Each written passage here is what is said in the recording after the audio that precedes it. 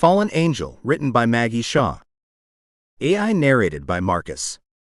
Published by Google Play.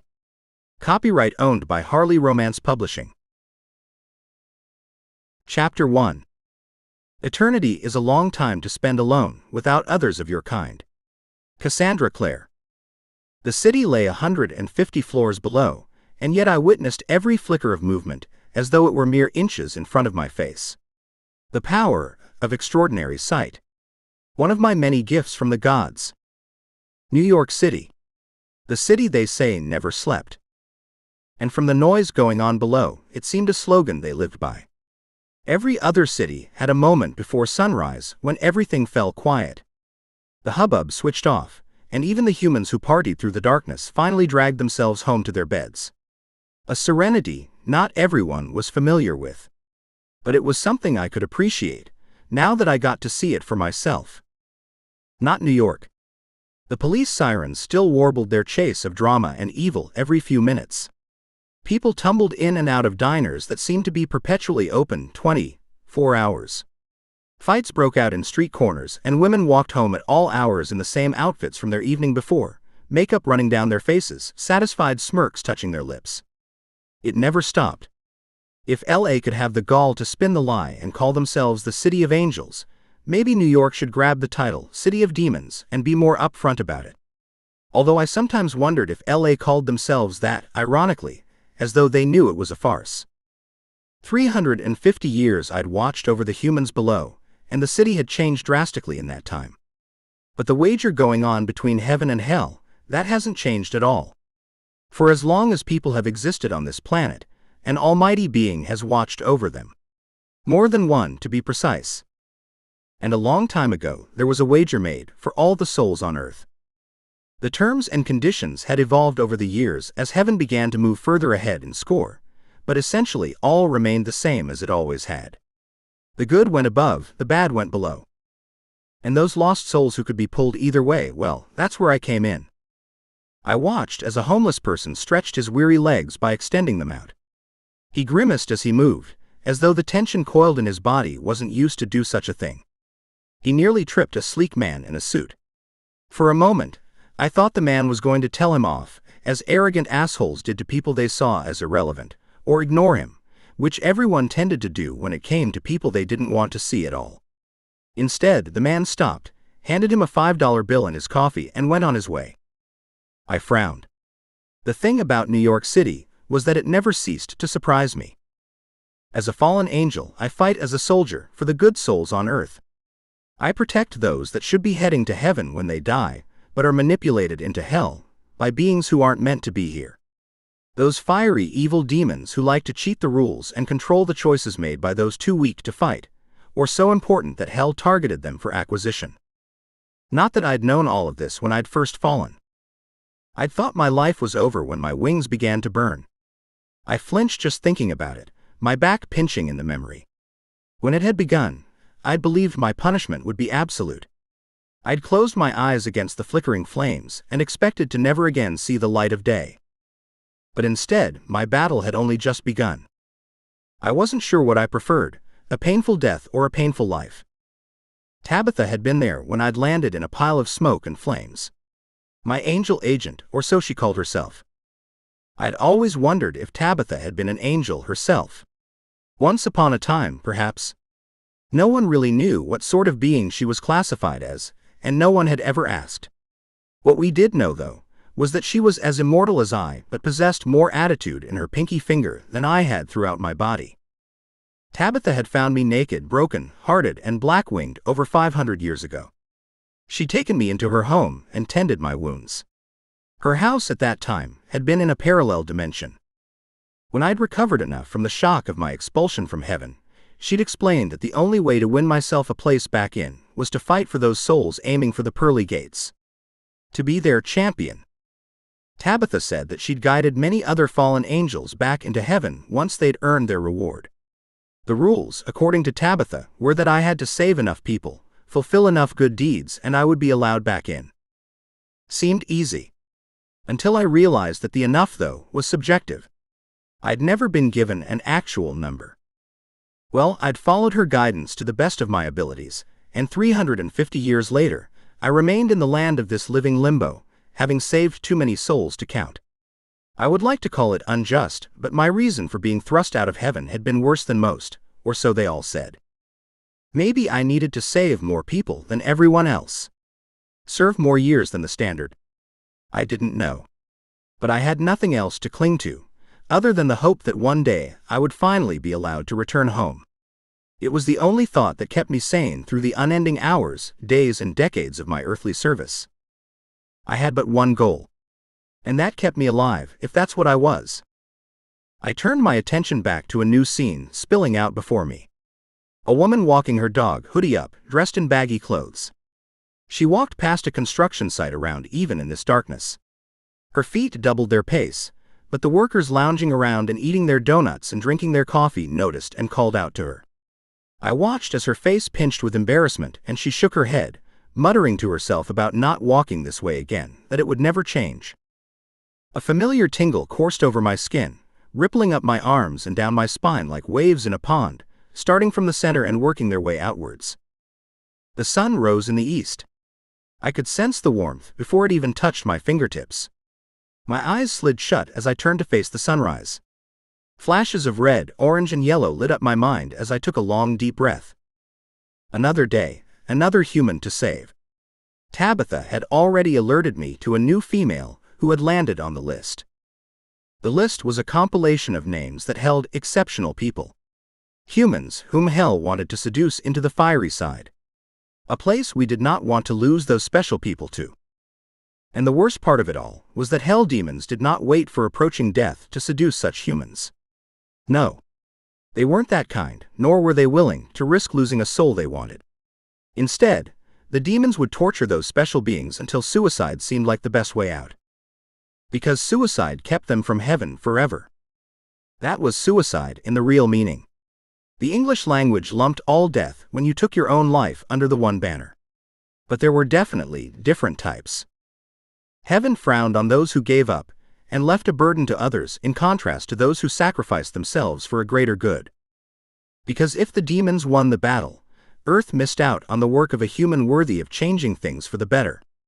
A huge blow to our side. The demons had their targets, and they were out to break the special human's will. Enter the fallen angel. It was my mission to prevent such things from happening. I didn't mind the job, actually. I would rather be home, but I liked any excuse to prevent the bastards from even thinking they won anything. I stood up from my crouched position on a rooftop and tucked my wings in beside my body. Invisible to the human eye when needed, I could slip into anyone's life at any time. Calm descended on me like a cloud darkening the sun, as that tingle changed into something else I recognized. There she was. My target. And their target too. I could feel her energy beneath me, walking amongst the crowds on the sidewalks of New York City. Her red hair caught my eye more than anything else. The way it billowed in the breeze, untamed and beautiful. It shimmered in the rising sun as it bounced with each step she took. Such a contrast, those flowing red curls to the modern straightened blonde look of today. Her locks sent me back to a time when natural beauty was more highly valued than artifice. Although the new appearances humans adopted had their moments of shocking me speechless also. I stepped off the ledge and let my wings spread out. The blackened feathers picked up the warm upwards drafts of wind as I floated down the Silver City skyscraper. It was another reminder of my mistake, the one that ripped me from heaven and sent me to Tabitha. I didn't know if I would ever have white wings again. Even if I served my penance, would they remain black as a warning to others as to what I had done? My feet landed on the cement below with a solid thud, and a part of me smiled as I reconnected with the earth. There was something sacred about the ground beneath me. I'd never quite figured out the why, but there was a reason I'd fallen just outside New York. The city itself had called to me, even if it was filled with rotting humans and even worse demons. There was always good here. It just took some time to find. I liked that. I liked the contradiction of the city. The humans around me on the street couldn't see me. I stepped out of their way and released my hold on my invisibility, a dark-haired woman gasping as her bowed head bumped into the chest logo on my hoodie. Her heat against my body startled my senses, but in the best way. Every nerve fiber reached out to her, as though they all had their own limbs. I longed for human contact, any contact really. Touch. Love. Sex. But there were rules against such things, and rightly so. It stopped angels from taking advantage of humans, and successfully tormented us even further in our punishment. It was very effective. Sorry. I didn't see you there, the woman who had run into my chest muttered, as she tilted her head back to look up at me. Her pupils dilated as she took in my massive frame, and the angelic face that we of the fallen category were still blessed with. I grinned at her, enjoying the briefest of connections with a human who wasn't my target, before I turned away to walk down the street. She probably would have assumed that I was an unusually tall man. If she'd known what I really was, her long brown hair would probably turn white. Humans didn't handle knowing there were paranormal creatures all around them very well. They preferred to believe they were the supreme creatures on the planet, so they remained firmly planted in ignorance. As I walked, I kept my eyes on my red-headed target in front of me. It still wasn't busy in the city, which was nice. I hated crowds. Too much intense energy and emotion made my head ache. Humans had become so much more stressed over the decades I'd watched them, exponentially so. Technology, changes in diet and work schedules. All of it, terribly destructive to their ability to rest, heal, and be happy. I slid around the people hurrying along the street, and shadowed the woman I'd been assigned to protect. My gaze moved over her tiny frame from behind, taking in her lush curves and unusual fashion sense. Well, she probably wasn't tiny compared to most humans.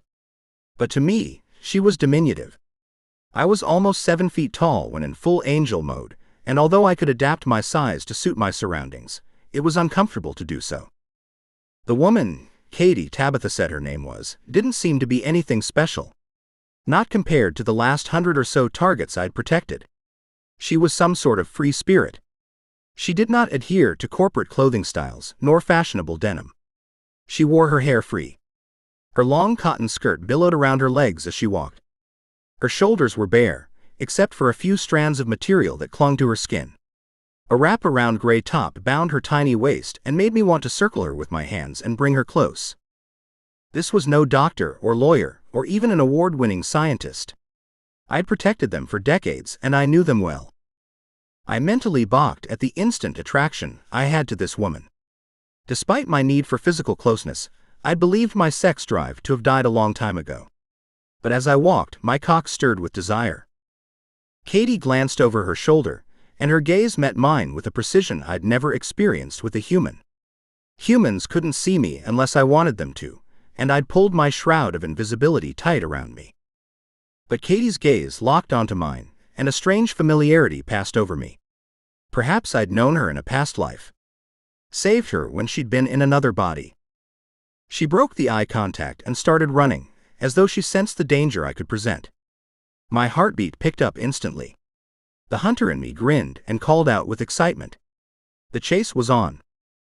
I pushed some power into my legs and followed her through the gathering crowd. Then suddenly, she disappeared. Vanished into thin air. I faltered. I looked around to see if maybe she just disappeared in the crowd. How did she do that? Where was she? I kept moving along the street, certain I must have only lost her for a moment. Surely, she couldn't have evaded me. Impossible. But then I hit a corner, and the sounds of the city engulfed my mind. The loud cars zoomed past and people hustled all around me. She still wasn't visible. She wasn't anywhere. My gaze darted left and right across the street, and then I whirled around to stare back the way we'd come. Where on earth could she be? How was that possible? I'd never lost a target before. Ever. I closed my eyes and projected a message to Tabitha. I've lost her. A chuckle came back to me. I thought you would. How would you know that? Because she's a witch of sorts. And she's been followed by many demons of late. I thought she might find a way to elude you too. After all, it's the only reason she's still alive. You didn't think to warn me. A soft laugh from my agent this time. You? An almighty warrior of heaven. Why would I need to warn you? A growl rolled through my throat and dragged my hand down my face. Any suggestions for where she'd be? Go to her house tonight. I'm sure you'll be able to find her there. Fine. Send me her address. The information clicked into my head like the inbox on a computer. Thanks. Good luck, and please be more careful next time you have her. I have a strong premonition that this one could be the key for you, Gabriel. A sigh rippled through my soul. The key for me? I wanted to scoff, but she'd probably find some way to reach across the distance between us and yank my ear like I was some kind of stubborn child. It's been 350 years, Tabitha. I'm starting to believe they'll never forgive me. But even as I thought the words, my stomach tightened with anticipation. What if Katie were the one? The final human who could put me back home? Don't give up, Gabriel. Never give up. This one is important. You can feel it, can't you? That there is something special going on this time.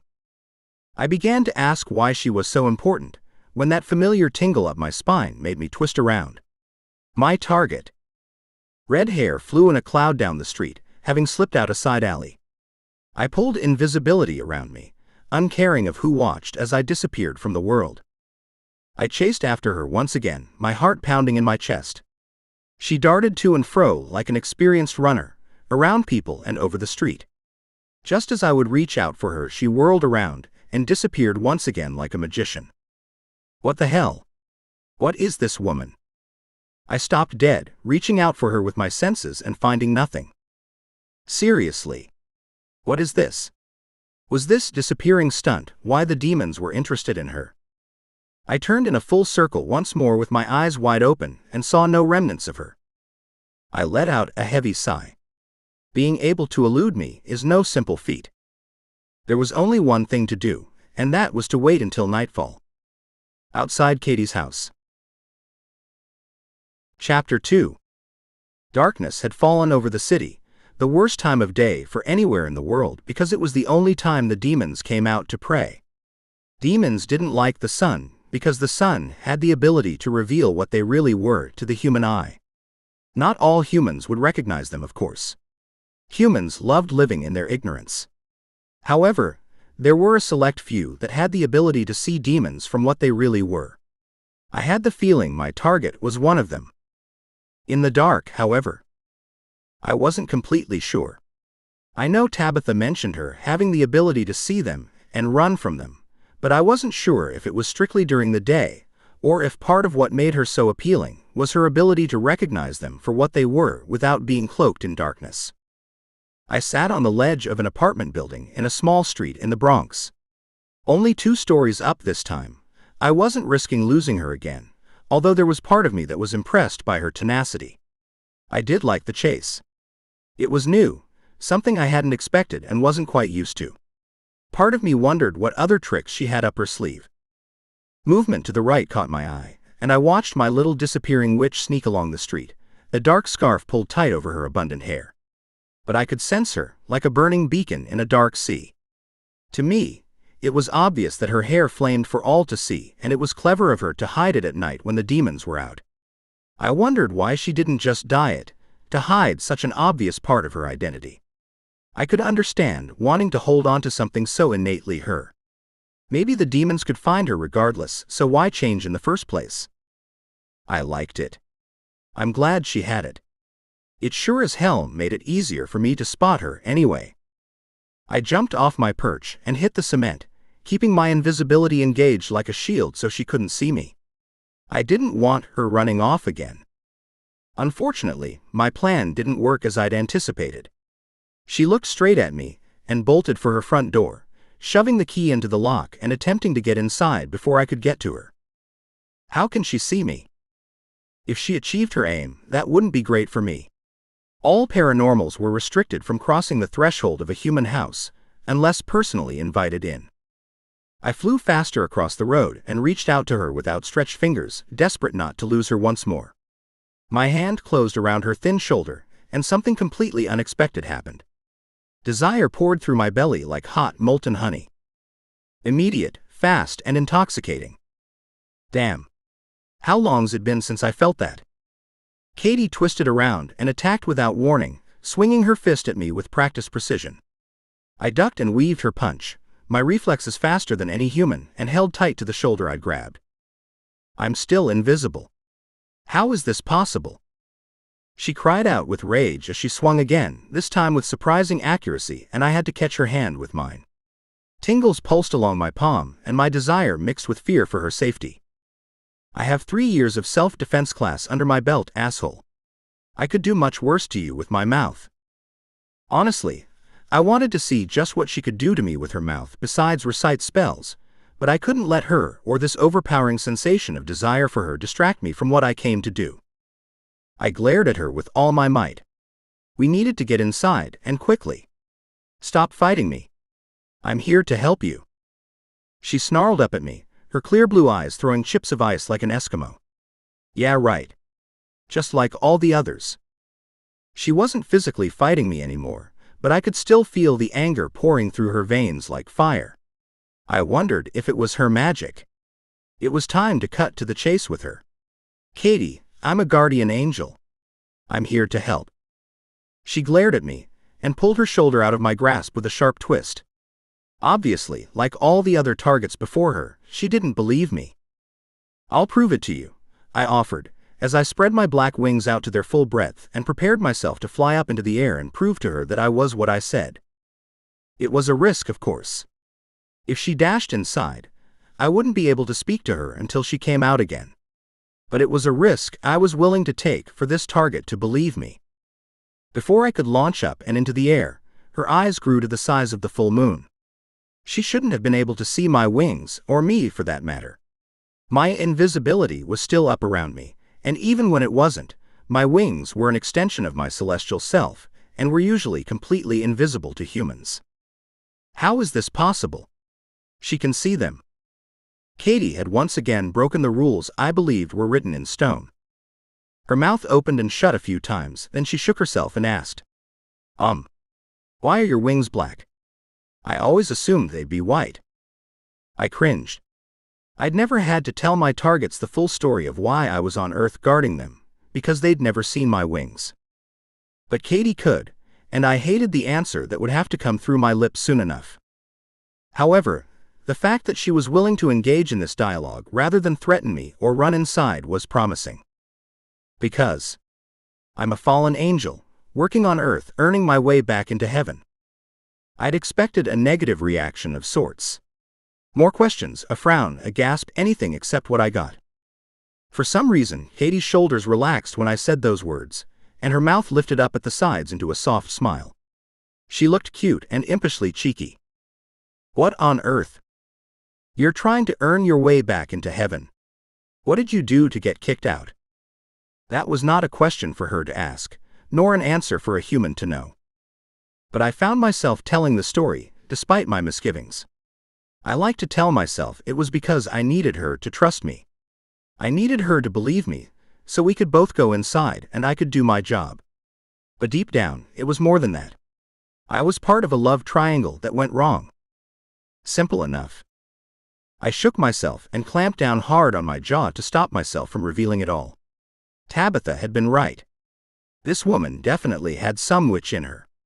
That probably explained why she could see me beneath the invisibility shield, and compel me to tell her things I didn't feel particularly comfortable talking about in the first place. How long have you been down here? She asked, crossing her arms over her chest, quirking her head to the side as though she were truly interested. The light in the porch archway flickered, but she didn't even notice it. Her focus was solely on me. Why am I the only one answering all the questions? 500 years. She whistled. Damn, that's a long time.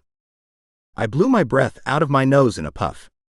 I'd met a lot of unusual people in my time on Earth, but this strange little human took the cake. I glanced to my left and right. I didn't like us being out in the open, especially in the darkness. I needed to get her to invite me in. She no longer looked afraid of me or the situation she was in. Instead, there was a curiosity and an offbeat sense of humor I wasn't sure I enjoyed. It is a very long time. Now, can we go inside? I gestured to her house, and she narrowed her eyes at me, as though she was debating something. probably on whether or not she should trust me.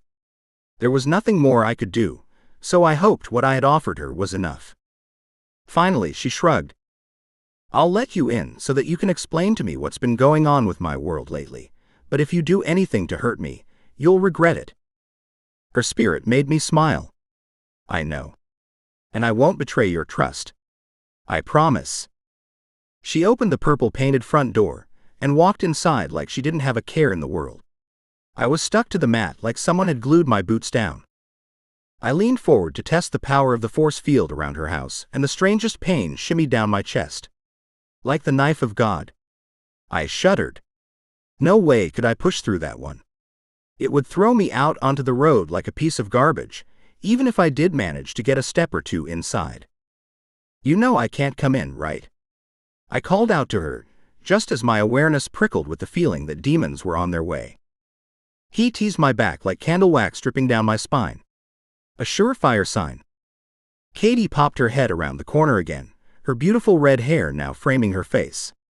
She must have taken her scarf off. "What do you mean?" she asked. "Ah, so she doesn't know. You have to invite me in, then I can pass over the threshold." A pretty smile spread across her face. "Oh? Angel, come in." The threat of pain fell away as though it had never been. I stepped through the entrance with ease and walked inside the small house. I had to duck my head to get beneath the doorframe, and she stared up at me with those beautiful blue eyes that reminded me of the crystal lakes back home. I let myself become about 6 feet tall and reduced my breadth in proportion.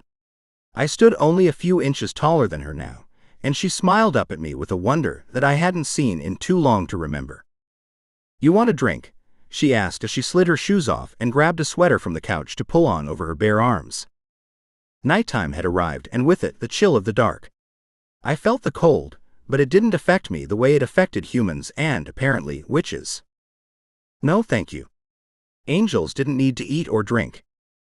I'd spent years on Earth jealous of human appetites, craving the taste of food. Katie bustled around the small kitchen, and I stood by the worn sofa. What sort of witch was she? She'd put up talisman to ward off evil spirits, but no unusual scents, no candles or herbs that dictated her potion strength. She didn't seem typical in any way. She poured herself a steaming hot drink of some sort and came back into the living room. "Sit, Angel. Please. And tell me why you were following me." She curled up on the couch like a cat, with her legs tucked beneath her. I made myself sit awkwardly in the recliner. I'd much prefer to stand, but there seemed to be an etiquette here, and she would be more comfortable with me sitting, I knew. In this early phase of guardianship, I needed to develop a kinship, a trust with my target. I needed them to entrust their safety, their life unto me. And that took some work, more times than not. I looked at her as I sat down, and our gazes snapped together with that familiarity I was beginning to relax into. There wasn't an easy way to say this, so I may as well just get it out of the way. "You're in grave danger, Katie." She didn't falter, nor give me any indication that she understood. Her hand lifted the cup to her lips, and she took a sip as though I hadn't spoken. Perhaps she hadn't heard me. "Don't you understand? Demons want you dead." Well, it was worse than that, but she didn't need to know all the ins and outs of the underworld in our first meeting. Our gazes clashed again as Katie looked at me, and arousal snaked through my bloodstream like a slithery serpent, hot and lightning fast. "Damn it. Stop that."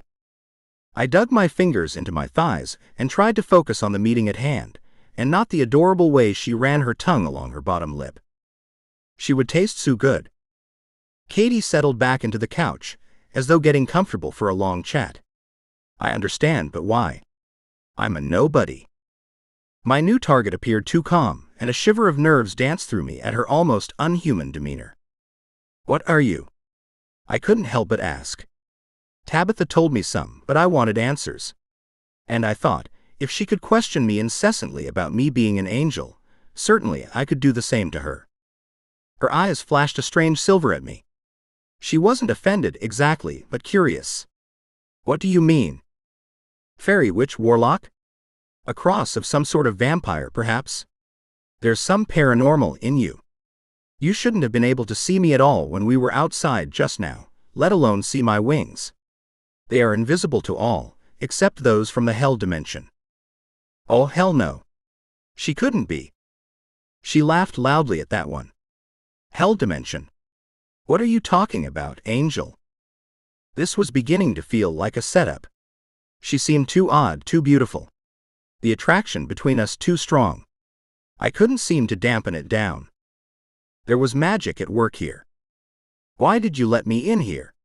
I asked, my eyes narrowing in suspicion. Was this a test to see if I could avoid temptation? No matter what beautiful human they threw at me, I had always been able to resist. She would be no exception. She slid her feet to the floor and iced me with her eyes once again. It was strange and fascinating to watch as her demeanor completely changed in merely an instant. Me? You showed me your wings. Told me you were here to help me, and now you're questioning my motives. Get fucked. Her language made me gape. Not the usual response I received when I came to help a human in need. I was more accustomed to blind adoration after I saved them from the demons. Such a strange little human. I took a deep breath and forced my hands to relax. I think we should start again. Katie. I was told that your life is in danger and I'm here to help. She nodded, as though agreeing with me. Well, it is. I'm pretty sure. I keep seeing these weird black shadowy things following me, but they don't come into the house. They can't. Thank the gods, or all humans would be royally screwed. She snorted in humor. That's a comfort to know. Now. I've lost a week's worth of sleep over that one. I ignored the jibe. It wasn't my fault that Tabitha hadn't contacted me earlier. Well, we need to work out why they want you. Which, to be honest, I don't understand yet. She shrugged, a frown marring her beautiful face. I have no idea. I mean, I have some abilities. I've always been able to foretell future events, and I can read people pretty well, but that's it. The demons generally track people who are integral to the continuation of the human species. Scientists, doctors, peacemakers. That's not me at all. I'm a hairdresser. I stared at her without saying a word. Had she just read my thoughts and answered them as though I'd spoken? She was definitely not my normal target. I own my own business. Maybe one of my clients has a link to me. She let her voice trail off, her eyes focused on the carpet as though searching in her mind for a reason behind these attacks. I doubt it. They obviously want you specifically. And with mind-reading abilities and being able to see me in angel form, she had stronger powers than she realized. Then what's the plan? She asked, her keen gaze slicing through my resistance once again. She had beautiful skin. I could only imagine how pink her nipples were beneath her blouse. Damn it. Concentrate. The plan. I'll camp out and watch. Guard you day and night. At the moment, we don't know if they're going to attack soon, or if they're only doing reconnaissance. They don't like to step out of the shadows for just anyone. They need to be certain that you're special. So I'll watch for an attack, and if they attempt to grab you, I'll kill them. A heavy silence hung in the room as she stared at me. Are you serious? She asked, gaping at me as though I were crazy. Not an unusual reaction for a human. I'd had a lot worse through time. Of course. I gave a curt nod and shifted as the weight of the sword at my back made itself known. I'd been a warrior in heaven, and I used my skills on earth just as well. Her gaze slid away. Okay, what do you want me to do then? Finally, some common sense and a question I was familiar with. I want you to stay indoors at night and do exactly what I say when I say it. Her mouth twisted up and I knew I was in trouble. No. That's not going to happen. I'm sorry. I volunteer at the soup kitchen at night, and I can't give that up. I know that sounds trite and maybe even stupid, but these people are depending on me, and I refuse to hide just because demons might be out to get me. I gave her my most serious stare, lowering my eyebrows and leaning forward on my chair. This is your life, Katie. This isn't a joke. She shrugged nonchalantly. I understand that, but surely this is a better idea than just hiding and waiting. If I draw them out, surely you can save me from them. I can. Of course, but that isn't the point. My job would be a lot easier if she would stay safe while I found those that hunted her. Although she may be right about drawing them out into the open. I'd never tried that deliberately before. Great, she said with a happy dismissive tone. Do you need a place to sleep, Angel? I have a spare bedroom. It's not huge, but... I cocked my head and stared at her, not impressed with her flippant attitude so far. You trust too easily. That could be a fatal flaw. She stood up with a fluid grace and looked down her nose at me. Damn, she was beautiful with her hair flowing around her like that. I read people very well. If I'm honest, more than well. I know you're speaking the truth. Now, I'm going to make some dinner and head to bed. Are you staying, or are you going out to do whatever angels do? I stood up and maintained my stunted height for her convenience. I have a prior engagement, so I'll be leaving for a little while. Don't die before I get back. Her lips quirked into an amused smile. Lucky for you, it's my night off, Angel. It's Gabriel. Katie grinned. Of course it is. Good night, Gabriel. She swept back into the kitchen, and with my loins aching, I walked back out into the cold night air for some relief. I had to speak to Tabitha. She told me this woman was important, and may earn me my place back into heaven. But how? They're probably throwing my perfect sexual partner at me in a test to see if I can survive the temptation. A smile tilted up my lips as I took to the sky. Tabitha may be right about this one, because it was not going to be easy keeping the beautiful, confident Katie alive. Or me out of her bed. Chapter 4. My frustration boiled over as I paced around Tabitha's kitchen. I didn't like being in situations where I didn't know what to expect. Surprises irked me. I didn't like feeling foolish, especially in front of a human. My angel agent had been less than helpful so far. This was supposed to be her job, wasn't it? Tabitha, I don't understand why you want me to protect this one. She's a hairdresser, for holy's sake. Each step I took left small vibrations in my wake, now that I was back at my usual height. And I'd like to slip my tongue inside her mouth and taste her flavors, which is crazy. It's been far too long since I felt this way. I shouldn't feel this way about her. She was right, there was nothing special about her. And yet, there was a torment inside of me I couldn't quite deny. I needed her. I shouldn't need anyone. Tabitha grinned at me over her cup of hot chocolate. I didn't need to eat or drink, nor did any other immortal person. But Tabitha seemed to be some sort of hybrid. She chose which human faults and frailties she adopted and which ones she didn't. Neither of us slept. Which came in handy for staying alive when demons were sent to kill you on occasion. She's your target, Gabriel. Why are you questioning me? You've never done so before. There was an amused sparkle in her eyes. I didn't like being the butt of the joke. Especially when I didn't know what the joke was. Her words rang true, but never before had I needed to question Tabitha's sanity. Nor the accuracy of the list. Why would the demons want her? I continued, throwing my arms out. I could feel my wings ruffle against my back. Surely she can't be that important to the human race. Her powers were different, and certainly impressive, but if she didn't know what they were, surely the demons couldn't either. Tabitha shrugged and continued drinking from her mug. She didn't speak, nor strive to continue the conversation. Frustration clawed at me. Why wouldn't my agent speak to me? I'm dismissed, am I now? Tabitha sat bolt upright and cocked her head to the side as though listening to the voice of God himself. Your target is in trouble. Go. Now. A shiver shot down my spine, and I took off at a run. She wasn't far away. I could get to her in time. I hit the pavement at speed, extended my wings, and took to the sky. I could hear her screams inside my head as though she flew right beside me. Darkness had arrived.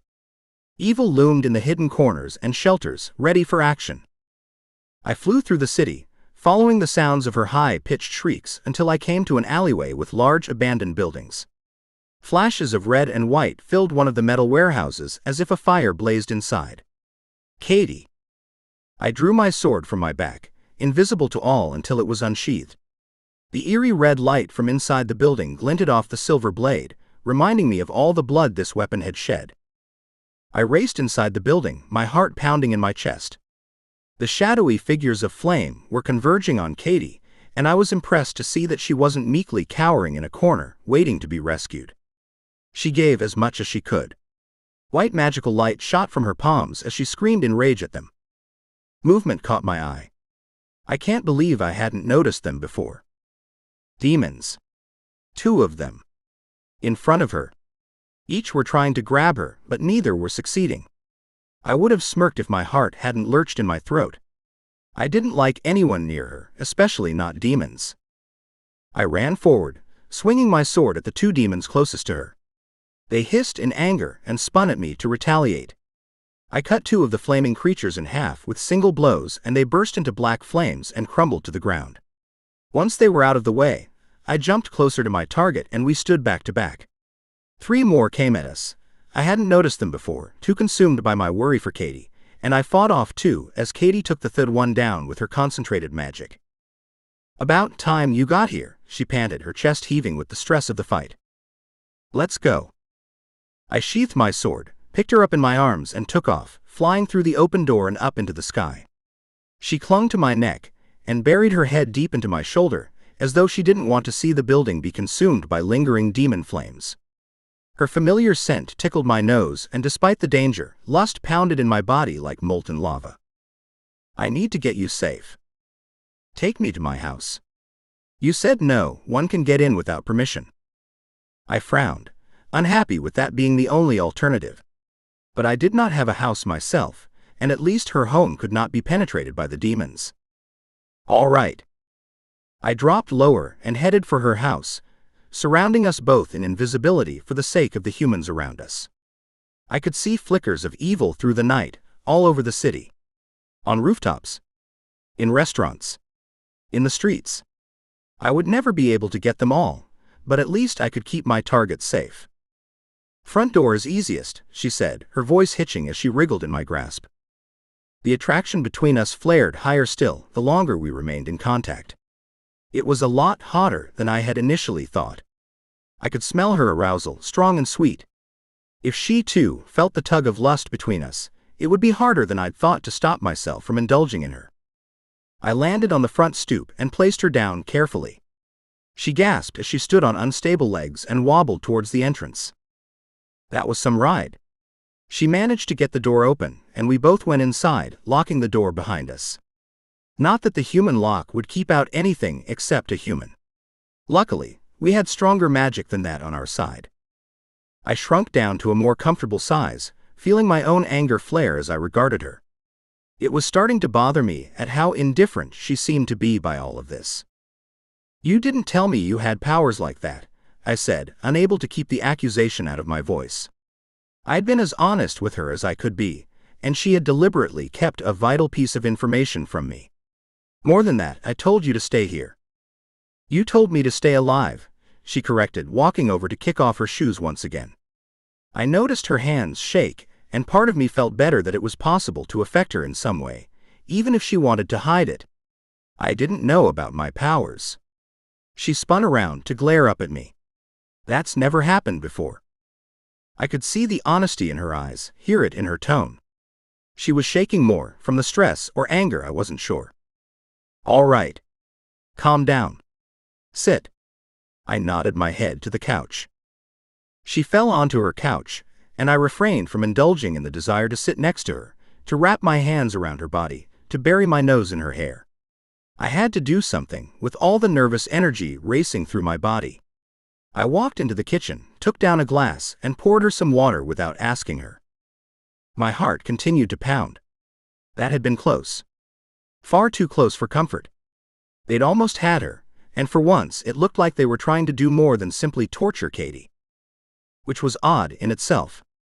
More pieces to this puzzle that I simply didn't have any answers for. Thank God Tabitha said something. I didn't know what would have happened if she hadn't spoken up at just that moment. I walked back to my target and handed her the water. She took it with trembling hands, and I sat down in the recliner I'd occupied earlier this evening. I didn't trust myself to get too close to her.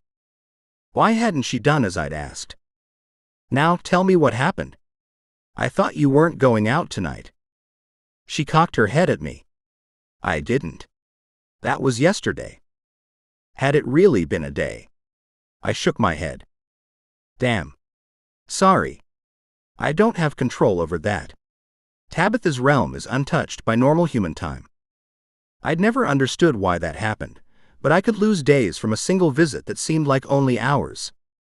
I'd asked Tabitha about it once, and she'd never explained how her home worked in terms of human time. Her dimension was a mystery to everyone, including Tabitha, apparently. Who's Tabitha? She asked, her voice hitching in a strange way. Jealous, maybe. My angel agent. She gave me your name and asked me to look after you. Katie took a sip of water. That's weird. I laughed, a strange strain noise. Me weird? Coming from the human being hunted by demons, who could vanquish them with white magic. I suppose it is to you. But that's how it works in my world. Tabitha learns who the demons are after, and she directs me who to save.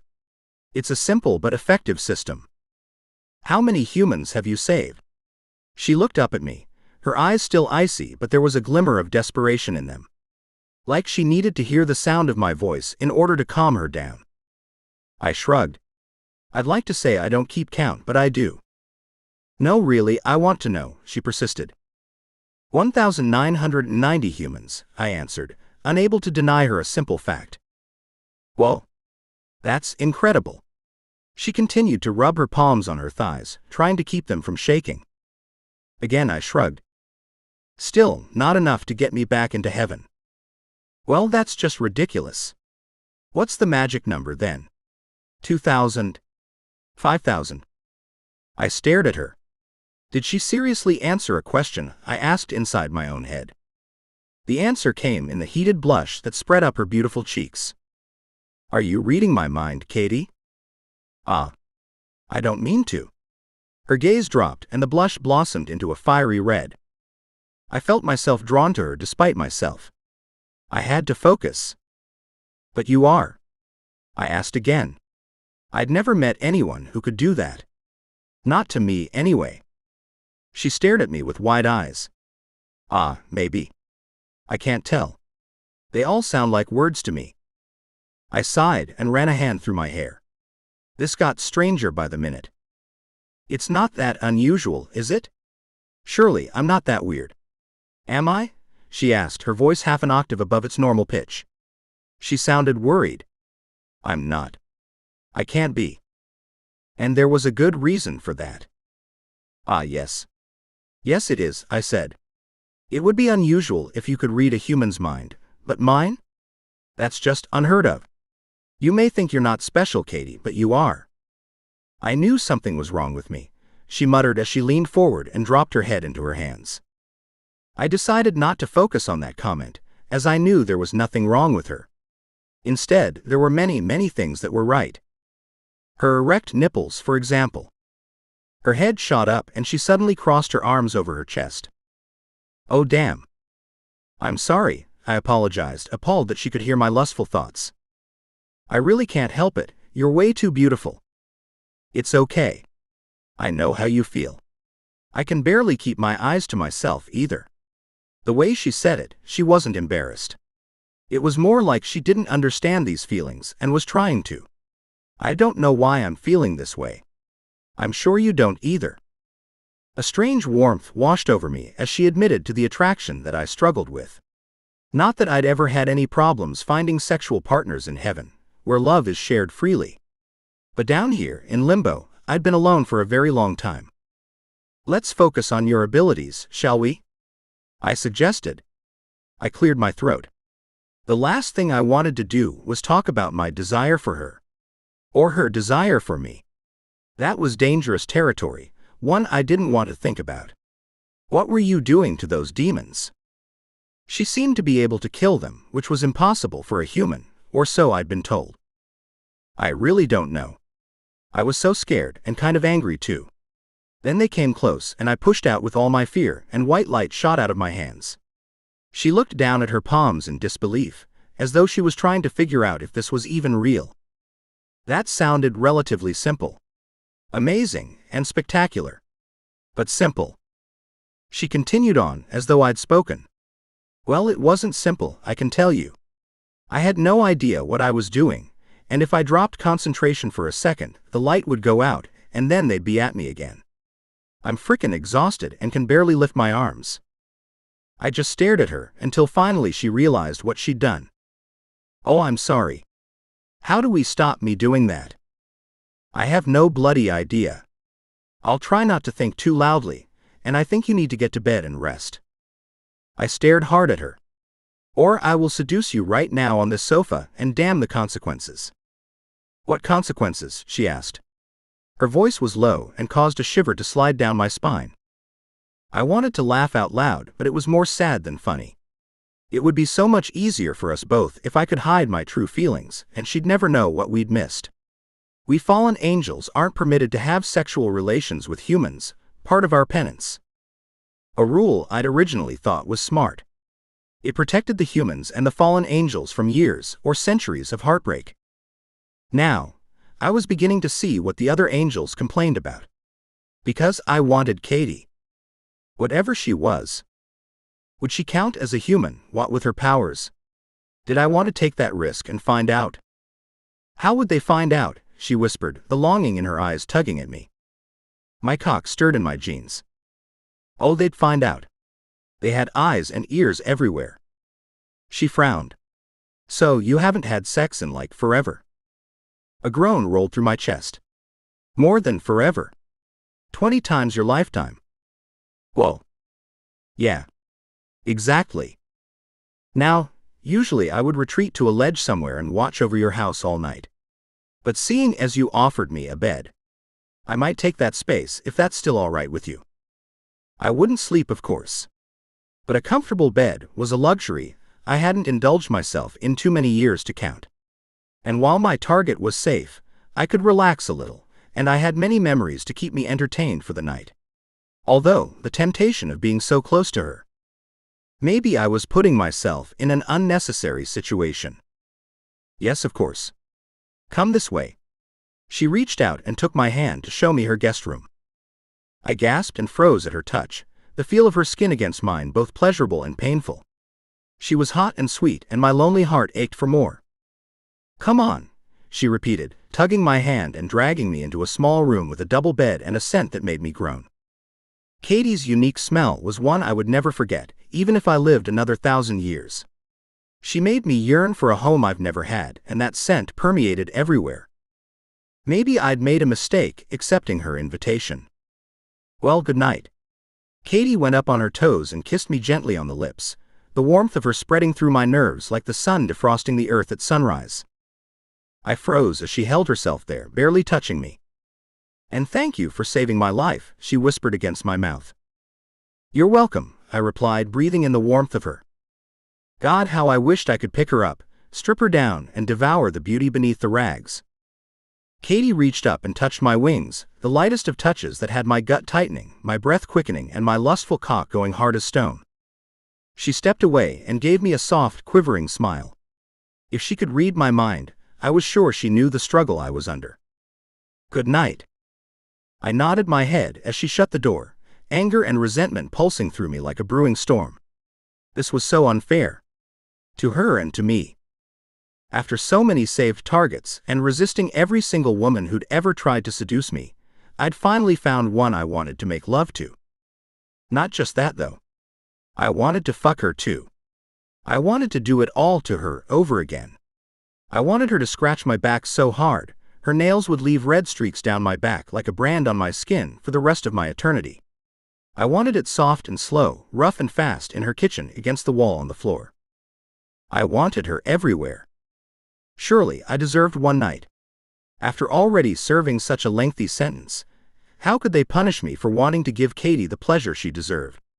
It wasn't like I would be leading her on.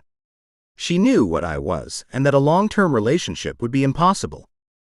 I stripped off my clothes that clung to my hot skin and threw them on a nearby chest of drawers. Ancient jeans and a black hoodie I wore to blend into the humans around me. Naked finally, I lay back on the soft bed and let my mind wander. I was truly safe, for the first time as long as I could remember. And also, For the first time in centuries, I spent the dark night hours fantasizing about a woman other than the one I'd left in heaven all those centuries ago.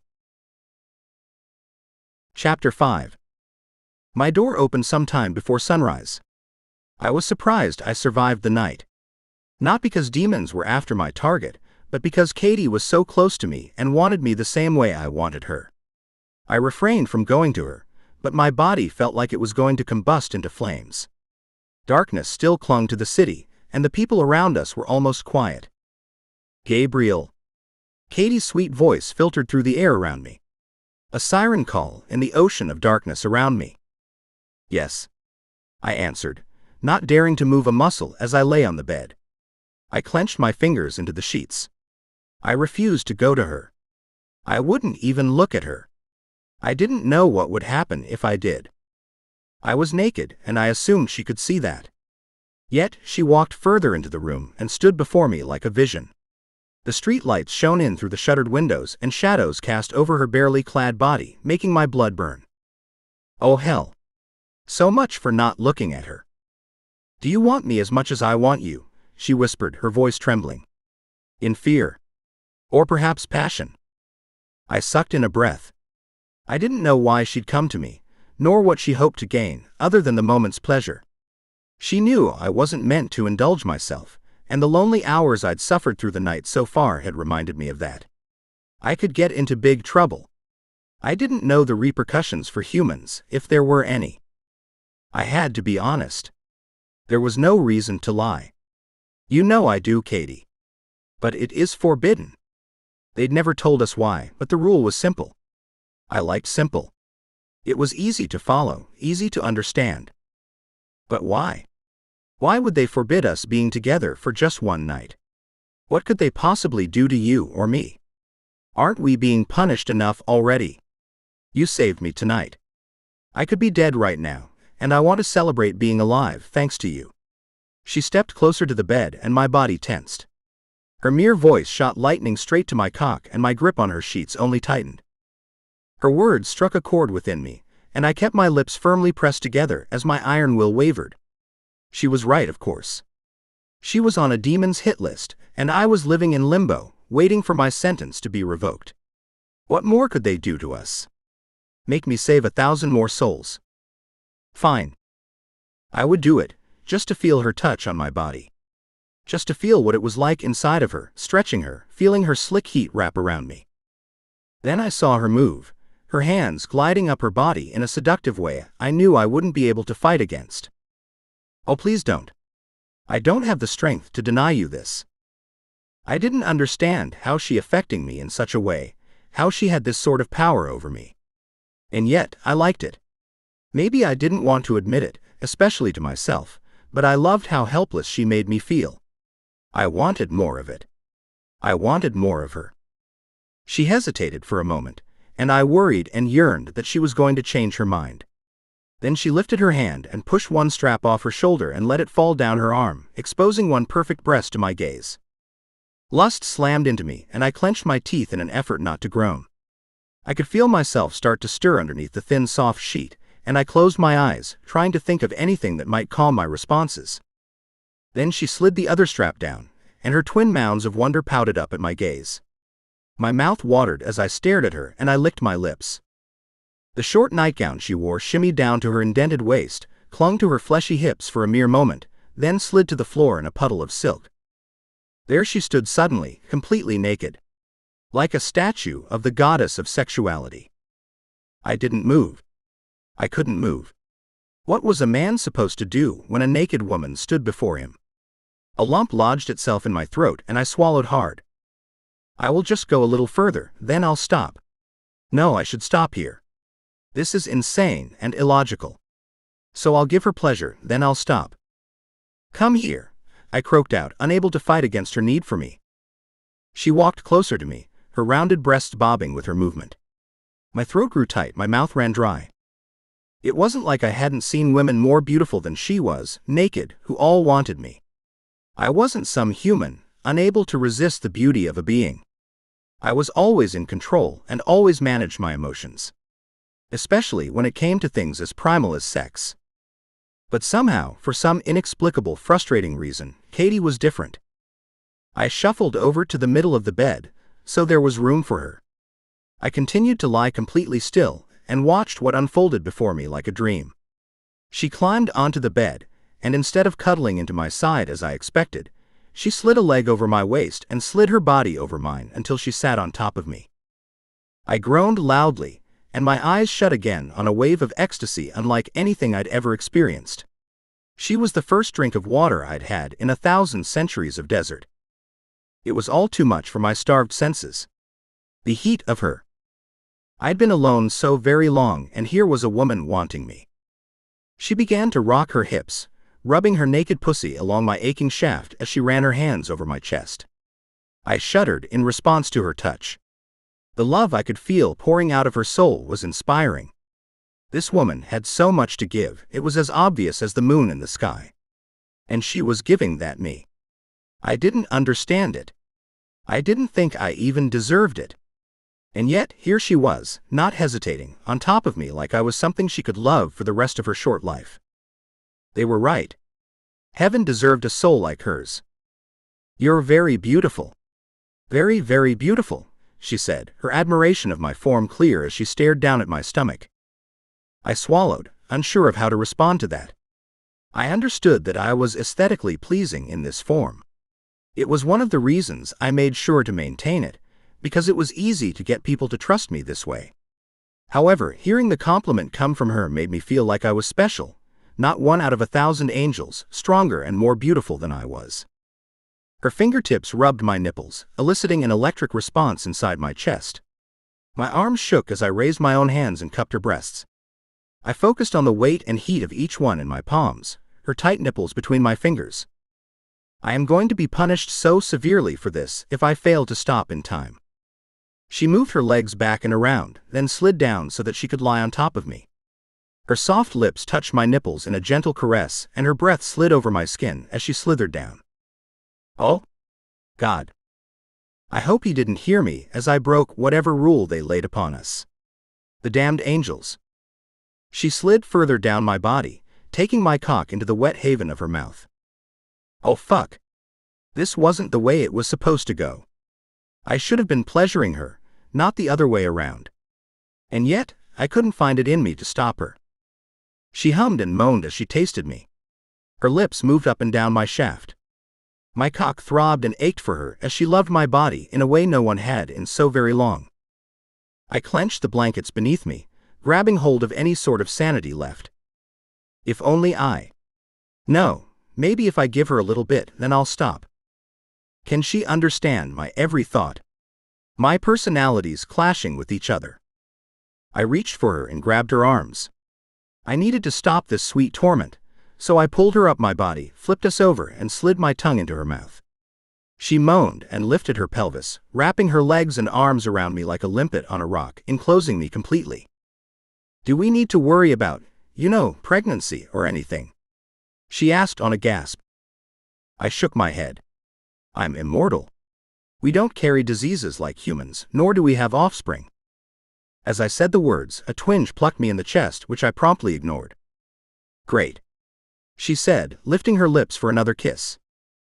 I moved my hand between us and tweaked at her swollen clit, flicking that sensitive little nub until she was bucking at me to take her. Gabriel. Please. She bit into my shoulder, and I shuddered again at the intensity of need coursing through me.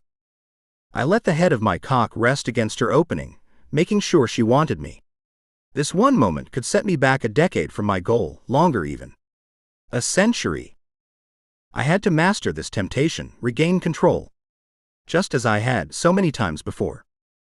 But I'd longed for this feeling for too long, this intensity of affection and emotion that few people ever experienced.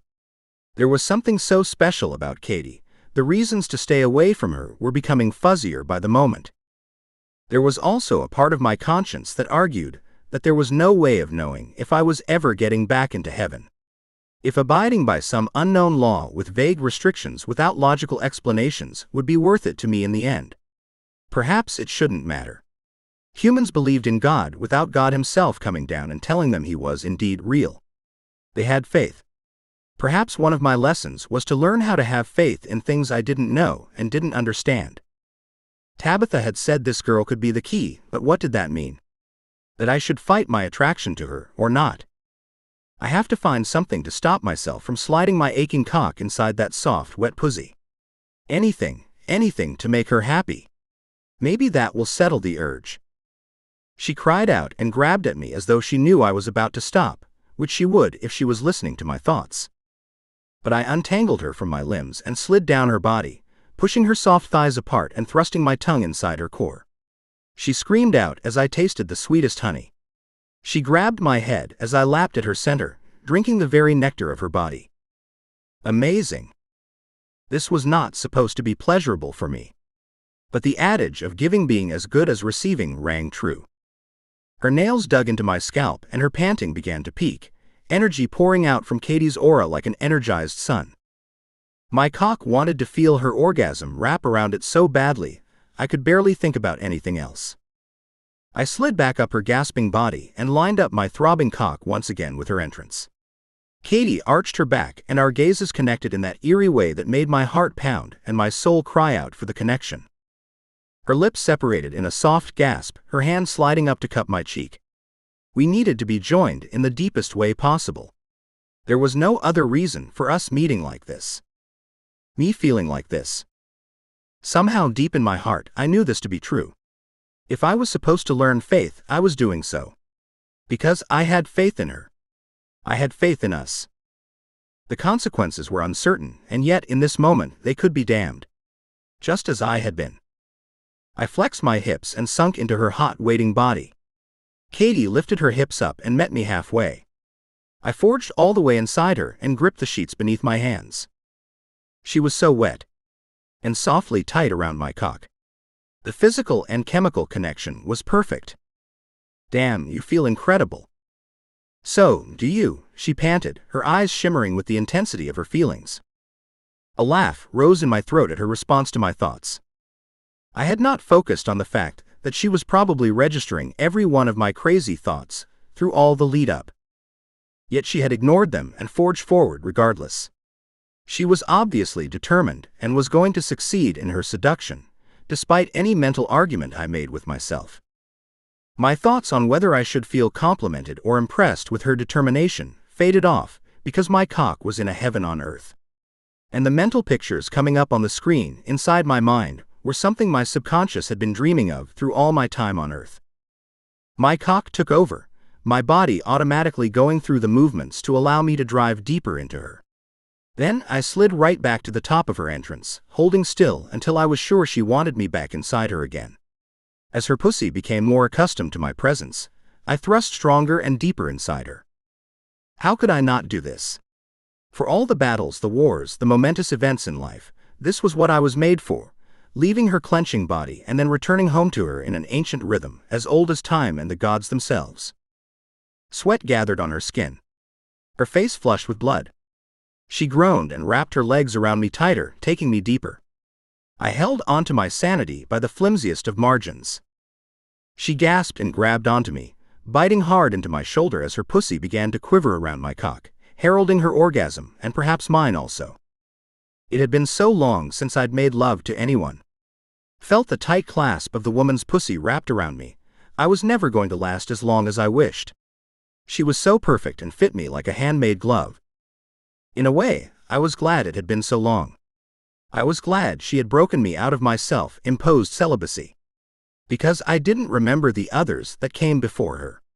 They didn't matter. All that mattered was Katie, this moment, this growing feeling between us that was so right and strong and pure. It was destiny. Ah! Katie cried out, long and loud. White light surrounded us like the sun had risen in the bedroom. I grabbed onto the bed head and fucked her hard and fast, riding through her orgasm until heat trickled down my legs and up my back.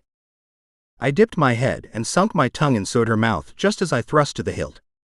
She sucked on my tongue as my orgasm flowed over me in a heated wave. My cock pulsed inside her spasming body, releasing my seed and bringing with it a choir of song inside my head. Ah! Oh fuck! Katie cried out as she began to come with me again. Heated sparks flew around us, and as I forced my eyes open, I realized it wasn't all inside my head. Katie gave off a sparkling aura of fireworks when she came that made me hold her tighter and revel in the shuddering of her pussy around me. We lay there until the energy around us calmed down and darkness settled in once again. Whoa! I rolled off her tiny body and pulled her with me as I moved. That had been utterly incredible. Soul-altering. Life, or whatever this was, changing. Katie settled her head onto my chest, made a soft, contented sigh, and instantly fell asleep. I lay there through sunrise and beyond, stroking her hair. I'd found peace for the first time in nearly 400 years. And if it took me another 400 years to get back into heaven, then tonight had been well worth it for this moment alone. At some point I did sleep. I was spent. I could fight 100 demons and not be exhausted. One night with Katie and I was exhausted. And yet I woke refreshed, after feeling her stir and peel herself away from me. She was probably getting herself sustenance. "I'm going to the soup kitchen, Gabriel," she said from the kitchen. How she knew I was awake, I wasn't sure. "Want to come?" I stepped out of my bedroom and gave her a stern look. This woman was as crazy as she was beautiful. "Are you serious? I've told you I need to keep you safe until all the demons chasing you are either dead or they give up on you." She grabbed a coat and slid her arms into the sleeves. "You've seen what I'm capable of. I'm sure they learned their lesson last night. Come on, please. I need to go. I'm late." "Why?" I asked her for what felt like the 100th time. I'd witnessed countless acts of cruelty in this world, and very few purely kind ones. She smiled up at me. "Because helping people makes life worth living." And there it was. The pure essence of who this truly unique woman was. Who was I to stop her from bringing some light and a warm meal into those people's lives? "All right. But I'm not leaving your side all night." I was naively hoping that we'd killed all those demons assigned to Katie last night, and they would now leave her alone. Deep down, I knew this couldn't be possible. However, I also knew that cowering until all demons were destroyed, not something within the realm of possibility, was also not something feasible either. I didn't know much about Katie, but I knew she wasn't one to hide. She also couldn't be kept away from the vitality of life. Part of her appeal was the fact that she connected with everyone, and keeping that important part of her life from her, through no fault of her own, seemed incredibly unjust. She smiled at me. Of course. We headed into the city, and a part of me enjoyed walking beside Katie as we casually strolled along the street. Seemingly human, I must have looked just like everyone else. I allowed everyone to see me now. Katie squeezed my hand and glanced up at me. "Tell me more about why you were kicked out of heaven." "Pardon me. I didn't think I'd told her any of the reasons, let alone the one. You told me you were in some sort of love triangle. What happened?" "Oh, I had told her some of it." "That would be right. The one woman I don't want knowing about my past, I blurred out the real reason to." I reached up to cup the back of my neck. I didn't want to talk about it, and yet, there was something about her that compelled me to do just that. I wanted to share more of myself with her, even the bad parts. The parts one didn't want to share with anyone. The parts one didn't even want to think about at all. Well, I was in love with a woman, a goddess actually. But I paused, my chest tightening like an anaconda slithered around my ribs. I hated telling this story. Someone else was in love with her too. Katie asked, seemingly unfazed by this new information. We strolled together through the streets of New York, the sun glinting on the tall buildings, giving them a sleek shine. Birds flew overhead, looking for an unsuspecting person not paying attention to their food. Katie naturally moved through this sea of people, as though she was going along with the tide rather than to fight against it. I sighed, my mind drifting back to her question. Had there been people in love with her? There certainly had been. Many of us, in fact. But there had only been one man entitled to do so. Yes. Her husband. This time she gasped and stared at me strangely. "You fell in love with a married woman. Shame on you." Katie giggled and made a strange motion with her fingers. I scowled at her. "Don't laugh. I was kicked out of heaven for it." A punishment some said was worse than death. Only the enticement of heaven once more kept the fallen alive. It was something I wasn't sure I regretted or not. I understood I was not entitled to her. And yet, I couldn't help the way I felt. And if those feelings were natural, were they bad? Were they really bad enough to get me cast out of paradise? We continued walking through the streets, weaving around the many people still bustling to and from work, going to dinners, theater, drinks. Katie poked me in the ribs. I don't believe you. There's more to it than that. Are you reading my thoughts again? Well, Taramea is a goddess, one of the many daughters of the Supreme Being, I explained. Well, you mean God has other children as well? She seemed shocked, and my mind pulled up the many Christian stories told of the Supreme Being. Yes, well, it's hard to explain. There are actually many gods and goddesses in heaven, but there is only one Supreme Being that created us all, yes. And she was his daughter. Was. Wrong way to phrase it. Well, still is. I just haven't seen her in several hundred years. And for many centuries I had yearned for the touch of her hand on mine once more. But as I searched my heart for the pain usually present when discussing Taramea, it appeared my feelings had changed. Katie frowned, her thumb caressing the back of my hand. I don't think she even knew she was doing it. Really? That's tough. She couldn't come down and visit or anything? This is where it gets tricky. Why is it tricky? She glanced up at me with those penetrating blue eyes and my breath vanished. How could she have such a strange effect on me? How could she change who I thought I was with merely a glance, a touch? I didn't understand it. I shook my head. Why am I trying to keep things from someone who can read my mind? Yes, why are you keeping secrets? I heaved out a sigh. There was no keeping anything from Katie. The truth is, I fought for the hand of the goddess.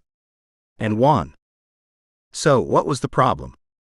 My chest heavy as I remembered that terrible day. I tightened my hold on Katie's hand, and she gave me a reassuring squeeze. The problem was, we are forbidden to fight in heaven amongst ourselves. That was my first mistake. And the other thing was that in winning the fight, I killed him, her husband. One of the most powerful of us all. And I was thrown out of heaven for my sin. We stopped in the middle of the sidewalk. Pedestrians got disgruntled by our inconsideration, pushing around us, grumbling under their breath. I was surprised someone didn't come right out and say anything. She looked up at me with wide, disbelieving eyes.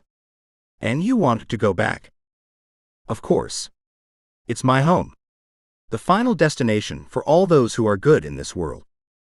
Her gaze dropped away, and a sadness crept over her face and posture. Him. I'll take your word for it. She didn't continue, so we resumed our walk. I looked around and decided to do some reconnaissance. We're here, so you go in, and I'll be here waiting for you when you finish.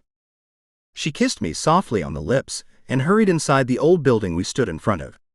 I glanced up. By the looks of it, the place used to be an old church. Converted and gutted into a community building for all. She should be safe here. Should being the operative word. But I learned that holy spaces were not as revered on earth as they once were. Chapter 6. I was glad to get away from Katie, just for the moment. When she was gone from me, I felt myself breathe again. Like I was myself and not someone else.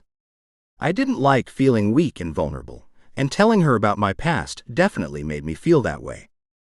The sun cast its last rays of light over the landscape before sinking beneath the horizon. Dinner time for most humans. A bedraggled woman struggled along the footpath before me and stumbled inside the old church. One of the many lost souls on this planet. Someone Katie wanted to help. My lips tilted up at the thought. Humans were an interesting species. Some could be so incredibly selfish while others were kind and giving. I knew all sorts of humans who possessed all sorts of positive and negative traits.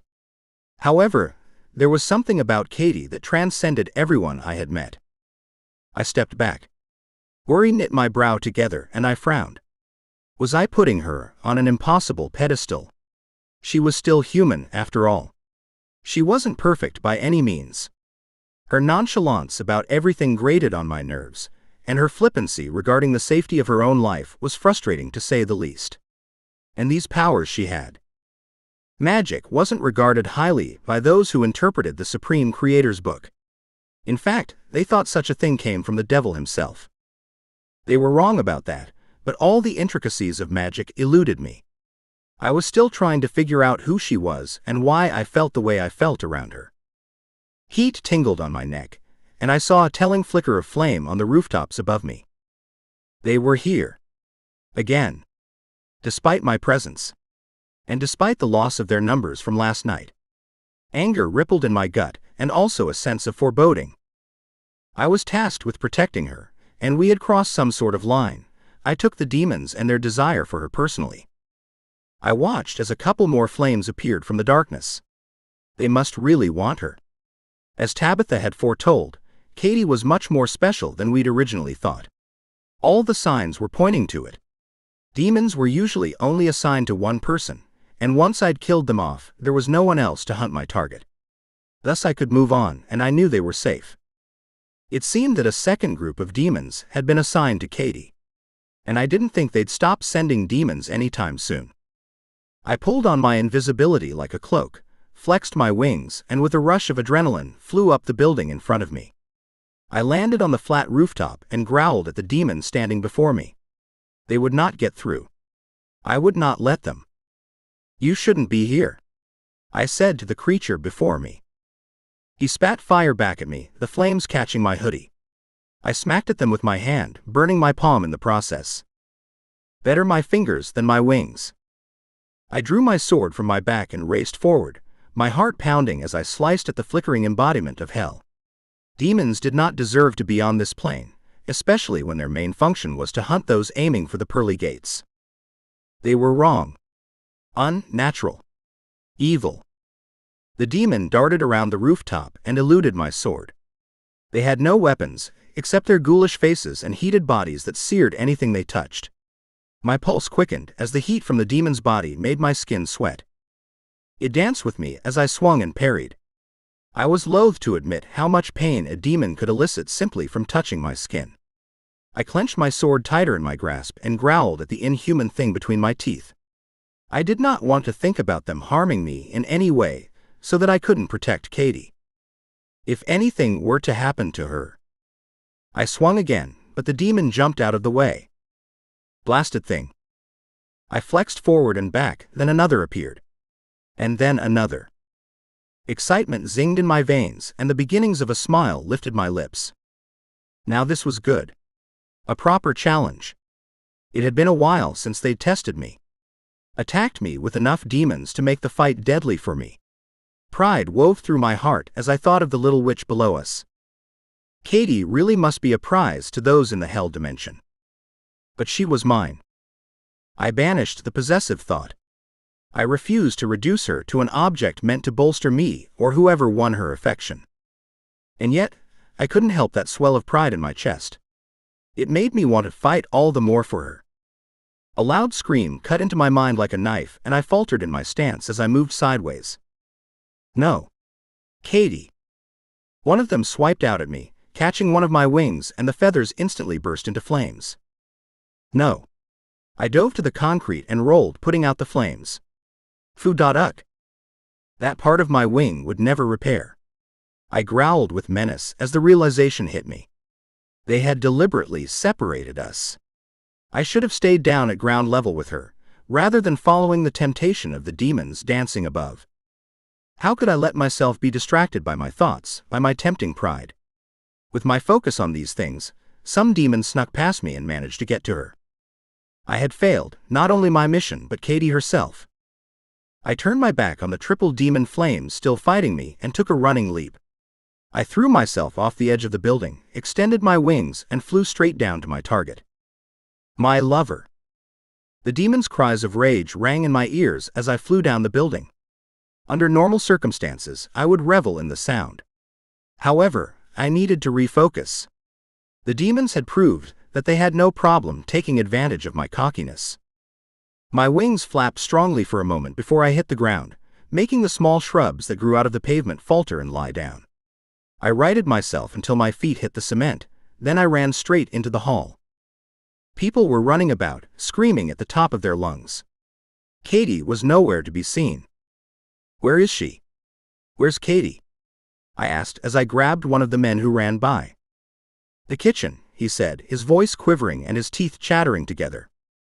"They were here. Inside a church.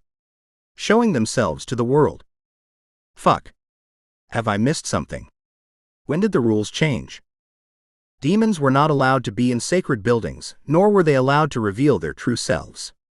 This was unlike anything I had ever heard about in all my time on Earth. If this was a possibility, why had Tabitha not warned me? Gabriel. I stopped completely. All questions vanished. Somehow, through the chaos, I recognized Katie's voice. I had to get to her. I ran straight through the door and saw Katie standing on the kitchen counter, holding out her arms to 3 demons who circled her. Her white light shined for all to see, like an angel's halo, only 1,000 times brighter. The demons turned black as her magic hit them, as they failed to get close enough to hurt her. I could tell she was losing steam, however. Using her power in excess when she never had to before was taking its toll on her. If I didn't do something, she would weaken and the demons would take advantage of it. Right now, they seemed to be biding their time and waiting for such a moment, as though the death of their own would be worth it just as long as they could get their hands on her. I wasn't going to let that happen. I drew my sword and sliced one of their heads off, satisfaction rippling through me as it crumpled to the ground. The other 2 turned to me and I killed one, then the other, slicing their heads off their flaming bodies. "Oh my fucking God!" Katie exclaimed, and I cringed at the blasphemy. She jumped down from the wooden bench top, her whole body shaking. What did they want? She seemed more angry than afraid, which kept me calmer. I could work with anger. I was unfamiliar with tears. Tears and overly emotive humans made me uncomfortable. They want you. That's clear. But I've never seen them attack someone so openly before. They look like they want to kill me, she panted, sweat dripping down her forehead and onto her cheeks. You said they would try to torture me so I'd go to hell. What's with this shit? She was right, and it raised an even more puzzling question. Demons didn't kill humans, they wanted their souls. And the only way their souls went to hell was if they committed suicide. Unless Katie had already done something so abhorrent, she was going to be sent to hell no matter what. I shook my head no. That didn't sound like Katie. Katie represented everything that was good and pure in this world. She didn't cause harm and she didn't indulge. I stopped. No, it wasn't possible. If the demon killed a human, the human would go straight to heaven normally, because the demons only hunted those pure and special. So why were these demons attacking rather than torturing Katie? Was it possible this form of torture was aimed at making her do something rash to get away from them? But it didn't look like it. They truly did look like they were trying to grab her, not just torture her, which would make death certain for Katie. I agree. I took her hand in mine and tilted her head up with my palm. It makes no sense. Which means we need to get you home. Now. I couldn't stop the way my voice came out, much rougher than anticipated. But thankfully, for once, she didn't argue with me. Let's go out the back door, Katie suggested as she pulled me into a small dark courtyard. I wrapped her in my arms and flew us home. What did the demons want with her? And why would they want to lose her soul to kill her human body? Or was this the new way to torture talented witches? Or was their true target me? I didn't like to make assumptions or turn something that had nothing to do with me about something that might involve me. If I could stay out of garnering unwanted attention, I would. However, what if they were tired of me doing my job? What if this was their way to get their revenge? Maybe they were trying to provoke me into doing something I should not do, because of the laws and nature of my being, I was forced to follow. Because I, for one, did not know what I'd do if they caught her now. She'd become far too important to me in such a short amount of time. How did the demons know this, though? I barely came to grips with it. I didn't know the answers to all my questions. And that scared me most of all. I did not like being unprepared. But I was. And I did not know how to fix it. When we arrived back at her house, we let ourselves inside and I rushed to the shower to heal my wings. Water proved the salve for all, even demon burns. It purified even the blackest of souls. Katie stripped her clothes from her delicious body and joined me in the large shower. I adjusted the cold water to warm for her and pulled my wings into my sides once again. She grumbled to herself as she roughly washed her hair, white sudsy bubbles flowing down onto her shoulders. I stared at her, unable to help myself. She was so incredibly beautiful, the perfect distraction from my noisy, incessant thoughts. I loved everything about her. The rise of her cheekbone, the curve of her lip. Apparently Katie wasn't one to lie down and give up at the first sign of stress or pressure. Oh no, quite the opposite in fact.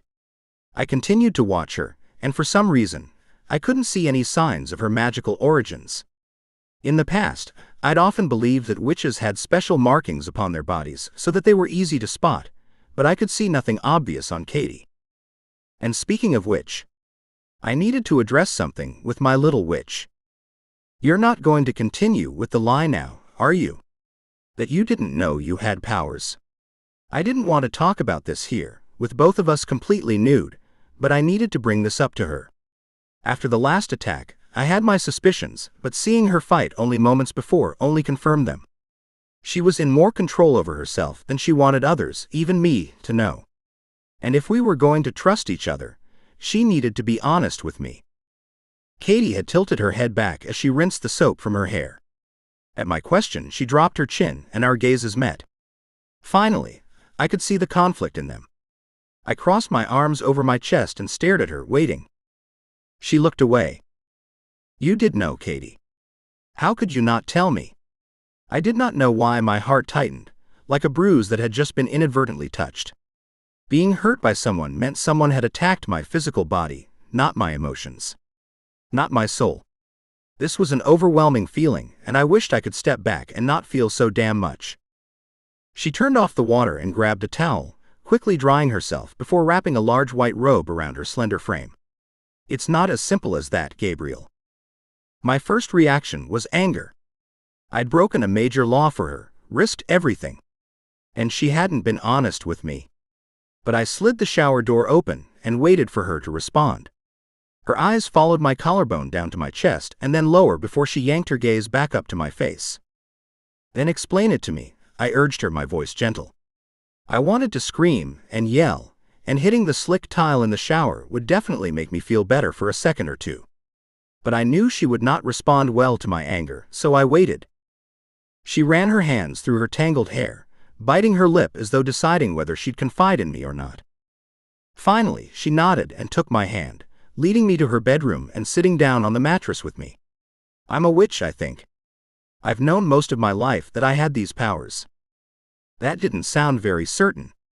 What do you mean, you think? She started to pick at her robe. The soot from the fire was clinging to her clothes that were crumpled in the corner of her room, like a rejected lover. Her nostrils flared. My mother died giving birth to me, and I never knew my father, she said. Her eyes were still focused downward. I wanted to wrap my arm around her. I wanted to let her know that she was okay now, and if she could listen to my past, I was more than happy to listen to hers without judgment. But I didn't want to touch her, if that was something she wasn't interested in. I didn't know if physical comfort reassured her, or if it irked her. I could only hope my presence was enough to remind her that I was here for her no matter what. I was raised by the system, which means a whole lot of foster families. I was luckier than most, and my foster parents weren't too bad. When I aged out at 18, I was able to get a job at a daycare center due to my experience with my foster brothers and sisters. I frowned. What a horrible childhood to have. How had she come out so well balanced, so kind? My fingers tightened in the bedspread, but I made sure not to say anything. Instead, I tilted my head to the side. All right, I murmured, then that would explain your lack of knowledge, I suppose. But why didn't you try to find other witches to teach you once you figured out you were special? I'm sure your powers weren't a secret. She grimaced. They weren't, she agreed. In fact, they cropped up at the most inopportune moments. It was difficult for me to control them. So I did try to seek out help. When I was a teenager, I found that I could make that white light happen, especially when I was really scared. My foster mother was scared of me and kept her distance. She needed someone to watch the other foster kids for free, otherwise I'd have been gone. Wrinkles appeared in her forehead, and I could feel the bitterness brimming off of her in slow waves. After that, I learned to hide it. Then I moved to New York and thought I'd be able to find others like me, but there aren't any. I joined a coven, or so they said. But none of them had any real powers. They just liked to chant and carry on. I wanted to learn how to use my power, and I've been practicing how to control it for a long time. Mostly just to protect myself against people, men especially. I've had a few of them jump me in the evenings on my way home. I hope they're burning in hell somewhere. This time I moved my hand over hers, the one that picked at her robe. She stilled against my skin and finally looked up at me. Those ice blue eyes paralyzed me. Everything about her was magic. I bet they regretted that decision, I said. She shrugged. Yeah, a little. The light didn't work so well against men. It would push them back, but not really hurt them. I turned her over so I could start caressing her palm. It was surprisingly soft for the type of difficult life she had. I wondered if the warmth that thrummed from her skin was something innately her, or was because of the powers that lived inside of her. So, I didn't understand why I had it if I couldn't use it to protect myself. Until tonight, it's never really done any damage. I set aside the fact that Katie had been followed home by strange men and couldn't do much to protect herself. The thought unto itself caused my anger to flare, but I curbed it down knowing she was safe now, knowing I was her beside her and had no intention of leaving anytime soon. Instead, I focused on what she said about her powers. Strange that they didn't protect her unless she was attacked by demons. My brain began to whirl faster. This was special. Your light could be a demon-specific fighting power, but that's so rare. I've never even heard of anything like this myself, Katie. Not that I had infinite knowledge. I'd need to speak to Tabitha about this. Really? Her eyebrows rose on her forehead. I couldn't tell if she was dreading what I meant, or if it made her hopeful. I wanted it to be the latter, but humans had a knack for fearing their God-given talents, even if it was something odd like white light coming from her body. Really? And if those things ever come at you again, blast them back to hell. You got it. I leaned in close to her so our noses were brushing, grinning at her. Her lips lifted into the first smile I'd seen in an hour. Yes, Gabriel. I reached over and opened her robe, exposing the creamy globes of her breasts and the pink tips that cried out for my lips. I pulled her closer and sent up prayers of forgiveness. I would love this woman tonight, and every moment I could, until the day they made me leave again. And I would regret absolutely nothing about it. After all, what would be greater punishment than leaving her now that I'd finally found some peace? I spent the next 6 days following Katie's every move, day and night. Watching her at work during the day, interacting with the children in her care, and holding her through the dark of night. I never took her time with me for granted, and continued to explore her body like it was new to me, like I was some kind of archaeologist and she was some kind of historical find that I didn't think I'd ever fully discover but would die trying. Those moments between us meant more to me than she knew, more to me than I had ever expected. I didn't see a single sign of the demons again. We'd set her up one night to see if we could draw them out. At first she wasn't incredibly pleased by the prospect, but I asked her to trust me. If I knew what to expect, if I could see if demons were still being assigned to her, I would be able to gauge the best way to get rid of them without risking her. More than that, I would be able to see how they attacked her.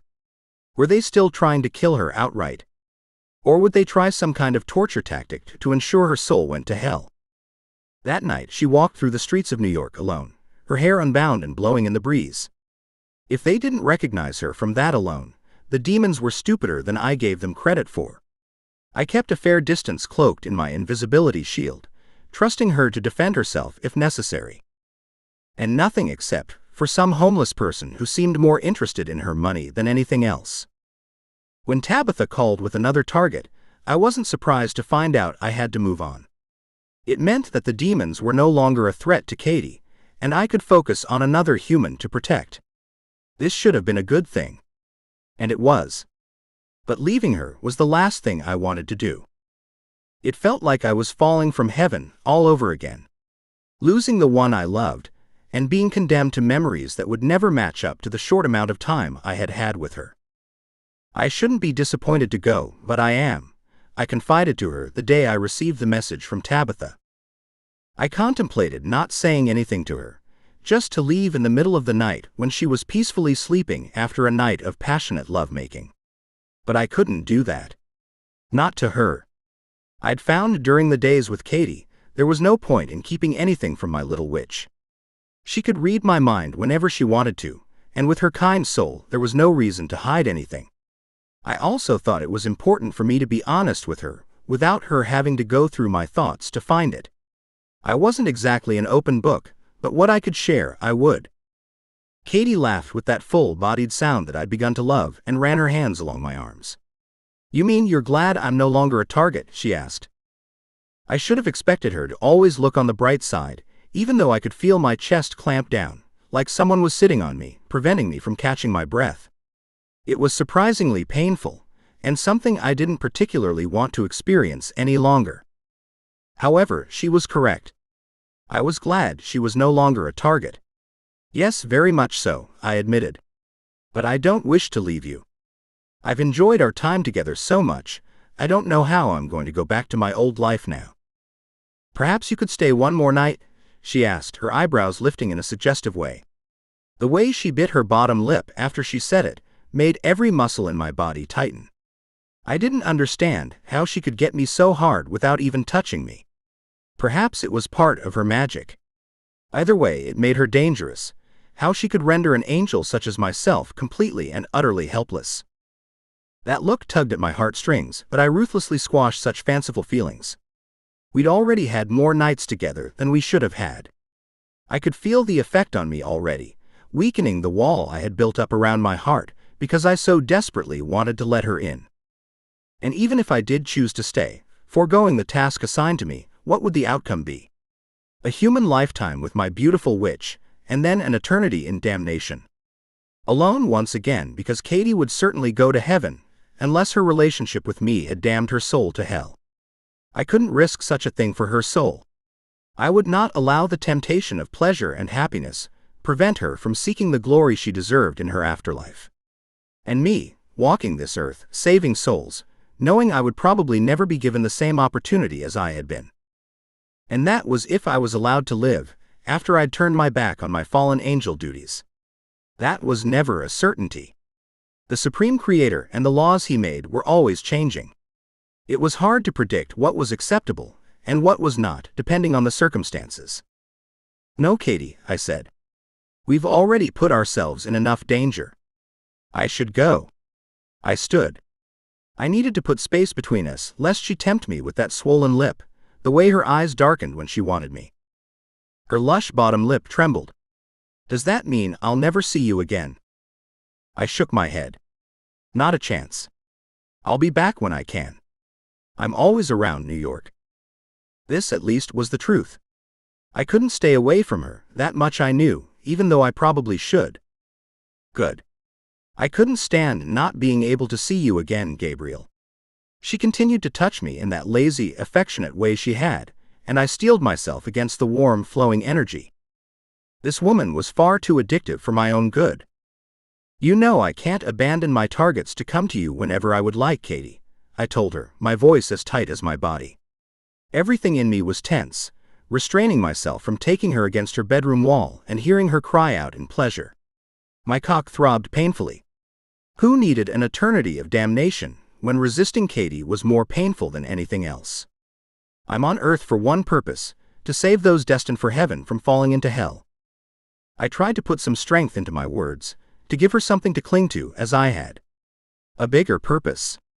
Certainly someone as good and as kind could respect that. I knew she would. Her lips turned up into a perfect smile. "I know you do, Gabriel. Humans like me.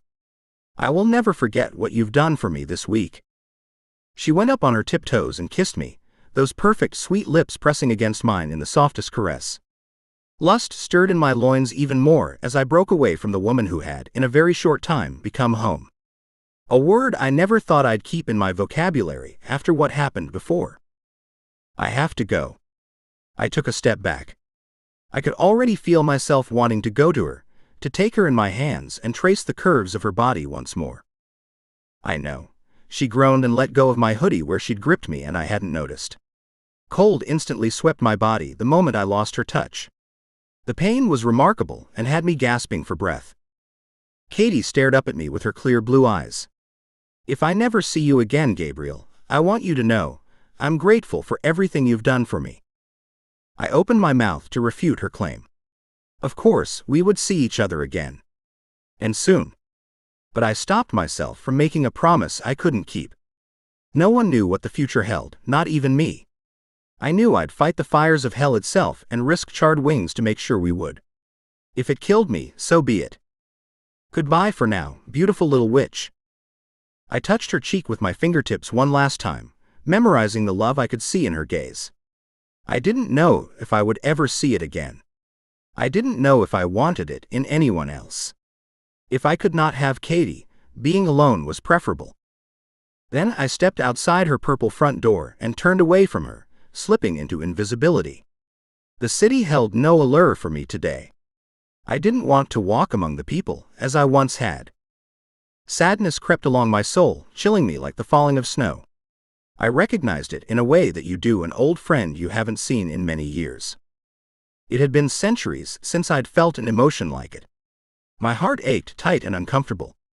But there was nothing for it, except to push past the feeling and get back to work. You'll be back, I reminded myself. You'll be back. I extended my wings and let them pull me up into the air and forwards, into my lonely journey here on Earth. Chapter 7. The minute I was in the sky, an address appeared in my head. I knew that was where I needed to go, in order to find my next target. I'm on my way, Tabitha, thank you. Good, this one is being stalked every night. He's terrified, so be wary. I nodded, though she couldn't see me, and flew to the hospital where I'd been directed. I did have one advantage over these demons. Being able to access my targets during the day meant that I kept a lot more of them alive. I felt good having something to do. Katie was still in my thoughts more than I'd prefer, but at least this renewed my sense of purpose and reminded me why I was here. At the end of the day, I helped Katie. I got to love her with my heart and my body. I would never forget what she had done for me. And I would try to see her again. But protecting a target was a good distraction from the heartbreak, from the way her scent still lingered on my skin and the way her lips touched my cheek. I flew up to the rooftop of the tall building, and there he stood, my target. Standing on the ledge of a 200-foot building. About to jump. No. Don't do it. Don't let them win. He couldn't see me, and I kept it that way on purpose. He must be in a lot of pain to feel so strongly about taking his own life. Many angels saw this as proof of a human's weakness. To a degree, I agreed with this assessment until I spent time among them. Humans did not have easy lives. Those who still looked at each new day with a hopeful smile were strong, those like Katie. To have demons add to the despair made it impossible to resist the temptation of death. I no longer believed those who contemplated taking their own lives as weak, though those who overcame such thoughts were strong. I flew up further into the sky and moved around to the space in front of him so I could catch him if he jumped. Not a preferred choice to interfere with the natural order like that, but with demons in his head, the man could be forgiven for wanting to end his life. He still couldn't see me, which was something I'd wanted to test. I'd thought that maybe my targets would be able to see me in my invisibility since Katie had, but once again, this situation simply proved her the exception. It just made the magic she possessed that much more intriguing. What else could she do, exactly? But I could not think about Katie now. I needed to focus on my target. The man, Dr. Terrence Winters, stared at the cement below as though it held all the answers to his life's problems. Which unfortunately, if he was being terrorized by demons, would only be the start of his torment. He leaned forward, his gray suit flapping in the breeze. I could feel his fear. The palpitations of his heart inside his thin chest. The sweat on his palms. The tickle at the base of his spine. No. Not today, doctor. I flew forward and picked him up by the arms. He shrieked and tried to fight me, but I held tight and carried him to the center of the rooftop before setting him down and releasing my hold on my invisibility. He stared up at me and fell backwards onto his ass, scampering across the concrete like a frightened crab. "What the hell are you?" He gaped at me, and I flexed my wings, knowing he couldn't see them. Not like Katie had. I shook my head, trying to rid her of my thoughts. How could this be so impossible? I forced a chuckle at his frightened question, hoping it would help me refocus.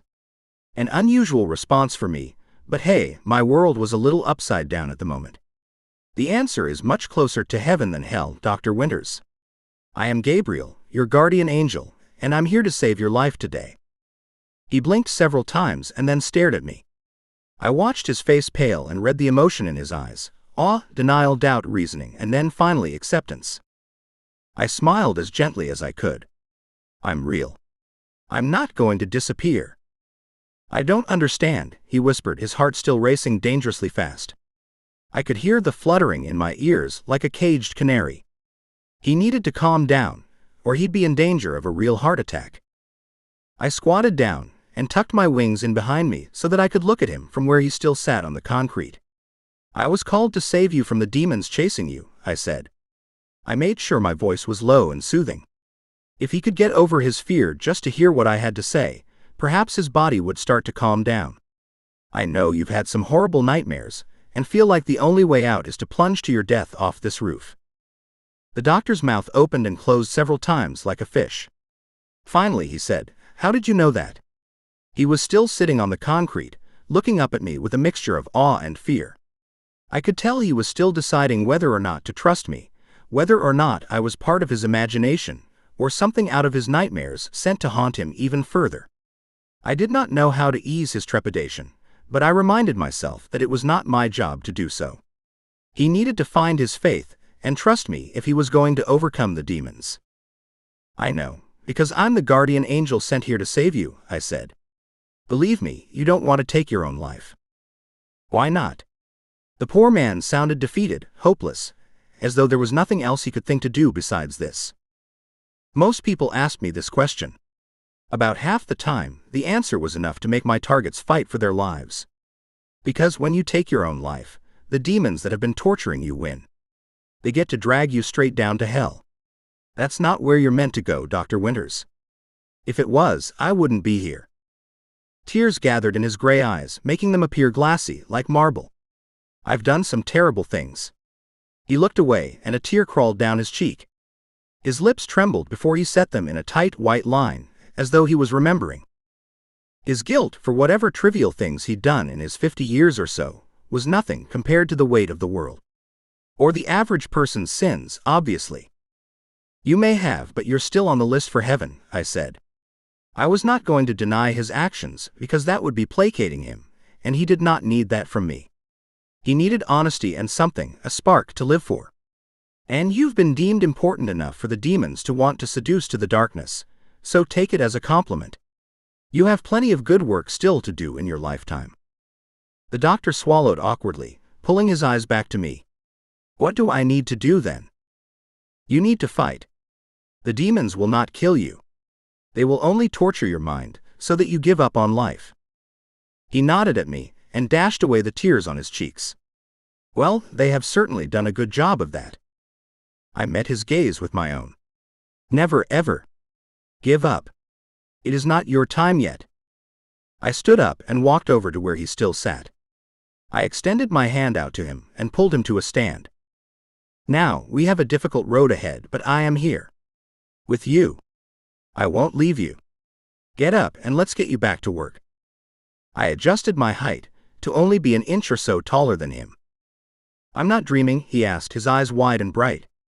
I could hear the defeat in his voice, as though he thought this was his body's last-ditch effort to try and inspire him. His frame shook some, as though he were repressing the need to cry. I chuckled again. No, and I'm not leaving you. I will be by your side for the coming days. I will kill off any demons that have been assigned to you, and hopefully by this time next week you will be free of them forever. A single tear dropped down his cheek, and I saw the first smile from my target. That sounds like heaven. I slapped him on the back and nodded. Just hold on to your sanity, Doc, and you'll see it one day. You'll see that all I've told you is the truth. If you were not meant to be here, if you were not meant to grace heaven with your presence, I would not be here. Is it beautiful? He asked me. I knew immediately what he was referring to. It was a common question from a human. We walked over to the stairwell and I answered as I always did, though my memories of late had begun to fade. Replacing them were hard pink nipples, pale white swells of heavy breasts aching for my hands to hold onto them. I internally shook my head of Katie, especially those particular memories. It would not serve me well now. More beautiful than you can even imagine.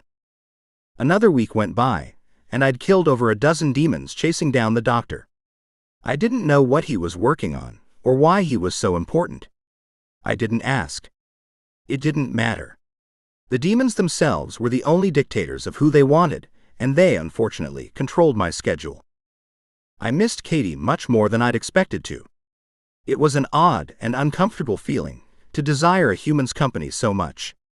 I hadn't expected to experience this much pain after leaving her to get on with her life. At night, when I allowed myself a few hours of rest just to recuperate my body, I thought of her, of us and our time together. I thought my feelings for her would begin to diminish, but the truth of the matter was, those feelings had only gotten stronger and more intense during our forced separation. It was something else that made no sense to me. I'd been sure that a part of my heart would always love the woman I left behind in heaven, therefore, not leaving any room for anyone else in my heart. I may have been wrong about that. Because there was a single truth that I lived by at the moment, and that was that I missed Katie. With every breath, I wanted to feel that sensation of being home again. I loosed a breath and stared up at the black sky. No wonder humans thought it had the capacity to answer all of life's questions. It was so grand, so vast, so open to every possibility. It was like a warm blanket, secure and reassuring. I wasn't alone, not completely. Not with Katie looking at the same sky as I was. The thought comforted me a bit. Tabitha's voice suddenly came through my head, loud and clear, distracting me from my thoughts. We have a problem. Immediately, I sat up, my entire body on alert. What's wrong? The doctor is safe. No. A beat. Like she was trying to figure out what to say. It's Katie. My heart stopped. What do you mean? Have they killed her? My hands balled into fists. I should have sought her out sooner, just to ensure she was safe. I kept myself away because I thought I wouldn't be able to resist, but leaving her meant she was on her own, with no one to protect her. No. Not yet. But they've got her. What do you mean they've got her? I nearly growled in frustration. They had been trying to kill her before. Now they were taking her. It didn't make any sense. Why would they take her? Are they going to torture her?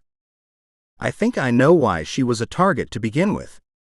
I waited for more, but my angel agent was holding her breath. I knew she wasn't holding back to torture me. She was debating on whether or not she should say anything in the first place.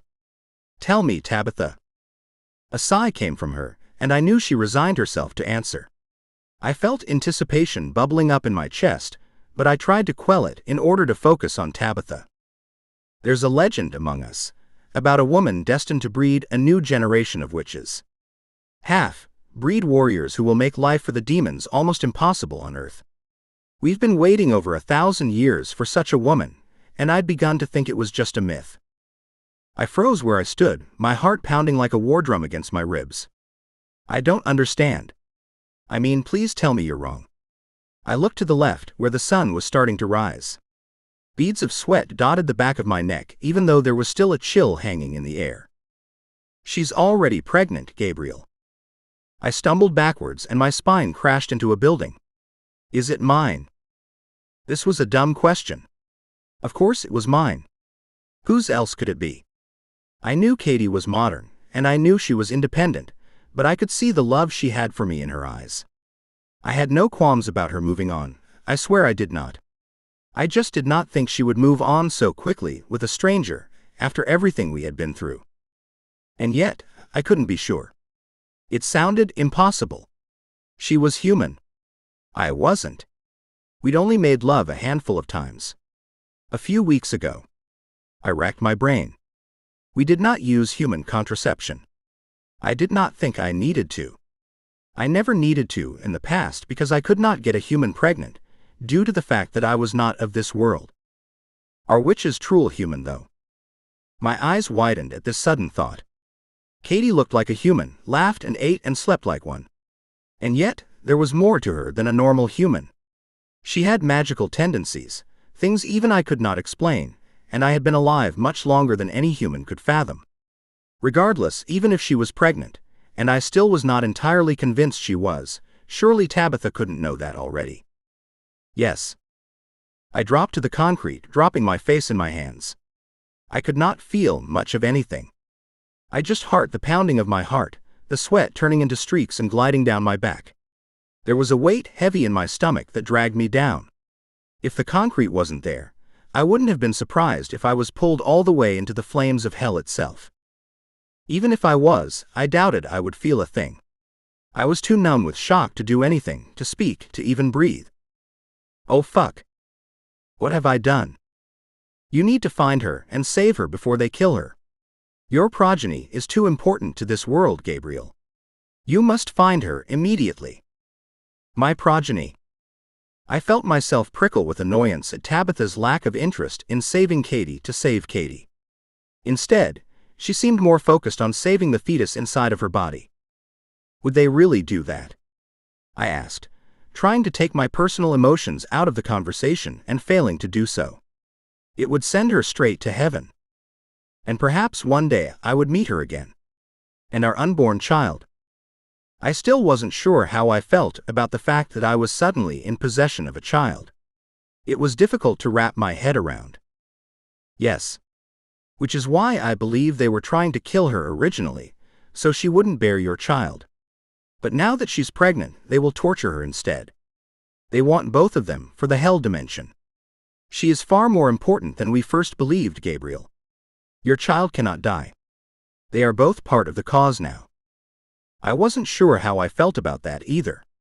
It wasn't Katie's fault that I was a fallen angel and would be punished for my sins accordingly. But now our child would be thrown into the middle of this as well, simply because my loins produced it. I could not react. Instead, I steepled my fingers over my nose and took in a deep breath. Right now, I needed to focus on finding Katie and then saving her from the demons. After that, I could figure out how I felt about the news. Where do I start? Here is her last location. She sent the address to me. Out of state. I frowned. Did they fly her? We don't know. The details are very unclear. This is all unprecedented and sudden. Even detecting her pregnancy came as a shock to me, but it's been confirmed. Which, to be honest, I still can't believe either. How could you sleep with her, knowing the consequences to you, Gabriel? You could be in more trouble than either of us can fathom. I know. I know. I still couldn't believe it myself some days. But regardless of that, we can worry about it later. For now, I cannot express how important it is for you to find her quickly. I can only imagine what they'll do to her, Gabriel. Tabitha was not one for emotions. She was helpful, certainly, and she did her duty to save those who needed saving, even though they were human. But to hear her voice shake in my head because she was scared over what could possibly happen to Katie, it caused my blood to turn to ice. I picked myself up and extended my wings. I took to the sky with the cold hand of fear gripping my heart and my sword burning into my feathers. I would kill many tonight, and if the fates were kind and heaven had my back, I would get out of there alive so I could kill even more. I would not rest until Katie and our unborn child were safe. I landed on barren earth an hour later, my soul shivering with cold at the address I'd been sent to. I did not typically feel the cold, and tilted my head to take in my surroundings. A castle reached up to the sky before me, situated on a hill in the middle of nowhere. Why had the demons brought her here? What did they want from her? More than that, did the cold affect demons the same way it seemed to affect me? Demons with their fire could melt ice, but surely they did not like the frigid atmosphere. It could not be easy to maneuver in. I turned my attention back to the castle. If they still had her, she had to be here. If they wanted her dead, there were quicker ways than the cold and a castle. If they wanted her tortured, surely they could have done it better in New York, so they wouldn't have to put in any extra effort to move her around. None of this was making any sense. Fear coursed along my spine at the possible other reasons they may have taken her. Perhaps this was a trap for me.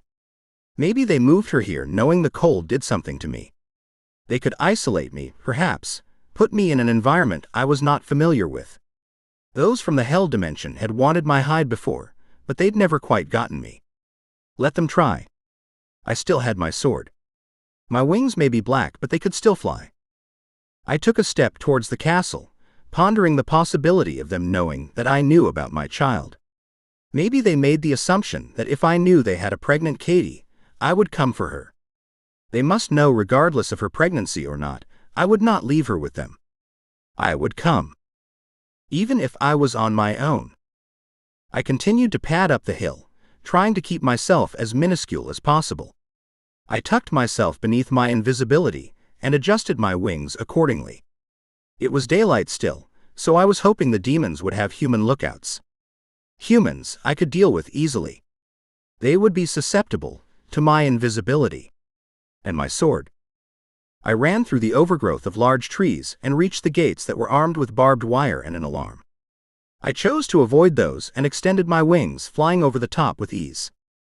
So far, so good. My boots squelched in the mud as I raced up to the side of the stone castle, my heart pounding and my fingers itching to grab my sword. I could sense Katie nearby, her tender soul shining with that familiar warmth that I cherished. She was definitely here. Thank the gods. I slowed as I neared the castle, tilting my head again to try and see if I could hear anything.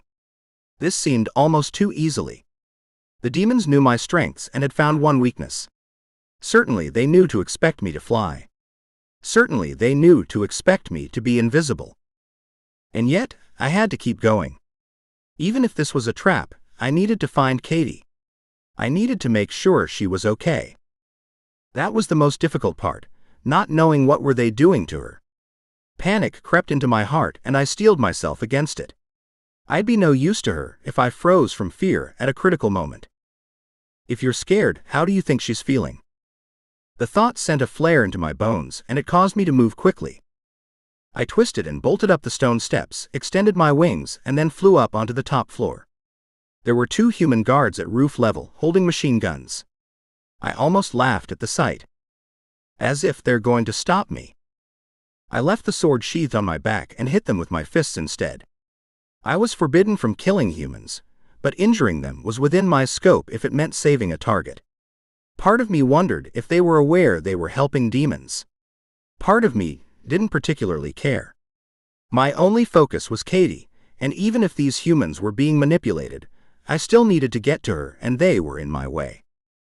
My shoulders tightened and bunched as I swung my fists at their jaws. One fell, then the other. They barely made a sound as they sunk to the stone floor like popped balloons. The men hadn't been able to see me, which was a good sign that the rest of this rescue mission may be easier than I'd hoped. I just had to find Katie and get her out before darkness and the demons returned. The door to the inside of the castle was locked. I was unperturbed. For my paranormal strength, this would be easy to overcome. I heaved my shoulder against the heavy steel and burst through the door. It clattered open with a massive bang. Silence. I glanced left and right. There were too many hallways to choose from, and I had an unbelievably strong feeling pass over me. I was going to die today. The cold hand of death wrapped around my heart, warning me of what was to come. There would be no heaven for me. Fallen angels had nowhere to go after limbo. There would be nothing. I would be gone forever. No matter. Katie was the only important thing. When the thought floated across my mind like a cloud, I realized it bore the truth. I would be satisfied with my death, knowing Katie would survive. It suddenly made sense, everything made sense. It was as though I fell to die for her, that my sole purpose of getting thrown out of paradise was so I could protect the one person in this entire expanse who filled my heart with the word home. I cleared my mind of everything except my mission and crept along one of the halls. I drew my sword and held it at the ready. For one of the first times in my existence, I didn't know what to expect. It both scared and excited me, especially with the very real possibility of death just around the corner. It was a strange sensation. Once I knew there was a chance that I would be nothing at any moment, I had never felt so free. I moved further inside the darkened hallways and my muscles quivered. My legs grew heavy beneath me. Something was wrong in this part of the castle. My superior hearing heard a groan through the door ahead of me. I raced there, tried the steel handle and found it locked. Something inside me shifted, and I could feel Katie as though she were pressed against me. I knew she was just there, behind this door. I breathed in and stilled my anxiety, trying to see if there was anything else I could pick up before going inside. She was barely breathing, but alive. Inside this room. This cell. I threw my whole weight against the door and it split from its hinges, banging to the floor in a warped mess. It was deathly dark inside the huge room that would have once been a banquet hall. Evil lurked inside, but so did my witch. And I wasn't leaving her in there. I crept inside, holding my sword out in front of me and using what little light spilled in from the doorway to see, while praying to God I didn't accidentally hurt Katie. There were no windows, no way for me to actually see what lay before me. I would just have to trust in my abilities. I would have to have faith in the Supreme Creator that I would be okay. Perhaps learning faith really was part of my penance. I should be able to see through the gloom, but this wasn't a normal darkness. There was dark magic at play here. I cleared my throat. The silence was too loud, gripping my skin, clawing at me like a feral cat. I whipped around to look behind me. I could feel Katie here, but I saw and I heard nothing. Katie. I called out, my heart racing in my chest as adrenaline sizzled along my nerve endings. More of that deathly silence that rattled my bones. Come on, beautiful.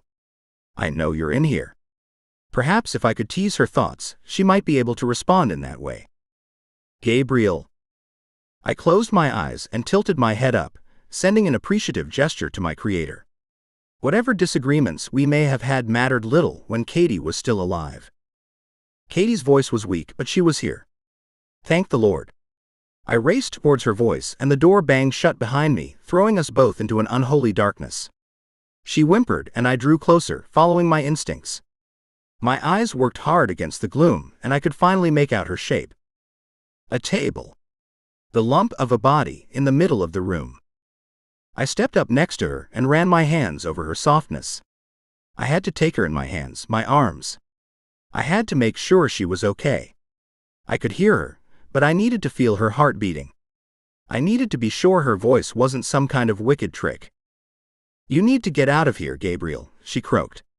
I pushed her hair from her face blindly. I tried to push her hair back from her face. I could feel cool sweat on her skin and wished I could reassure her that it would be okay. But the truth of the matter was, I didn't know. Quickly. It's a trap. She sounded as though she hadn't had water in a long time. Anger burned through me, but I had to temper it. Not now. Not without you. Never. Ever. She moved and I heard something clink. Suddenly, I realized what was happening with her. She was tied down. Bound by metal cuffs. I gritted my teeth, muffling a growl. Are you all right? I asked, though I knew it to be a ridiculous question. I was surprised I managed to get that much out. I wanted to rip her shackles and take her out of this castle, take her somewhere safe where no one could get to her ever again. Sort of, she replied with her characteristically dry sense of humor. I didn't understand how she was able to do that in such a dire circumstance. Most humans would complain, and for good reason. She was more concerned about me and making sure I was safe. Suddenly the whole room lit up with light from an orange flame. Holy shit. Run, Gabriel. Run. Katie screamed, and that's when I properly saw her. The demons lit up the room like a summer's day, and I could see every detail of my magical witch. Her stomach was impossibly swollen and large. Her arms still bled from puncture wounds.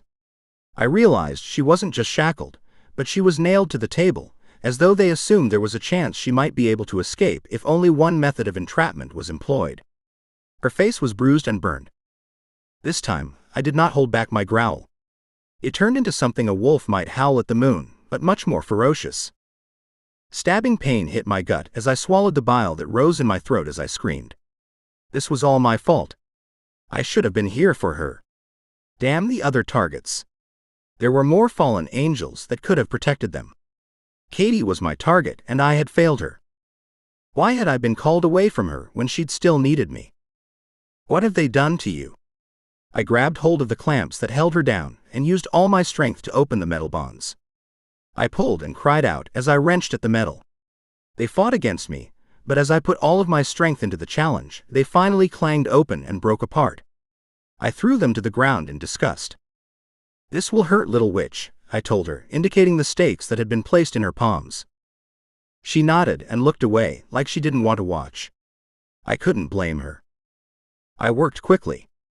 I didn't want to prolong the inevitable. My little witch tried to keep her scream to herself, but she could not. As I slid the first nail out, she let out a scream and then another as I did it to the second one. I needed to get her to a physician, quickly. I could not risk her bleeding out. I could not risk this stress harming her, our baby. She sat up with my help, grabbing at her huge belly. Trickles of blood dropped down her palm and stained her shirt. She did not seem to notice. "Go.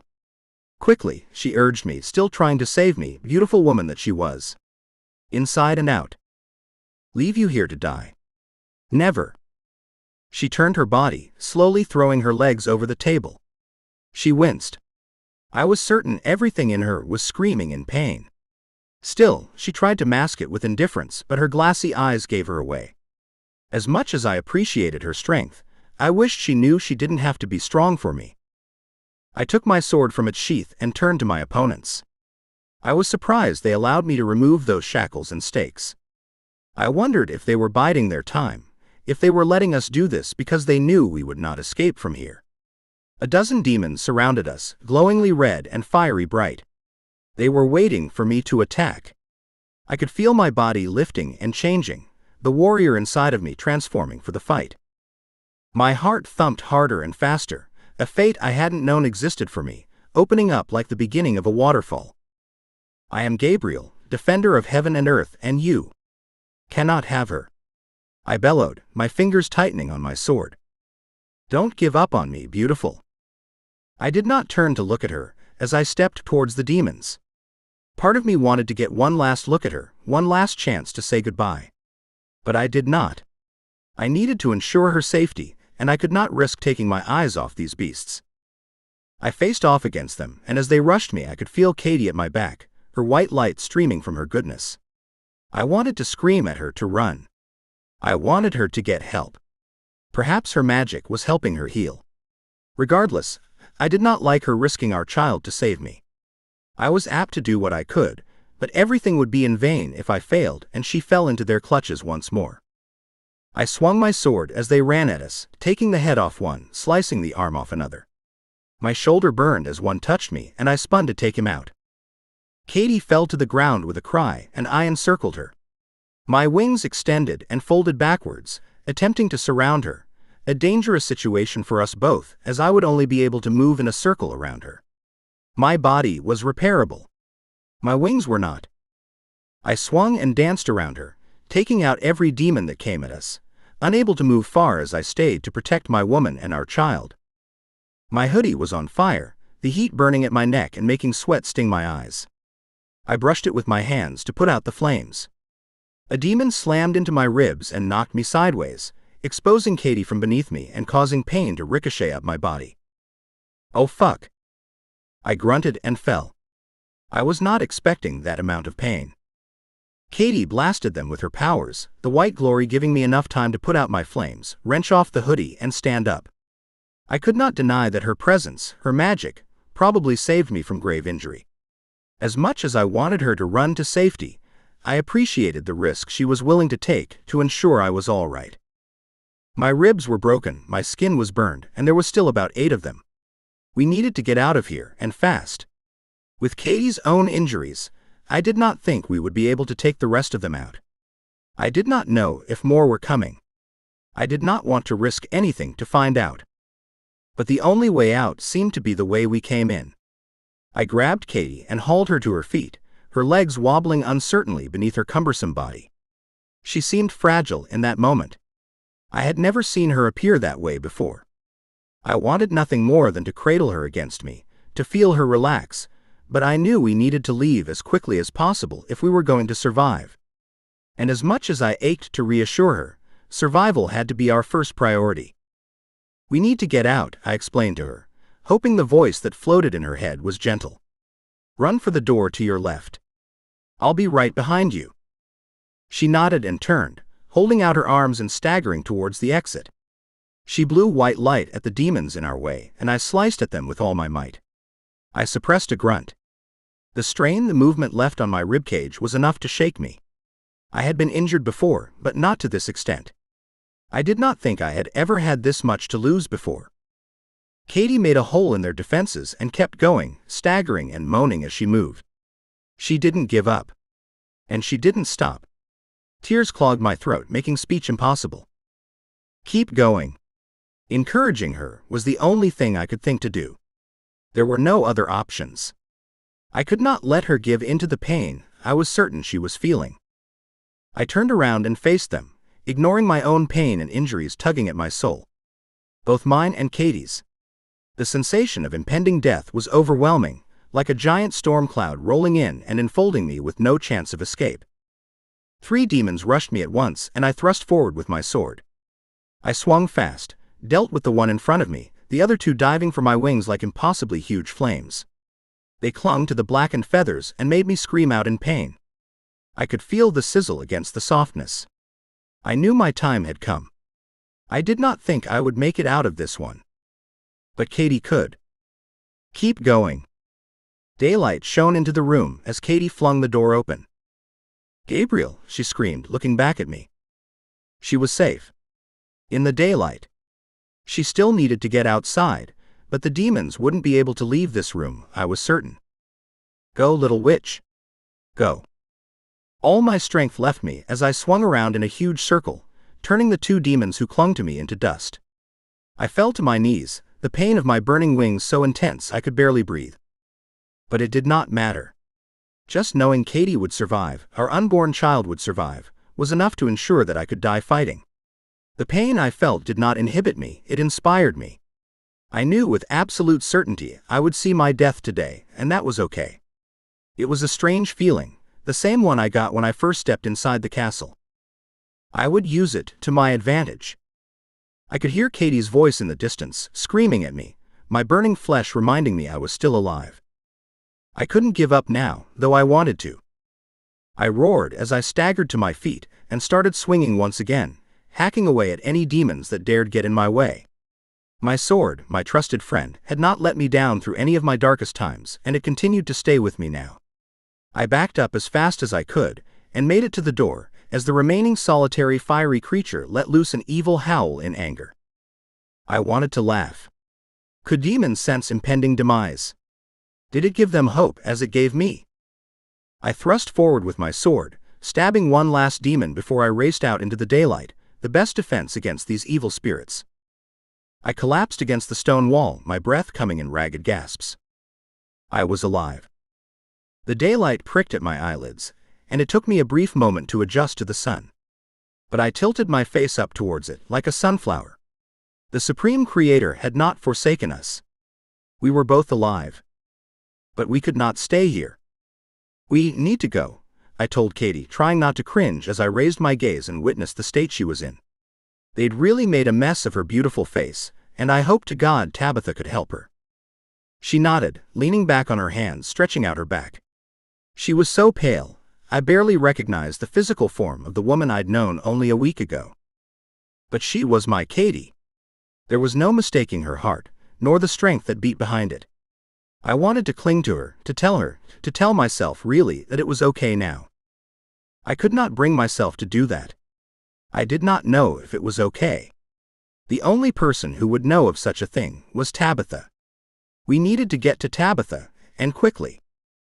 I carefully picked her up into my arms, and ran as fast as my injured body could carry me, along the corridor. Then I turned through the door that took us into the bright sunlight. I blinked rapidly as the daylight bathed our faces. I stepped over the bodies of the guards I'd knocked out and placed her down on her feet. I couldn't stop the groan that sounded through my throat as the pain burned down my arms. "Can you fly?" she asked, her worried gaze running over my injured form. I extended my singed wings, and intense pain pulsed down my shoulders and around my ribs. More than half the feathers were burnt off, but I could fly. Or we'd die trying. I don't know until I try. Her eyes went wide at my words, and I couldn't hide the slight smile that tugged at my lips. Noticing my grin, she quipped, "If I weren't so tired, I'd kill you." Yeah, get in line, little witch." I tried to laugh as I gathered her battered body up into my arms once again and concentrated on the weight of her against me. Her warmth gave me strength. I clenched my jaw, gripped her tight, and pulled all my willpower to me and used it to lift us off the ground. Pain shot through my back and along my wings. Arg! I couldn't stop a strangled scream from leaving my mouth as I lifted into the air. My grip on Katie tightened, afraid I might drop her because it was too much for me to bear. I could not let her go, no matter what state I was in. She needed me, and I was not going to let her down. I pushed forward. Each flap of my wings was like a stab, and I was certain I would never catch the gentle breeze. It was too soft, too delicate, just like the woman here in my arms. But I did not falter. It took time, and I grunted through clenched teeth, but I continued to push. I kept flapping and got us higher, above the barriers of the castle and towards the clouds. Once there, I eased into my flight. It was much less difficult knowing the danger had decreased, if only slightly. She clung to me tightly. I glanced down at her mangled face. I could see she was trying to be strong, as she usually was. The thought that she was still my Katie despite all of this made my heart swell with pride. I wish I had her strength. I knew in that moment I did not. But she did. I continued to focus on my woman, on how proud I was simply to be in the same space she was. My eyes dropped further down to the child growing inside of her. My child. The love I held for both of them pushed away the pain that tormented my mind. I did not understand this sudden and unexpected love for something I did not plan, nor did not think was possible. I supposed it did not matter about what I thought I knew. Things change. Feelings changed. The size of her belly confused me and scared me, but I was hoping that Tabitha would have answers. She usually did. Chapter 8. We flew over the castle, and I kept going, following an instinct that would take me Tabitha. It was slow to come by, my flight, but as long as we were making some kind of progress, I did not mind the extra time. Katie felt good and solid in my arms, her face pressed against my chest. I didn't want Katie to know just how difficult this was becoming for me. I continued to push further. Black spots swam in front of my eyes, and I wanted to scream from the pain that pushed through every cell of my being. I collapsed outside a small house in Brooklyn. Not where I expected to be. I did not realize I had traveled so far. Focusing on Katie, on my child, ensured that the time passed. Even though I could feel the pain, the person in my arms compelled me further. I wonder if her magic was at play here. I would not be surprised if it were. Katie always had more than a few tricks up her sleeve. Nevertheless, we'd found my agent. Why she changed houses so often, I'd never know. It was annoying, but as long as I was able to find her, that was all that mattered. Katie stood up from where we'd both dropped on the ground and banged on the door. I tried to push myself up to stand with her, but I was overtaken by a strong gripping pain and faltered. "We need help," she cried, and the door flew open. "Tabitha," I croaked out from where I was. Thank you, God. We made it. And there she was. All 5 feet nothing of her. The angel agent? Katie asked, breathless and leaning against the doorframe as though she couldn't stand. Her hands went to the small of her back, arching up her torso and stretching out her muscles. Blood crusted on her hands from where she had been staked to the table, but it looked as though the injury had clotted. She would be okay. Yes, Tabitha responded with a brusque nod. Come inside, Katie. I'll help Gabriel. Tabitha came over to me and lifted me up like I weighed nothing. She tucked her shoulder under my arm, and with a strength I hadn't known she possessed, she practically carried me inside into a room with 2 hospital beds. She lay me down on one of them. I leaned back. Black dancing birds clouded my vision. I shook my head hard. Damn exhaustion. I wanted to give into the darkness, to allow sleep to overcome me, but I also wanted to ensure Katie was getting help as well. I thought you two were going to need care when you escaped, so I moved into the human realm and stocked up on supplies, she explained, as my eyes slid shut and I relaxed into the cool sheets. This was so much better than the castle's black room with the demons. Even Tabitha's voice was like a balm on my injuries. I knew this was temporary. I knew that there would be a time when we weren't safe. But at least I could finally relax. At least I wasn't constantly looking over my shoulder for now. At least Katie was just as safe as I was, and I was with her to make sure she stayed safe. Katie, lie here, Tabitha instructed. Her voice little room for argument. I heard her pat the bed near mine. You need some fluids. Tabitha continued to move about, and I forced my eyes to open a slit. I trusted Tabitha completely with Katie, but I still wanted to know what was going on. I watched as my angel agent put a drip into Katie's forearm like an expert, and then washed her face with a cloth.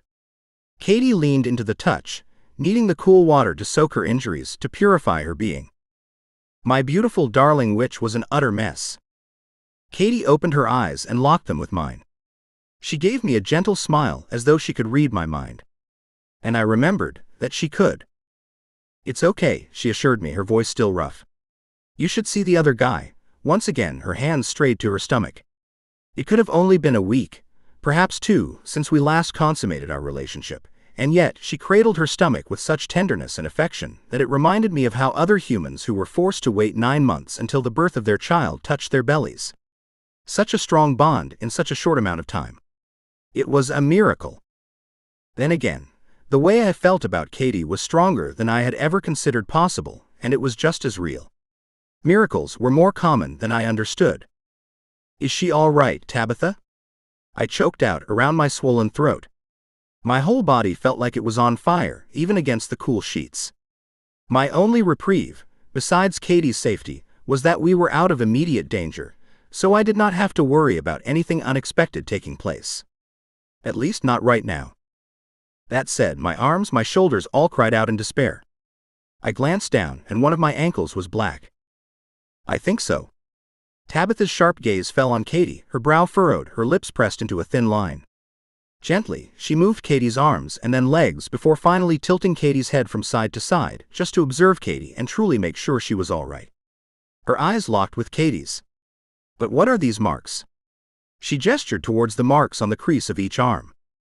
They injected me with strange things, Katie murmured. I don't know. Made me feel dizzy. There was deathly silence in the room as Tabitha processed it all. Tabitha, I asked when I could stand the silence no longer. Who did? Tabitha asked, ignoring me. I bit my lip to push. Some men. Katie shifted on the bed, and I could tell the conversation had turned uncomfortable for her. The ones who took you. Katie nodded. Yeah, she said. Tabitha had her hand on Katie's shoulder and sat on the edge of the bed. I wondered if Tabitha was trying to ease Katie's discomfort with her touch. I wasn't expecting humans to be on their side. They came into my house in the middle of the day. I thought I recognized them from the soup kitchen. I was going to let them know I'd be more than happy to help there, but they attacked me before I could get a word out. She clicked her tongue against the back of her teeth. Stupid assholes. I hurt 1 or 2 of them in the fight, but they knocked me out. She sighed and laid back against the pillows, staring up at the ceiling. I woke up in that dark room, being smacked around and injected with shit. No idea what for. Tabitha rubbed some salve on Katie's wounds and her palms and then moved over to me. I did not like that she hadn't said anything in response to Katie's story. I opened my mouth, ready to ask her what she thought, when she frowned and gave me a sharp shake of her head. The gesture alone was enough to silence me. You need water. Now. I closed my mouth and gave her a long gaze. I knew not to argue with her. At least not right now. I know, I finally said. Perhaps agreeing with her would appease her, and she'd be more than happy to tell me what was going on in her head once I acquiesced to her order. Water, the purest water you could find, was the best cure, all for an angel. But it was the last thing I was looking for after I rescued Katie. Tabitha left the room, then came back with a bucket and a bottle of something green. I eyed the bucket suspiciously. Surely she wasn't going to. Tabitha lifted the bucket up, stepped forward and tipped the cold water all over my head and chest. I nearly jumped up, even though my muscles were filled with the intoxicating contradiction of both pain and pleasure. Oh fuck! I could not help but cry out. I knew Tabitha did not like it when I used such language, but considering she just doused me with angel, created purified water, I was certain she would forgive me. The pain was incredible, like stabbing needles that had been injected with the heat of hell, and yet there was a dull sense of relief that began to thrum through my bones. I bit my tongue to stop myself from crying out again. I was certain Katie was watching me, and the last thing I wanted to do was add to her stress by causing her to worry about me. She needed to worry about getting better, about our child. I tasted blood and swallowed as the pain began to back away. When my vision returned from the inky depths it had receded to, I realized Tabitha had gone away and she was back with more water, dousing my wings and legs with new buckets. The pain intensified. I did not feel pleasure when the water hit my wings, but the pain let me know this purification was working. It burned, and made me scream against the agony despite my attempt to keep my screaming to myself. Then it disappeared like the tide receding as my body began to heal. "How did you fly with so much damage, Gabriel?" she asked, clucking her tongue. She dropped the bucket carelessly to the floor and placed her hands on her hips, giving me a raised eyebrow. I did not know how it was possible, but Tabitha had this ability to make me feel like I was some kind of naughty school child, and she was contemplating whether or not she wanted to slap my knuckles with a ruler. I coughed through the wave of pain, and then when it disappeared, I managed to sit up. The pain slowly began to fade. I could feel it slip off me, like a shirt that was glued to my body. That is so much better. Oh, thank you, God. I don't know, I answered. But I had to get Katie to safety. She said nothing more on the subject, and turned to a small nightstand I had not noticed before. Now drink this. She handed me the bottle of green. I can't restore your wings, but this should heal most of your body and make flying easier for you. I reached out and took the potion. Thank you, Tabitha, I told her. I hoped she knew I meant it. I lifted the green liquid to my lips, smelling of vile coal, and drank. It burned my nose and throat, and I gasped for air after swallowing it all. What was she trying to do? Kill me faster. But very soon after, I could feel a new warmth in my muscles, a deadening of the pain in my wings. It felt like relief. That's incredible. I collapsed back onto my pillow, my body sticky with cold sweat. Katie waved her hand as though to get our attention. Tabitha and I turned towards her.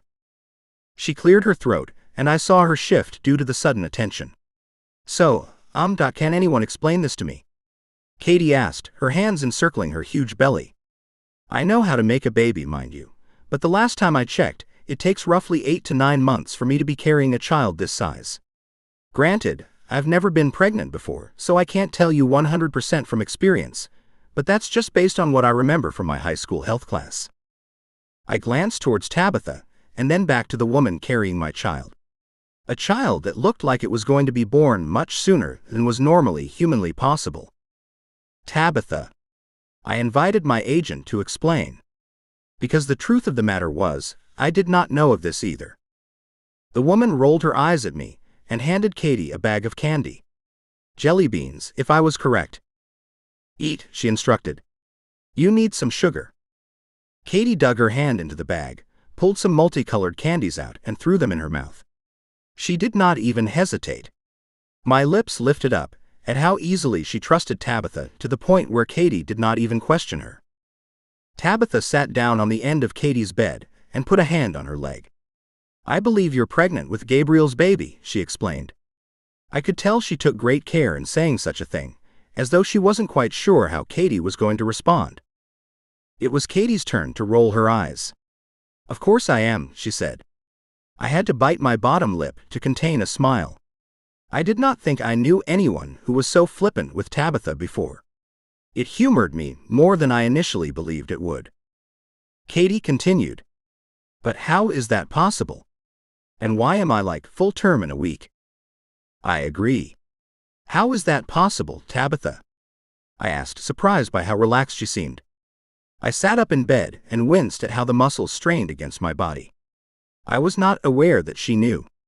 I was not aware that knowing would compel her to be as calm as she was. She was handling it much better than I did. Tabitha sighed, pinching the bridge of her nose. I was not sure she was as comfortable as I was, listening to someone discuss their sex life. There isn't much I can tell you, unfortunately, Katie, she said, dropping her hand. I'm the only other half angel creation that I know of, and I've never conceived a child myself. Tabitha appeared human. She had long flowing blonde hair, pale blue eyes, and wore glasses. Why, I wasn't sure exactly. But now I knew that she was so much more than I'd thought. Wow. Perhaps if I'd asked her sooner, we could have avoided all of this. But how could I know? Perhaps that was why Tabitha was so insistent on me protecting Katie. Because she felt some kind of kinship between them. Katie groaned in apparent frustration. So I'm half a witch now, she asked, throwing her arms out. This is so confusing. So being with an angel makes me half angel? I don't understand. Seriously, I wish my parents had stuck around long enough to explain some of this to me. Katie pouted, then shoved another mouthful of candy past her lips, as though this was going to help her feel better about her current circumstances. Tabitha smiled with real affection. Well, you're something special, that's for sure. I hadn't seen Tabitha smile like that in a long time, and it made my own lips twitch. It was nice to see that Tabitha genuinely cared about Katie the same way I did. Well, perhaps not the same way. But there was an affection between them that I appreciated. Katie nodded, her hands going back to her belly. I could not help but start thinking about her pregnancy, and what this would mean for her. For me. Perhaps Tabitha could help us understand. At least maybe it would help prepare us for her impending birth. So how long, Tabitha? I asked, gesturing to the baby in her rounded belly. I didn't know everything about human physiology, but from the people I'd observed, Katie didn't look like she had more than a few weeks to go. And that was in human time. And that was if the baby went full term. I knew that that did not always happen. I did not know much about babies, but I knew that they dictated when they would come, most of the time. I hoped there was some way to know when this one would come. Oh? Damn, he moves a lot, Katie said as she arched her back. Her face contorted into one of slight discomfort, but her hand continued to affectionately rub her belly. I glanced over, and there was an obvious shift of flesh beneath her stretched t-shirt. It was so strange to see something like this. I knew it, of course, but seeing such a miracle on Earth in person was stunning. I croaked, suddenly letting her words sink in. I'd never thought of having a child, but a son would be incredible. Well, I don't know what he is technically, Katie pointed out. I haven't even seen a doctor. Besides the fact that it's only been a week, I wouldn't even know what I would even tell them. I had sex with an angel a week ago, got pregnant, and I'm going to have a baby like now. She gave me a tentative smile, and hope fluttered in my chest. Perhaps eternal servitude in limbo was not my destiny. Could I have a real life on Earth? With a family, and the love I'd always coveted. My mind started swimming with possibility. I did not know what this would mean for us, but I wanted to explore all possibilities because why not? Perhaps this was why I had been here for nearly 500 years. Because I would eventually meet Katie. Because we would be together, and she would get pregnant. Because I would have the opportunity to be with a human, as a human. I had never heard of something like this happening to an angel, of course. But I could not help but wonder if it was possible for me. If this was what I wanted. And the more I thought about it, the more I realized that it was. So you mean? Katie froze suddenly and held her breath, grimacing. What's wrong? I asked her, wanting to reach out and touch her, but still feeling the tremors of pain in every cell of my body. I could not hold on to her until I felt better myself. I hoped the vile drink Tabitha forced me to take would allow me to do so quickly. Katie dropped her head, inhaled slowly, and then exhaled just as slowly. Her breath was shaky. Finally, she lifted her head and smiled. Oh, that's better, she said. If I didn't know better, I'd think I was in. Oh. She bent right over again, wrapping her arms around her belly as she groaned in pain. This time, she wasn't simply breathing. She was letting out her pain. "Tabitha," I said, ignoring the pain and standing up. I nearly stumbled over to her, needing to place my hand on her shoulder to let her know I was here. I would be here, in order to hopefully soothe her. "Is the baby coming?" Tabitha jumped up as well. "Lay down, Katie." Suddenly, any warmth and gentleness was gone. This was the Tabitha I knew, no nonsense and ready to go for anything that was about to happen. She was always reliable under pressure. Katie groaned and rolled to the side. Tabitha grabbed Katie's old bedraggled skirt in her hands and ripped it asunder. I heard the tear in my head. I don't think I would ever forget that sound. "Look," she whispered as we both stared at Katie's swollen belly, the obvious shift of the child beneath her skin as he moved into place. If her instincts were correct, my son was getting ready to come into this world. "What do we do?" I asked Tabitha. I did not like feeling unprepared. I did not like feeling overwhelmed and ignorant and completely helpless. I was a warrior. I was trained to always be ready for battle. But now, I felt myself swept up in something I had never experienced in the centuries I had been confined to Earth. I had watched the miracle that was childbirth a handful of times, but watching it and experiencing it were two very different things. There was no amount of watching, observing, or reading that could ever prepare you for this. Panic rose in my throat, hot and painful. My hands started to sweat, and I removed the hand from Katie's shoulder so I could wipe it on my shirt. I did not know what to do. I did not know what to do, and that bothered me more than I cared to admit. If I could not help Katie, what good was I for? "Arg!" Katie called out, her fingers reaching out for me. I took both of her hands in mine and lowered my face to hers. "I'm so sorry, Katie," I told her, unsure that I was saying the right thing. The words continued to spill out of me, and I could not stop them even if I tried. "So sorry. I had no idea this could happen. I would never make you endure this by choice. You must know, I would never want you to experience any kind of pain."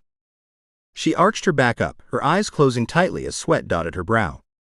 When she relaxed again, her eyes opened and her lips kinked in a smile. "I know."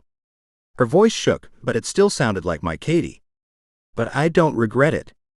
I've always wanted a child. And one with your face would be a wonder, I'm sure." I felt my heart react to her comment, and warmth began to spread through me. It was very similar to the warmth one felt at learning they would be placed in heaven for all eternity, but different. "As long as you don't mind the wings as well," I forced myself to say. Her eyes flew open wide. "Wings?" she all but yelped. Her hand squeezed mine with a grip I did not realize was possible. "Are you serious? He can't possibly have." "Arg!" She squeezed my hands even more and screamed as blood-stained water gushed between her thighs. I did not think it was possible for a human to have such strength. Then again, Katie was not a typical human. If Tabitha was right, she was a half-witch, half-angel after all. Perhaps that added to her strength. I took a breath, trying to calm me as much as I wanted to calm Katie. But how was I supposed to do that when I was just as nervous, if not more so, than she was? "I think the baby's coming, Katie." I forced my voice to stay relaxed and calm. I did not think it worked. At least I was trying. My mind started worrying with possible scenarios that were not necessarily good. I should be more hopeful. I should be happy. But there were too many things we didn't know. I was an angel. She was some kind of supernatural being. Her pregnancy commenced a week ago, and now she was going to give birth. So much could go wrong. What would we do if she couldn't birth him safely? A hospital was definitely the best place for her. They could save both of them if there were complications. "No. No hospitals," Katie cried. Another contraction seemed to be taking on her body. Her voice got strained with each word. I did not know how it was possible that she could talk through this, but she pushed herself to do so, in case he is not human. "I do not want anything to happen to him." "What could happen to him?" I asked. Perhaps I should know this, but I didn't. She caught her breath as the contraction passed. "If they knew what he was, If they could somehow find out, they might take him from me and run experiments in the name of science. I don't want that life for my child. I don't want to risk him." Tabitha caught my gaze and nodded. The last thing she wanted was any questions about my babe at best. But I couldn't have Katie die either. I loved my child. I did not know how it was possible to love someone I didn't know, but I did. But I could not risk Katie for my child. I hoped I would never have to make a choice between the two of them. "I'll be fine," she panted, responding to my panicked thoughts. "I'm strong, Gabriel. You know this. You know me. Get my panties off. Now." She screamed out against the pain, and I ripped the material from her. Tabitha took her ankles in her hands and spread them apart to give my child better access at exiting Katie's womb. Katie pushed herself up to a seated position, her hair slick and stuck to her forehead. I had never seen her look more beautiful than in that moment. "I think he's coming."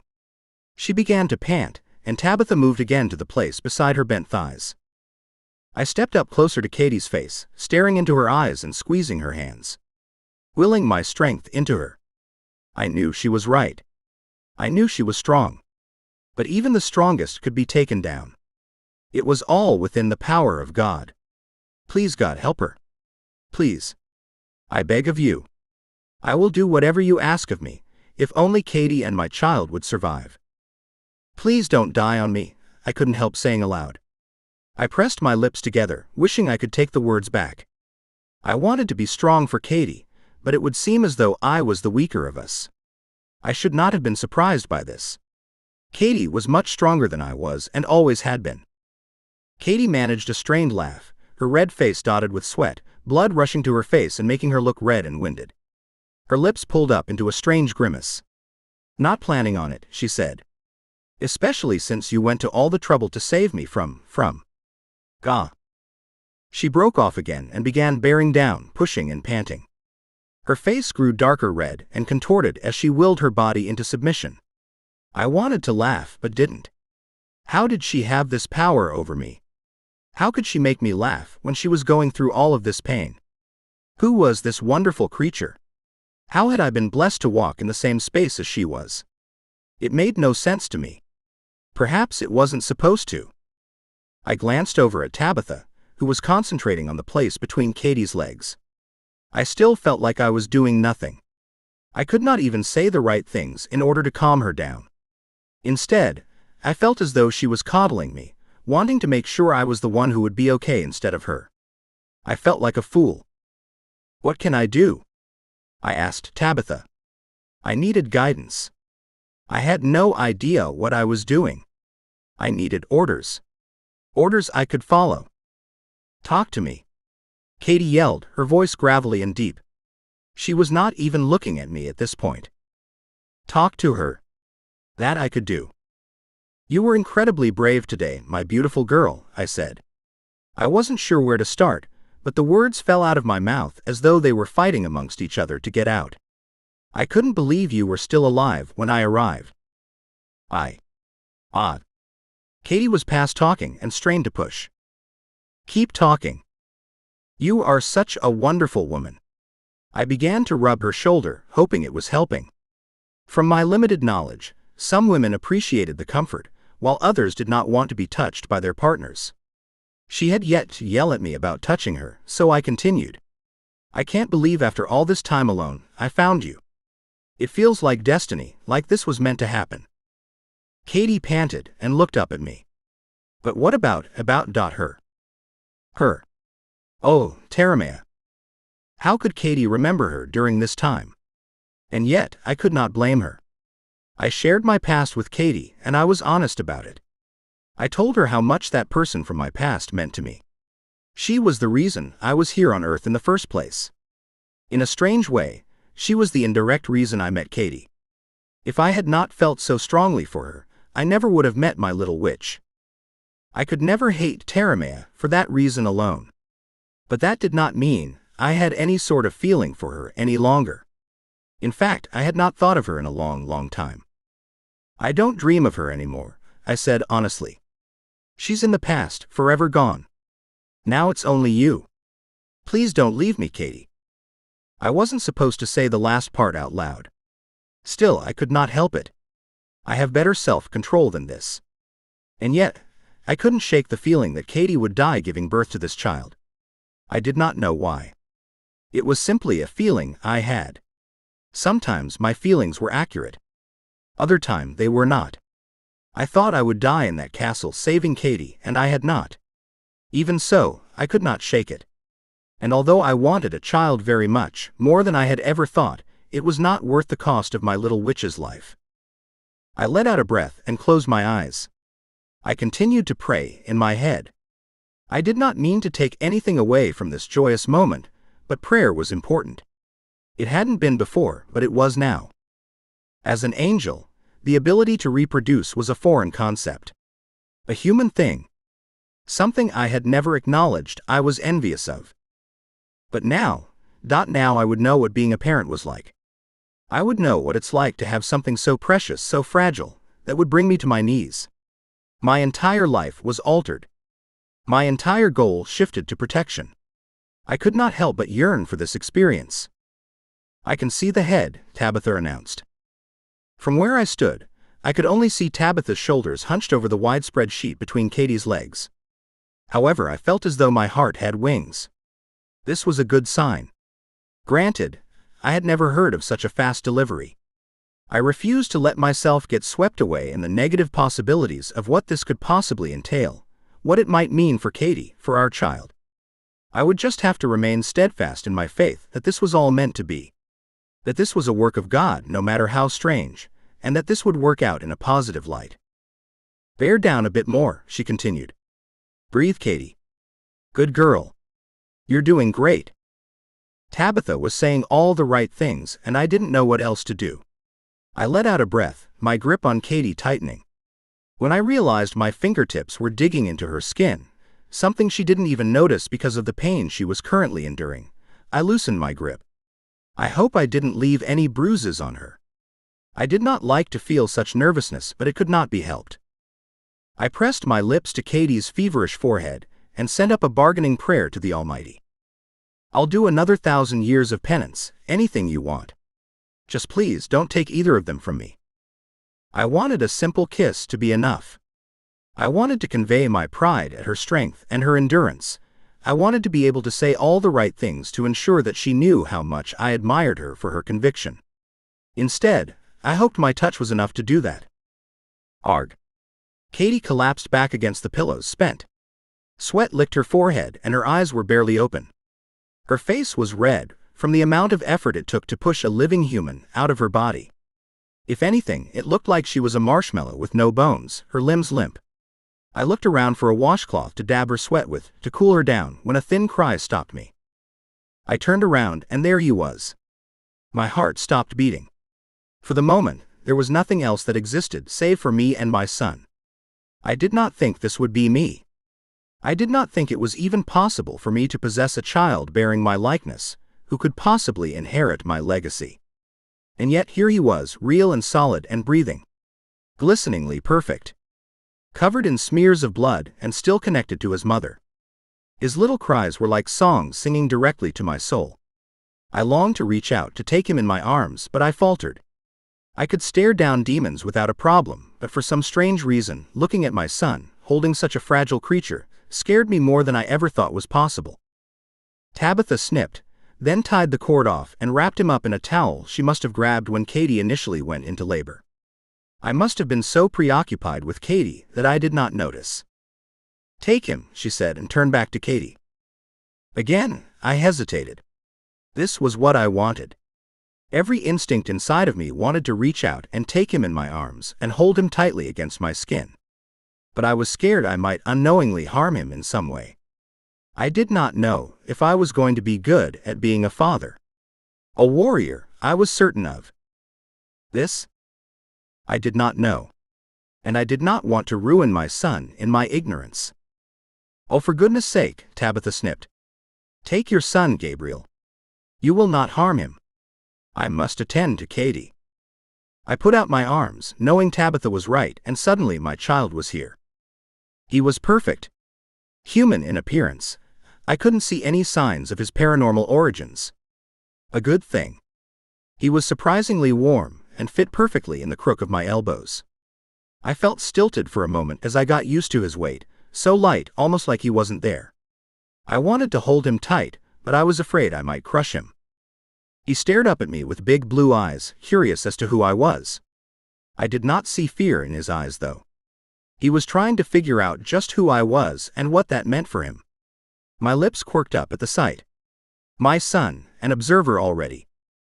Come on, Katie. Tabitha gently attempted coaxing Katie out of her exhaustion. Open your eyes. Meet your son. I could hear the worry in her tone. My heart skipped and I turned to look at my little brave, strong witch. I could see the effort there, attempting to open her eyes so she could do just that. I wanted to help in any way I could. I stepped closer to her and held up our son to his mother.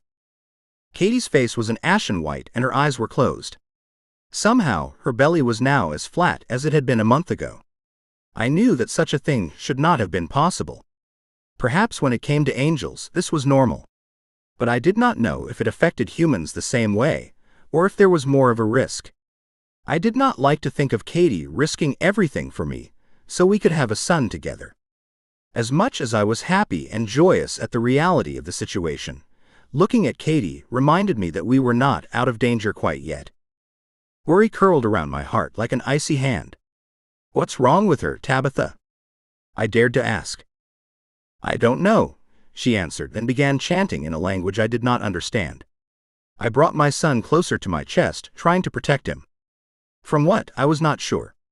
I trusted Tabitha, but I did not want him harmed or frightened even inadvertently. White light filtered from Tabitha's fingers and threaded into a glow around Katie. In that moment, Katie looked almost angelic, as though a holy white light weaved around her frame and bathed her in light. What are you? I asked before I could stop myself, not blinking so I didn't miss a moment of the magic being woven. I am like your son, Tabitha said, her eyes focused on Tabitha. My mother was half human. She leaned forward and pressed her forehead to Katie's. My son began to cry, and I held him tightly to my chest. I didn't want him to see this. I was not certain I wanted to see this. I backed away from where Katie was fading before my very eyes. What are you doing to her? I demanded to know. I didn't know how to handle a crying baby. However, I began to bounce my knees and rock my arms slowly back and forth. I did not know if this was working, but it was something. Tabitha eventually stopped chanting and stepped back. Her shoulders slumped, her face strained with an exhaustion I did not understand. I rocked our babe to soothe him, my heart heavy. I held my breath and waited. I was not sure what I was waiting for, but I hoped to see some kind of life flicker in Katie, perhaps a sign that revealed she was okay. Tabitha turned to me. You'll need to find a woman to feed him, Gabriel, she said. Katie's in a trance of some sort. A coma for humans. But why? I didn't understand any of this. Will she be all right? I don't know exactly. I recognized a poison in her blood as soon as you brought her back here. Tabitha turned and began to rinse her hands in a bowl of water. Again, I had not even noticed it before. Trickles of water fell to the floor before she took a clean towel and dried off her hands. I think that's what they injected into her. Their plan would have been to kill you, and then she would have slowly died also. And perhaps they would have taken your son. I really don't know. But the baby came early, thankfully, before the poison could take full effect. She paused to stare over at Katie with wonder in her eyes. And she is far more powerful than they realize. And now? I asked. Now? You said it was a good thing the baby came early, I said, shifting my weight as I continued to rock my son back and forth. He came out before the poison could affect him. But Katie, has it started affecting her? I believe so, Tabitha said, her voice low. I swallowed hard and steeled myself against the pain creeping in. Will she wake up? My voice cracked and I looked away. I did not like revealing my vulnerability, my worry, but it could not be helped. The thought of Katie in a limbo without having met our son, the thought of her not waking up at all, was enough to still my soul. I've done everything I can, Tabitha said. The fact that she did not sound certain left me wanting. I looked down at my son, whose crying turned into a light gurgle. It was a brief break in my worry for his mother. A contradiction that was difficult to maneuver around. Going from joy to despair so quickly was not something I was particularly used to. Since it directly involved me and my emotions, it was worse than I could have imagined. I gave her a potion when she arrived, and sugar to stabilize her. I've linked what magic I have with hers, so she has a grounding to come back to. But I don't know Gabriel. She is the first of her kind that I've ever met. My own mother didn't survive my birth. I clenched my teeth together. So giving birth to our son was enough to possibly kill her. How was I to know this? If I had known, I do not know if I would have done anything differently. I could not regret my son. And yet, I wished that there was a different way for this to have happened. I did not like the feeling that I could not be truly happy. I had to let one thing go in order to possess the other. The thought of losing either Katie or my son at this point was akin to losing a limb. Worse even, because I could still fight without an arm or a leg. How was I to fight without Katie? Without our son? His crying brought me out of my thoughts and reminded me I had a duty to him. I nodded to my agent. Tabitha had never steered me wrong before, and I needed to trust her now. I knew she would do whatever she could for Katie. I also knew there was nothing I could do in this moment for her. As such, I needed to step back. I needed to give myself a chance to have faith. And what has he done for you and your family as of late? A bitter voice in my head pointed out. Nearly killed the both of you. Gotten Katie tortured. In a coma. Yes, I responded. But Katie is still alive. And that is important. If she is alive, there is always hope. The babe needed to be fed, and although there was always human means of feeding him, from a tin. But I was sure I could find a woman who would help me feed him naturally. A target I'd saved last year from the demons had gotten pregnant with her husband soon after that. I'd go to her first. I did not like to put pressure on those I had saved, because I did not want them thinking that saving them was part of any system of reciprocity. I saved them because I was instructed to, because they deserved to be saved, not because I expected anything from them. However, I did not know where else to start. If she could not, perhaps she could lead me in the right direction. I'll take him to be fed, I told Tabitha. Will you stay with Katie? Of course. She gave me one of her curt, no-nonsense nods. I can't leave her now. I'll watch over her until she regains consciousness, or she doesn't. A beat. I do not want to worry you, Gabriel. You have already been through so much. But I will never lie to you. I will always keep you abreast of what is going on, whether you want to hear them or not. I nodded at the woman who was fighting for my Katie, the gratitude in my heart impossible to express. She was right, of course. As much as Tabitha knew, she was not God. She did not know what was going to happen. But I was grateful that she was here. She never lost her head to emotion, unlike me. I did not know if I would have handled things as well if Tabitha was not here. Actually, I did know. And it was not good. With a last lingering look at my beautiful, powerful, and woman on the bed, I flew away. My heart ached like it too had battled for its life today. It had. A demon battle. The birth of a baby who shouldn't have been born, not because his existence was wrong but once thought impossible. Now to know that Tabitha herself was like my son, to know that such things did happen, I needed to know how to fix this. How to make it right, so Katie was not at risk and my son was always safe. But now, I needed to feed him. I could not think about our future without thinking about taking that first step towards caring for him. I held the whimpering baby tightly against my chest and took my son to a home just outside Manhattan. I knocked on the door of a brownstone building, and Jasmine opened it for me. She was a target I had saved last year, spending months coaxing her from the brink of suicide to a stable place. Gabriel, she exclaimed, her blue eyes light up at seeing me as she juggled a female child on her hip. Her eyes fell on my child nestled in my arms, and her eyes picked back up to look in mine. And who is this baby, Gabriel? He's beautiful. I need your help, I said. I wanted to thank her, to discuss the perplexities of child rearing, but this was no social visit. Are you feeding still? I opened my arms to indicate my barely born son, wiggling and mewling like a kitten. Jasmine gasped and nodded, drawing me inside her home. I knew I looked a mess. Still shirtless, covered in blood, but Jasmine didn't falter. She'd seen me in similar states, during the many battles I'd had with the demons hunting her. She put her daughter down in a crib of some sort and took my child from me. "Whose baby is this?" she asked as she sat down on her sofa, opened her blouse and put him to her breast.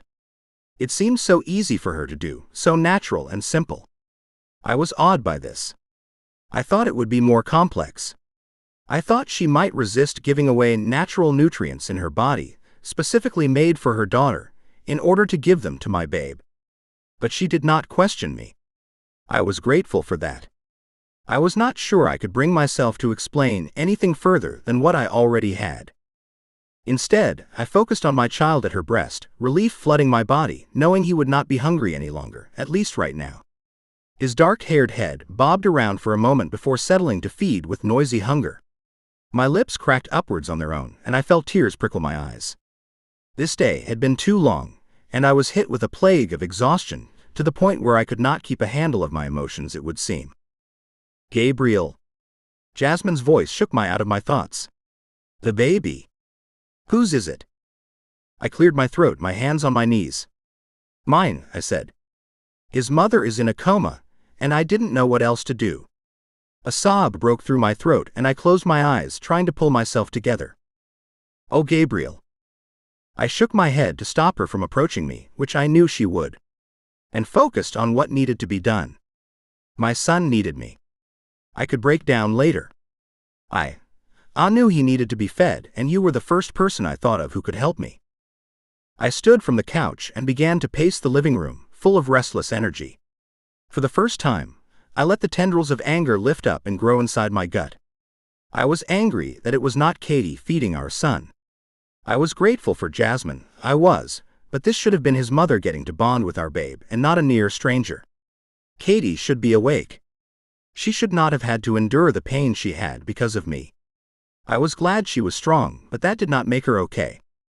"I owe you my life, Gabriel," Jasmine said, her voice gentle. I stopped pacing so I could look at her, but her eyes were on the child. "If you need someone to look after him until she wakes up, I can do it. You wouldn't have to worry. I don't want to leave him here, Jasmine. But I think it may be the only way, until Katie wakes up." My heart squeezed at the mere mention of leaving my precious child behind, but I had a world to save and a woman to avenge. "It's fine, Gabriel. Truly." Jasmine smiled down at my son, and I ran through a final checklist on whether this was the right decision. Jasmine was a truly beautiful soul, and I trusted her with my son. But what about your husband? I understood the human tendency to be possessive over certain circumstances. If it were my child, I would prioritize my child above all else. But I hoped that regardless of any Darwinian tendencies, compassion still won out, even if I was not as privy to it as others. It did not help I'd only met him once, and to say he was shocked by my presence would be an understatement. "Don't worry about Charles." She looked down at my babe with a gentle smile, ruffling his hair as he continued to suckle her breast. "Plus, I've got everything the baby needs here. Clothes, diapers, milk. I will take good care of him, Gabriel. You can trust me." I ran a hand through my hair. I hadn't even thought about any of that. It was such a different feeling, being human. Thinking, as though I actually was one. Diapers were not something at the forethought of my mind. Safety was. Katie was. Nourishment and sustenance, certainly. But something as innocuous as diapers was not something that I had even thought of. I wish Katie were here. She would have thought of diapers and blankets and clothes and whatever else babies required. She would teach me the things I needed to know about raising a child. I would teach her about his angelic legacy. We would be partners. But I did not have her just yet. Which was why I was here. If you could, just for a few days. I stood from the couch, my eyes on my child. He would be safe here with her, I reminded myself. And his safety was now the most important thing in my life. Jasmine nodded and looked down on the child at her breast once again. The look on her face was something I could only describe as maternal. A prickle of anger at demons, at hell, at everything that was wrong with this. I took in a deep breath and released it. This was not Jasmine's fault. I was lucky to have her. What's his name, Gabriel? Her voice broke through my thoughts, and I shifted my eyes once again to Jasmine. We haven't decided yet. And I wouldn't decide until his beautiful mother was awake long enough to choose something with me. If I could trust that my child remained safe, I could leave him to hunt down those responsible for kidnapping Katie. And I planned to. If Jasmine didn't help me, then I couldn't do my job. I couldn't protect Katie. I couldn't protect my child. A strange tingle moved up my spine, and I sat down on the couch once again next to my old target. My knees bounced up and down, my hands dangling between my knees. I did not like to think about what would happen if I could not complete my task. I must get back to her, I told Jasmine. I did not like waiting. I did not like leaving my child. But I knew I had no other option. If I wanted to ensure his safety, Katie's safety, I needed to extradite the demons and make sure Earth was safe once again. I will return tonight. Are you sure you can keep him safe, Jasmine? I didn't want to appear ungrateful for her help, but I now had something much more precious to lose than my place in heaven. If Jasmine did not want the responsibility, I would not hold it against her. I would understand. I did not want her to place herself at risk, especially since she had her own child and husband to care for, unless she knew she could handle it. Yes. There was absolute certainty in her voice. And I will call for you, if I see anything out of the ordinary. She'd gone through hell herself, fighting off the torture of the demons chasing her last year, and she knew every trick in their repertoire. All right. Thank you. I stood up and turned to leave, but the invisible strings of love tugged me back. I dropped my head and pressed a kiss to my child's soft hair. I will be back, my son. I gave Jasmine a smile and locked the front door behind me. My destiny had changed in one night. I no longer cared if I ever found my way back to heaven. I wanted Katie alive and well and my son safe. The hunt had changed, and so had I. Chapter 9. My instincts screamed with the scent of death, and I curled my fingers into tight fists. My wings twitched, wanting to shoot out and take flight. Everything inside me wanted to hunt the demons who caused my love, the mother of my newborn child, to be placed into a coma in order to save her life. I wanted to shred the skin of those monsters who forced me to leave my newborn son with an old target of mine, who had milk in her breast to nourish him. I stepped out the front door into the cool, late afternoon. For a moment I swayed on the spot, standing on the doorstep of Jasmine's brownstone. Fear, an unknown emotion to me up until today, shivered along my spine like ice. Cold, strong and unwanted. I released a shaky breath. I'd just made the biggest decision of my life. Leaving behind someone who was arguably the most important thing to me was like ripping off my sword arm. Trusting another to guard him as I would was near impossible, but Jasmine was the closest person I could think of who would do just that. My son. I still couldn't wrap my head around the very concept of him. This was not supposed to happen, a half-human, half-angel progeny. But apparently, this was not the first time this had occurred. I just did not think it would happen with me. I still had a penance to pay for falling from heaven, and while I did not know when that penance would be repaid, I had been unwavering when it came to my duty. Saving humans demons wanted to destroy was easy and satisfying, but I had longed for home. Until Katie. They can all get fucked. I have a new home now. A light breeze ruffled my hair. It was difficult for me to get cold because of my angelic tendencies, but my skin pinched all the same. Katie was different in every way. She was a witch. She was genuine and beautiful and kind. She was the woman I loved and the mother of my child. She was the person I intended to save, even though I had technically already fulfilled my duty in regards to her. My duty was only to her, to my son. Everything else fell to the wayside. I had two options. I could stay and protect my child in Jasmine's home while she tended to him. But that would not bring his mother back to me, nor to him. And if she died because of this poison infesting her body, where her only chance of survival was to place her in a coma, how would I explain it to my child in the years to come? How could I look him in the eye and tell him I had done absolutely everything to save her? What kind of father, what kind of man would I be? I needed to do everything in my power to get his mother back, for him and for me. And to do that, I must solve the puzzle before me. Why was Katie so important to the demons? I stretched to my full height beneath my shield of invisibility and extended my blackened wings. They screamed in relief. I glanced at the singed ends. The battle I had fought, was it only a day or two ago? Flashing in my mind. Demon fire was deadly to an angel. I could heal myself against almost anything, but I could not regrow my wings if they were burned off with demon fire. However, they still worked, and I intended to use them to the best of my ability. But first I needed clothes and a plan. Katie's home was where I needed go. A place I could be alone to think without fear of being attacked. Despite my invisibility, the demons were able to track me if they needed to. I needed some time to slow down and wrap my head around everything that had happened. Everything had happened so incredibly fast, and my brain was struggling to catch up with my new reality. As much as I wanted to rush in and fight, I knew that was not the most intelligent decision. Not if I was going to do this the right way. I leaned forward, cleared Jasmine's stoop, flapped my wings and catapulted myself into the sky. I flew higher and higher, until the clouds were at my elbows and earth was far beneath me. I glanced up at the never-ending expanse of blue above me. I hadn't ever stopped to ask why. I'd been taught it wasn't my place to question my fate, nor the overall plan. But here I was, still a fallen angel, and a new father to a son who Tabitha, my angel agent, said could be the beginning of a race of super soldiers. Why was the question I should be asking. Why had this happened? Why me? Why Katie? Why? How had Katie and I achieved such a thing? And why was I still an angel, if I was able to father a child? Shouldn't I be demoted to a human, at the very least? Taking away my immortality seemed like the perfect punishment. Although, if I could grow old and die after a life spent with Katie, it wouldn't be a punishment at all. Quite the opposite, in fact. I'd finally found someone to exist for, to love.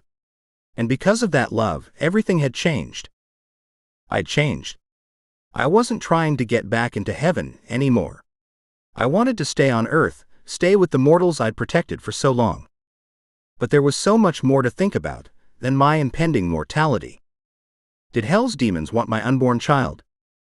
I wasn't entirely sure if my son was who they were after, or if it was Katie, or if it was me. They had been trying to get their revenge on me for a while, and I thought that attacking Katie was their way of doing that. But what of my son? Certainly, they knew he existed. But did they want him as well? No answers came to me. In desperation, I closed my eyes, extended out my arms, and thought of my lover, the goddess Teramea. The reason I'd been thrown out of heaven. The woman I'd loved for millennia. The air surrounded me and my wings flexed out, stretching as best as they could. I flew as high as I could go, and there was a whisper in my ear. The faintest of words. Go now, Gabriel. Quickly. My eyes snapped open and I dove back to earth. I wasn't going to ignore Tabitha's warning. I rode the currents of air over the city and landed with a loud thump on the concrete outside Katie's house. It was moments before sundown. I glanced to my left, then to my right.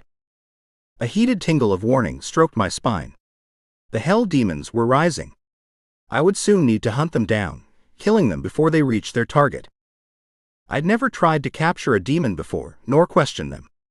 My goal had always been to exterminate them on sight, their very existence on this plane a crime. But I needed information from them now, and that would require a different dance. I sneered as I shifted my weight, turning my eyes once again to Katie's purple door. I did not like admitting that I needed them at all. I did not like depending on demons to assist me with anything, let alone something of grave importance. I would not put it past them to use tricks and deceit in order to attempt to keep me from reaching my goal while interrogating them. If it was even possible to interrogate them, because if it was, I'd be willing to do anything to find out some answers. I walked up to Katie's door and adjusted my height to suit her small house. Unbidden, a small smile rose to my lips as my gorgeous witch filled my mind.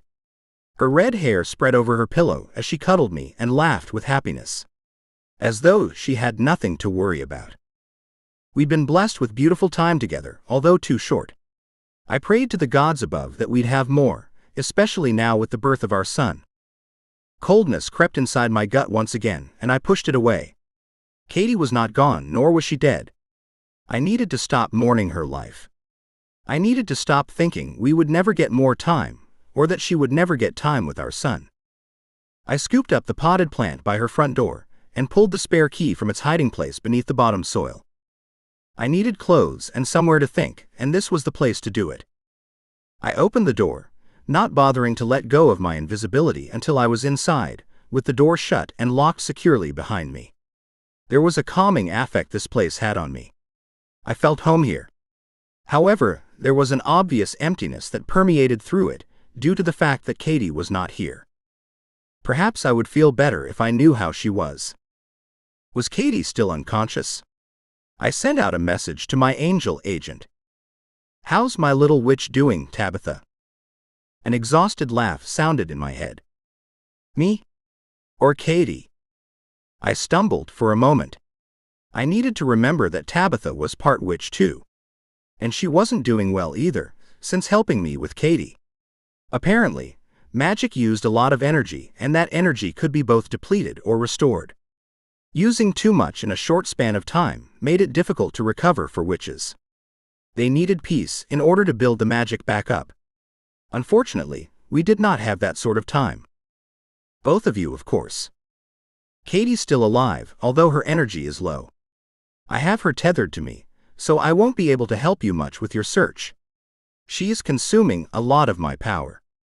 I could hear the exhaustion in her voice, though she tried to hide it. I could not help but feel a swell of gratefulness for having her in my life.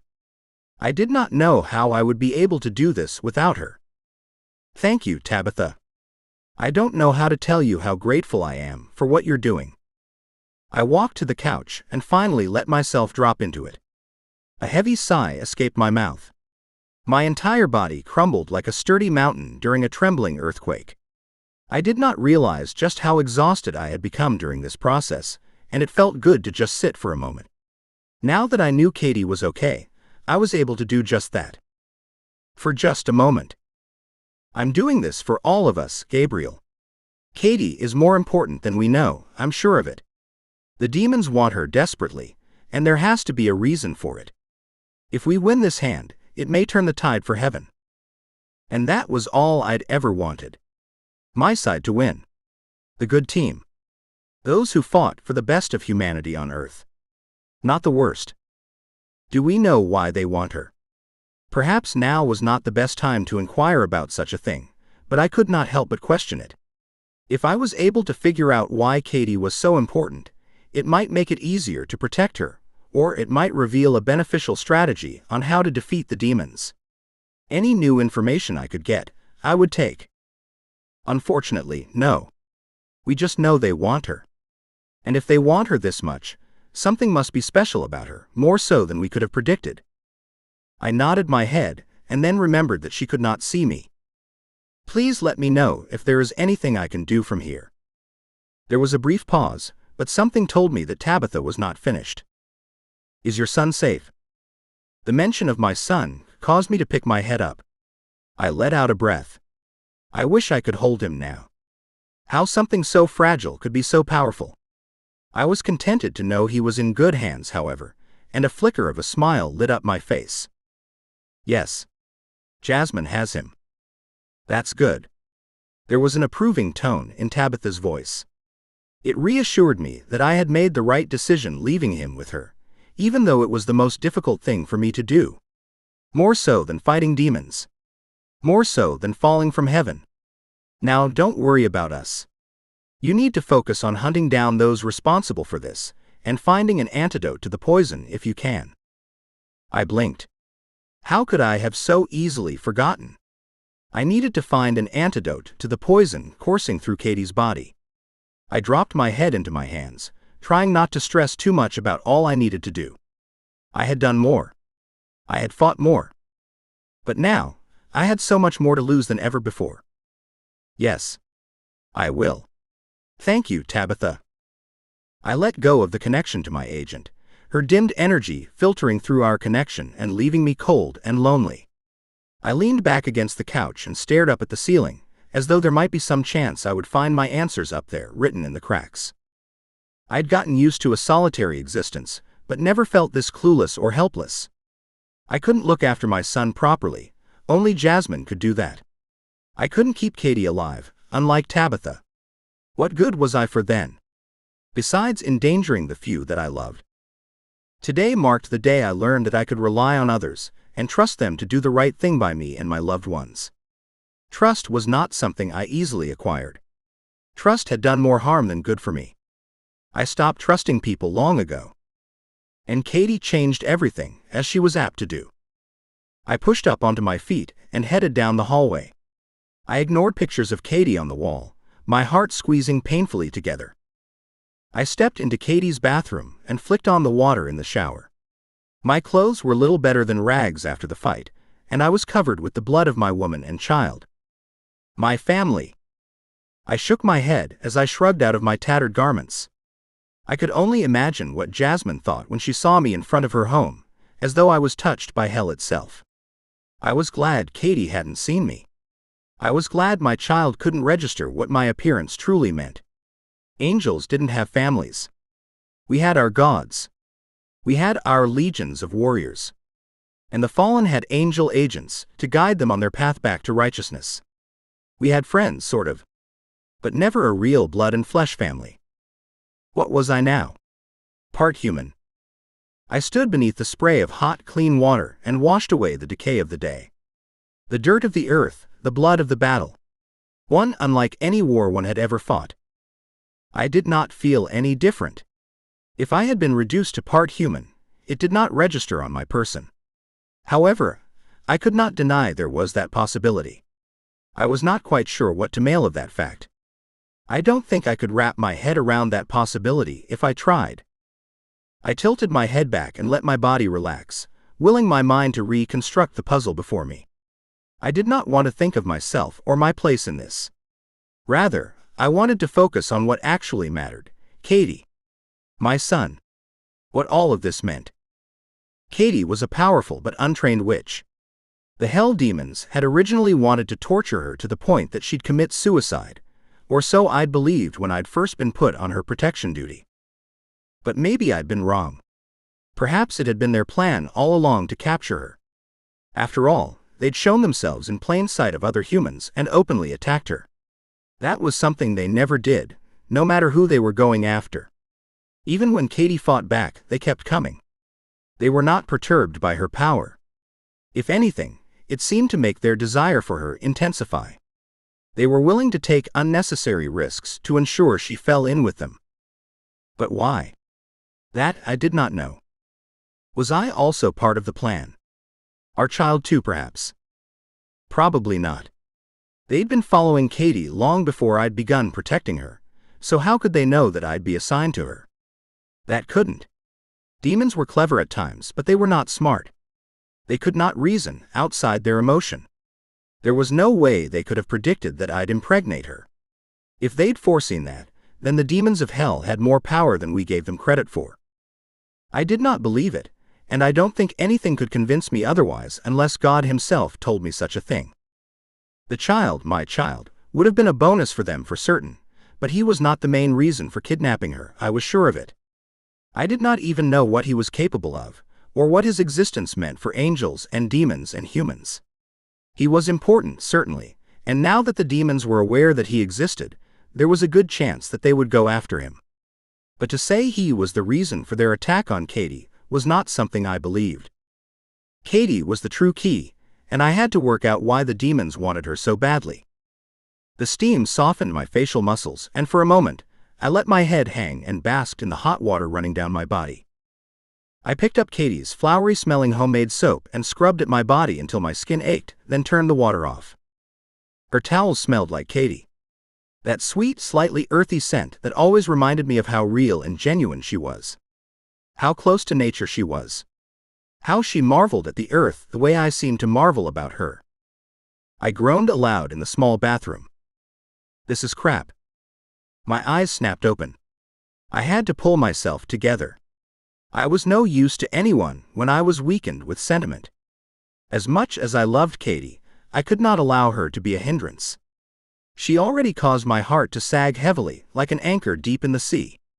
I could not allow her to do the same for my rationale. I pushed aside any struggling emotions with ruthless efficiency and dried myself quickly. It wouldn't serve Katie for me to fall apart now. Nor my son.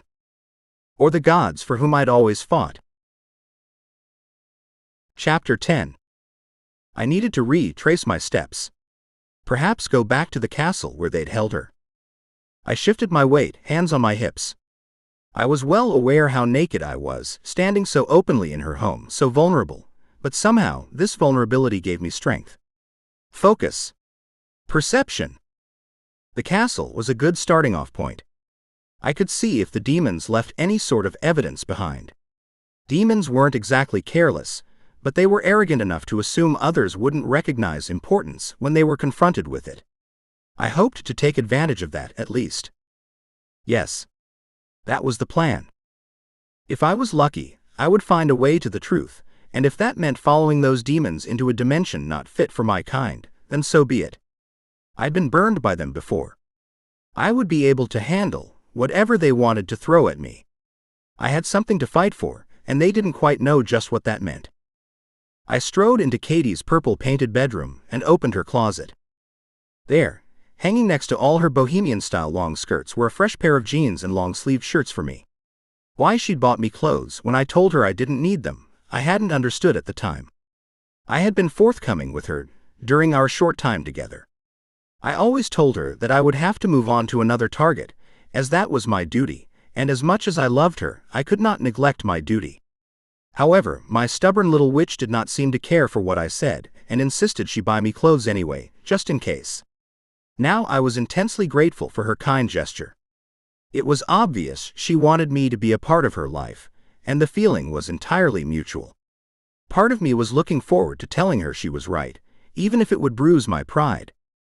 I tugged the clothes off their hangers too hard. They twanged from the pole to the floor, and I left them there, not wanting to bend over and disturb another thing. If she ever returned home and I wasn't there, I hoped she would understand that I used the clothes she had for me.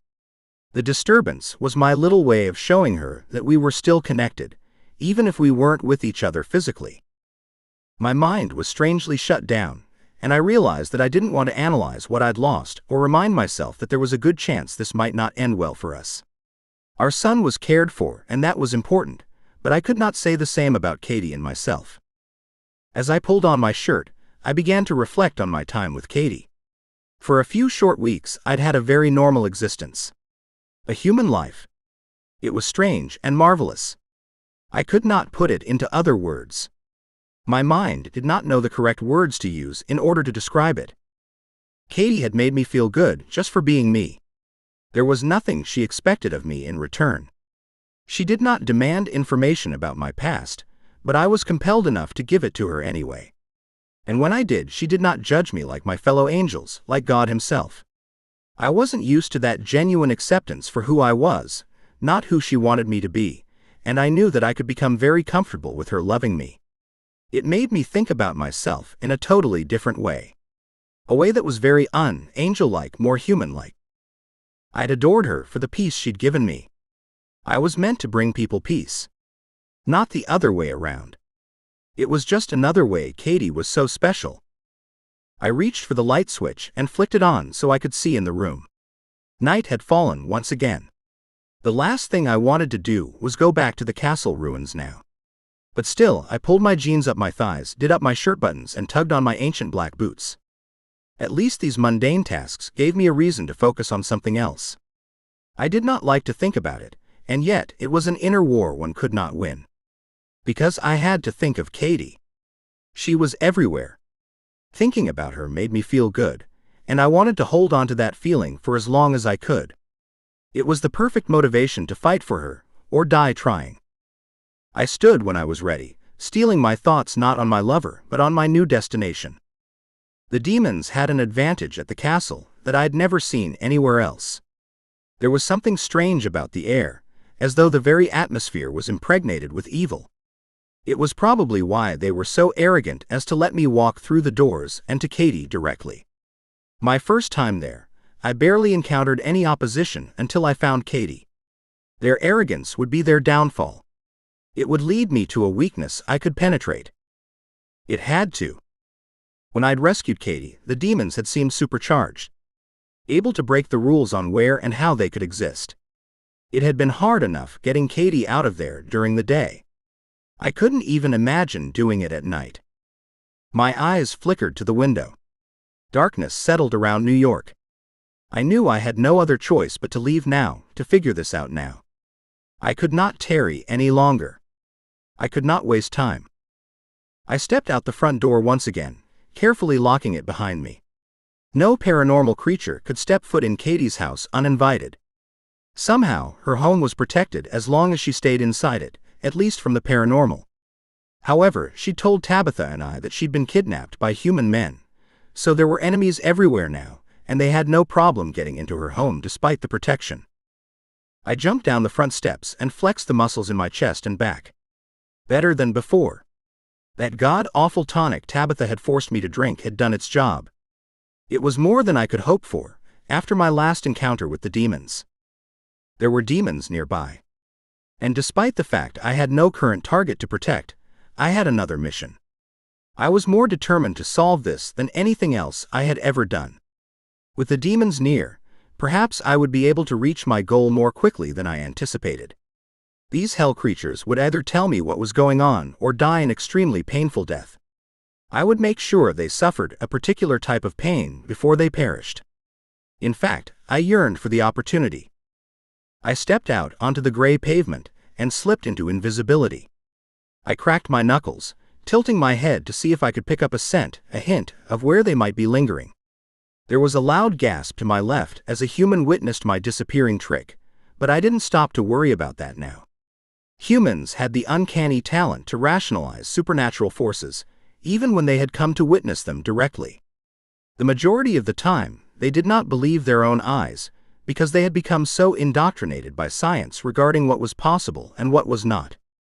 The human would chalk it up to his eyes playing tricks on him, I was certain. His conscious brain wouldn't believe in the fantastical. So few did.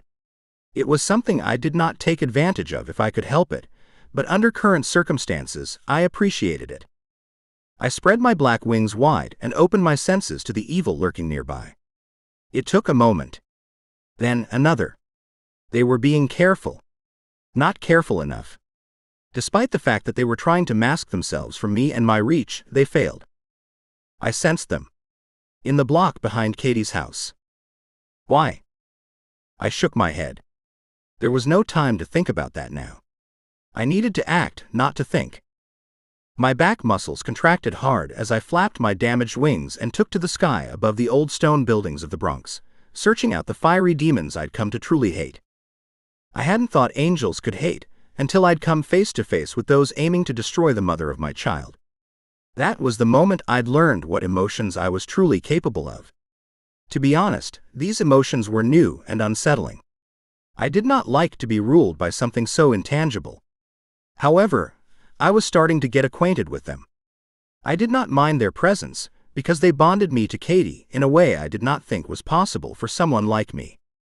There was a flicker of orange flame in the backyard of a small house below me.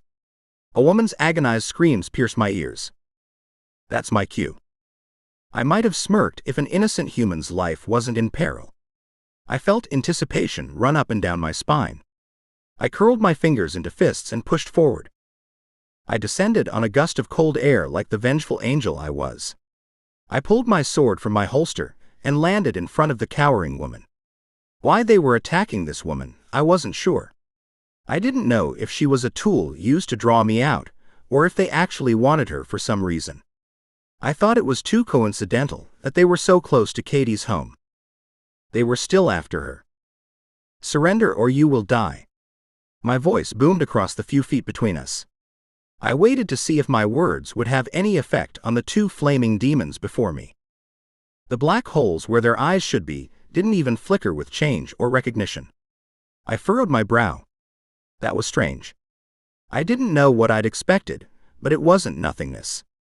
Where was the burning hatred? The anger and fear? Where was the understanding of what and who I was? The recognition? I did not care one way or the other personally for my pride's sake. However, the fact that they seemed wholly indifferent to who and what I was both unexpected and unnerving. I gripped my sword tighter and waited a beat. They charged at me and I heaved a sigh. I should not have been thrown off. Of course they would attack me. That was their sole goal for creation. Why had I thought I could speak to these things? It had been a moment of dumb hope, obviously. They were little more than wild animals. This was where my new human-like tendencies were more of a detriment than a benefit. Humans had this surprising tendency that they believed they had the power to ignite change on an individual basis, whether it was through relations or on a grander scope, such as politics or the environment. The reality was that change happened, but not because of humans. Because it was God's will. I used to find their beliefs amusing. Now I had nearly succumbed to the same thing. I clenched my jaw. I would not allow that to happen again. I spun in an arc, slicing at one demon with my silver sword, then I ducked and swung at the other. The demons lost limbs to my blade, if that's what they were. Their hollow screams echoed in the small space as I continued to dance around them, chopping off parts of their red and yellow glowing bodies, until there was nothing left but a pile of black ash on the grass before me. I felt a sense of satisfaction course through my body as I ripped each limb from their body. I stood still finally, my heart beating too hard. Too fast. My head, a whirling mess of confusion. I turned towards the back of the fence and waited for the next wave of attacks. But nothing came. It was still. There was a gentle breeze, a caress of the oncoming autumn season. New York was never still. A woman squeaked, and I twisted around to face the beautiful little house where the demon's victim still cowered. "Please don't kill me," the woman said, and once again I was shocked into speechlessness. Wasn't I under my invisibility? I checked my energy, and yes, I still was. How was this possible? "You can see me?" I asked her, and slid my sword onto my back once again. Katie seemed to be the only person who was able to see me like this. But I was wrong. There was more of her kind. I was not sure how I felt about that. Perhaps Katie was not as special as I once assumed, at least when it came to what the demons wanted. She would always be special to me, however. The woman nodded frantically, her eyes wide and fearful. This was not good. Why wasn't my magic working? Unless it wasn't this woman at all. What if I truly was becoming human? What if I was losing touch of my angelic side and succumbing to this new role of being human? "Don't be afraid of me," I told her. I needed her to be calm more than I needed to understand what was going on. I held out my hands, hoping to placate her rather than intimidate her. "My name is Gabriel. I came here to kill the demons who were sent here to torture you. Now that my job is complete, I intend to leave. I will not harm you." I would have liked to say I was there to protect her, but she wasn't my official target. "Demons?" she repeated, slowly rising to her feet. I leaned forward to offer her my hand, but she pulled away quickly. I could see the hesitation in her eyes. She did not want to touch me at all, unsure if she could trust me. I could not blame her for that, and I stepped back, not wanting to intimidate her further. She was older than I'd first thought, perhaps 45 or 50 years old. She trembled like an amber leaf in a fall breeze, but there was the same magic about her that I had sensed in Katie. Now that I was not fighting demons, now that I was not reveling in their deaths, my senses picked it up almost immediately. "Another witch, perhaps?" I addressed her question. "Yes." I nodded once. "Warriors of hell. They were here to frighten you." "Not kill me?" she asked, wrapping her arms around her body. She looked down the empty street, blinking once, twice, as though she wished she could unsee what she just experienced. No. I don't think so. Though, what did I know about the strange world this place had become? For centuries, I had believed the demons I killed had a solitary mission, which was to torture people into committing suicide so they could take their souls. But these new attacks were completely different, and didn't fit the original pattern. The first was Katie. But this woman. Now it was becoming a pattern, a strange one that I could not yet predict or rely on. It left me feeling unguarded and hesitant. I did not like it whatsoever. Has this happened before? I asked her, shifting my weight and giving her my full attention. She nodded. She was still trying to catch her breath and refused to look at me. I wished she would trust me, if only a bit. Damn, why wasn't someone in charge of protecting her? It made no sense that she wouldn't be assigned a guardian. I didn't get your name, I said. Maybe if I learned more about her, I would be able to figure out why she didn't have protection. Margaret. She twisted one of the silver rings on her index finger, which drew my attention down to her jewelry. I recognized the sign of a witch in one of the many bands adorning her hands. Margaret, do you practice witchcraft? I made sure to keep my voice neutral. I did not want her to think I judged her for her chosen spiritual path. I needed her to be comfortable with me, to be honest. Her gaze flew to mine, and her eyes showed a depth of intelligence I hadn't expected. Why do you ask me that? She demanded, her tone changed. Now stronger and more defiant. I almost smiled. She reminded me of Katie in that moment. Fierceness must be a requirement for a witch. Because I think someone is specifically hunting witches in New York, I replied honestly, ignoring the pang in my heart at the reminder that Katie was still incapacitated. My last charge was taken and tortured, poisoned. And I'm trying to find out why. Poisoned? What do you mean? She asked, taking a step closer to me. Her eyes were filled with worry. I tilted my head, curious if she knew more about what was going on than even I did. Considering she had been attacked, I would not be surprised. Her eyes were bright and interested now, and her trembling seemed to have vanished. I narrowed my eyes at the woman, who now seemed to have been faking her previous terror. What do you know about this? I asked. Again, I tried to control my voice as best as I could.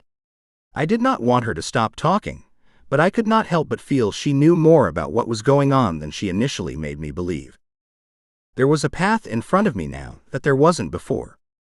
Katie was obviously not the first witch, and perhaps not the last, who had been pursued and conquered by this enemy. The demons had a new mission, and it had something to do with the witches of New York. Chapter 10. Abigail stared at the Lord beside her, her heart pounding in her chest as the applause rose inside the assembly room. The poet had apparently finished his recitation, and yet her eyes were intently fixed on James. She couldn't drag her gaze away from him. His words still lingered in the air around her, and her skin tingled with every strained breath she took. When the applause faded, Abigail lowered her gaze, reluctantly. Without speaking another word, they stood and departed the assembly rooms. They walked to the coach, and she bit her lip to stop it trembling. She had to say something to break the silence. It was a lovely evening. I enjoyed it very much, Abigail eventually said, after deliberating on her choice of words. She didn't wish to sound too eager, but she doubted she'd achieved that. Her breath kept hitching in her throat, and she couldn't stop the smile that lifted her lips on both sides. Her only saving grace was that he seemed as breathless and enamored as she. Spending time with you, regardless of the activity, is delightful, James said. And what you said to me earlier, you feeling unworthy to be in my company, could not be further from the truth. But I am not the daughter of a titled man. My family is not at all wealthy, and I have no dowry, Abigail said as they reached the coach. This was something that weighed on her, for several reasons. One of them was because she feared that these misgivings, over which she had no control, would affect the way James viewed her. Her natural inclination, therefore, was to point them out up front. Your nobility, or the lack thereof, does not matter to me. It is your heart that makes you who you are, not the family into which you were born. Abigail's pulse began to race at James's words, and she felt her defenses lower like the drawbridge on a castle opening. Much to her better judgment, she was developing very strong feelings for James, a man she barely knew. But at the same time, it felt like she had known him her entire life. It was a strange feeling, but deep inside her heart, she trusted that intuition. Your words ease my troubled mind, James. My mother seems to think otherwise. She wishes me to marry a highly titled and respected man, from a wealthy family. But that is not what you want, is it? I am not certain what I want, to be utterly honest. And why is that? Abigail sighed. It is a rather annoying and sad tale. And it was probably time she told him, if they were to have any sort of future together. You don't need to speak of it, if you are not comfortable. That was not relevant. It was the right thing to do. Thank you, James. I will share my story with you soon, as I believe you should hear it. But not this evening. I respect your decision, James said. And I wish to thank you for respecting mine. Regarding telling my tales of war. I am not yet ready to open up to anyone about it. It was a traumatic time, and I suppose I am still processing it all. You are fully entitled to process it for as long as you need, Abigail said. Her chuckle was bitter. Although my tale is not nearly as traumatic as yours, I am also not ready to share. It seems we both have a war story of sorts. Abigail smiled sadly and nodded. It would seem so. There was silence in the coach for the rest of their journey back to her family's townhouse, and the quiet was not in the least bit uncomfortable. An occasional exchange of glances between them was enough to keep Abigail's pulse rate high, and the smile lifting her lips. When the coach came to a stop, a wave of disappointment crashed over her. She had secretly hoped he might steal a kiss from her, but it wasn't to be. She didn't wish for the evening to end, but there wasn't a thing she could do to prolong the encounter. Or was there? The sky was dark and stars sparkled overhead, as Abigail stepped onto the footpath that led to the front steps of the townhouse, with James alighting beside her. I truly had a wonderful evening, Abigail, James said. It certainly is a pity it must come to an end. A grin slowly formed on her lips as she glanced at the front door and turned back to James. Perhaps it does not need to end quite yet. James's eyes sparkled in the moonlight. Would you care to join me for a nightcap? She asked, her nervous breath catching in her throat. James raised a single eyebrow but didn't say anything. Abigail wasn't certain what that meant. Did he now think her a brazen hussy? She didn't want him to think she wished to lead him into her home and seduce him, as that was not the case.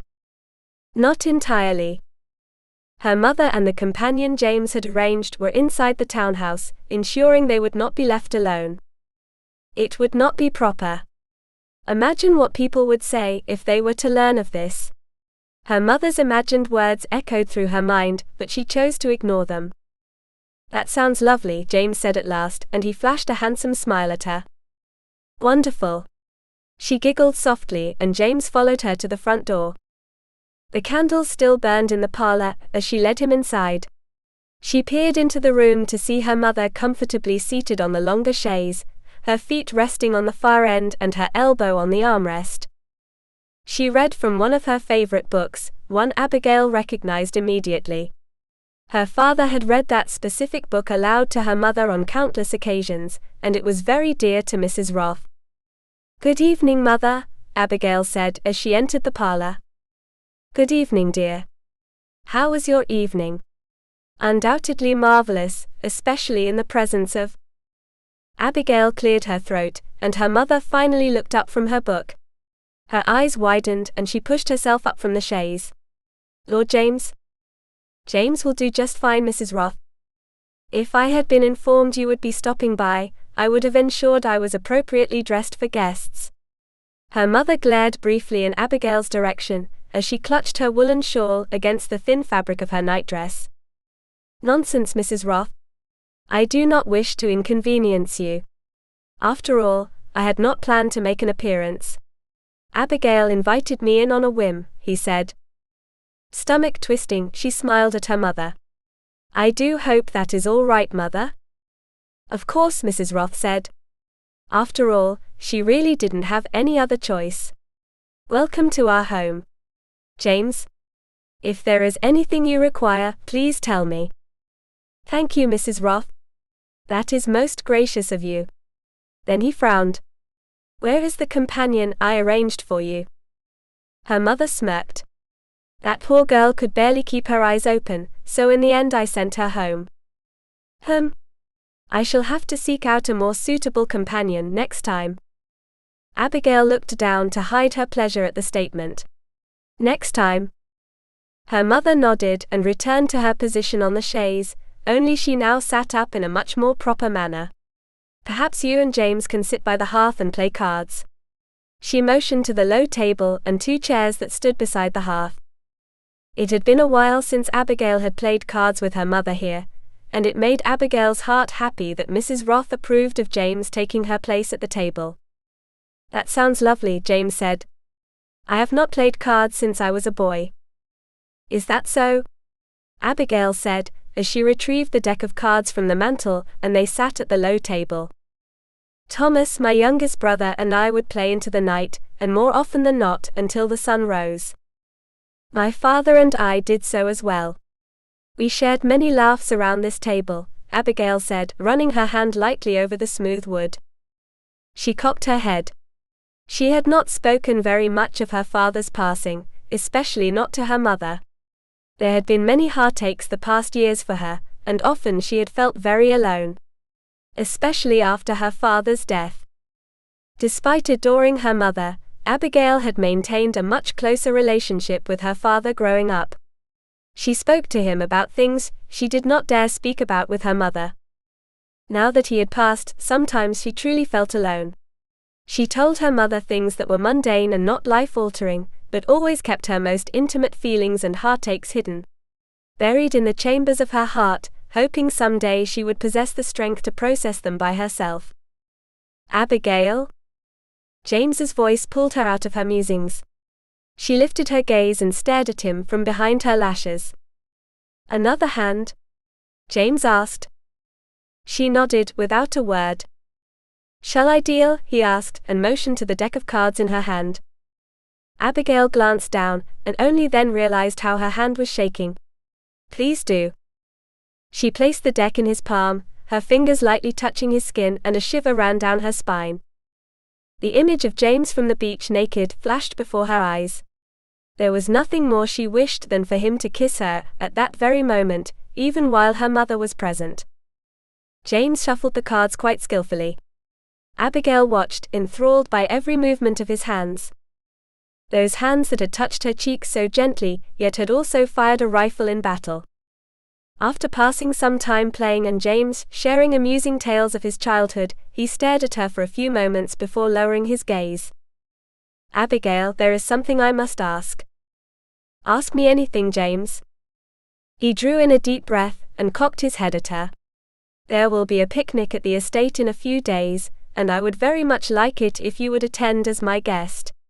It will not be a large affair, I can promise you that. It is much more intimate and mostly family. It would mean the world to me if you would accept my invitation. Abigail's lips parted, and she glanced at her mother, who was doing a rather poor job at pretending she was not listening to their conversation. Will that be all right, Mother? Shall I request Dottie too? There is no need. I have seen James is a very fine gentleman, and that he will ensure you return to the townhouse safely. Isn't that so, James? Her mother said. Of course. I promise that no harm will come to your daughter, and I will return her safely after the conclusion of the picnic, James answered. Then it is up to Abigail to have the final word in this matter, her mother said. James turned to Abigail, and she was unable to contain her glee-filled heart. James, I would love nothing more than to accompany you to the picnic at the estate. Her heart began to race with excitement, and James's eyes lit up from her answer. Chapter 11. The picnic at his brother's estate had not turned out as intimate an affair as James would have liked. He had hoped he would have Abigail to himself, or at least to some degree, so they could get to know each other better without the prying eyes of the town upon them. But Charles had once again invited more people than he had promised. Somehow James was not in the least surprised. Unfortunately, Charles had a tendency to over-plan things. He would insist that an event include only relatives and close friends, but then there would be people James had never even heard of in attendance. Charles was merely one of those kinds of people. Perhaps he had the heart of a socialite, hidden underneath his broad shoulders and tense demeanor. Or perhaps there was another explanation. A reason that had deeper roots than anyone realized. Perhaps it was his need to surround himself with people in order to distract him from his own problems at home. James cocked his head as he watched Abigail and her friend Julia giggling. They were playing a gentle game of croquet. The two young women smiled happily as they shared their amusement for something. James couldn't tell what their amusement revolved around as he stood on the other side of the lawn. But he was very much enjoying seeing her smile and hearing her laugh. Abigail's skin was radiant in the sunlight, and her pale blue dress suited her complexion and dark hair. As much as James craved time with her privately, social convention dictated otherwise. He didn't wish to embarrass her either. But nothing dictated that he couldn't watch her from afar. A smile formed on James's lips as he continued to look at her. He did not even notice the presence of another person beside him until she spoke. It was Emma who said, "It is impolite to stare so shamelessly at her." James tore his gaze away from Abigail and looked at Emma, who grinned at him. He shrugged. "I cannot seem to help myself. She is easy on the eyes and a delight to watch. She certainly is beautiful. And witty and intelligent. What on earth could she possibly see in you?" Emma said with a chuckle. "Pardon my giggly state." James stared at his sister-in-law, noting the pinkness in her cheeks and her drowsy eyes. "Were you in the cellar, Emma?" James asked, and he narrowed his eyes at her. "Only briefly." James frowned. It was entirely out of character for Emma to have spent time in the cellar, where Charles's famed collection of wine was stored. Clearly she had helped herself to more than what she would usually consume.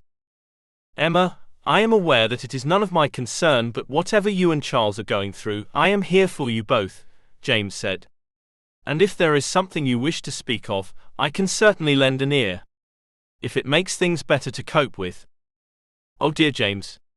Talking of it will not change anything," she said with a sigh. "What will?" Surely there was a way to help her. Help them. Emma sighed again, even more wearily than before. She seemed defeated and tired, and her eyes were dulled by the wine, her cheeks flushed from the heat. "Your brother tires my soul. We are not getting along as well as I had hoped we would at this stage in our marriage. Is this the reason why you moved to your own bedchambers?" "Indeed. I cannot sleep beside a man who does not share the entirety of his heart. Our marriage was a marriage of convenience, of this fact I am well aware, but one would think after 10 years he would understand my needs and the kind of woman I am." James clenched his teeth as he watched Emma lower her gaze, struggling to find the words to express her heartache. She continued, "While I appreciate the offer you made for lending an ear, I am certain you do not wish to listen to my tales of woe. Emma, you are a part of the family and you have become a sister to me, the only sister I am likely to have. You may come to me. Your tales of woe are not a burden to me, and they never will be. I have my own tales." Emma's mouth curled into a small smile, and she nodded gratefully. "Thank you, James. I will most certainly take you up on your offer in the future. Now there are more important things for you to focus your attention on." "Such as?" "The lovely Abigail, of course," Emma said. "She speaks very fondly of you, and there is a sparkle in her eyes when she gazes upon you. It is undeniable. I recognized it immediately, as it is the way I used to gaze upon Charles, and the way I wish he would gaze upon me. Emma, my brother is a complicated soul. He is set in his ways, and you do not need to tell me any more. I have been his wife for the past decade. I know how he is, and yet he remains a stranger to me. We have not connected or had a meaningful conversation in a very long time," Emma said, and briefly lowered her gaze. "But no more of that." "Emma?"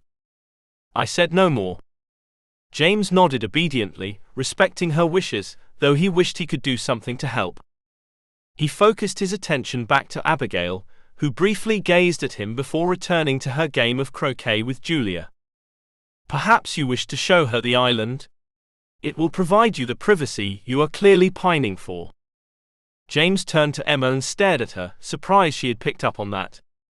And judging by the longing manner in which she occasionally glances at you, it is safe to say she craves it too, Emma said, and cocked her head as she awaited his response. James shifted his gaze to the island in the center of the lake.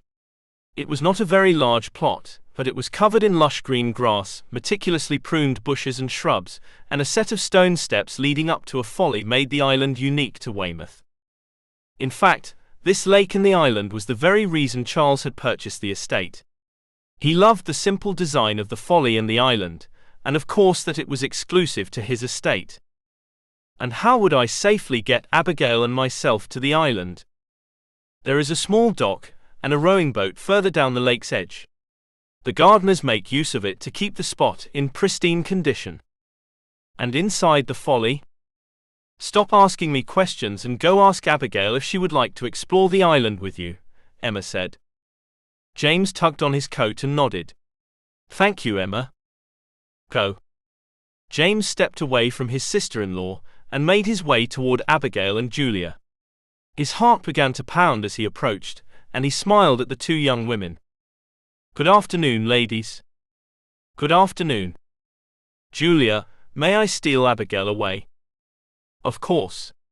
She has been hoping you would, Julia said with a smirk. Julia, Abigail hissed and widened her eyes slightly. I will leave you be, Julia said and left their side with a giggle. She was merely joking, Abigail said. Was she? Abigail's cheeks flushed and a nervous giggle escaped her throat. I was wondering if you would care to join me on the island? James asked and motioned to the dock where the boat was buoyed. The island in the middle of the lake? You and me? Alone? She asked. Indeed. Abigail's eyes sparkled, and the corners of her mouth curled up seductively. I would love to.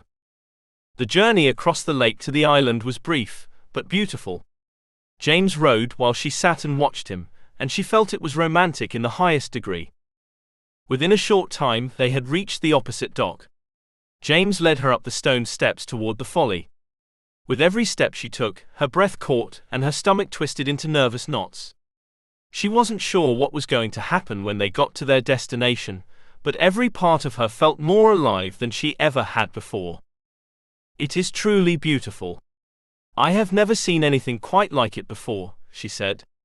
She glanced up at the tall round building, her mouth rounding. Has it been here long? For as long as I can remember. She ran her hand along the smooth stone pillar and smiled. It is in pristine condition. My brother thrives on perfection. Perhaps too much, to be entirely truthful. I have come to notice that. James followed her onto the narrow terrace surrounding the folly. What do you mean by that, Abigail? She smiled sadly and let James in on what she had seen. Charles thrives on perfection, you mentioned. His wife is beautiful, yet he does not seem to notice her. He did not glance in her direction, not even once. Why is that? There are some unresolved issues between them. I see. Though she didn't, not really. But how could she see? Those issues were private, and between the Duke and Duchess alone. She stepped closer to James and cocked her head, feeling brave.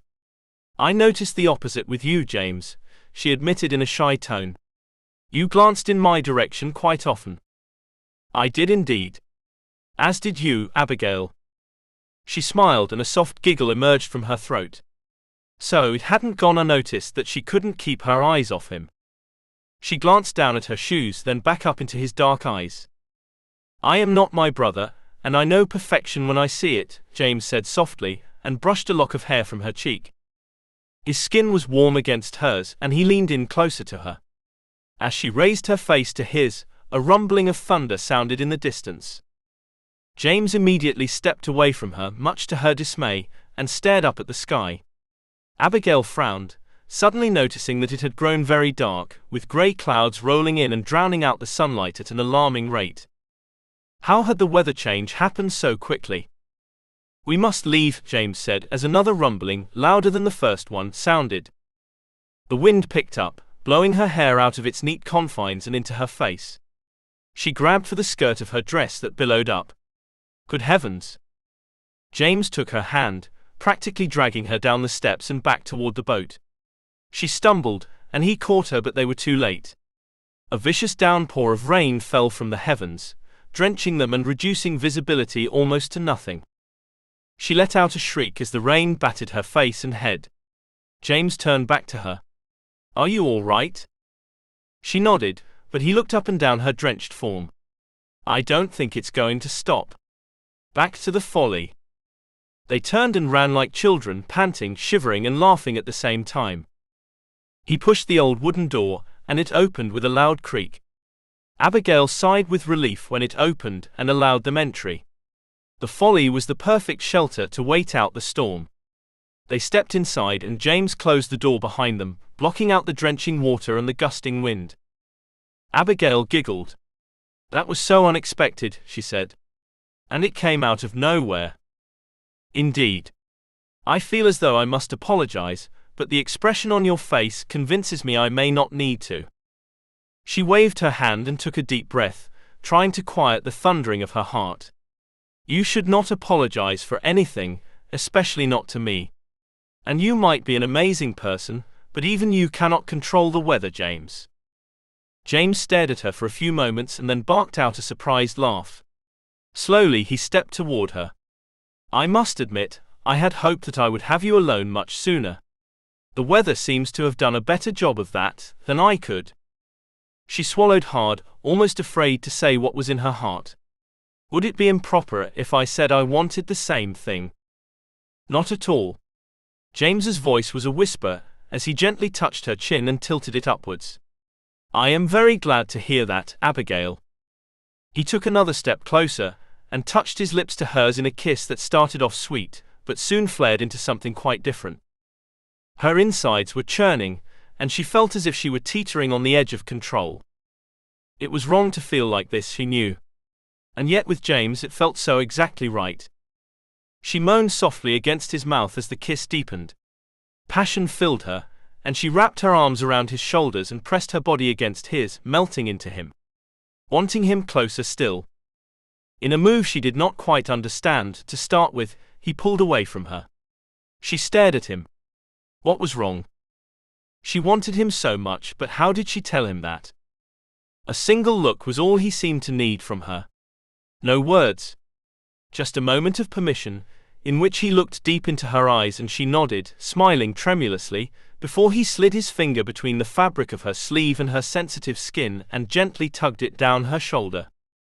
"Stop me at any moment, Abigail, and I will comply." His voice was rough, and the desire it contained set her whole body on fire.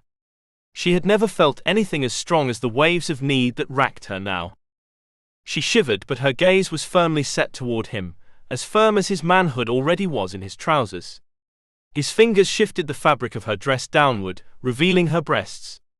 He stared at her while she shivered under his gaze, then he lightly grazed her skin with his fingertips. Her breathing became labored as he pulled her close, kissing her this time with a hunger that made her stomach pulse with longing. She wrapped her arms around his shoulders. His hands seemed determined to remove her dress as speedily as possible.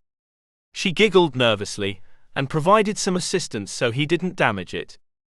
Her dress and undergarments fell to the floor, and she unbuttoned James's waistcoat and shirt, discarding them in a similar fashion. She traced invisible lines on his bare chest with her fingers, wishing to memorize all of him. He carefully laid her down on the floor, on an old rug, and though the surface was a little dusty, that did not deter either of them. James removed his boots and trousers, joining the now naked Abigail on the floor. He kissed her once more, this time as tenderly as his fingers explored her body. A gasp escaped her throat as James slid his fingers inside her. He kissed her and moved his fingers to give her pleasure, making her core pulsate with longing. For him. For more. She broke the kiss to exhale in a moan, her breathing ragged against his neck as his rhythm sped up.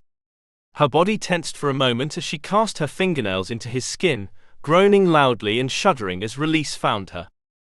James smiled down at her and Abigail sighed, allowing her bliss to relax her body. He took her hand and placed it on his organ, encouraging her movements. "Yes," he murmured, "just like that, my darling," and his words fired her need once again. She tightened her grip and began stroking his hard shaft. He already desired her, it was clear, but perhaps in this way she could build up the need in him even more. As her strokes became faster and harder, his muscles tensed. He drew in a deep shuddering breath before sliding his fingers out of her wet channel and grabbing her to pull her closer. The tip of his manhood pressed against her inner thigh. She lifted up her leg, giving James the opportunity to slide inside her. A loud moan came from both of them as he did so, Abigail's fingers clawing into James's back. His thrusts grew harder and deeper with every moan Abigail gave. His fingers entangled in her dark hair, as his powerful thrusts made her body quiver. His mouth found one of her breasts, and he sucked on her nipple as if ravenous. She couldn't believe what they were doing, but she couldn't get enough. Her gasps grew louder, and James gently covered her mouth with his hand, indicating quiet. She turned and sucked on his fingers, working on instinct, which seemed to incite him even further.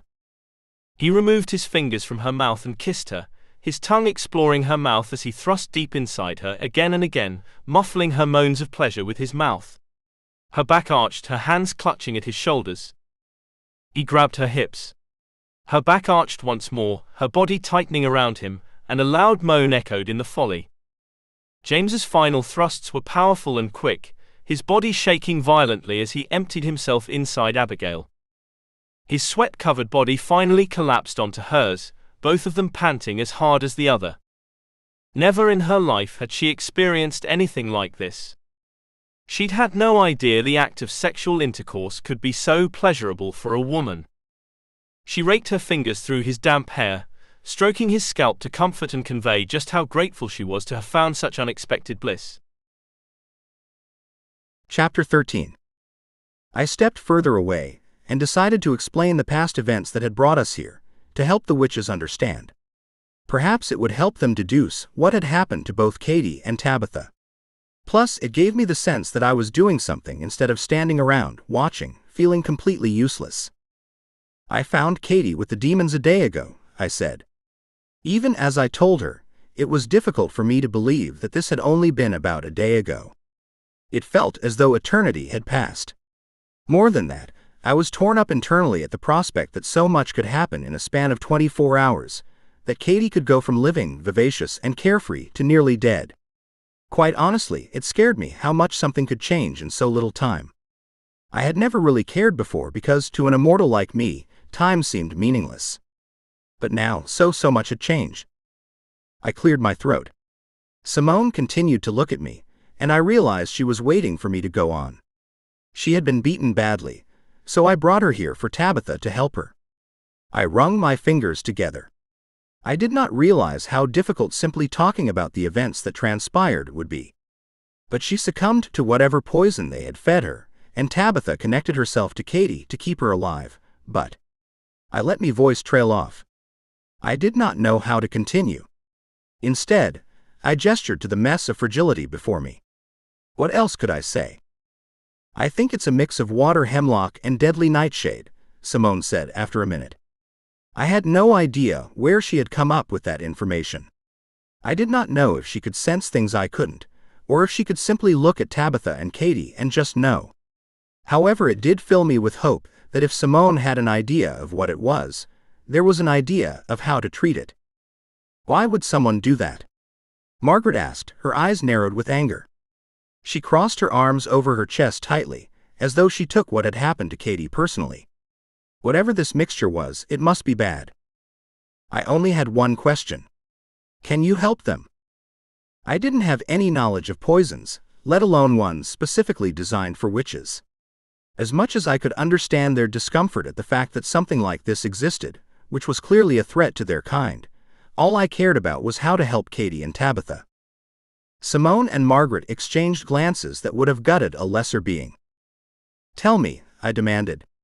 I curled my fingers into fists, trying to control my frustration. I wanted to know. I had a right to know. It was the only reason I brought them here in the first place, for this type of information. False hope was not hope, and I knew the difference. We can try, Margaret said quietly. However, there was little, if any, hope in her voice. If anything, it almost felt as though she were humoring me. But it always depends on the strength of the witch in cases like this, whether she can come back. They're both very weak. They're both very strong, I corrected her. I did not mean to snap. My fingernails pierced my palms, but I did not feel the pain. Do whatever you need to do, and I'm sure they'll rise to the challenge. Simone and Margaret exchanged another glance, and Margaret nodded her head once. I did not understand the look that transpired between them, but when they both began to move, the tension eased out of my body and my fists unclenched slightly. Margaret grabbed for her bag and Simone hurried from the room, coming back with bowls of water. How she knew where bowls were, one didn't know. I was just glad she didn't ask. She was capable enough to figure things out on her own. I appreciated that, especially in times of high stress. We need to make a tonic, try to cleanse their insides of the poison, then perhaps a bath, Margaret said, looking at Simone for guidance. It was strange that the older was looking to the younger for assistance. Not yet. Simone shook her head sharply once, her hair following her abrupt motion. She focused on placing the bowls of water on a nearby nightstand. They're too weak to be separated. But a poultice over any wounds may help. There was something in Simone's voice that seemed more reassuring than Margaret's. For that, I was grateful. I'll make the poultice, you do the serum. Margaret grabbed for her bag and pulled out a plethora of herbs in small glass vials. What can I do? I asked, hating the feeling of being so helpless. My fingers had completely relaxed by this point, and I started shifting my weight from one foot to the other. I had all of this energy inside of me, and nowhere to direct it. Even now, my wings tingled with the urge to fly around the small room because at least it was something. Perhaps I should check on Jasmine and my son. See if she needed anything. I need clean rags, Margaret said, placing a variety of vials and containers next to the water bowls. She did not even look up at me, too focused on what she was doing. I could do that. I left the room and moved through the house. I tried searching for clean rags, but the only ones on hand were soiled. I'd never been inside Tabitha's bedroom, but in it I found a wardrobe full of clean clothes. I tore some white dresses from the racks and took them back to Margaret. If this saved Tabitha's life, I hoped she would forgive me. If not, I was more than willing to purchase a new wardrobe for her if need be. Her rags are soiled, I informed Margaret when her face looked confused. This was all she had that could be of use. All right, the older woman said, surveying the clothes before ripping one of them into several pieces. I almost envied Margaret, tearing and ripping up the dresses. My hands needed something to do, and creating fists and releasing them was getting tiring. Simone mixed and ground several things together, the smell, one of earth and ash, permeating the room. It smelled of peace but also of grounding, as though a capable head was all one needed to restore peace and life. Please let this work.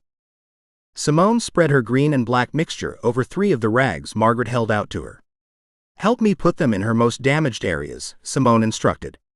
There and there. She gestured toward each body part, but I was unable to keep up with how quickly the young witch maneuvered. It still fascinated me how commanding her voice was, even to her aunt. May I asked. I did not feel as though I should ask for permission. However, something about Simone compelled me to do so. She looked at me, curious, but nodded her head. Aunt Margaret can hold the covers back, she said. You can place the sheets on the wounds. That seemed reasonable. I could do that. I picked up 2 of the plasters and moved over to Katie's body. Margaret peeled back the sheet and I gasped at the horror before me. She was fine only a few hours ago, I said. My voice barely registered. If I was being honest, I could not say for sure if I had actually spoken out loud, or if those were the thoughts rolling in my head over and over again. She was fine, she was fine, she was fine. Though her body had been bloody and bruised, she had been otherwise untouched. There was still hope that she could be saved, that she could be healed, that she would be my Katie again. Here and here, Margaret said, pointing to flesh wounds in Katie's neck and arms, reiterating what Simone had already instructed me to do. I blinked, shaking my head. Even though Katie looked bad, and that was an understatement, I still had a job to do. If Simone thought there was still a chance, certainly I could hope for the same thing, could I not? At least for Katie's sake, I would fight for her until she drew her last breath. I clenched my jaw. I did not even want to think of that. Gabriel. I glanced up, surprised to find Simone was the one who had spoken. She did not seem to be the type who was brusque with her comments, but it almost seemed when she was so focused, she did not realize what she was saying and how she was saying it. I know the sight looks hopeless. But you must be more positive. Do you understand? I nodded my head, feeling properly chagrined. I pressed my lips together and placed the poultice on each area. Margaret began smoothing the mixture over Katie's skin, into every little wound, bruise, or injury. Within minutes, she looked like a mud wrestler. Tabitha let out a strange sigh. My eyes shot to her. The tension from her facial features seemed to relax, if only slightly. That had to be a good sign, right? I dropped to my knees and cupped her cheeks to draw her head up. When she was looking at me with pained eyes, I asked, "Are you okay?" It was a stupid question. Instead, I quickly amended my original question. "Are you feeling better?" She gave me a wobbly smile, as though she knew I knew it was a stupid question, her eyes glinting in the same way it usually did when she was amused by something I did or said. "You owe me for this, you know that, right?" she said, growling in that teasing way of hers. I nodded fervently. "Of course. Anything." "Don't tempt me, Gabriel," she mustered. "You know I have no fear in asking it of you. I'd do another millennium of service and not complain once if it meant they both survived this." Tabitha groaned, her eyes falling shut once again. Good, good," she mumbled. Whether it was directed to me or in general, I did not know. I was just glad she had the ability to talk still. I would sit attentively and listen to her read the phone book, knowing she was okay. Now keep going. I can feel a change in her already. Simone seemed to be throwing everything she'd brought into her concoction. It was bubbling and churning, as though alive. "What are you making?" I asked, hoping my voice conveyed just how much I appreciated it. I was intercepted by her aunt, however, who shook her head and drew me away. Simone's eyes were glowing with a white power, and as she began to chant. She probably had not even heard my question in the first place. Instantly, I could feel the change in the air. Thank the gods. Simone reached for 2 cups, dipped them into the swirling mess of purple and orange, and pulled them out. She handed them to me, her eyes still white. "Quickly," she instructed. "They must drink." Margaret took one of the cups from me and took it to Tabitha, who downed it instantly with the older witch's help. When she finished, Margaret removed the cup from Tabitha and stepped back to give my angel agent some space. Tabitha gasped and groaned and shook like she'd been poisoned herself. I tensed. I stared down at the still moving mixture. Was this really the right thing to do? To Katie, the mother of my child. Was it a risk I should take? "Angel," Simone called, her voice harsh. "Now." There was no mistaking the authority in Simone's words, and I gathered Katie into my arms. Her head lolled back until it hit my shoulder. With my free hand, I tilted her chin down so her lips would part and then untipped the cup to get the drink down her throat. Her lips were loose and half of it spilled down her chest, but I kept pouring, hoping some of it made it into her stomach. From my angle, I could see her throat bobbing up and down. I knew she was drinking it. I knew some of it was getting into her system. But would it be enough? When it was all gone, and Katie's beautiful body was covered in even more of the witch's magic than before, I lay her down against the pillows once again. Tabitha groaned and pushed herself to her feet, gagging on the liquid still moving through her system. As she stood up, she withdrew her hand from Katie's arm and panic flashed through me. "What are you doing?" I demanded to know. From my peripheral, I saw Margaret flinch at the sound of my voice, as though she wasn't expecting such anger from me. I was not expecting it myself, but I did not take it back. I did not understand what Tabitha was doing, when releasing Katie could mean her death. "Why are you letting go of her?" Tabitha waved a hand at me as she reeled back and sat on the opposite bed. She did not seem perturbed in the slightest by my aggressive tone. Instead, she brought a hand to her mouth and coughed and spluttered some more. "I'm not letting go of her," she snipped, though her voice was still weak and filled with exhaustion. "Don't worry, Gabriel. She's on her way back to us. I can feel her. She's gaining strength, and will soon be back with you thanks to the concoction your witch friend made." Whoa. Tabitha swayed a little, and gripped the blankets on either side of her. "I'm sorry," I said, though I wrung my hands together, not entirely sure how to put what I wanted to convey into words. She waved my apology off. "Don't choke on your words, boy," she said. "I know how difficult it is for you to admit when you've made a mistake." I smiled despite myself. "I should not have spoken to you that way," I said. "No," she agreed. "You shouldn't have. But I do understand why you did." "Thank you, Tabitha," I whispered as I turned my attention to my woman. I sat on the bed and stroked Katie's forehead. Her hair was damp with cold sweat, but her breathing was steady. "Come back to me, beautiful girl," I whispered to her. "Our son needs you." Katie didn't wake up, but I could see the changes beginning in her body. Her muscles began to repair.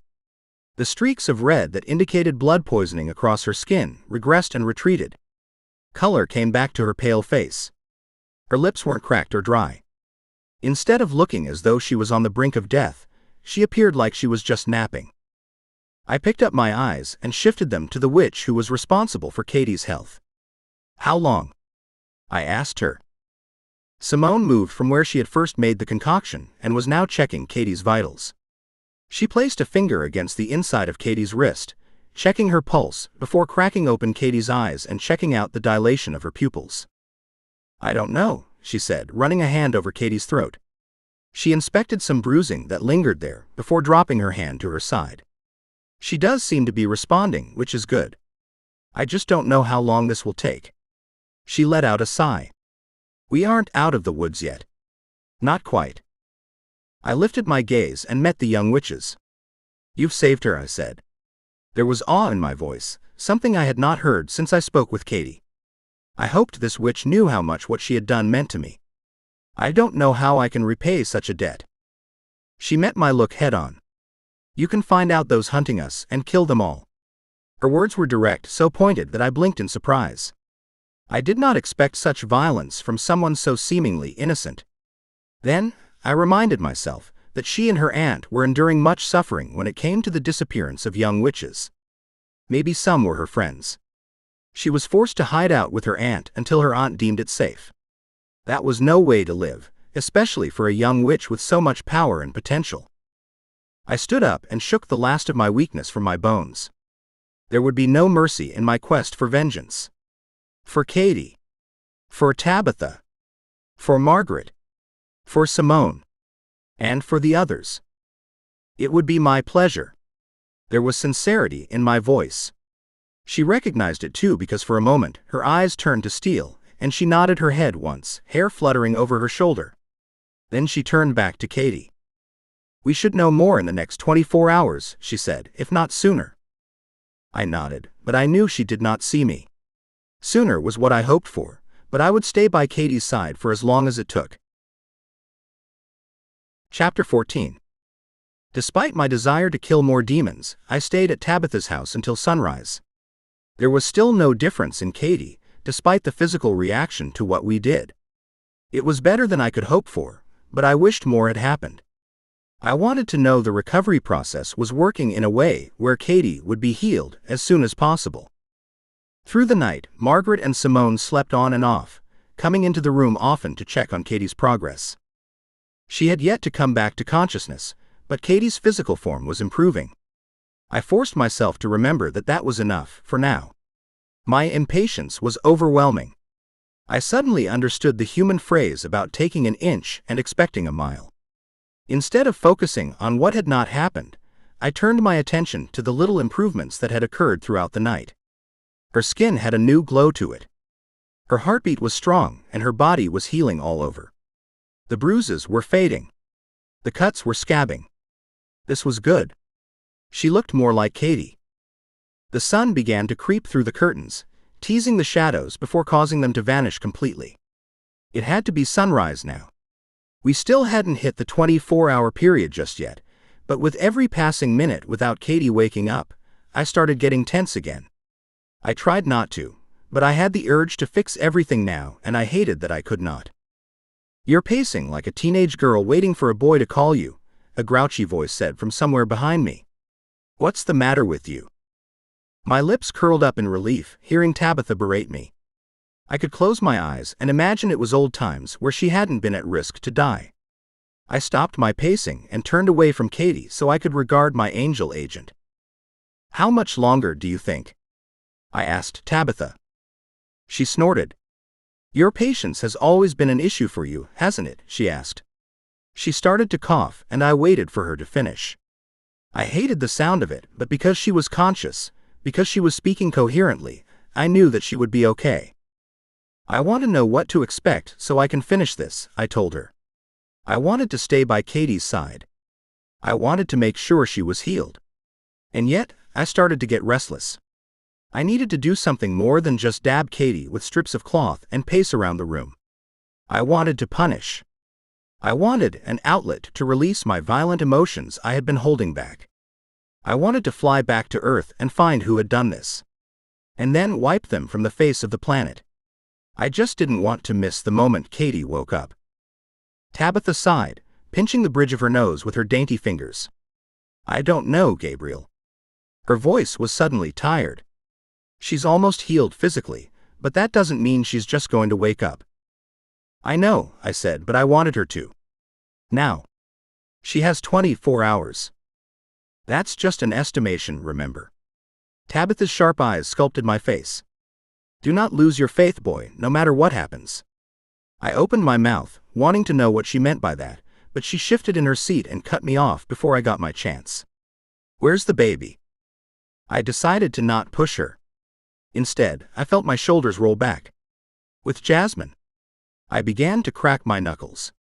The pop each knuckle let out gave me a sick sense of satisfaction. "He's safe." Tabitha's shoulders visibly relaxed. "Good." "What baby?" Margaret's voice sounded behind me. I hadn't even heard her come into the room. I whirled around, trying to contain my surprise. I pressed my lips together, unsure of how to proceed. I hadn't told her of Katie birthing my child before, as I wasn't sure I could trust her. But now, as Tabitha stood slowly before me, healed from her fight with the poison, and Katie finding her way back to me, it seemed I could trust the witch. I cleared my throat. "Katie conceived my child less than 2 months ago, and then yesterday birthed him," I explained. I did not know if there was a better way to say it.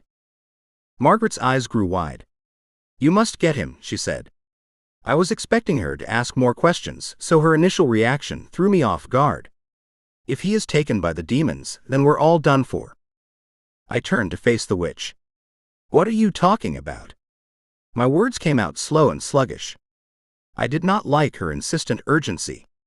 It started to make me feel worried, and I didn't like that I was starting to get worried when I had been under the impression that everything was going to be all right. Simone and Margaret shared one of their speaking looks, and I slammed my fist into the table. I did not have time for this. When it came to my son, I was furious that there was something I should know that was being kept from me. I would not tolerate that, not after I trusted them. Not after I chose to let them in and help.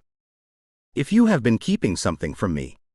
My fingers curled back into fists and I narrowed my eyes. I did not even bother finishing the sentence. I did not have to. Certainly they were intelligent enough to decipher the intended threat, a threat I would make good on if I thought they were conniving against me. I did not care that they were female or witches. If any harm came to my son because of them, because they withheld something important from me, I would make them pay and I would have no regrets about it. Simone waved her hands. "It isn't like that," she insisted, waving off my concern as though it was nothing. As though I was overreacting. "We didn't realize that she had your child. You didn't tell us." I held onto my temper by the barest of margins. Talk was all I could manage. She might think I had no cause to be upset, but I disagreed. And until I heard something to convince me otherwise, I would not allow myself to be manipulated. Simone stepped forward. Instead of dismissing my anger, she held up her hands as though she were trying to be more gentle, more placating regarding this delicate issue. "There have been tales of half-angel babies since the dawn of time," she said, her voice soothing. It had little effect on me, though IK was more open to hearing what she had to say rather than her aunt. "Yes," I said, acknowledging that statement with a nod. "But within our covens there is also a legend," she continued. I stiffened. "A legend?" Of a man who will save all of humanity. A half-witch, half-angel child who will be stronger than both. I looked at Tabitha, and she nodded slowly. She'd mentioned something like that to me yesterday, and I had struggled to comprehend it then. But now that I heard it from Simone, I clenched my jaw together and tried to breathe, but it did not do much good. Instead, my eyes fell to the ground, and I brought up my arms to cross over my chest. I was not sure what to do with this information. Before, I could place it within a realm of possibility. Now, though, it had been confirmed. And if it was confirmed, what could I do? So, you're telling me that you think this is why the demons wanted Katie? An old wives' tale, I said slowly, trying to work out the logic in my head. I picked up my eyes to look at Simone. Besides Tabitha, her word was the one I trusted. I just didn't feel as though Margaret knew things the way her niece did, and I did not wish to waste more time. For our baby? But they were chasing her well before I met her. Margaret nodded. Yes, she said, capturing my attention despite the fact that I did not want to hear from her. But if a good person is terrorized, are you not called in to help? Which happens first, I wonder? Were they trying to find the baby, or were they trying to destroy all the women who may conceive such a child? Margaret had an interesting point. I did not like to admit such a thing, but it could not be helped. Nothing was certain in this topsy-turvy world, quite the opposite. But I could see how a person who was as strong as Katie could bring havoc to all those who inhabited the hell dimension, which was why they wanted her. And perhaps not just her. Perhaps a slew of strong women who could potentially give birth to this legend. Losing this war was not on their agenda, and my child may be the key to stopping them all. It was an overwhelming thought. I dropped my hands to my sides again, and decided I needed to sit down again. I dropped to the edge of the couch, careful to keep my own space so no one would touch me. My wrists dangled between my thighs. My eyes went to the wall in front of me. I felt as though I had been punched in the gut. So how can we stop them? I finally asked. Why are they still hunting women like Simone if they know that my child has been conceived? I don't know. She shrugged. Perhaps they believed the baby to be poisoned also. Could he be dying and you not know? She looked at me as though I had the answer to everything, when the truth of the matter was, I knew nothing. I was more ignorant than Tabitha, and Tabitha wasn't directly involved in any of this. Once again, I felt helpless. Fear slithered through my heart like a rattlesnake. I have to go, I said, pushing to my feet. Will you both stay here until Katie wakes? Of course, Margaret said. I headed to the door, my mission clear. I had to check on my son and ensure he was safe. I thought leaving him with Jasmine would protect him. Now, I worried he was in greater danger without me. I had to get to him. I had to make sure he was all right. Katie would never forgive me if something happened to him. I would never forgive myself if anything happened to him. Thank you, I said when I opened the door. I turned to regard them over my shoulder. All of you. I ran outside before any of them could respond and took to the sky, flying back through the portal. I did not look back. The sun had risen, and its warmth on my skin reminded me that there was still an earth to fight for. It was a new day. More than that, I knew my son was still alive. And Katie would be okay. She was healing. I had more than most. I had people I cared about, people I loved, worth fighting for. And I was ready to do just that. To fight with everything I had, no matter what the cost. I flew straight to Jasmine's home, where my child should be. When I landed, the heat on my spine was like a blowtorch. Demons had been here through the night. Some still lurked in the shadows. I paused, trying to gauge whether or not some still lingered. I wanted to break down the door and guarantee it, but I withheld my fear and anger. Revealing myself might be worse. I had to wait. I had to be sure they were gone. I banged on the front door with my fist and waited. There was movement on the other side of the door, before a tentative pause. I imagined Jasmine, or her balding husband, peeking through the hole to see who was on the other side of the door. I appreciated the fact that they were being cautious. After another moment, the door swung open and Jasmine's husband revealed himself. An angry expression was one I expected. About time you came back. As much as I wanted to be polite, I did not have time to waste. I pushed past him and moved into the lounge. Where is he? Is he all right? Of course he is, Jasmine answered calmly as she walked into the room, holding a tightly wrapped bundle in a blue blanket. I turned to face her, relief draining the tension in my muscles, but only slightly. If demons had been here before, there was a chance they would come back. I always had to be ready, just in case. Jasmine handed my son to me, and I stared down at his sleeping face. It had only been a day or so, and yet, I felt as though this baby was a different child than the one I left Jasmine with. He already seemed older, his face fuller, having gained back the baby weight he lost right after Katie birthed him. More than that, there was no distress on his face, as though he was content here with Jasmine. My heart swelled with unconditional love, and I placed a kiss on his forehead. I told you, Jasmine said. Her voice was not one that held defense, rather she was teasing and gentle. Her aura was so calm that it began to relax my fears, but I asked my questions anyway. You haven't seen any signs of discoloration or poison? I asked her as I unwrapped him and stared down at his perfect hands and little blue outfit. I mentally counted his fingers and removed his socks so I could do the same with his toes. No, of course not. Why? She crossed her arms over her chest and peered up at me, her expression perplexed. Gabriel, is everything okay? What did you bring into our house, devil? Her husband shouted at me. My son stirred in his sleep, his light eyebrows pushing together before settling down once again and emitting a contented sigh. I turned to glare at him. He'd always been an asshole. I had no idea why Jasmine married him.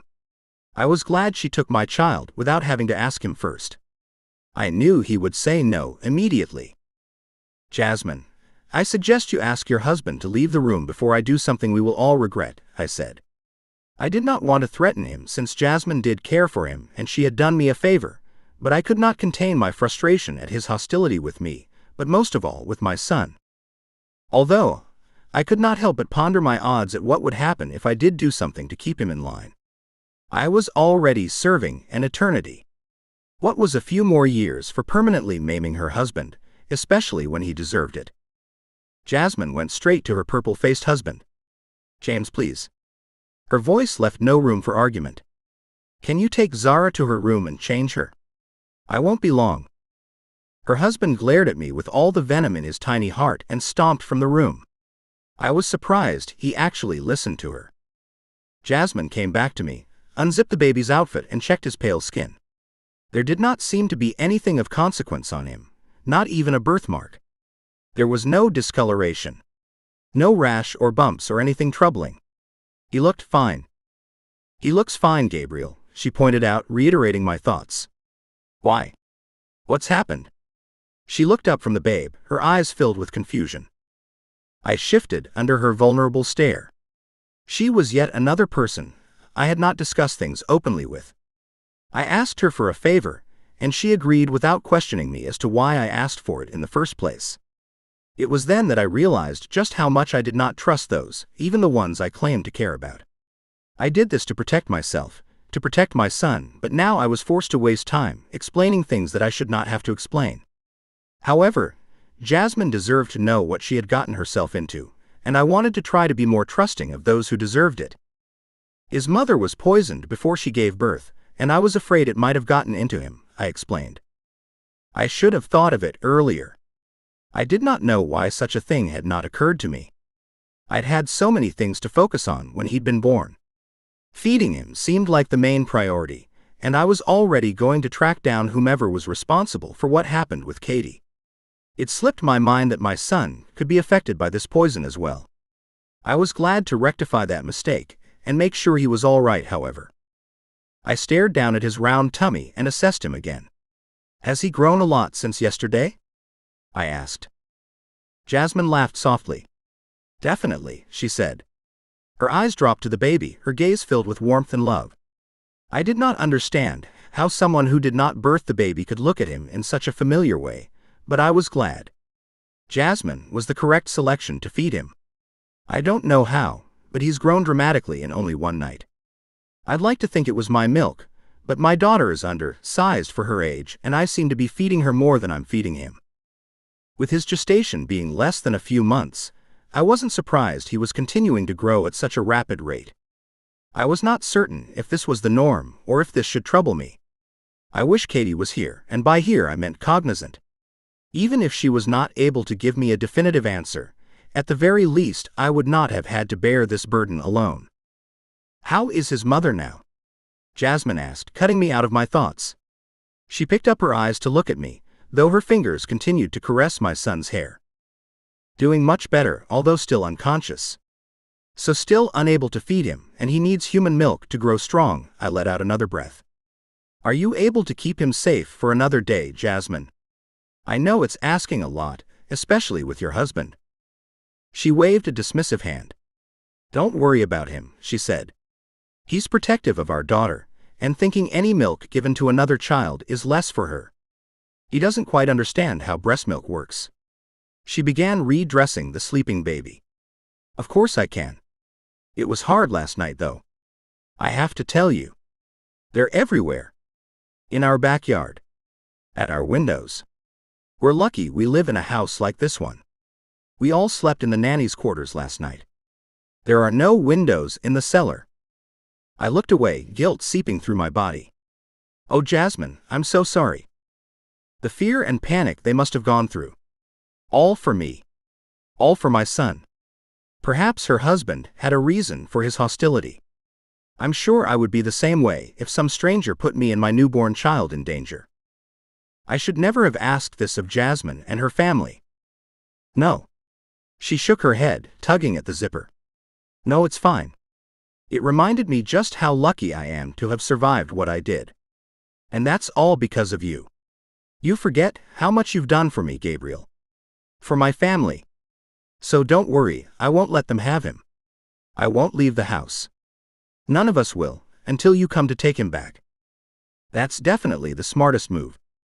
I did not know what else to say to that. She was willing to do so much for me, for my son. I did not know how I would ever be able to repay them. Jasmine seemed to imply I already had, but saving her from demons was my calling. It did not seem like it was enough. Not when they were all vulnerable to attack. My son the most of all. I really had brought my son to the best person. Jasmine could not only feed him, but was fiercely protective and equipped to deal with this unique challenge. She might be afraid, but she would not cower. She would stay strong no matter the cost. No matter what. Was there a reason she had been my target in the first place? Was this fate, as though God knew I would need her for this purpose, and helped me forge a relationship with her to ensure she would be ready to take care of my son when the situation called for it? The more information I knew, the less informed I was. "Hopefully, I will be able to get him later today or early tomorrow," I said. "As soon as Katie is well enough, I'll be back. I promise." I did not know if I was telling her this to be informative, or if hearing it out loud was enough to be reassuring to me. Katie had to get well so she could look after him. There was no other option. I lifted my son up to my face and pressed a kiss to his soft forehead. He smelled of good health and happiness. Like flowers in the rain. Everything I wanted in this world for him. He smiled in his sleep and my heart melted. I was so lucky. I handed the baby back to Jasmine, who promptly swaddled him back up again and tucked him into her arms. She was skilled. When all of this was over, I would have to ask her for a few pointers. "What is he exactly, Gabriel?" she asked in a low voice. Her gaze was still on the babe, making sure he was still comfortable wrapped up so tightly in the blanket. "I can't help feeling that he is someone very special." I lingered. Seeing Jasmine hold him made me want to stay and hold him as well. However, I knew if I did not leave, I wouldn't be able to. As much as I wanted to be selfish, I could not. Not when I still had to take care of the threats imposed on my loved ones, on those innocent witches. "He is going to become very important," I agreed. "I just have to keep him alive long enough for him to grow into the man he's meant to be." I did not know how to explain further than that, so I made no attempt to do so. Jasmine held the baby tighter within the cradle of her arms, her face set with determination. I was glad my answer appeased her. Jasmine wasn't the sort to push when I explained something. I was grateful for that. "I'll see you tomorrow then, Gabriel." Jasmine said, her voice soft and fragile. I smiled, unable to do anything else. Thank you, Jasmine. I left her brownstone building, my heart lighter than it had been only moments before. My lips tugged into a smile. It had been incredible to see my son again. The sunshine in the storm we were currently wrapped inside. My son is healthy and growing. I could not help but cast to Tabitha. I felt my cheeks heat as I cloaked myself in invisibility before spreading my wings. I reminded myself of one of those humans who constantly shared photos of their children, whether others cared or not. Thank the Lord for that. Her voice was stronger than when I left. A sense of relief flooded my body. Katie. I cleared my throat, shaking my head. Any change? No. I'll let you know when there is. Tabitha's tone sounded ominous and despair began to fill me. She made no effort to mince her words or lie to me. It was something I appreciated about my angel agent, but every now and then there were moments like this one, where I wished she would just let me hope. Before I could feel the pain such a loss would cause me, I switched off our conversation and took to the skies once again. I didn't want to dwell. It would distract me, and that was the last thing I needed right now, a distraction from my mission. It was daylight. The sun warmed my skin but couldn't seem to break through to my insides. I felt cold, despondent. My lips pulled into a tight line, brow furrowed over my eyes. It was a beautiful day. The sky painted a beautiful blue that instantly reminded me of the color of my son's eyes. My heart panged. I longed to hold him again. I longed to press his tiny body against my chest and hope that some small measure of enveloping him in my arms would make him feel safe against me. Don't. I couldn't let myself think about things that made me sad. Sadness made me weak, and I could not be weak right now. Not when it was time to search out the demons who'd kidnapped and tortured Katie. I flew over the city of New York and headed in the direction my instincts had taken me last time. To the overgrown hedges and barren earth of the demon castle. I had been waiting for the perfect opportunity to return, knowing this was where I needed to be to finish everything. I landed where I had last time I was here. The stilted air was cold, despite the warmth of the sun on my back. My entire body was tense, filled with the knowing that things would end soon. What bothered me was the fact that I did not know what that ending would entail. Before, I used to revel in such an uncertainty. I did not need to know specific things, and I appreciated the fact that I did not have to be responsible for everything. Now, I needed to know everything, or else I somehow felt unprepared, as though I could not sufficiently do my job. I wished I knew more. I wished I knew that being here was right. I wished I knew that Katie and my son, and even Tabitha would be okay after this was all over. But I knew nothing, other than the fact that I needed to be here. I slipped beneath my invisibility, knowing my magic wouldn't work on any demons in the area, but it would conceal me from their daytime human watchers. The human watchers were more surprising than the demons. I hadn't expected them the last time I was here, but I would not make that mistake again. I crept up to the castle this time, not rushing as I had when I was here to rescue Katie. There was no urgency the way there was last time. I needed to take it all in. See what I had missed before. My insides bristled at such a thought, but I reined in my patience. This was important. This was what needed to be done in order to sufficiently complete my task, the right way. I searched the exterior building and saw nothing of real note. Crumbling blue stone and rock kept the huge building afloat. Each tower was peaked with a flag of black. There was no modern security I could see. Good. I moved around to the huge double-door entry and extended to my full height as I pulled my sword from my back scabbard. The feel of it in my hand eased my tension, albeit slightly. However, it reassured me, and at least gave me a tool I could work with if I needed it. I hated killing humans. It was part of our code that we never harmed a mortal. But those who were working for the demons, here in this evil place, would not be completely innocent. I need not bear the burden of guilt if I had to take one of them down. That was for God to decide. Whether they were corrupted and still had a sliver of hope for redemption, or whether they would be sent straight to hell for their wicked crimes, was not up to me. I knew, in that moment, I would not hesitate to do what I needed to do in order to ensure the safety of myself and my loved ones. even if it meant killing humans. I reached for the large metal door handle and pulled hard, expecting resistance. It gave way easily and swung open. A loud creak ripped through the silence. I froze and waited. Had I revealed my location? I tilted my head to the side and waited, hoping to catch any sound of scuffling feet or low murmurs. Anything I could do, to see if I could pinpoint their location.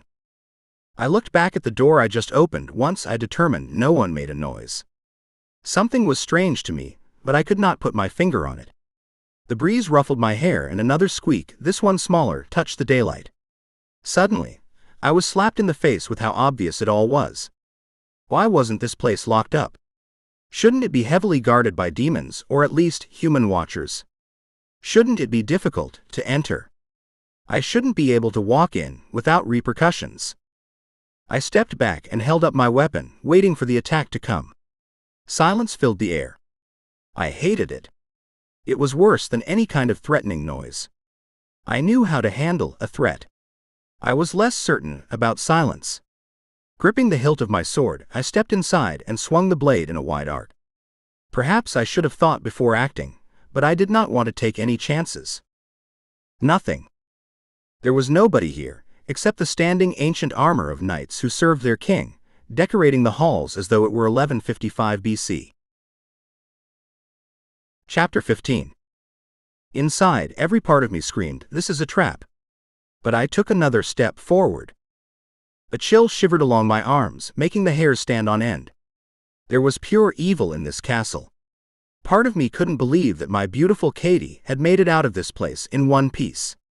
The other part couldn't believe I had not realized just how deadly and dangerous this place was beforehand. Without thinking, I crossed myself, a silent show of appreciation that we made it out alive the first time. I wasn't so sure I would be able to say the same for this time. I took a cautious step forward, expecting a trap to fall from the ceiling. I looked up, then around me. Nothing happened. No one revealed themselves. There was nothing to see, nothing to hear. Coldness chilled the air. Instead of being filled with the promise of restoration and growth, it was empty and hollow, the sort of feeling that came with death and decay. The sort of feeling that one got when the situation was utterly and completely hopeless. I continued to move forward when no attack came, through the huge double-height entrance and around the ground floor. I took the time to search every room, always mindful of where the windows were in case I needed a hasty escape. I also kept my eyes out for any information I might need, any clue on what was happening and how to solve the conundrum I was in. I saw nothing of consequence.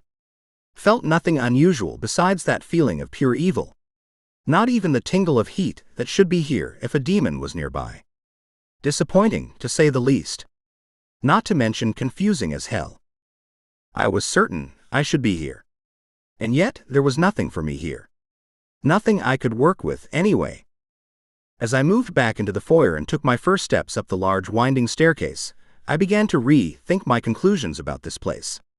Perhaps the demons had abandoned it now that they'd found Katie.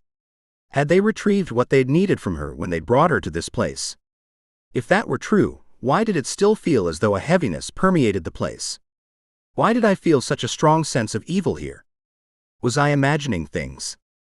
Was I making it worse than it really was, because I could not come to a place like this and not feel angry because of all that transpired?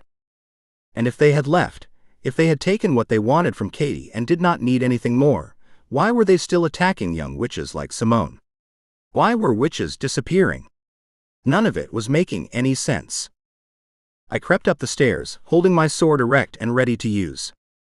Despite the fact that it seemed empty, I could not ignore that something was off about this place. I could not let my guard down for even 1 second. I shifted my eyes back and forth, straining to sense anything that looked out of place or foreign. I finished my climb and finally reached the first floor where the stained carpets caught my attention. Were they splattered with blood as the patterns indicated? If it was blood, was the blood fresh or ancient? Or simply a horrible choice in decor? I got closer to the stains but unfortunately couldn't be sure. I continued to move along the hallway, spotting the familiar doors I'd witnessed last time.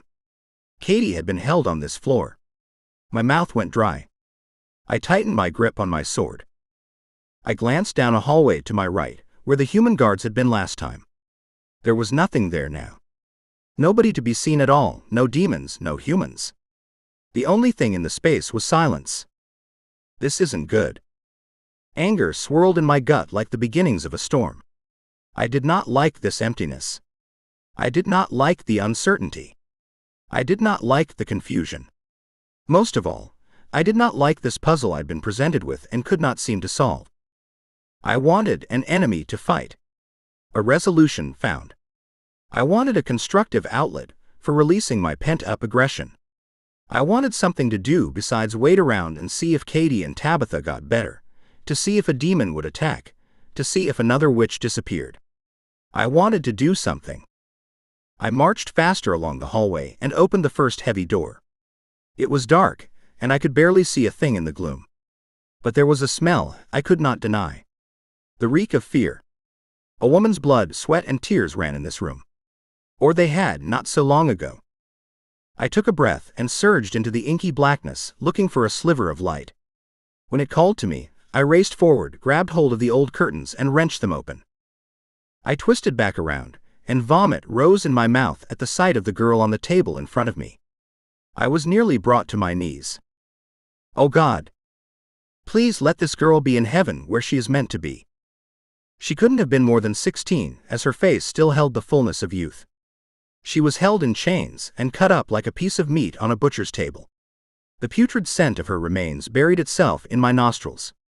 I did not think I would forget the smell as long as I lived, and I expected to be alive for a very, very long time. I looked down at my hands, suddenly worried that blood was stained on my fingers the same way blood seemed to stain each room in this castle. Nothing. And yet I had this sudden urge to wash myself, this sudden urge to cleanse myself. It was as if this evil had found a way inside of me, and no matter how hard I scrubbed, it wouldn't matter. Faded crimson would forever be under my fingernails, on my fingerprints. It would show up in everything I touched. My shoulders heaved forward, but I held back my guttural response. I would not desecrate this room more than it already had been. I took a deep breath. I needed to control myself. I was a guardian, a warrior angel for goodness sake. One body, no matter how badly savaged, could not unhinge me. I could not possibly be that weak. I forced myself to look at the body once again, trying to get a hold of my coherent thoughts. It would do me no good to allow myself to get caught up in my own weakness, a weakness I did not realize I possessed. A weakness that filled me with shame. Focus, Gabriel. The voice in my head sounded like Katie. It helped me push forward. It helped me overcome the helplessness I felt in the pit of my stomach. My eyes went over the injuries inflicted on this human. I tried to pick up any tell that would help explain what I was looking at. More than that, I could not help but wonder what the demons were looking for within this beautiful girl. Why did they need to torture her in such a way that caused her blood to run over the table and drip down the sides and into the carpet like a fountain of blood overflowing? I walked forward and tried to assess her for information to take back. Anything I could use to help my woman. The scent nearly had me reeling back. I stopped, bent over, and tried to breathe in fresh air. I pushed out a sigh and straightened. Anger surged through my body. I could not be this vulnerable. I could not be this weak. The scene from Katie's torture tore through my mind. The poison had been her main instrument of agony, and yet this room was very different. There were no drips, no needles nearby. Had they simply tortured her to death by the human instruments of pain? Or had they taken something more useful from her? Were they looking for information? Or did she possess something they desired, something they deemed as absolutely necessary to take? I looked closer, and saw that her belly had been almost entirely removed. Bone and gut spilled out around the gaping hole. The blood already clotted, a dark, disturbingly blackened color that did not resemble human blood in the slightest. Had they been looking for a babe? Or perhaps a power that could not be found in mere flesh? This could have been Katie, a voice told me. Knowing that, I was going to be sick. The thought of Katie enduring such torture, such pain, more than she had already faced, was enough to bring me to my knees. And yet it was not, another voice reminded me. Do not martyr your memories simply to force yourself to feel things. You do a disservice to Katie and to this poor soul. I pressed my lips together. The voice in my head was correct. What if scenarios were not going to help me right now? If anything, they would only make things worse. I needed to get back on track. My stomach churned once again, my gaze drawn to the twisted grimace of pain upon her face. I didn't want to leave her here, but I needed to find more answers to the new questions that popped up. There was no choice. I picked up a blanket from the old bed in the room and draped it over her. It was all I could think to do to keep her warm in this evil place. It was ridiculous, more sentimental than logical, but I did not care. Just because it seemed a moot point did not mean the gesture was unimportant. If I was being honest with myself, it felt wrong to leave her exposed to the elements. It felt wrong to leave her out in the open where anyone could stumble upon her. It was what little respect I could offer her. It might not be much, but I hoped it was enough. I stepped back and shook my head of compassion. Instead, I had to start deciphering what I was looking at and what it could all mean. My first assumption was that the victim had to be a witch. Demons did not seem to focus such awful attention on mere humans, especially since it was much easier to inflict pain and terror on humans than on witches. If she was a witch, where was she from? Was she like Simone? Was she important, or just an innocent person in all of this? Did she have powers that threatened demons, or were they making their own assumptions about her? I wondered if Simone and Margaret knew her. If this was one of the missing witches, where were the others?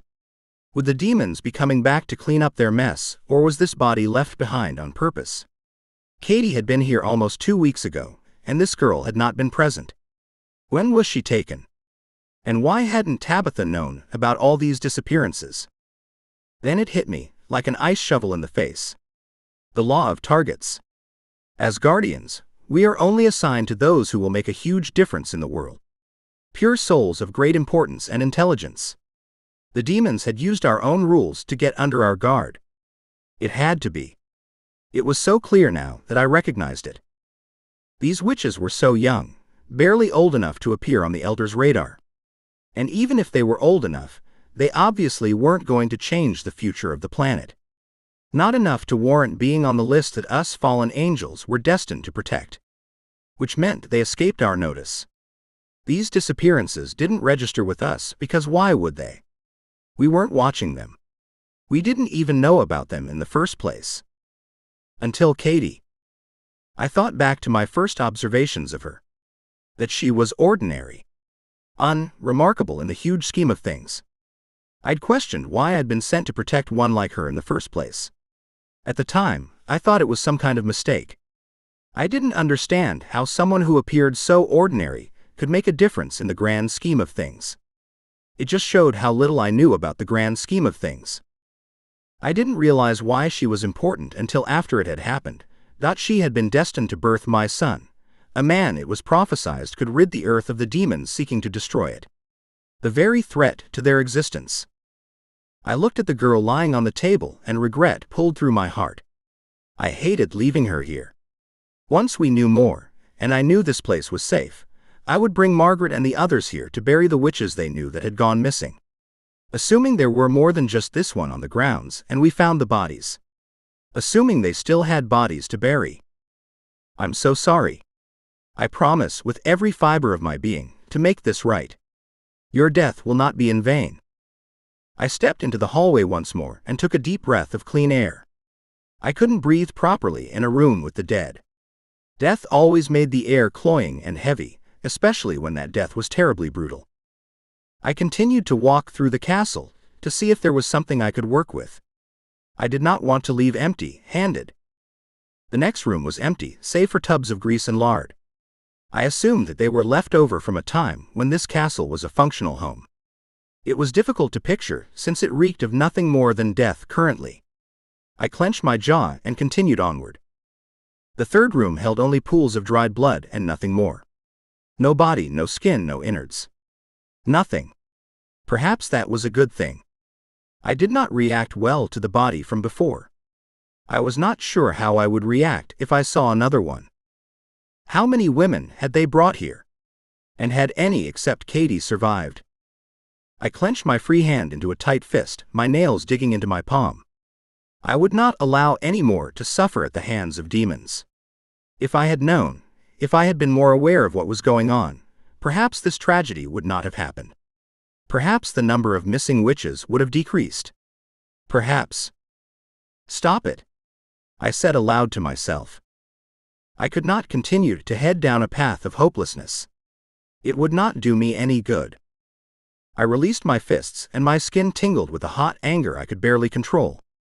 I clenched my teeth, holding back a snarl. I'd seen a lot of death in my time.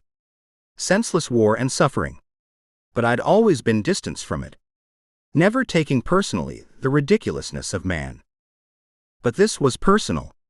And I knew it was going to get a hell of a lot more personal before this was over. The final room at the end of the hall was the one Katie had been held in. I hesitated. I did not want to go in here. I did not want to relive the moment when I saw Katie, when I saw how much pain she was in, when I thought I might lose her completely. But I knew I had to.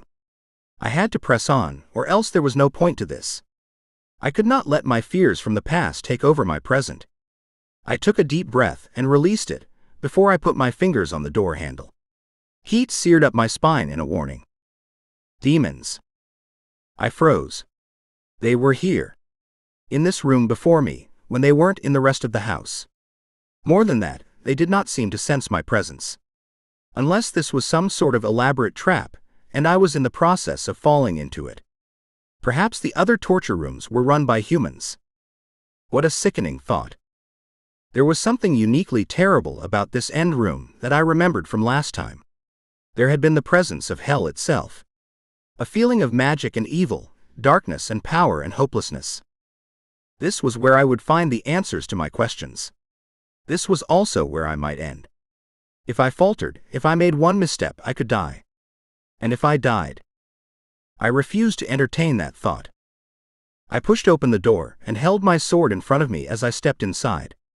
There was no sound. There was no movement. Nothing. Was I mistaken? Were the demons gone? Was this room truly empty? The blackness was unnatural, and as I looked around for even a glimmer of light, I found none. I flung the door open wider and pushed it against the wall, using what little light the open door afforded to cast my eyes around the room. I needed fire and a torch. There had to be something in this castle I could work with. When I turned to leave, the eerie blackness of the evil room, a flicker of light caught my eye. It glowed from inside the room, and I grinned. Good. They're back. They must be returning from wherever they had been now. It was the only explanation as to why I was able to feel them, and why they had not attacked me when I stepped into the room. A single demon grew right in front of me, from the tiniest flicker of flame, to a huge glowing beast that lit up the room. My lips started to quirk up in anticipation. My grip on my sword tightened. Adrenaline shot through my body like a bullet. This was what I had been waiting for. Once the demon was as big as a full-grown man, I addressed it. I have a few questions for you, I shouted at the monster, who seemed surprised to see me. I tilted my head to the side as I took in the quizzical brow. I did not think it was possible for a demon to be surprised about anything. He didn't move, didn't speak. Instead, he just stood still, glowing in the darkened room, giving me the much-needed light that I required. This was strange. I did not understand me. I felt unnerved, uncertain. He was not attacking me. Everything inside of me screamed to end him, and yet I did not move. I waited. My gaze skittered around the space, looking for clues or information I could take home with me. Looking for a reason why this demon was doing nothing but lighting my way. The room seemed to be in the same state as it had been when I'd taken Katie, which was good news. Hopefully, they hadn't taken any more girls hostage. I continued to keep my sword pointed at the demon, all the while trying to take advantage of its light. From where I stood, I saw a black bag opened up with needles and clear plastic bags of fluid pouring out of it. I moved my head and saw tools and other instruments inside, caked with rusted blood. The bags themselves were dark. I stilled. Was that blood? Was it Katie's blood? Blood they'd taken out of her? Poison they'd put into her? I didn't know.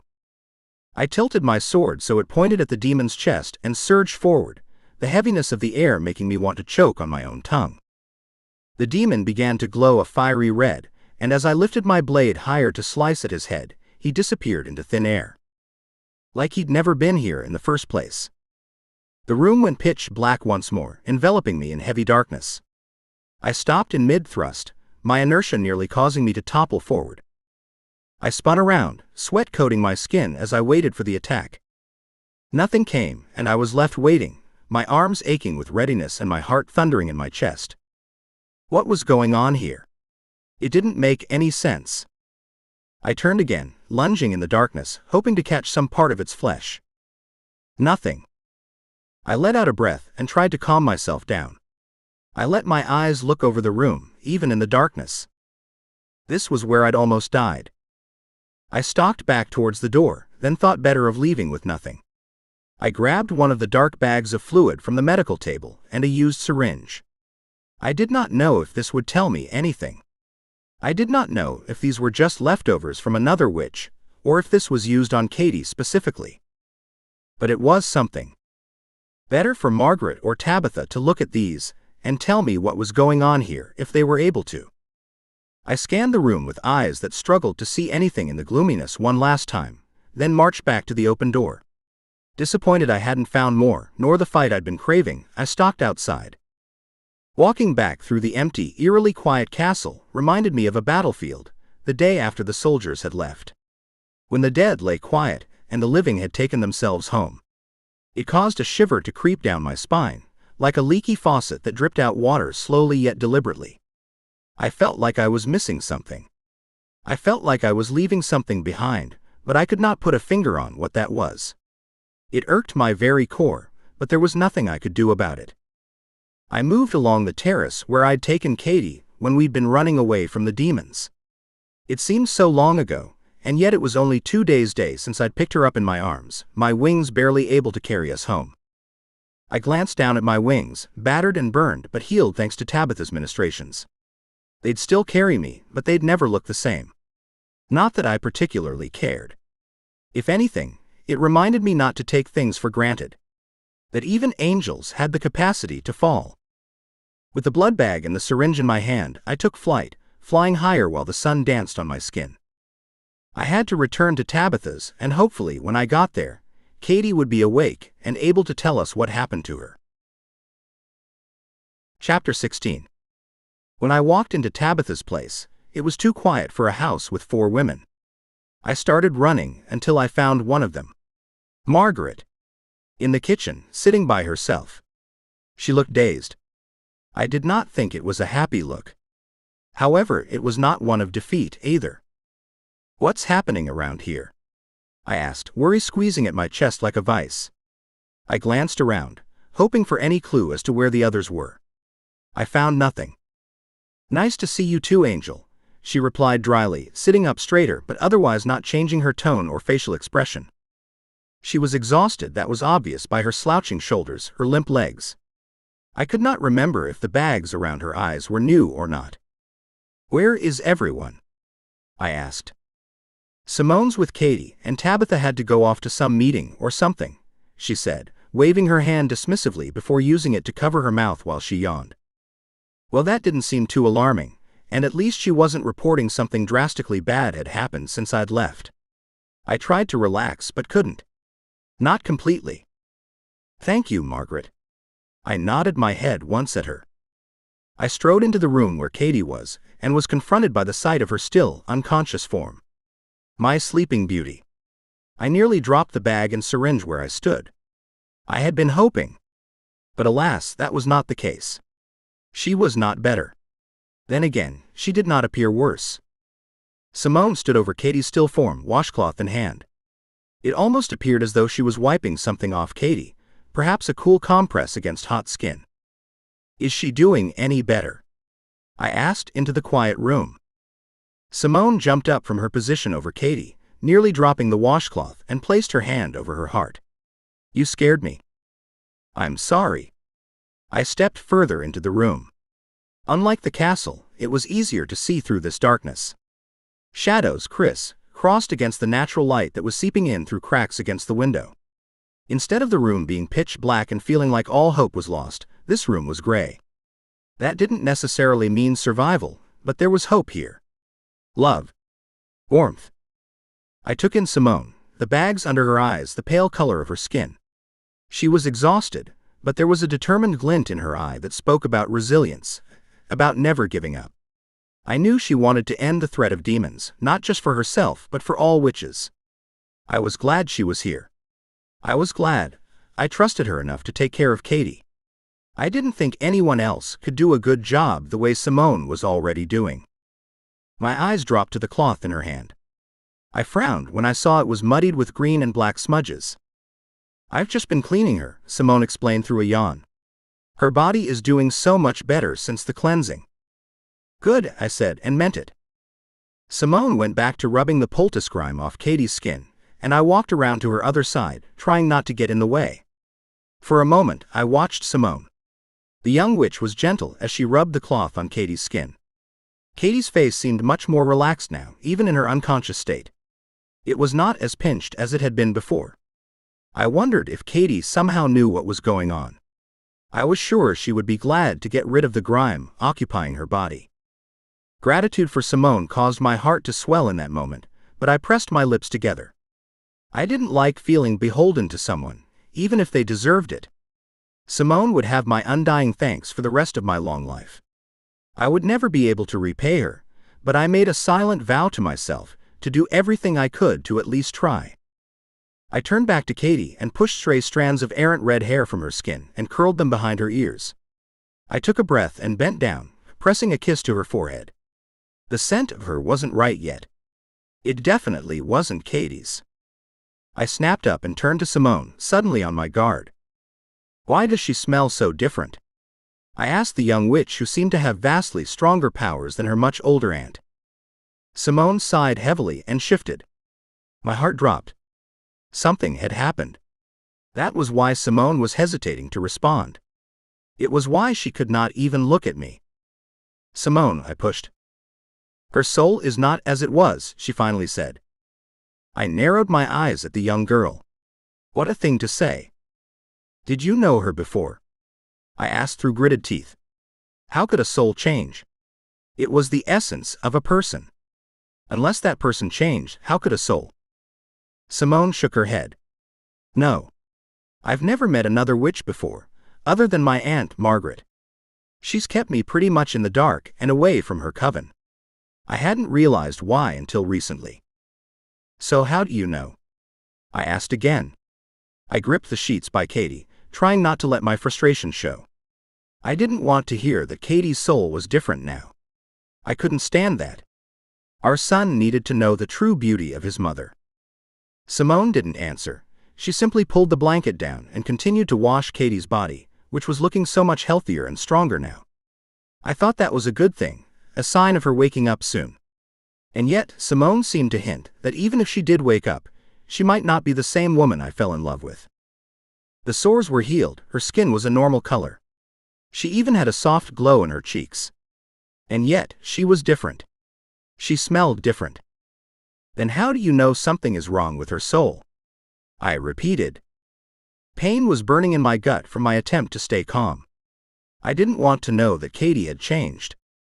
That she may wake up different. That her soul had been changed in some way. Or worse, that she had become soulless. Had the demons really changed her that much? And was it all my fault? Simone shrugged. There was regret in her eyes. I could tell she didn't like being the one to tell me this news.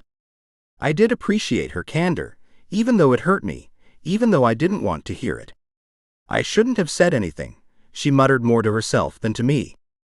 No, you shouldn't have, came the admonishment from the door.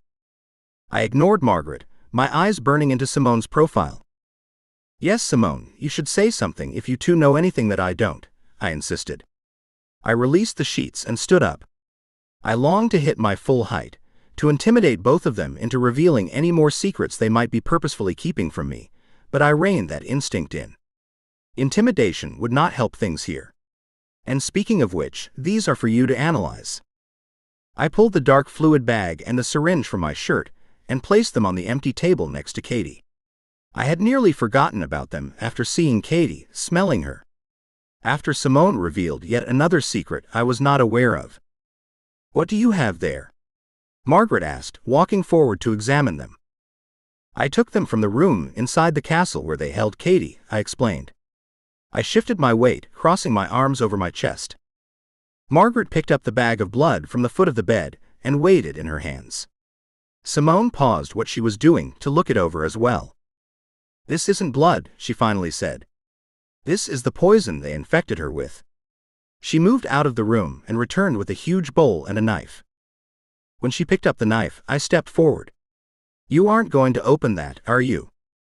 If it was indeed the poison that had been killing Katie, I did not understand how opening a bag of it would help anything. I didn't want that stuff anywhere near Katie again.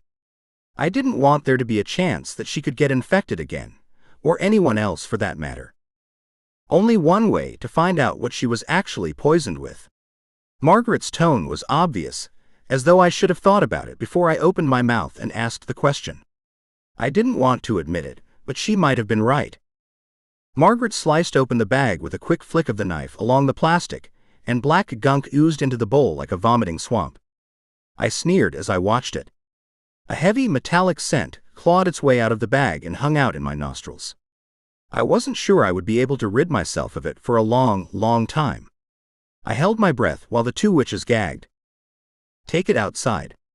Simone screamed as she fell to the ground in a fit of retching. Her shoulders bobbed up and down in spasms she couldn't control. Her voice was garbled, like speaking was difficult for her to do. Margaret grabbed the bowl and hurried out the open window. I heard it crash to the street below, the bowl shattering in pieces. I followed her and watched as she spilled it onto the grass in the backyard. The green grass hissed and burned, slowly dying before my very eyes as though it had been hit with acid. Smoke or steam, I could not tell which, rose from where the poison touched the grass. "What the hell was in that?" I asked. "Cyanide and hemlock, among other things," the witch panted, staggering back to bed. Simone seemed to have a better grip on herself, and was able to stand at her full height now that the poison wasn't tainting this room. I put an arm around her waist and helped Margaret to a sitting position in the chair Simone had been resting in, before she started wiping Katie's body. Simone left the room, muttering something about opening the front door and all the windows in the house to rid the house of the evil. "I hope that was worth it," I said, glancing at the women who looked deathly pale and quite distressed. Margaret should never have opened that inside, but no point in laying blame now. "Now that we know for sure what is poisoning her, I'm afraid we're going to need more than a few herbs to bring her back," Simone said, her mouth drawing into a painful grimace. She could not look at me. Instead, her eyes dropped to her hands to the washcloth. She paused, wiping down Katie, almost as though there was no point in doing so. "Not anymore anyway." "What do you mean?" I asked, frowning at the young witch. My mouth went dry at Simone's words, and it took everything in me to refrain from demanding answers. I needed to be patient if I wanted them to keep talking to me, to keep helping me. Simone coughed a few times and then drew in a few deep breaths near an open window. She dropped the cloth to the floor, discarding it as though it was a mere piece of trash and nothing more. "I mean, that concoction is more clever than I first realized," she said. "It is designed to seep slowly into a victim, inflict pain and torture, ripping out the insides of a witch. Then after that it kills its victim, and ensures she can never come back." "What do you mean, never come back?" My heart stopped. My mouth pressed into a thin line once I said the words. There was so much more I wanted to say, so much more I needed clarification on. And yet, I waited. I did not want to make any assumptions. I did not want to think about things if they were not true. I wanted them to tell me. I needed them to tell me what was going on with Katie and what we could do to save her. We had to save her. Still, Simone's words confused me. What did she mean about Katie never coming back? I always thought death was always finite. Since when could witches come back from the dead? Margaret stepped forward and sat down on the chair next to the empty bed, her skin still the color of ash. "Simone doesn't mean in the flesh," the older witch explained, her voice low. "Not technically, anyway. But we have some special religious nights throughout the year, when our communication abilities with our elders and relatives who have passed on are enhanced. This poison they've mixed up would make sure that Katie could never return for any of that. She would be cut off from this world once she left it. And all of her magic with it. And if that happened, she would be lost to us forever. There's no coming back from it. I struggled to comprehend the information the witches were giving me. So, they were telling me that this poison was designed to not only kill the witch who took it, but destroy her very soul as well. Was that what Simone meant when she said that Katie's soul had changed? Had she already reached a point where she could not come back? Do you think this poison has been used on all those other girls? I swallowed hard, as I remembered the girl they'd left to rot on the table. Guilt gnawed at my gut for leaving her, but I knew I could not bring her back. I could not risk exposing Tabitha, Simone, Margaret, and Katie to more poison if the dead witch had been poisoned. I was not sure how the poison worked, but I did not want to exploit my ignorance. I should tell Margaret and Simone about the witch, perhaps they knew her, but later. Once Katie was better, I would take them there myself so they could see her. If she was still there, of course. What do you mean? They asked me at the same time. I don't know, I admitted, but based on what you've both told me, it almost seems as though the demons are trying to steal these witches' power. Their magic. I don't know why or how. I don't know how they target certain witches. But it's the only thing that makes sense right now. Margaret nodded slowly, her eyebrows drawing down into a thoughtful frown. I'm afraid so, but for what purpose? A hardness fell over my body as the anger set in. My mind raced with possibilities. I thought about what I knew about demons. I thought about what I knew about witches. There's only ever one purpose for beings of evil, I said. Power. Witches must have a magic not even demons are privy to. Perhaps they are threatened by it. Perhaps it is something that can cause actual harm. But I would not be surprised if they are eliminating threats and stealing the magic for themselves so they can grow more powerful themselves. So they can be unmatched even against angels. I needed to stop them before they worked out how to harness these girls' magic. Especially Katie's. She seemed to be unusually powerful. I wondered if the demons knew that. I wondered if she had been targeted for that specific reason, or if it had just been a coincidence, if they knew Katie was as powerful as she was, or if they only knew she was a witch. What are you going to do about it, Angel? Margaret asked me suddenly, her eyes glittering with an anger I also felt. I knew she wasn't taking her anger out on me. I knew she did not like any witch threatened by demons, threatened by anyone. I understood. That raw anger was burning inside of me as well. I'm going to find whoever it is that is doing this and stop them, I promised. And if that means tearing a hole in the fabric of space and time and diving into hell, I will. I meant every word I said, even if it sounded dramatic. I intended to get to the source, before they found a way to us. The younger witch stepped closer to me, reaching a hand out as though seeking a connection. I allowed her to take it, offering what she needed. I needed it as well. You need to be careful, Gabriel, she said, her voice gentle but also filled with a warning. Your son is very important, and he will need you. There was something off with her tone, something that did not sound like how she normally did. I glanced over at her, ripping my eyes away from Katie and looking at Simone. Her eyes glowed with that strange silver essence they had sometimes. I realized her voice was monotone, as though she was in some sort of trance. What are you? I asked, and she dropped her gaze from mine as though embarrassed. She shook her head, snapping out of whatever trance she had been in, her cheeks turning pink. She's a witch who hasn't even come into her powers yet, Margaret said, though it didn't really answer my question. It was no matter. Mage, magician, powerful witch, or fortune teller. As long as Simone fought on our side, her true calling was not my concern. She was powerful. She was knowledgeable. And my gut told me she was loyal. We would be lucky to have her on our side. We needed her to fight for our side. But I could not make her if she did not want to. I could not make either of them stay if they wanted to retreat. Shall I take either of you back to your homes now? I asked as my restlessness began to shiver through me once again. There was a war coming, and I needed to be prepared for it. I needed to know who would cower and who would fight. I'm staying with Katie, Simone declared, grabbing for the blanket that covered Katie's body as though I would tear her away from her patient. Her eyes were fierce, daring me to argue with her, daring me to tell her that she must leave. I had been bred to read humans well, and Simone had no ill intent towards Katie. Quite the opposite. She was fiercely protective of the fallen witch, even though she barely knew her. I appreciated that fierceness, that unwavering loyalty. There were not many people in this world who possessed such traits. I turned towards Margaret, who nodded her head. "I will come with you," she said, agreeing with her niece. She was firm in her conviction, and while there wasn't the same passion her niece had, it relieved me all the same. I need to make more medicines for Katie, if she has any hope of returning to us. There was one more question that had been tickling the back of my mind, and I had to ask it, despite my fear of the answer. "Will my son be all right?" I forced out. I had purposefully attempted not to think about him while I was here. It would not help being torn down the middle with one part of me with Katie and the other with my son. I needed to be completely present if I was going to succeed at my mission. I could not let anyone or anything distract me. And yet, this was important. I needed to know about the safety of my son. Because if my son wasn't safe, what was the point of all of this besides saving Katie? After all, he was inside his mother when she was poisoned. Margaret chewed on her lips in worry for a moment. "I believe so, although I have not seen him," Margaret said.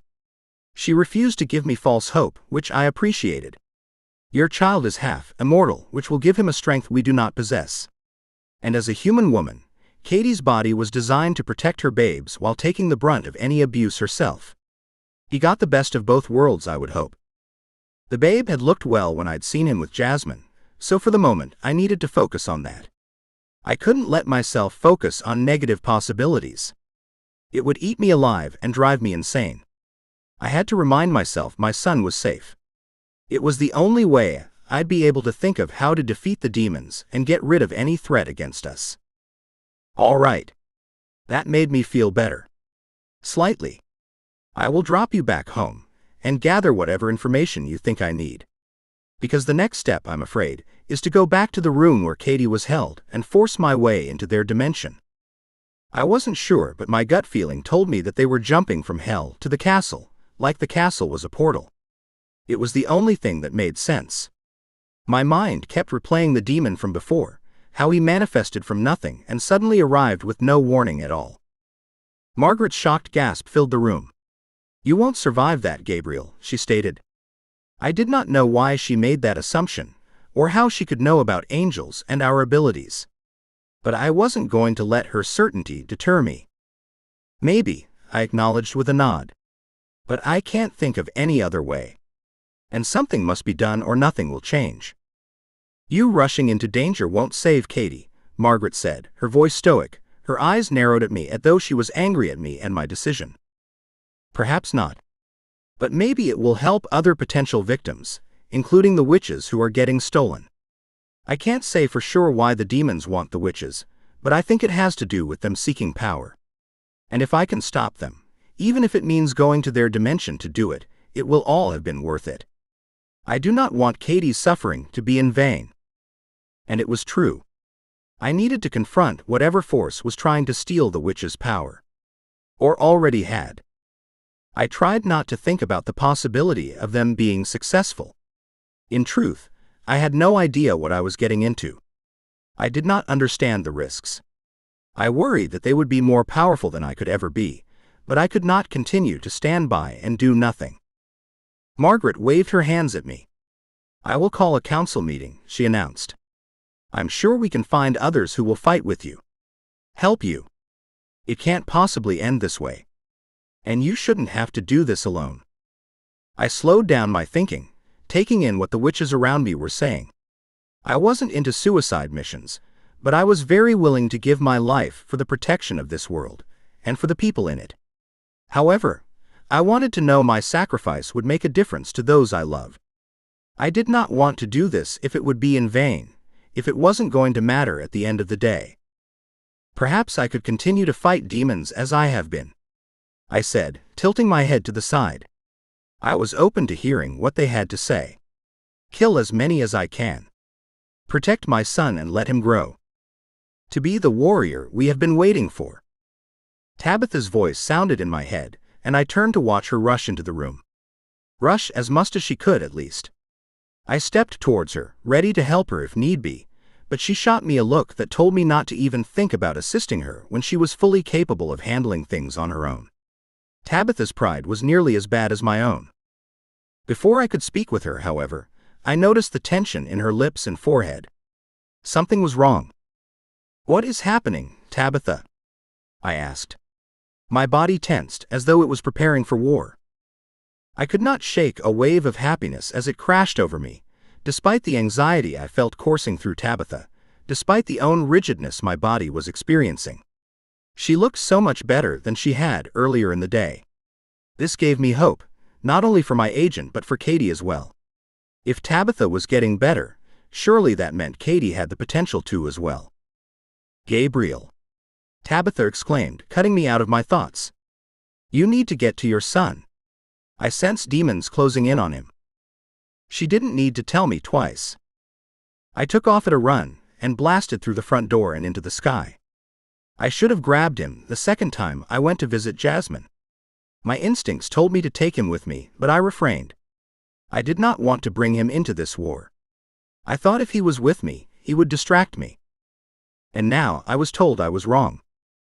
Tabitha always had an annoying way of sharing bad news with a smile on her face. Then again, the fact that she had this information was extremely helpful. I did not want to think about what could have happened if Tabitha hadn't been able to say anything in the first place. I flew through the air, heat tingling in my spine even at this height above the earth. Damn it. I pushed harder and wove through the sky over New York City and down to Jasmine Street. I did not think I had ever made it to her home so quickly. My wings, already ruined due to my last encounter with demons, were strained. It felt like they wanted to collapse off of my back. I pushed them so hard. Still, I was here. My feet hit the pavement, and an eerie quiet descended on me. It was still early evening, darkness had not yet fallen, yet I could feel the demons in the darkness, waiting for the opportune moment to strike. It would be any time. I needed to act quickly. I ran to the front door and banged on the wood. I did not care if I broke the door down, though a small logical part of my mind told me that if I did do that to the door, it would take away a layer of protection from Jasmine and her family. Still, I could not remove the urgency in my knocking. I needed to see my son. Now. Nobody came. I banged again. Damn it. My spine tingled with the demon's approach. I turned, ready to take my anger out on the bastard, only to find nobody there. I growled. Fuck this. I slammed my body against the door and cracked it right down the middle. I needed to get to my son, and I'd always been welcome in this home. Maybe Jasmine's husband wasn't my biggest fan, but I was positive he at least understood that I had saved his wife's life. "Jasmine," I yelled out as I raced through each of the rooms of her house. She'd said she wouldn't leave, and yet the entire house was empty. Where were they? Panic infiltrated my bloodstream and prevented any coherent thoughts from entering my mind. It was as though I was acting on instinct, because there was absolutely no way I had the capability of rationalizing what was going on. When I reached the kitchen, there was food sitting on the table, uneaten. Toys scattered across the floor, as though children had been playing only recently. I faltered. What happened here? Where was my son? Where was Jasmine and her family? Then there was a woman's terrified scream from below. No. I didn't think, I just reacted. I immediately headed for the front room, where there was a staircase that led to their cellar. They had to be there. That was the only place I hadn't checked. God, I needed them to be there unharmed. I flew down the steps to the concrete floor, and before me was a horrible sight. My baby was surrounded by fiery demons. How were they here when darkness had not touched the city yet? More than that, why had they not attacked him, or at least reached out and taken him? It didn't matter. I needed to act before they had the opportunity to do either of those things. Before it was too late. No. I screamed again as I charged forward, drawing my sword and swinging it in sharp arcs, mowing down the demons closest to me. Jasmine clung to my baby and her own daughter, tears streaming down her face as she faced off against the fires of hell. I had no idea where her husband was. I didn't particularly care.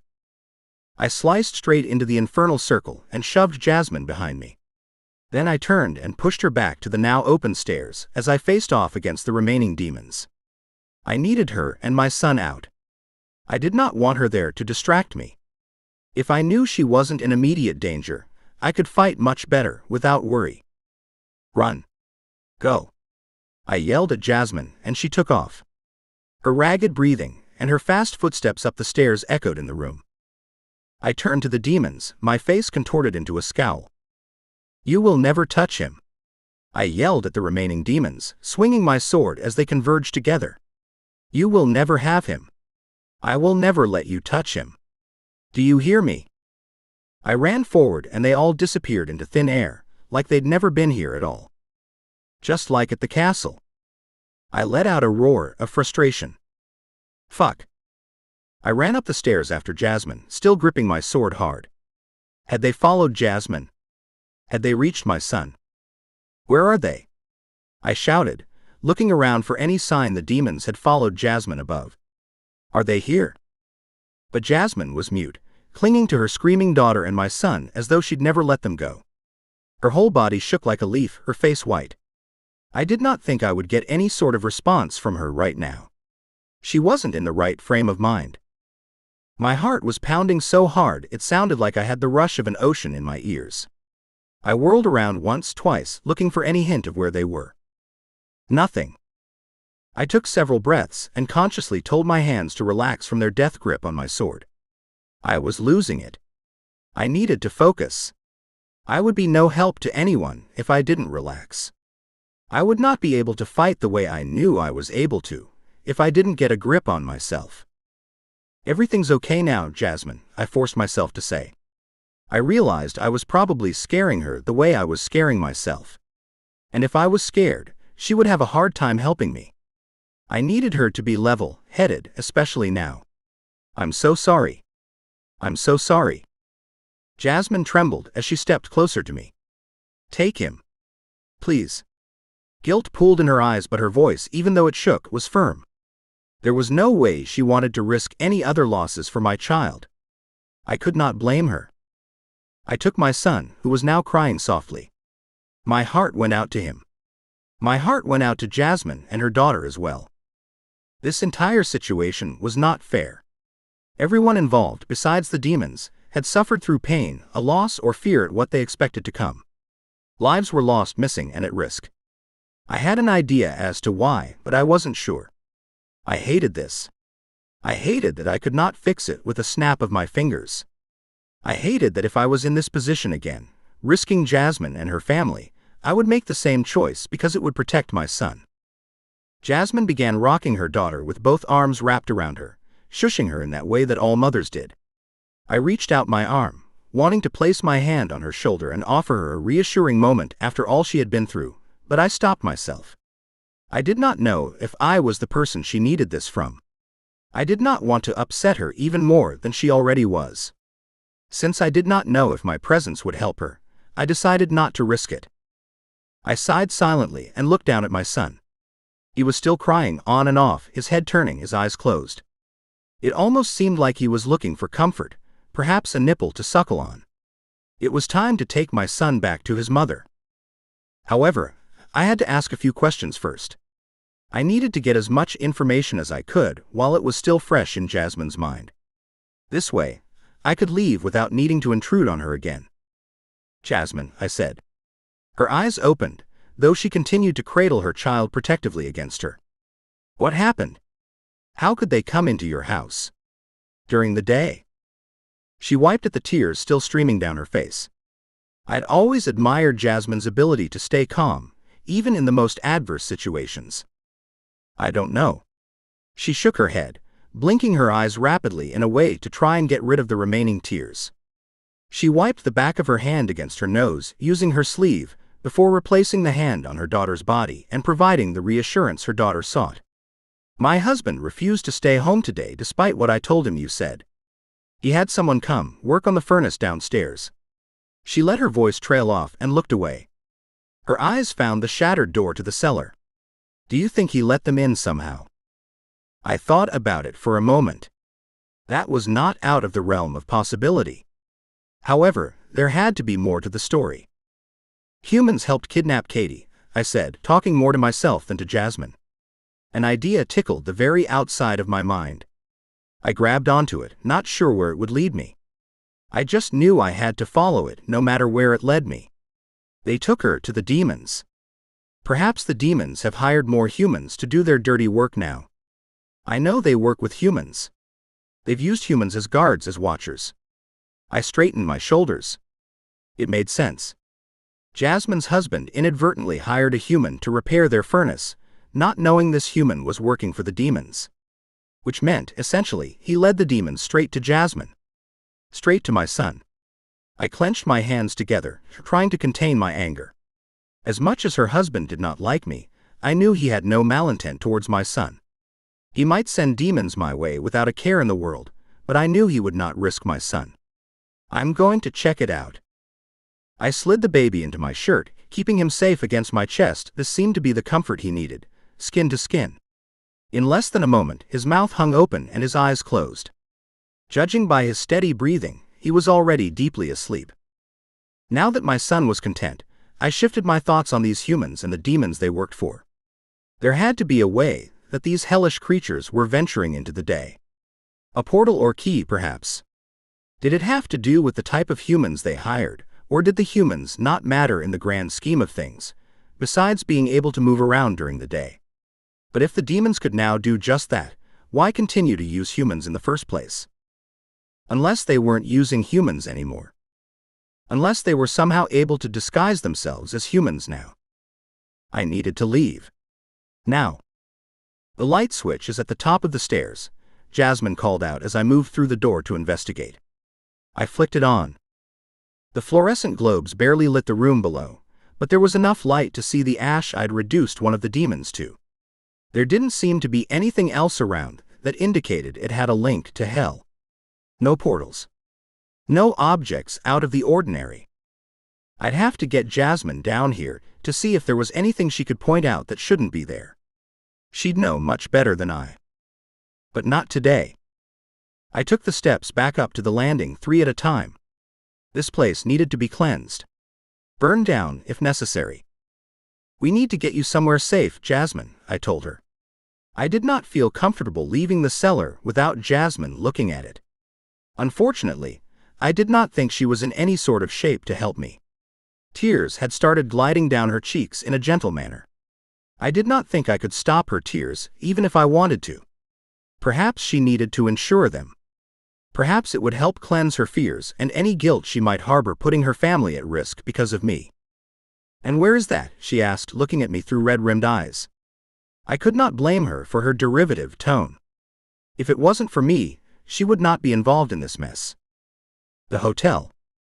The Angel Agency had a hotel in central Manhattan where we took people who needed the ultimate protection, when a guardian could not provide everything that was offered because they needed to investigate demons or because they needed to protect a new target. I should have sent Katie there after I'd helped her. If only I had the foresight to know this would happen, that this was even a possibility. I stopped myself from thinking further thoughts. I made my choices and now I must live with the repercussions those choices produced. I did the best I could with the information I had at the time. Regardless of the truth of that, it did not make me feel any better. If I remembered the hotel, if I hadn't been so consumed with my feelings for Katie and my fear at keeping her safe, this would never have happened. The hotel? Jasmine asked, unsure. I'll have to take my daughter. And my husband will have to meet us there. I will make sure they take all of you, I promised. I'd very rarely used the hotel as a refuge for anyone I was protecting, as demons tended to only have one target. And once I'd killed all the demons that had been assigned to my target, the threat ceased and the hotel was not needed. But that didn't seem to be the case now, and Jasmine and her family needed around-the-clock protection. Because of me, a tiny niggling voice said in my mind, but I ruthlessly shoved it aside. I'd allow myself to feel guilty later. What about everything? she asked, glancing around her beautiful home. Her grip was still tight on her daughter, and I knew that that baby was the only thing that truly mattered to her. However, leaving her home she built with her family was akin to giving up, running away, all because she agreed to be involved in something that didn't involve her. Guilt again threatened to invade me body and distract me from my goal, but I pushed past it.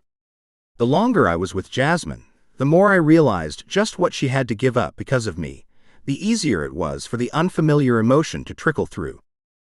"Don't worry about the house," I said. "You and your family are the only important things to protect. Just pack what you need and I'll take you there now." She nodded, still breathing as though she'd just run a marathon. Her eyes were focused on a picture on a stand next to her couch. I hadn't noticed it before. I hadn't really looked around. To Jasmine, besides her child, that seemed to be her entire focus. I wasn't quite sure what to make of it.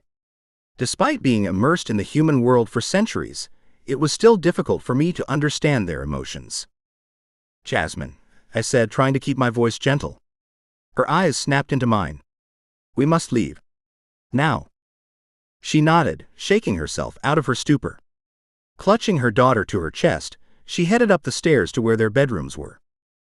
I'd put Jasmine, her husband, and their beautiful baby girl in the hotel for months if necessary. It had around-the-clock surveillance and no dark corners for demons to hide in. I would have sent her there with my son, but I assumed demons could not get to them during the day. If I had access to Tabitha, if she was healthy, I was certain she would have nagged me about it.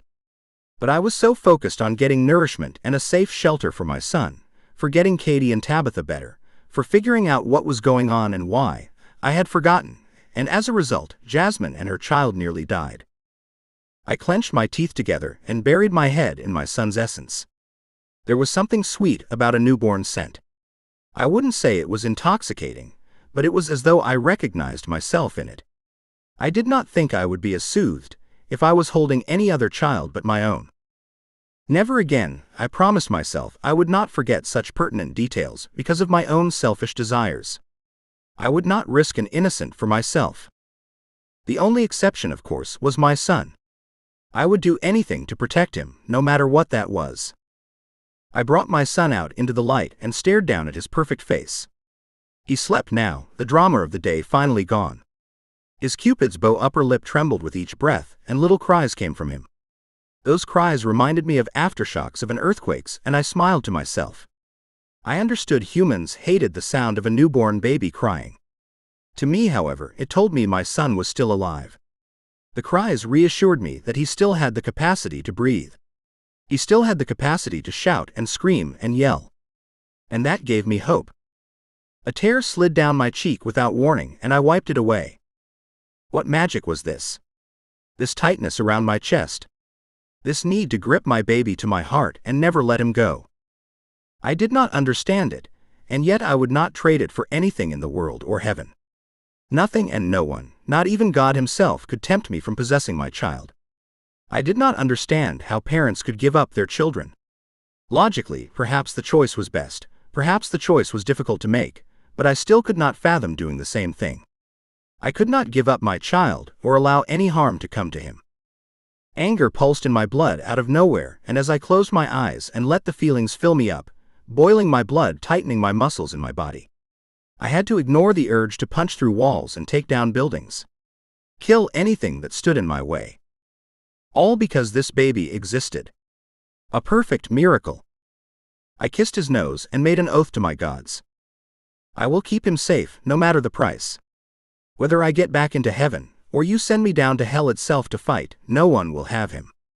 No one will have him except those I choose for him. No harm will come to him as long as breath circulates through my body and keeps me alive. My thoughts were interrupted by footsteps on the stairs. Jasmine returned with 2 bags and the baby in a carrier. She went over to where she stared at the picture, hesitating. I was not sure why she simply didn't take the picture and put it in her purse. Then again, the confliction of human emotions was lost to me, save for the emotions I had already experienced for myself. Finally, she set the picture down and headed back to where she set her bags down. Her baby cooed happily, completely oblivious to everything going around her. How I wish I could be that ignorant. Okay, Gabriel, we're ready, Jasmine said. I'll call James when we get there. I can't wait to be somewhere safe for a few days. I didn't tell her it may be more than a few days. I didn't tell her I was planning on keeping her there for months if I had to. I knew it would be a complete upheaval from her life. I was also aware that she never asked for this. But her safety, her family's safety, even her husband's, was the priority. I could not risk them any further, especially after everything she had risked for me. We walked out of the house. The sun was still up. I hoped that would keep the demons away. I hailed a taxi and we piled inside. I gave the driver instructions and driver sped off, taking us into the city. Traffic was prevalent and the sidewalks were filled with tourists. The ride was silent. I kept my eyes on the sun, watching it slowly descend. This was taking too long. Finally, we pulled up to the hotel. I helped her with her bags while Jasmine grabbed her baby carrier. When we stepped in, I checked her family in, insisting they stay in Tabitha's suite. After verifying my identity, they agreed. Luckily, Jasmine was focused on feeding her child and did not hear when I said her family would be staying there indefinitely. I did not want to worry her. I did not want to upset her.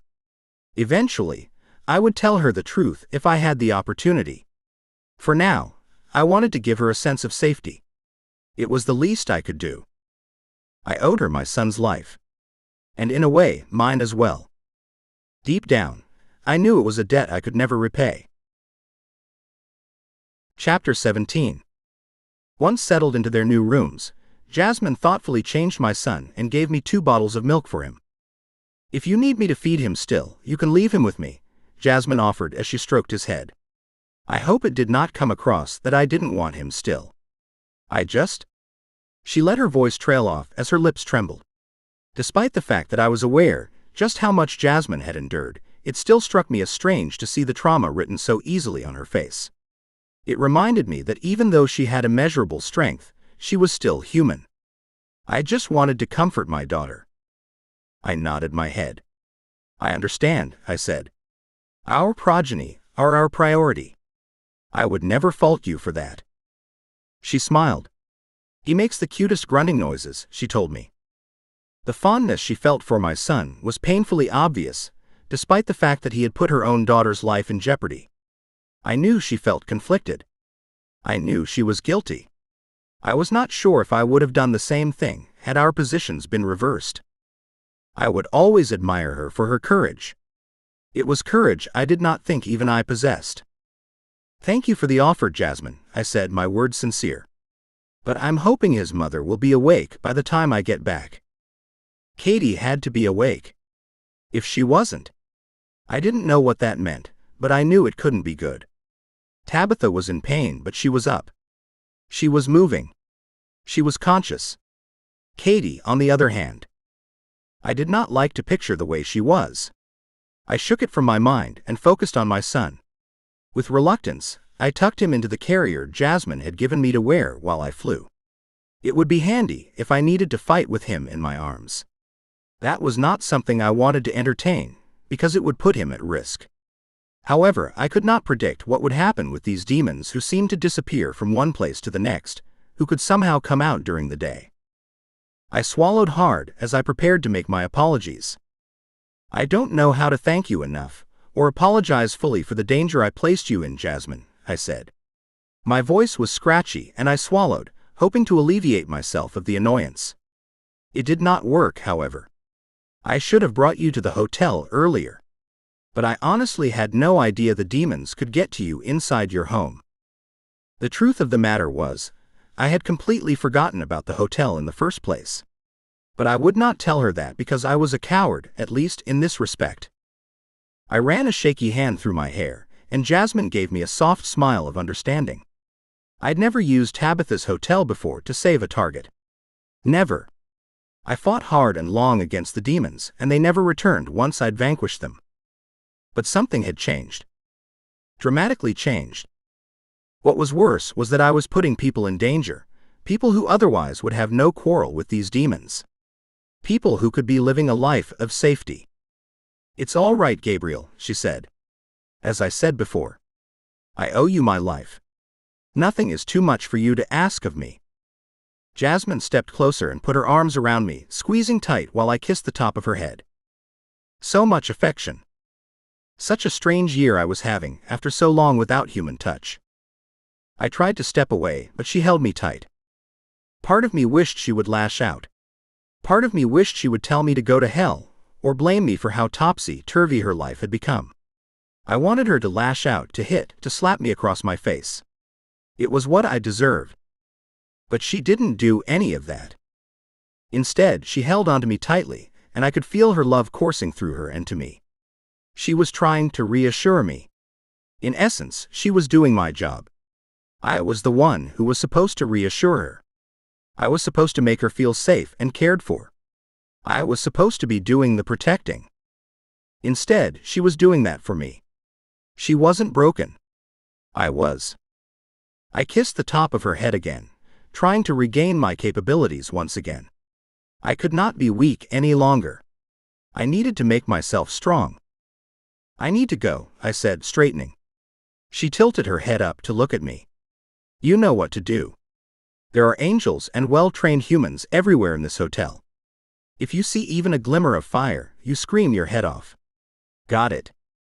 Jasmine finally pulled away and wiped away a tear that had slid down her cheek. You know I'm kinda jealous, she said. Her voice had gotten softer, as though she was not quite sure she wanted to admit this, even to me. Of Katie and you. A ripple of unease ran through my chest. What do you mean? I asked. My hand reached through the carrier strap to my chest to feel the rise and fall of my son's stomach. I could not explain it, but it was important to me to ensure he was still breathing. She wiped at the air with her hand, as though to dismiss what she'd said. Her face was red, with shame or embarrassment, I did not know. Her eyes would not meet mine. Instead, she focused them on her daughter. They softened when they saw her. Oh, I know I'm happy now, and I have my baby girl, she said. She's honestly the best thing that ever happened to me in this life. But I had such a crush on you when you first saved my life. I wanted you to need me as I needed you. She sighed. But it didn't happen. And that's okay. I don't even know why I'm telling you this in the first place, to be honest. The words are coming and I can't seem to stop them. I shifted with discomfort. I wasn't quite sure what to say to that. I wanted to be honest, but I also felt compelled to reassure her the way she had been so reassuring to me. We aren't allowed to have relationships with our targets, I said. I recited words I'd said 1,000 times before. It wasn't reassuring exactly, but it was honest. She raised one eyebrow and glanced down at the baby in my arms, seeming to indicate that rules could be broken if participants were willing to take the risk. Heat raced up my cheeks like a fiery flood. I didn't know what to say. How could I tell the beautiful human in front of me that Katie had been the first woman to tempt me in 350 years, without coming across like a hypocrite? I knew humans well enough to know that Jasmine might take my choice of Katie as a rejection of her, and that was not the case at all. Katie was different. That was it. However, it was difficult to put that into words and make Jasmine understand. Katie is part witch, I said. It was the only explanation I could think of that might persuade her. I don't think I had much of a choice. I hated that this was a lie. I hated that I blamed Katie for my feelings when I knew, deep down, they were organic and came from within. I painted Katie as a temptress, willing to use spells to compel me to have feelings for her, when I knew Katie would never use such manipulation on anyone. Jasmine frowned. Part witch, she said slowly, tasting the explanation on her lips. Is that how she managed to conceive your baby? I would have thought it to be practically impossible, since you're immortal. She sat down on the couch. I knew I needed to leave. My son was still sleeping and he felt comfortable against my chest. It was time to reunite him with his mother. And yet I stopped myself from leaving just yet. I wanted to speak to her, to make sure we were okay. More than that, she might have a point of view that I hadn't considered before when it came to Katie herself, and why the demons wanted her and our son. We know it is possible now. But it came as a complete surprise to me. I had always assumed I couldn't procreate. I nodded, tickling my son's foot. It was covered by the fuzziness of his onsie, and he did not stir from his slumber, but touching him, feeling him against me, calmed my soul. What are your thoughts? Jasmine was extremely clever, empathetic, and slightly clairvoyant. She was not a witch per se, but she was intuitive. These were many of the reasons she'd been a target of the demons and how she managed to survive them. She rocked in her seat for a little while, and I went to the door to double-check that it was locked. I also glanced through the peephole to see if there were any suspicious people lingering about. I knew we were safe in the hotel, but if the demons were still using humans, I could not be sure of anything. I turned from the door when I was satisfied and waited for her to say something. I knew something was different about him, Jasmine murmured, her eyes dropping to my son. Clarity touched her irises, and her lips were turned up into a gentle smile. Not just the angel, dad thing, but I could feel that there was this magic about him. It was hard for me to explain. But he possesses a fate that will not be denied. I know. I looked down at my son and cradled the top of his head. He had so much hair for just being born. I tilted my head down and inhaled deeply. I was addicted to his scent. It brought me such peace, such warmth, even in trying times such as this one. Is there anything you can tell me to help me in this quest, Jasmine? She turned her head to look at me, her eyes focusing on my face in a strange way. I wasn't sure what to make of it. I hoped it wasn't bad. You can't go to them, Gabriel, she said, her voice soft. It almost sounded as though she was worried someone might overhear, which seemed silly considering we were safe. Then again, I was paranoid the demons were still using specifically chosen humans to infiltrate buildings like these ones. You'll die. You have to get them to come to you. Take them all on with the woman by your side. You need to kill the uprising. The uprising. I had not heard that word used before in relation to the demons. There were so many questions I had. Every time I received an answer, even more inquiries invaded my mind. What did uprising mean? What was going to happen? How did this involve Katie and my son? Why could I not go to them, and how could I get them to me? My son started making a noise. It was a cross between a purr and a whimper. I looked down and found him to still be sleeping. I bent my knees and bounced slightly, hoping to help rock him back to a deep slumber, one he could not easily wake from. Jasmine's gaze fell away and she moaned a little, as though in pain. Her hand reached up to clutch her head. Are you all right? I asked, stepping forward, offering my hand. I had no idea what she could use it for, but it was there in case she needed it. I have a headache, she said, her eyes pinched closed. She tried to stand up and nearly bumped into her daughter's carrier. Lie down then. I gestured to the couch she sat upon, and she slowly lay down. I bent down, awkward with my son strapped to me, and removed her daughter from the car seat. I did not want her in any unnecessary danger, even if it was danger we might have inadvertently placed her in. I picked her up and she let out a small cry. I froze. What if I had waken her up? What if her cries caused my son to cry? However, after a moment, she settled back down. I turned. There had to be somewhere I could place her for the time being. When I stepped into the bedroom, my eyes rested on a cot tucked into the corner. It was perfect for her. I set her down and made sure she could not roll off or otherwise hurt herself. When I finished, I went back to the living room. Jasmine was resting her head on the arm of the couch, her body curled tightly into the fetal position. Despite her insight into what was coming, I knew that was the end of Jasmine's strength. I sighed, trying to keep my frustration to myself. Her insights were helpful but vague. I did not know if I could even prepare for this uprising, if I did not know what it entailed. The only thing I could do was follow her advice. Instead of going to the demons, I had to wait for them to come to me. More waiting. Great. I'll go now, Jasmine, I told her, padding to the door, but we'll check in on you tomorrow. Jasmine's hand snaked out and grabbed me as I crossed her path. I was surprised by how tight her grip was, despite the exhaustion she was enduring. Be careful, Gabriel, she said. Her eyelids descended slowly and her words came out slowly. You and your son are the only things standing in their way.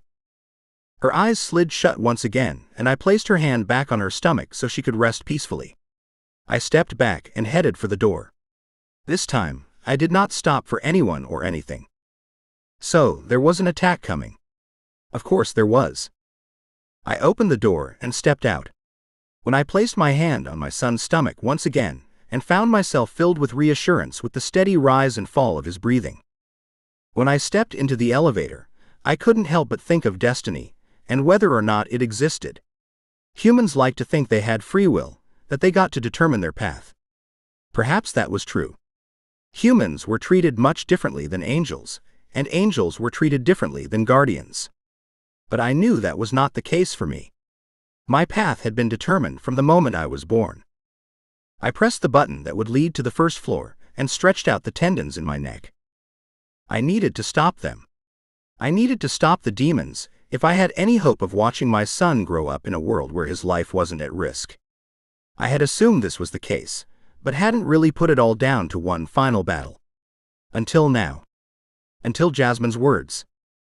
Did that mean I could call on the other fallen angels? If I did, was that putting them at risk? And if I failed at this mission, did that mean the war was over and the demons won? And if so, what did that mean for the world? For humans and witches? For angels and guardians? Would all hope be lost? I damn sure hope not. We hadn't battled it out for millenniums for the good side to lose, while I was still standing, ready and willing and needing to fight. I stepped out of the elevator and headed outside.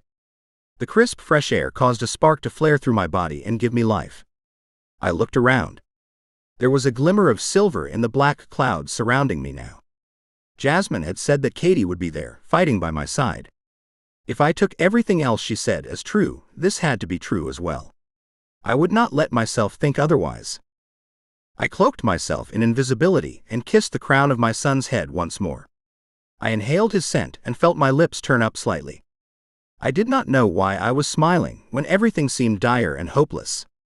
However, I did not push away the feeling. I reveled in it. I let warmth fill me up. I let myself hope that we could get through this. That we could figure this out and stop this uprising, whatever it was, before it even begun.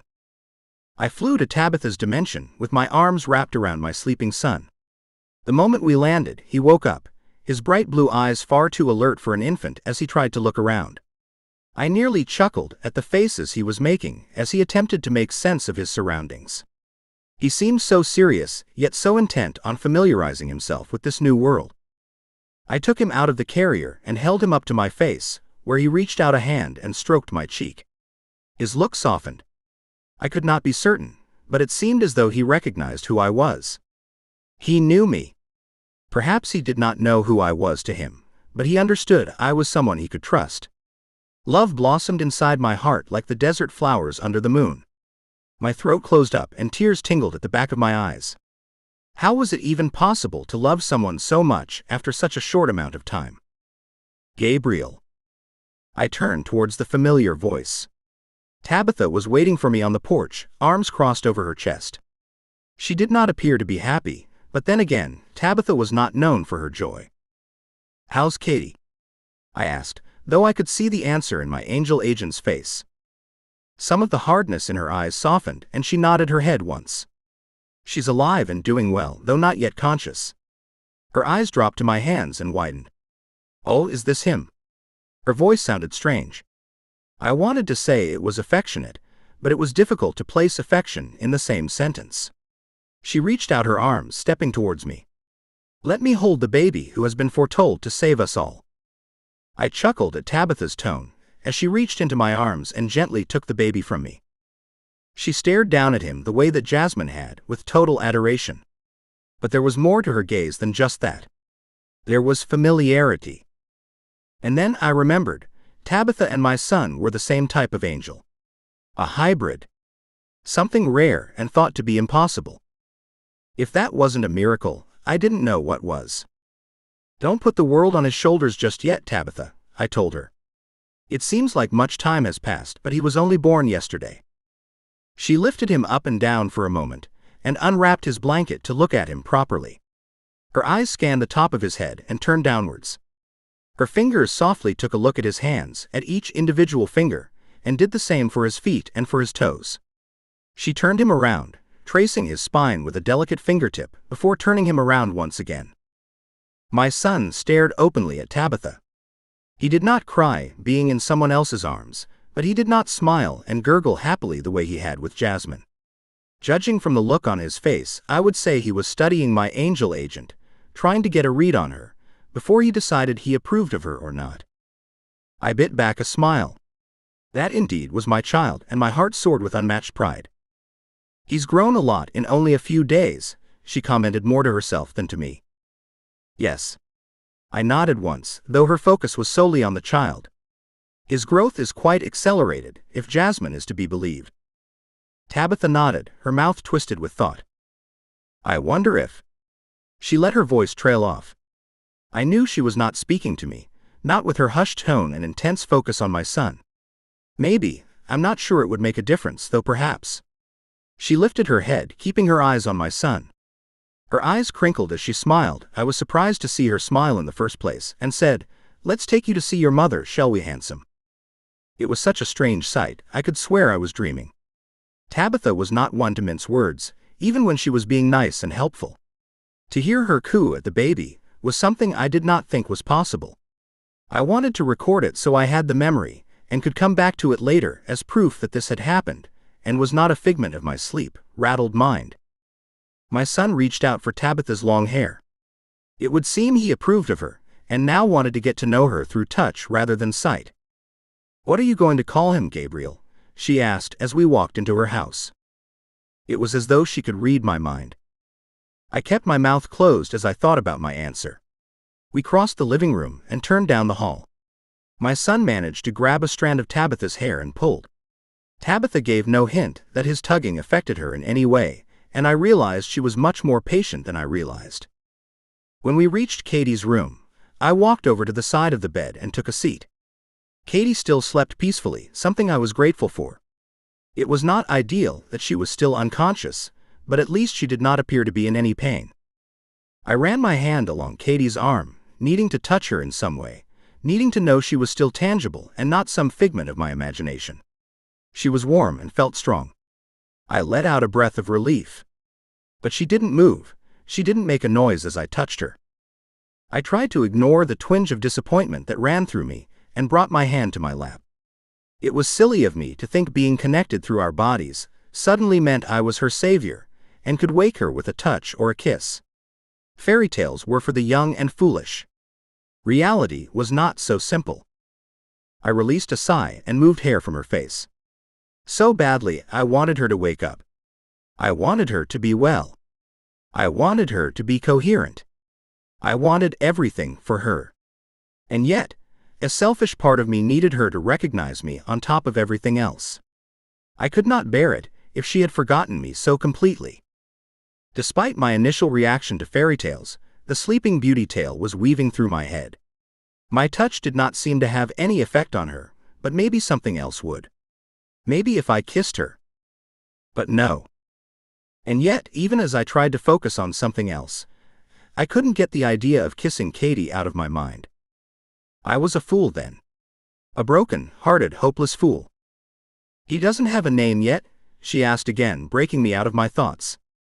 I looked from Katie's face and up to Tabitha once again. "I think his mother should have a chance to name him," I told her. "At least, we should discuss it together. It's one of the most important things a person can do, naming a child, don't you think, Tabitha?" She nodded quietly. She walked to the other side of Katie and pulled down the blanket to expose her breasts. I had forgotten she was naked underneath them, only to be reminded that Margaret and Simone had cleansed her body before administering her with medicine. Apparently, they never dressed her again. "What are you?" I cut myself off when I watched her place our son on a breast. "What are you doing?" I tried again, slightly alarmed. "Wouldn't he roll off?" "Just watch," she said, taking a respectful step back. Chapter 18. The baby began to softly cry, his head coming up and bobbing around as though looking for something. I reached out for the babe, hoping to offer him comfort. Tabitha reached across the bed and swatted at my arm, shooting me a look. I felt chagrined and dropped my arms, focusing my attention on my child. Katie didn't stir, but the baby kept searching for her breast. His head came right up, and he seemed to be looking at her face before continuing to bob around with his mouth open. He moved sideways, his mouth on her skin as he licked her, tasting her. I wanted to support his head and neck. It was clear that while he exhibited surprising strength for a babe born only a few days ago, he was not able to lift his head up on his own just yet. I shifted my eyes to Tabitha, trying to decipher if she would swat me away again. However, she seemed focused on the babe, on whether he would be able to accomplish his task. He came closer to my side of the bed.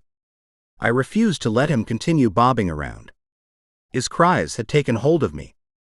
I did not want him to endure any more frustration when all he wanted to do was feed himself. It must have been his feeding time.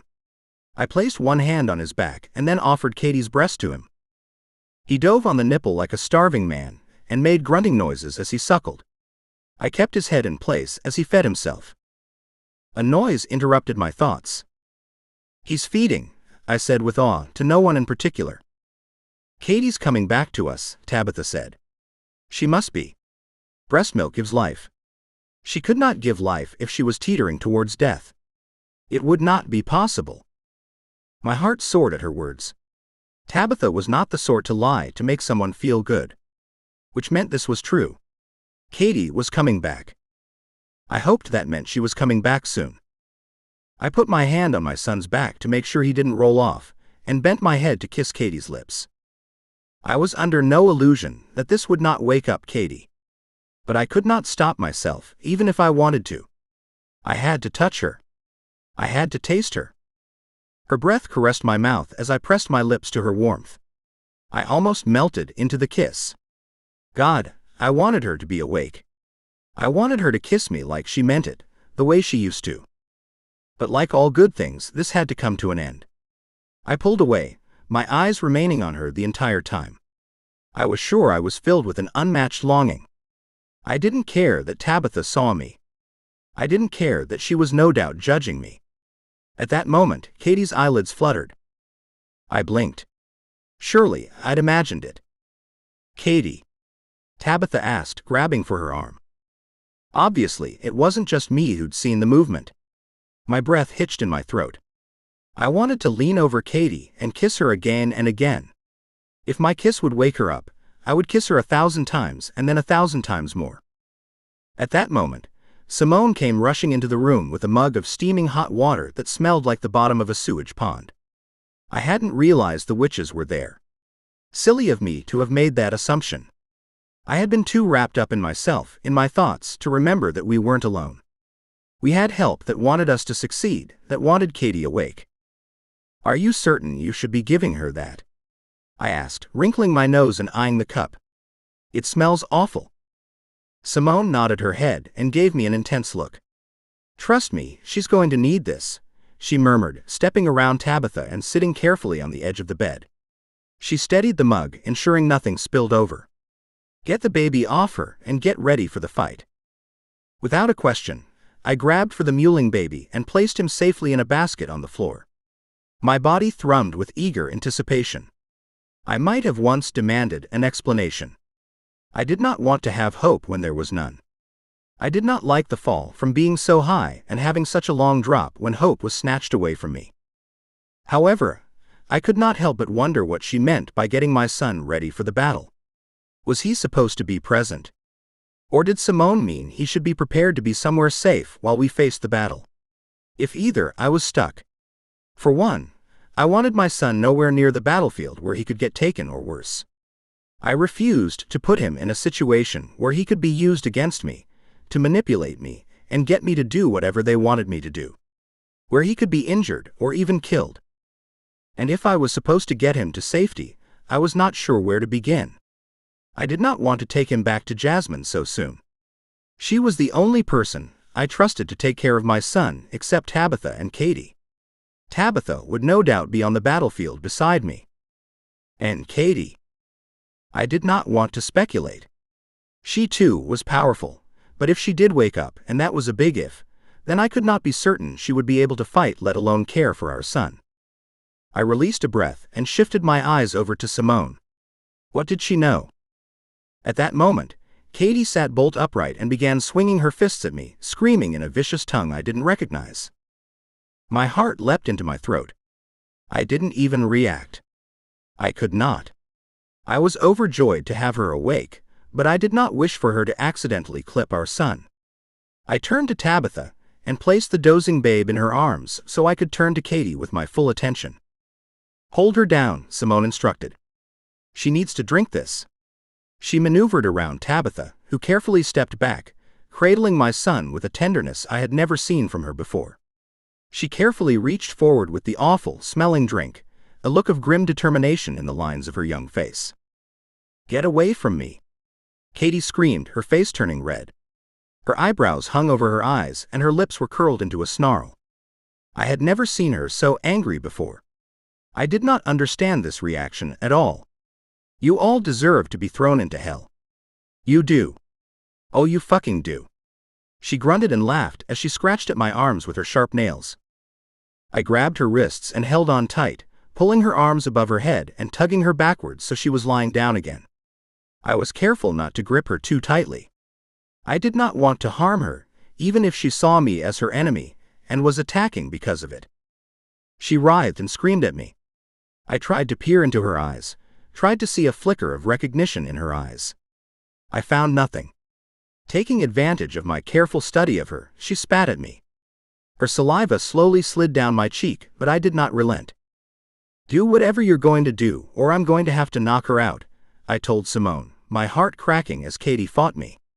I wanted nothing more than to wrap her in my arms, to hold her, to murmur things to her about how she was safe and that our son had her eyes. I wanted to tell her everything that had transpired when she had been unconscious. I wanted to run away with her and leave everyone and everything behind. I could see none of my beautiful Katie left in the woman who now fought me like the demons that had tortured her, and I could not risk having my son anywhere near her until she was herself again. I would not let myself consider that that might never be a possibility. Simone came forward and Katie kicked at her. She held on to the cup, though a couple of drops of the concoction fell onto the bedspread. "Tabitha," Simone said. "Get her legs." Tabitha nodded and disappeared from the room momentarily. When she returned, my son was gone. For that, I was grateful. I understood that babies at this age could not remember what happened. Regardless, I did not want him to see his mother, to be around her when she was like this. Perhaps Margaret was holding him now. Perhaps he was lying in the other room, tucked safely on a bed, positioned between two pillows that prevented him from rolling off the bed. I was not sure if he was able to roll off the bed just yet, but I hoped Tabitha protected him in that way. When she returned, Tabitha wasted no time positioning her body across Katie's thighs, using her body weight to hold Katie down. I kept my grip on Katie's upper body. I knew she would receive bruises from the way I held them, even though I made sure it wasn't rough. But the way she was thrashing and pulling, she was inflicting damage to her own delicate skin. Even so, I was impressed by her strength. She had been unconscious for a while, and she woke up with an unmatched fire inside of her. Simone walked forward once more, clinging to the mug she held for grim death. There was a determined glint in her eye that seemed to say she would get this drink down Katie, no matter what she had to do. Margaret came up from behind me and gripped Katie's tormented face. If she was here, I assumed my son was in a room, safely away from all of this. Margaret pried open Katie's mouth by pulling down her chin, and Simone was finally able to dump the black muck down her nostrils. I frowned. What an odd way to deliver the concoction. However, it was not as though Katie was complying. Her teeth were clenched together so tightly I was surprised the vein in her forehead did not pop. This seemed to be the only way to get this to her. It went up her nose and into her mouth. Katie screamed in outrage, damning everyone in the room to a hell most horrible. All I could do was hold her tight and cling to the hope that the woman I knew was strong enough to claw her way back to us. "More," Margaret instructed, her voice firm. She sounded sure, strong, but when I looked over at her, I could easily see the mixture of fear and hopelessness in her eyes. I realized then that this was our last hope. If this didn't work, nothing would. If this didn't work, Katie would be lost to us forever. Simone threw more of the liquid into Katie's screaming mouth until the mug was empty and the room was filled with a pond-like stench. She coughed up some of it, trying to spit it out, but Simone forced her hand over Katie's mouth, preventing her from doing so. She had to be careful. Katie did not seem to have any qualms trying to bite Simone. After a long moment, Katie's screams began to slow, and then she was no longer fighting us. Simone slowly released her hold on Katie's mouth and took a step back. She continued to watch Katie with expectant eyes, waiting to see if the concoction did its job. Then the sweetest words came into the room, on a wave of hope after disaster. "Tabitha." Katie's voice sounded raw, scratchy, as though she hadn't spoken for a year. And yet, it was as sweet as a bird's song early in the morning. "Gabriel? What's going on here?" Katie's eyes were now clear, and she looked at me with utter confusion. She remembered me. More than that, she was looking to me for answers.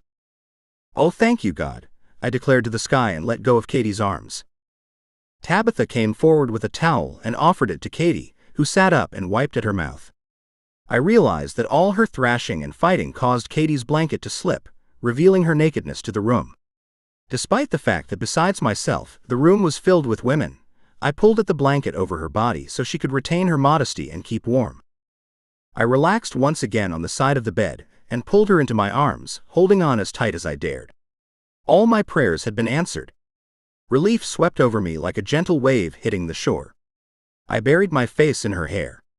I did not care that I would have to pay the piper for bringing home my girl. I would do whatever I needed to. Katie had come back to me, and that was all that mattered. "You came back," I whispered out loud, unable to hold it back. My heart knitted together stronger and brighter than before. I could not stop smiling if I tried. Katie softened in my arms and pulled away so she could look up at me. "You came for me," she murmured. I did not know why she was relieved. It was as though there was part of her that believed I would not. Before I could tell her I would always be there for her, she picked her head up from my chest and furrowed her brow. "Where's my baby?" I smiled down at her and touched her face with my fingertips for a moment in reverent prayer. She knew our son. She remembered him. "He's here."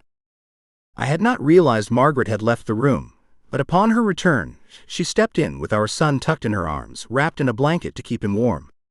Small cries of frustration at having been ripped away from her breast filled the room. Margaret handed our babe to Katie, and he threw himself back in a horizontal position, expecting to be fed. "He's still hungry," I said at her confused smile, and she dropped the blanket to offer the baby her breast. "Here you go," Tabitha said, arranging a pile of pillows behind Katie so she could rest back a bit.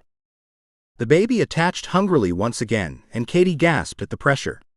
I had not realized breastfeeding could be a painful exchange. Perhaps there was some way to relieve Katie's pain, a balm that could be applied to the nipples that would not harm the baby in any way. "What happened?" Katie asked, absently stroking our son's head. Every now and then, her face would contort in pain, but she refused to move our son from her. I was certain it did not help that this was the first time she was feeding him, so her breasts were hard with a heavy supply. And what on earth is that smell? I looked towards Simone and Margaret, who both stepped forward. They were looking at Katie with a strange awe, like wonder, which I wasn't sure I entirely understood. I knew they knew Katie was also a witch, but it seemed to be more than that. "I'm Margaret, and this is my niece Simone," Margaret said, gesturing at both herself and Simone. "Gabriel found us and asked us to come here and help you pull through." "Was I badly hurt?" Katie asked, her gaze shifting to me, a lack of understanding clear in her gaze. She did not know all she endured. For a moment, I did not want to tell her. I did not think it was privy for her to know. And yet she deserved the truth. Perhaps there was a way to tell her without unnecessary detail. I did not think she was ready for everything just yet. Not until she recovered more thoroughly. "Your wounds healed well," I told her, choosing my words carefully. "It was more the poison they'd fed you via a drip." Katie gasped and turned back to the women. "You're both witches?" she asked. "Yes," Margaret said, nodding once. "Simone is a new, untrained witch like you. Yet, she has great power and a natural ability for potions. She brewed the remedy that you can smell and probably still taste.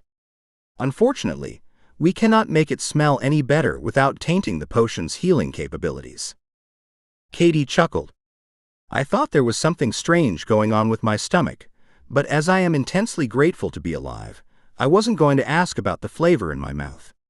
She patted our son's tush a couple of times, and he sighed contentedly as he continued to suck at her breast.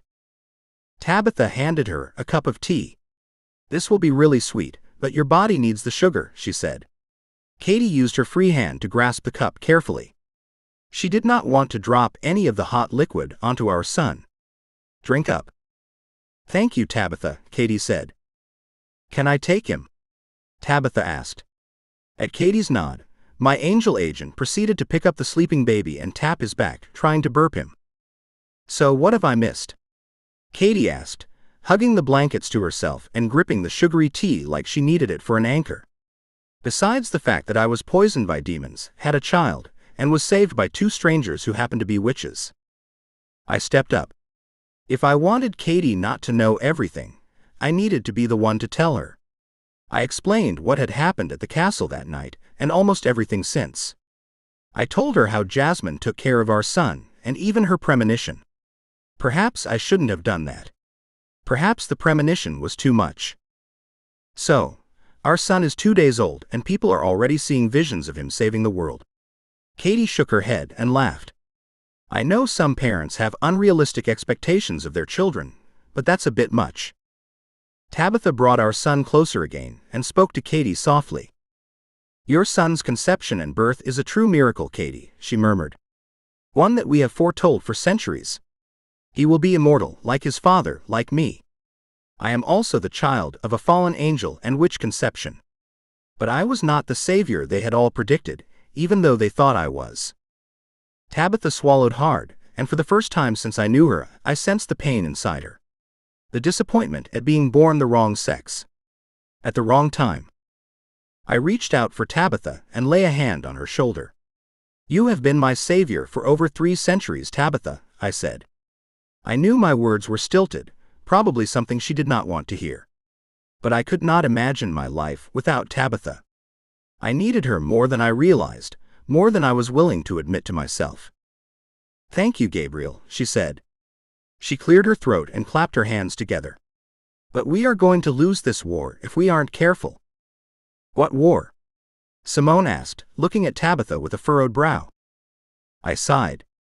This was not a discussion for humans, even ones with magical abilities.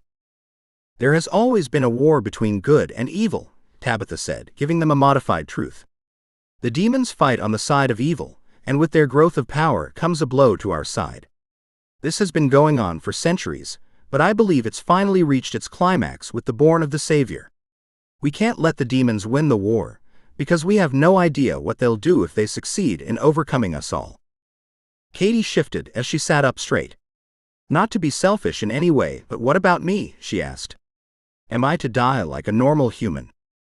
Katie looked to me, and I looked to Tabitha for the answer. I didn't know. Tabitha pulled herself up straighter just as my son burped, and I knew the answer wouldn't be good. My mother died at a normal age for a human of her era, she stated. It wasn't exactly an answer, but it was enough to know what that meant. Which was when, exactly? I asked. 1310, Tabitha replied, a slight twitch at her shoulder belying the pain she'd gone through in seeing her mother die so soon and living without her for so long. Katie slumped in her chair, pain rippling over her face. And your father? She asked. Tabitha turned away as she began to rock our child. Gone also, she admitted. At the hands of a demon. Very soon after my mother died. A shiver coursed up my spine at the images those words invoked in me. We rarely lost a fallen angel to a demon unless there was a group attack, or the angel was compromised in some way. Heart sick at the loss of Tabitha's mother, perhaps. Was such a thing even possible? Tabitha. I managed to ask, though the question I wanted to know couldn't be voiced.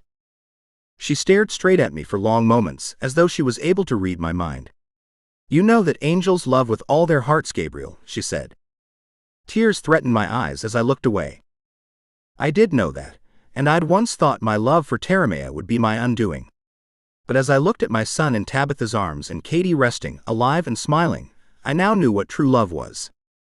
Katie caught my eye and she pulled herself up. "I need a shower and some food, and we need a plan," she said, ever practical in times of doubt. "I don't know about you, but I'm not really interested in sending my newborn son off to war at all, let alone without me." Fire burned in my gut as my blood began to pump around my body with renewed heat. I did not know what was going to happen. I did not know if we were going to win. All I knew was we would fight, even if it came to our death. Katie put a hand on my arm, and I turned around to her. "What do you think about the name, Nathaniel?" Love blossomed in my chest, and I let a smile spread across my face. Hope was not dead. "I think it is just perfect." Chapter 19. We decided to name our son Nathaniel. It was both accurate and fitting for him. He truly was a gift from God. Surprisingly, Tabitha was the one who suggested it. When Katie agreed, I couldn't argue. Not that I wanted to. Nathaniel. Perfect just as he was. Nathaniel grew every minute of every day.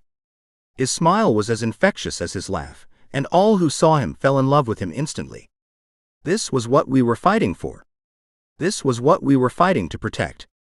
Life in all of its innocence, hope, and faith. Even those who were lost. We wanted to protect them all, and my son constantly reminded me of that every day. My pride in being his father grew as fast as he did. Everything my son did amazed me, and if I could shout it to the world, I would. But even as my child became stronger, a black cloud darkened our view of the horizon. Every time Katie and I would share a look, the tilt of her mouth and the slight pinch to her eyes belied the calm front she put on. She grew more worried with each day that passed, and I couldn't ignore it any longer, even if part of me wanted to. It had been a month since Nathaniel's birth, and he was the size of a 9-month-old child. I understood that some babies were just big for their age, but this was more than that. I knew it. Tabitha knew it. Katie knew it. There did not seem to be any sign of this rapid growth to slow. At first this seemed like a good thing. Being small and fragile was not something I wanted for my son, even as an infant. But how long would that growth rate continue? Tabitha didn't remember how long it took her to become fully grown, or she didn't want to say for fear of scaring us. It was moments like this one. I wished I knew how to read my angel agent.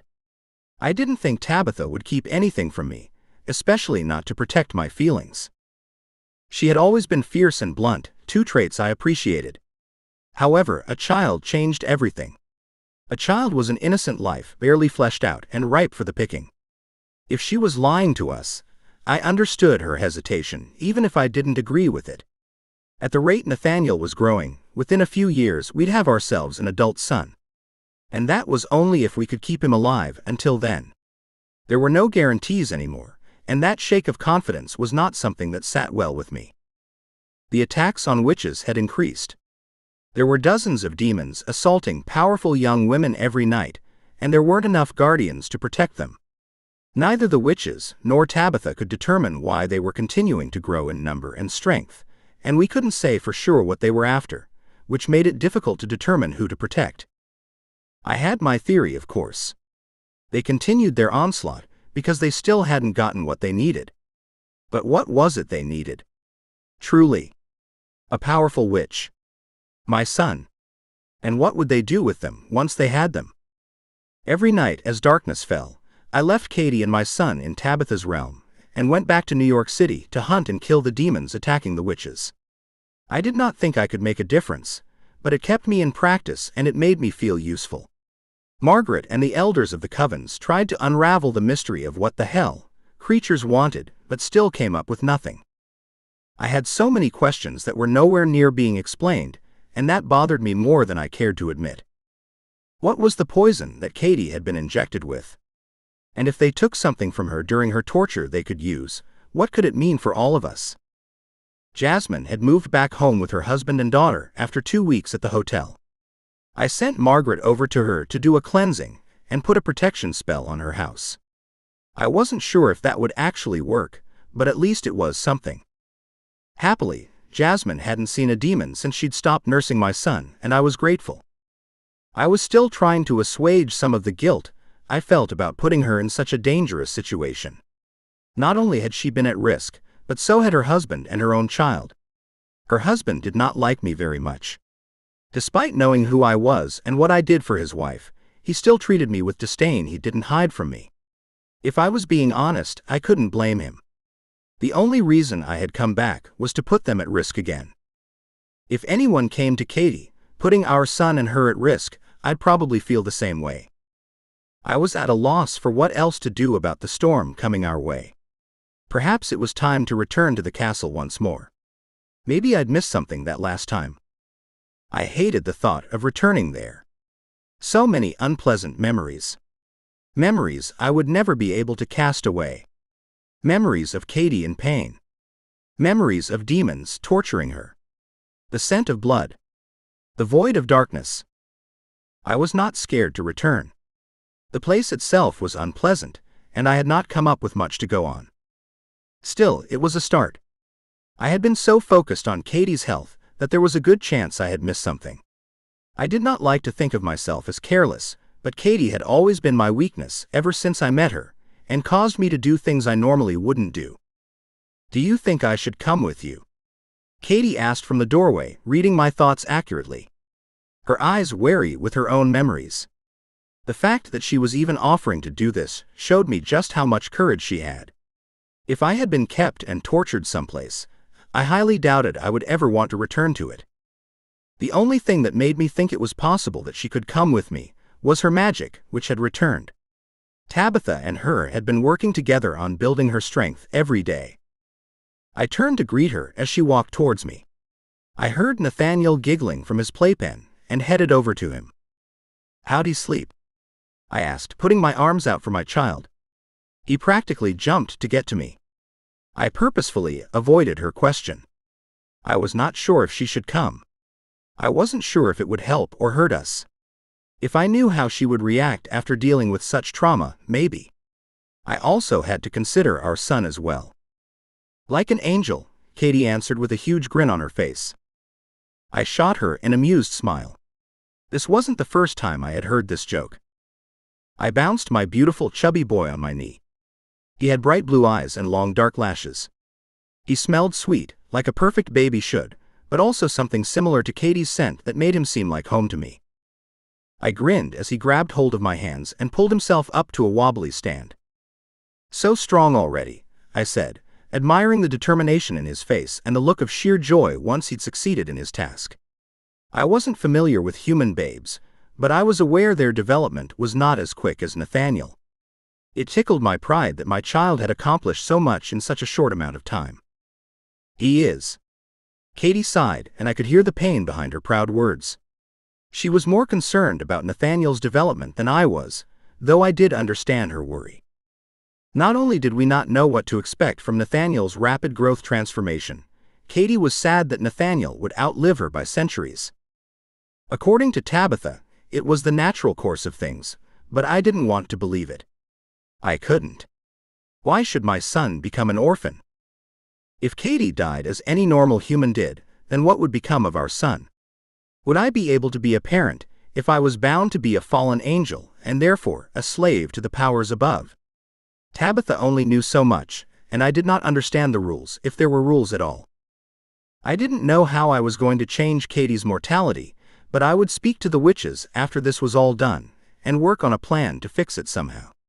At the very least, I wanted to ensure that she got to be with our son as much as she could. But first, we needed to save the world from the impending invasion. "Do you think that would be wise?"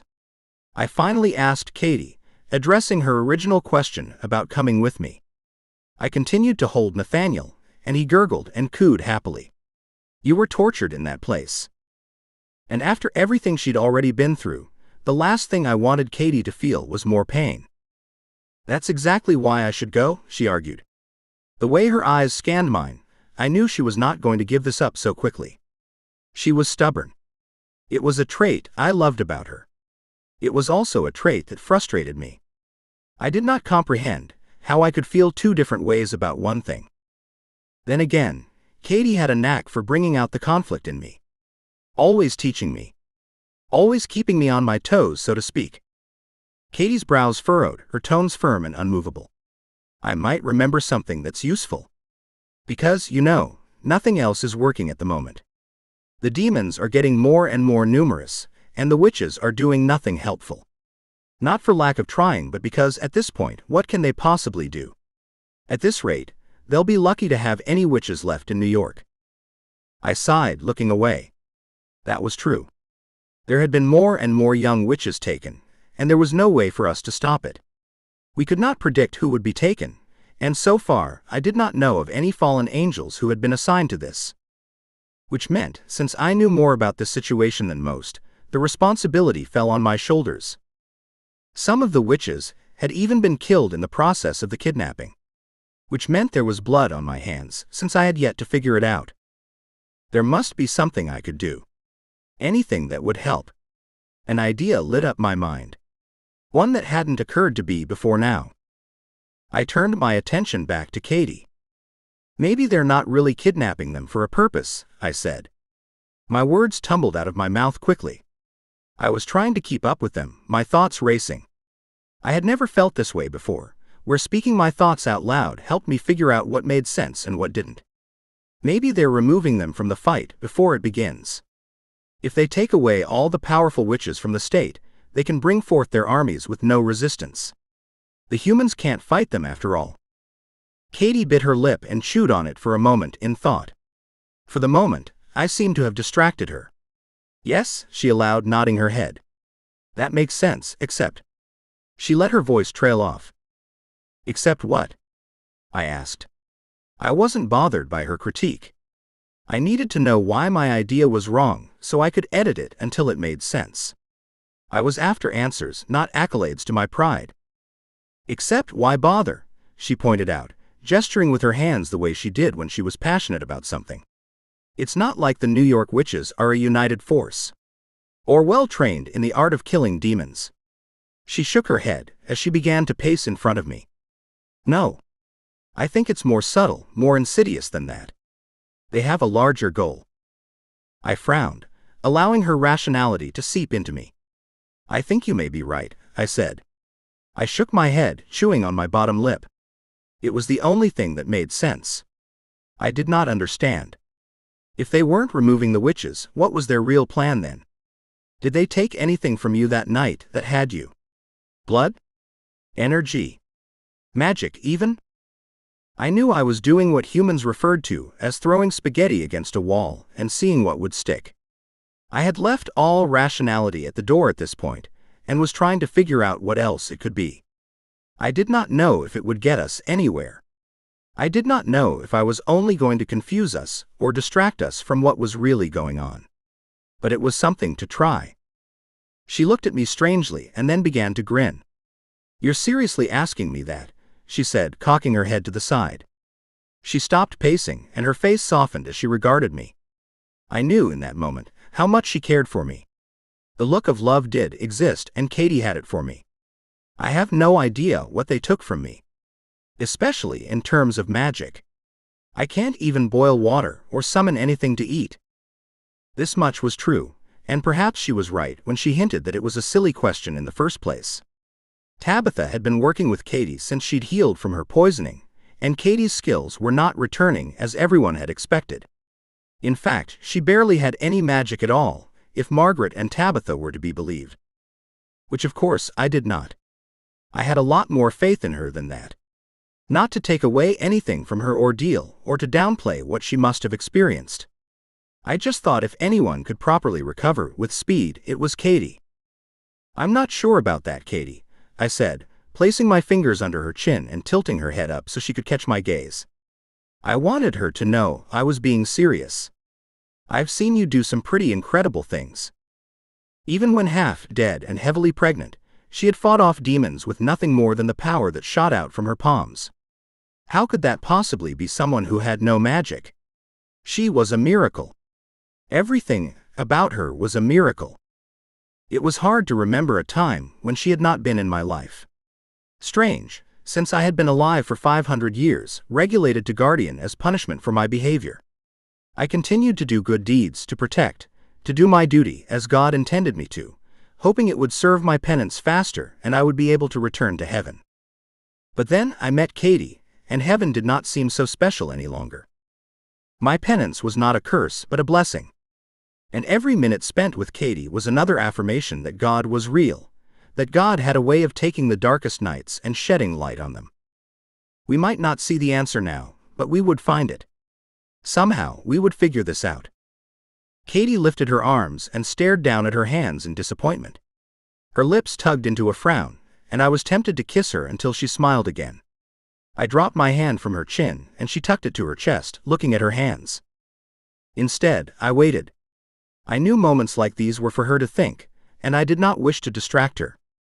When she was ready to speak to me, she would. Maybe I gave it all to Nathaniel, she said, her voice hopeful. She looked at her palms as if she might find the answers there. And when he grows up, he'll be super powerful. She turned her hands down so her palms were hidden from view. Or maybe it's all gone now. Not that I had any control over it in the first place. She shook her head. I reached for her waist this time, and pulled her onto my lap to comfort her. My arms encircled her, pulling her closer to me so our body heat could mingle. Katie's arms went around my neck and clung tightly. She shouldn't be feeling so defeated when I was so grateful to have her alive. She always seemed to take the burden, and rest it on her shoulders when there was no reason for her to carry so much weight. She could share the load if she wanted to. I was here, as was Tabitha. She had us to help her. She sighed heavily, dropping her head onto my shoulder. What could I say to make her feel better? I still had difficulty with such things. Being an angel for so long made it difficult to remember, and not understanding how to be human made me feel as though I would never be able to connect with her. But I refused to give up, due to a lack of knowledge. I would seek out words and hopefully the right words would find me. Katie, I know that when it comes time to fight, you'll be right there by my side, protecting the world and our child from whatever evil things come our way, I told her. They wanted you gone so you wouldn't have Nathaniel. And once you'd conceived him, they wanted to do God knows what to you. To him. I clenched my teeth together. I did not realize how difficult it was for me to say words I thought would help her. Instead, I nearly choked on them, trying to get them out. I did not want to even think about what could have happened. And saying the words, bringing them into existence, was unpleasant. Perhaps I should have been more considerate before saying anything at all. I still shuddered to think what they would have done with my two loves if Katie had given birth in the castle. It was a weakness, something I did not like to indulge in. She popped her head up. Why are you so certain that I'll be there by your side? She asked. I could tell by her tone that she was trying to understand my unwavering faith. Why do you have so much faith in me? She bit her bottom lip, eyes looking up at me wide. I knew this answer meant a lot to her. I could not downplay it by giving her gentle words and empty compliments. She would know I was trying to make her feel better, rather than be honest with her. However, my words could do both. Because my answer was easy. Any time it had to do with Katie, and my faith in her was easy for me to speak of. Because I know you. I was not sure if that would satisfy her, but it was the only one I could offer her. It was the truth, my truth. Your heart is pure, and your soul has the strength of a warrior. I told you what Jasmine said to me about you being there? She nodded, biting her bottom lip again. I wish she would not do such things in front of me. I was trying to concentrate, and when she bit her lip, it distracted me more than I cared to admit. Well, I wasn't surprised she said it, not at all. I shook my head once, twice to emphasize my point, and I have her hands a gentle squeeze. I knew that if you pulled through from the poisoning, you'd be back by my side, fighting with me. If you could survive something like that, you'd be able to survive anything. I have every faith in you, and I know that together we can work out what's coming and we can fight. We are both strong on our own, but united? We're unstoppable. Her eyes lit up with a joy I hadn't seen in months, and behind it sat her grim determination. My heart skipped at the sight. This woman was the love of my life, my mate, my soul. And she was as beautiful as any person who had ever lived. Human couples tended to refer to themselves as teammates. Being on the same team. That sort of thing. I did not particularly understand the meaning behind the phrase because, as guardians, we were often on our own, independent, and extremely individual. However, I realized that being on the same team as Katie, working together towards something we both wanted, was a crucial part of our relationship. I had my flaws. She had hers. But when she was down, I would do everything to revitalize her. It wasn't just that I had faith in her. I wanted her to stand on her own 2 feet. I wanted her to have faith in herself. And I knew without a doubt that she wanted the same for me. I could count on her. I had never had that before with anyone. I was lucky to have it with someone like her.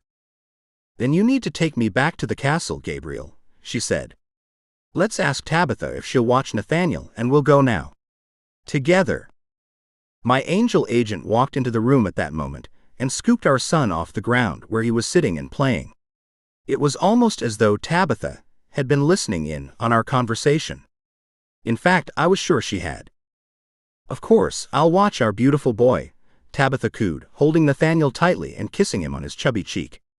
I smothered a laugh. Tabitha had been eavesdropping and didn't care in the slightest that she was revealing that to us.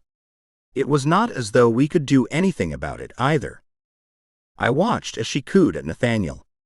She'd practically adopted Nathaniel the moment he was born, and I was grateful to have such a knowledgeable and powerful force standing behind my son. "We're going back to the castle," Katie announced, jumping off my lap. She straightened her clothing, even though we had done nothing untoward during our time together. When she stood upright, she curled a stray strand of hair behind her ear. Tabitha's gaze slid over to mine, a warning clear in the blue depths. "Be careful, both of you," she said, her words clipped. "Please. That place is the center of evil, and the last thing I want is for Nathaniel to lose both of his parents." She wasn't wrong. Evil had pervaded my soul every time I'd gone there. If I didn't feel like we had to go back, I would happily avoid it for the rest of my existence. "That's why we need to return," Katie countered, grabbing her sweater that lay across the back of the chair. "It is the center of all evil, and if we don't do something about it, it will continue to be the center of all evil." She glanced at the clock hanging in the room over the doorway. "We only have a few hours until sundown, Gabriel, so let's go. Please." She turned her gaze over to me and lifted her brows. I weighed up my options. I did not immediately want to reject her words, but I also did not want to rush into things either. Instead, I looked at the pros and cons, and unfortunately, I came to the same conclusion. Katie had to come with me. Not only did she have power that seemed to be effective against the demons, she may be the only one who could see something in the castle that I couldn't. She'd been there as an unwilling captive, and would hopefully know if something was important to the demons, or out of place now. I had to have her with me, or me going by myself could be a suicide mission. Everything inside of me screamed to not let her do this. I did not want to risk my son losing both of his parents. But if we wanted to fix this, if we wanted to prevent more evil and deaths and disappearances, we needed to do this together. "All right." I nodded once. "But we're going to need some powerful flashlights to take with us. The room you were kept in has no lighting, and the castle is dark and dingy. I can see through almost anything, and I had difficulty discerning my surroundings. Not to mention the fact that it appeared to be a portal of evil to the underworld, with a magical darkness that allowed demons to exist in the daylight. But that wasn't something I really wanted to say aloud. I would prepare Katie when the time called for it, but I did not want to shake her confidence. Not until I had to. "Right. I have something like that," Tabitha said, and disappeared with the baby. Of course she did. Tabitha always seemed to be prepared for anything in ways even I couldn't prepare for.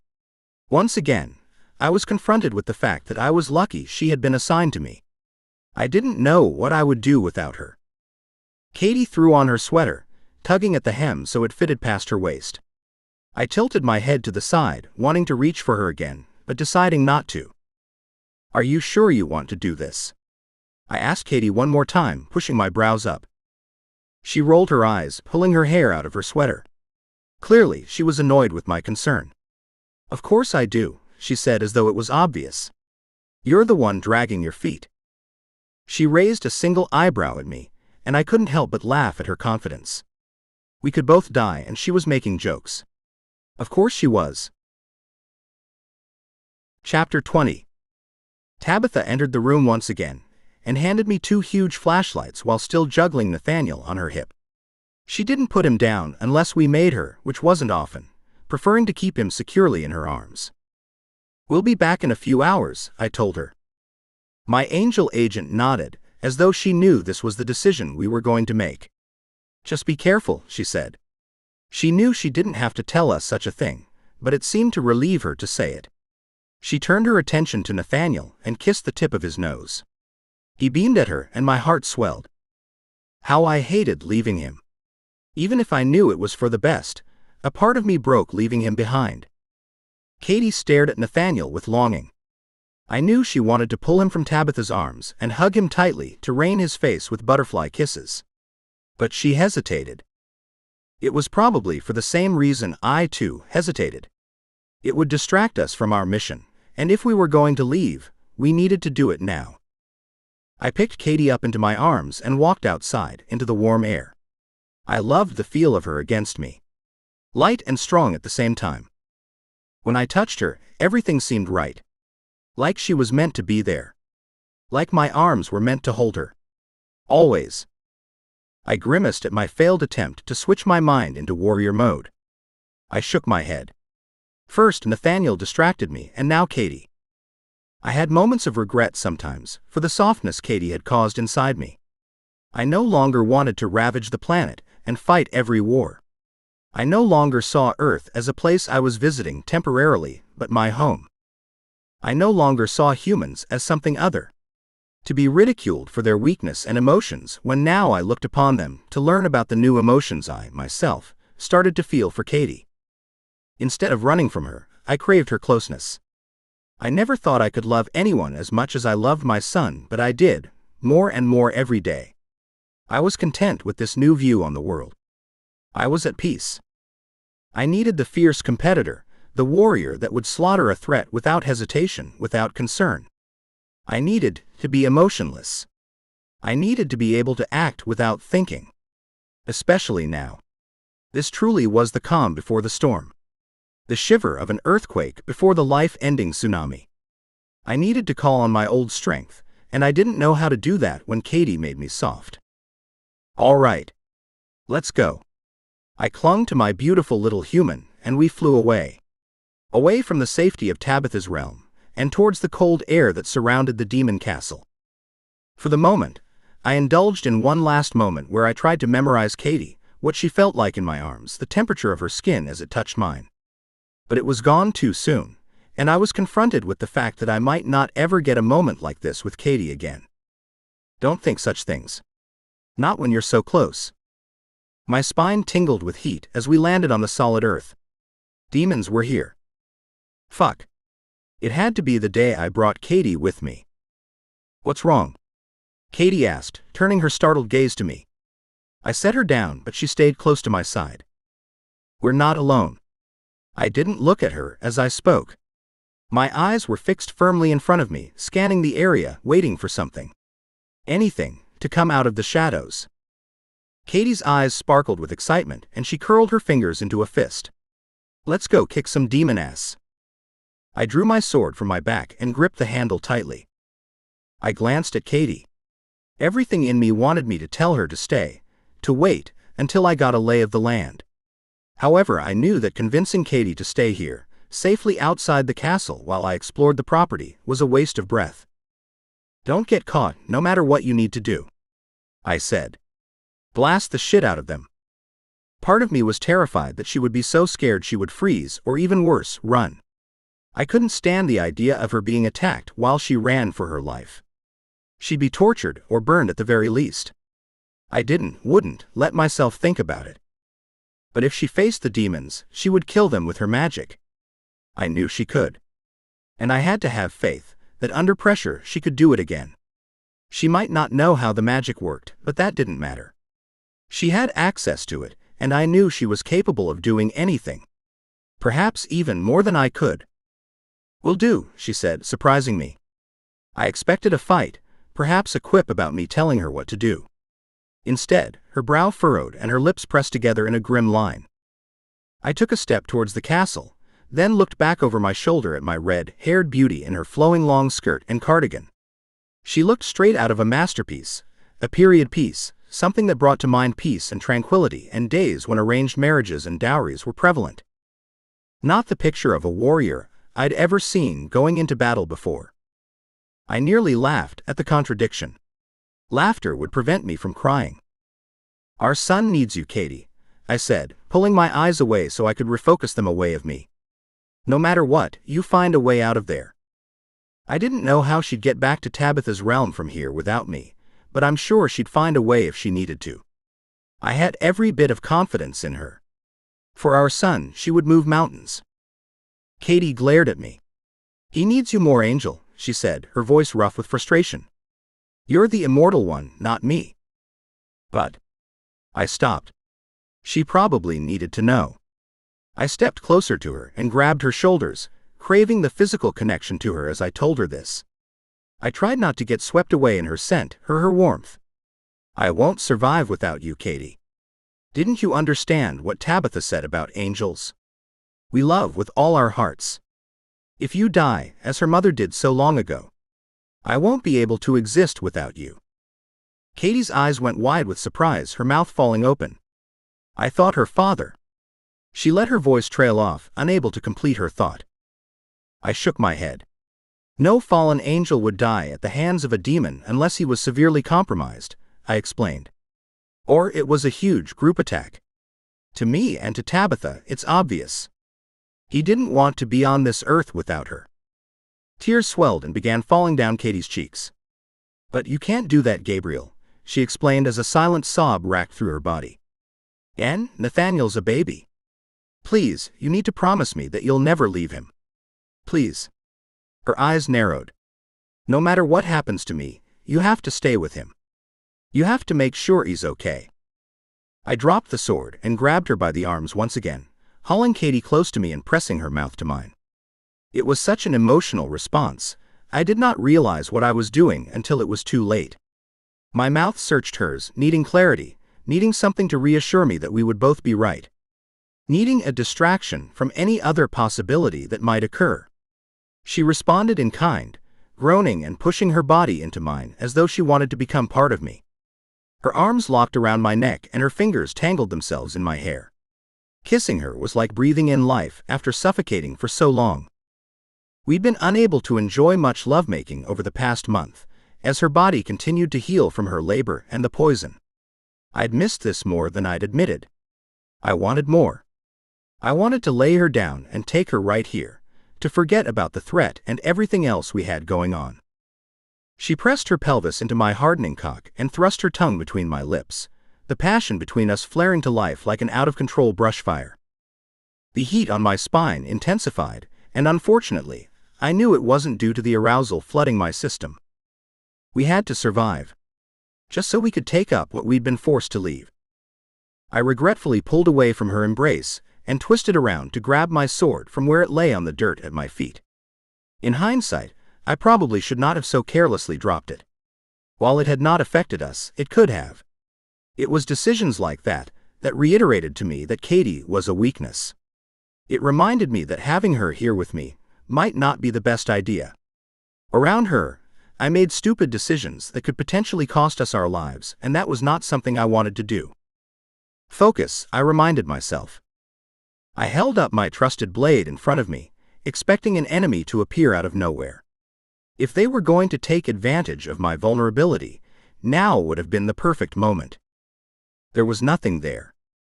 I took a step forward, every muscle in my body locked and prepared for a fight. I heard Katie following me, light on her feet. She was not as prepared as I was, but from my peripheral, I could see her trying to make out something in the darkness.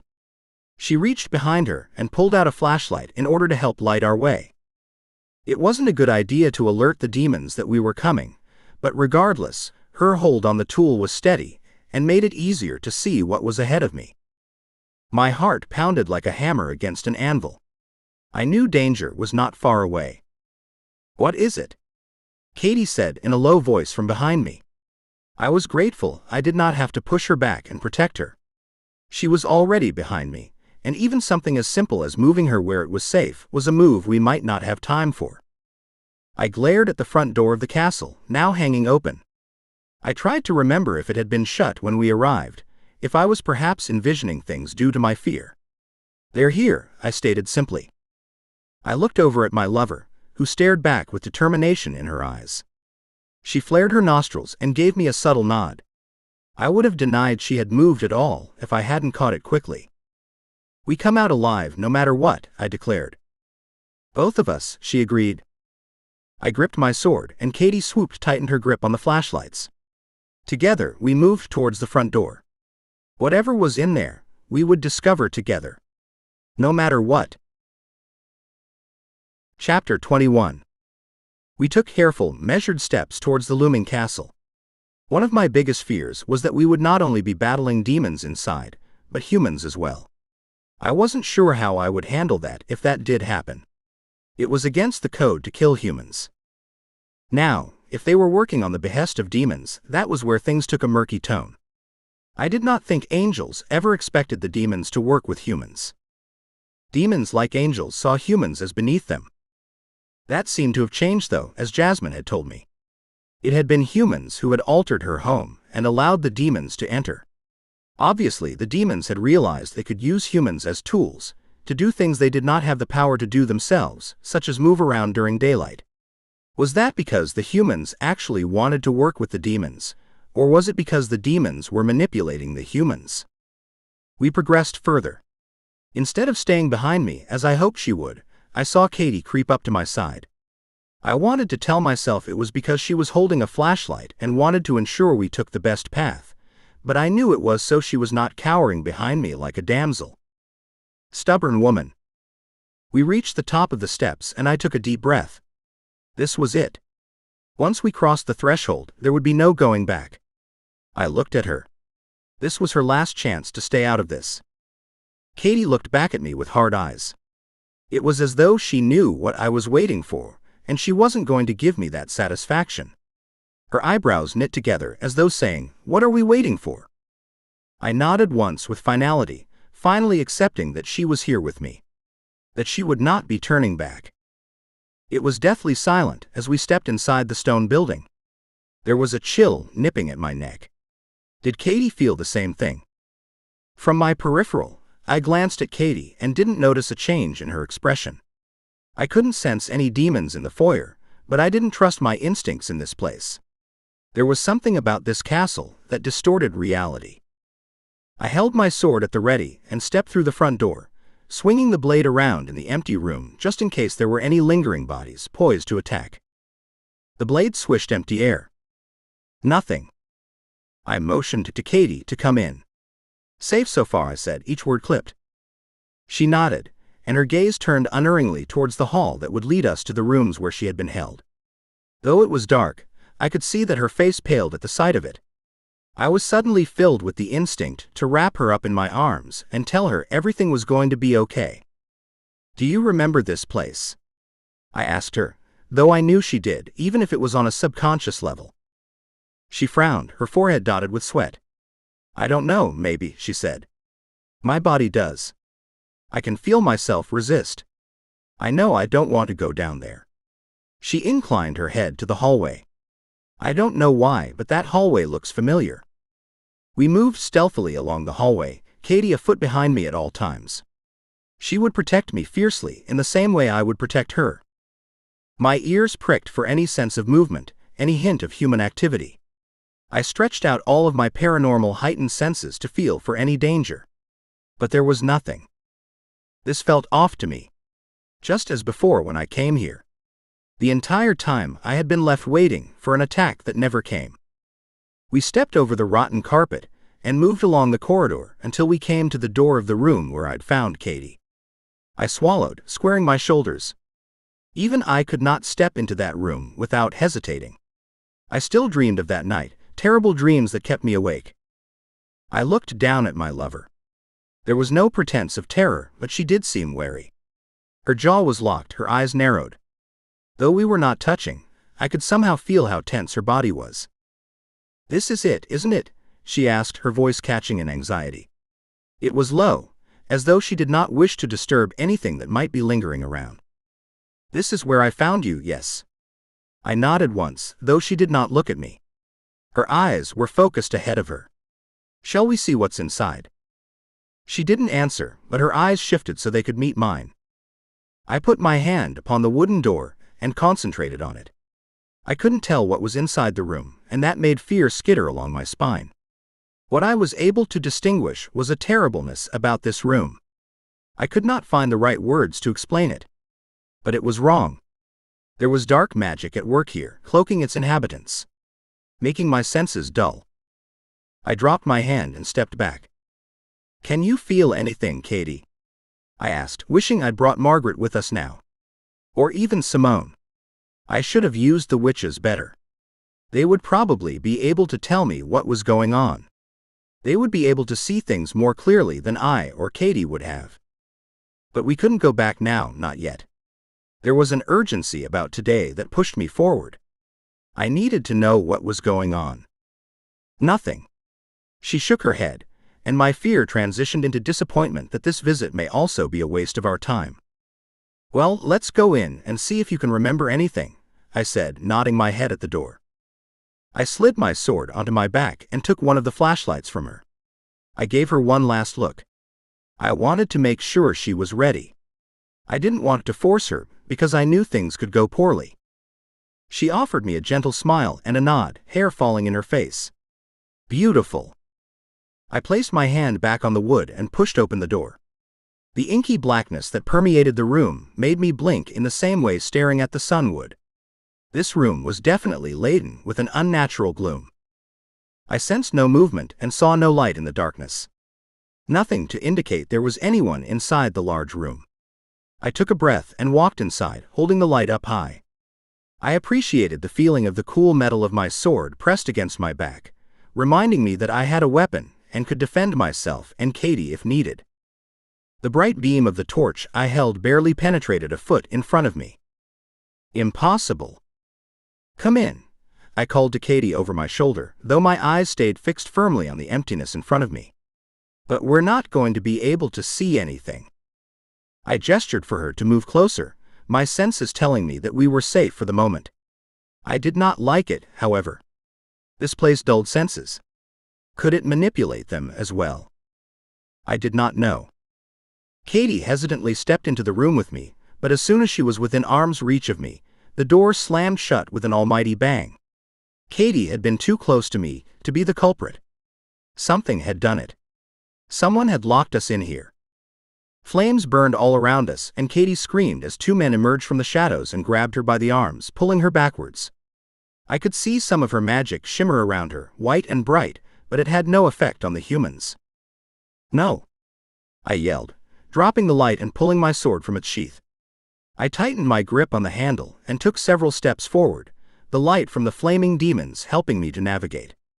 At least it was not black the way it had been before. At least I could make out what was happening. "Ow. Let me go," Katie cried out. I couldn't see what they were doing to her, but I could hear her struggling. She was resisting as ferociously as she could. Fear gripped my heart with an icy hand, and I threw caution out the window. I would not allow for anyone to place their hands on her, no matter who they were. "Release her." I charged forward, ready to fight and die this time if it meant ensuring her safety. Then Katie staggered towards me, clutching her neck with her hands. "Are you okay?" I whispered urgently at her, grabbing her and holding her tightly against my body. I couldn't see any blood running past her hand, but that didn't mean they hadn't done any damage. "Yeah. I think so," she managed to say, although she sounded dazed. She got free, and that's all that mattered now.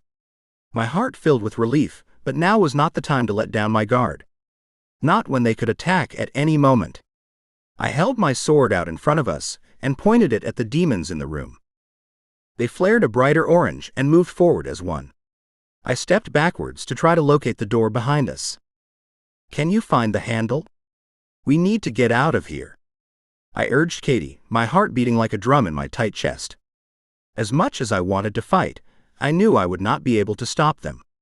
Not by myself. They moved too fast where they were able to grab Katie from me, without me even realizing what was happening.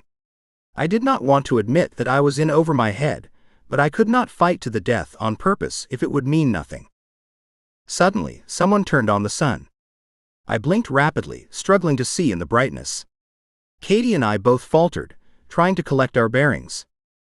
The room lit up with a stark white light, and that was when I saw two men standing at the end of the room near what could only be described as a crack in the air.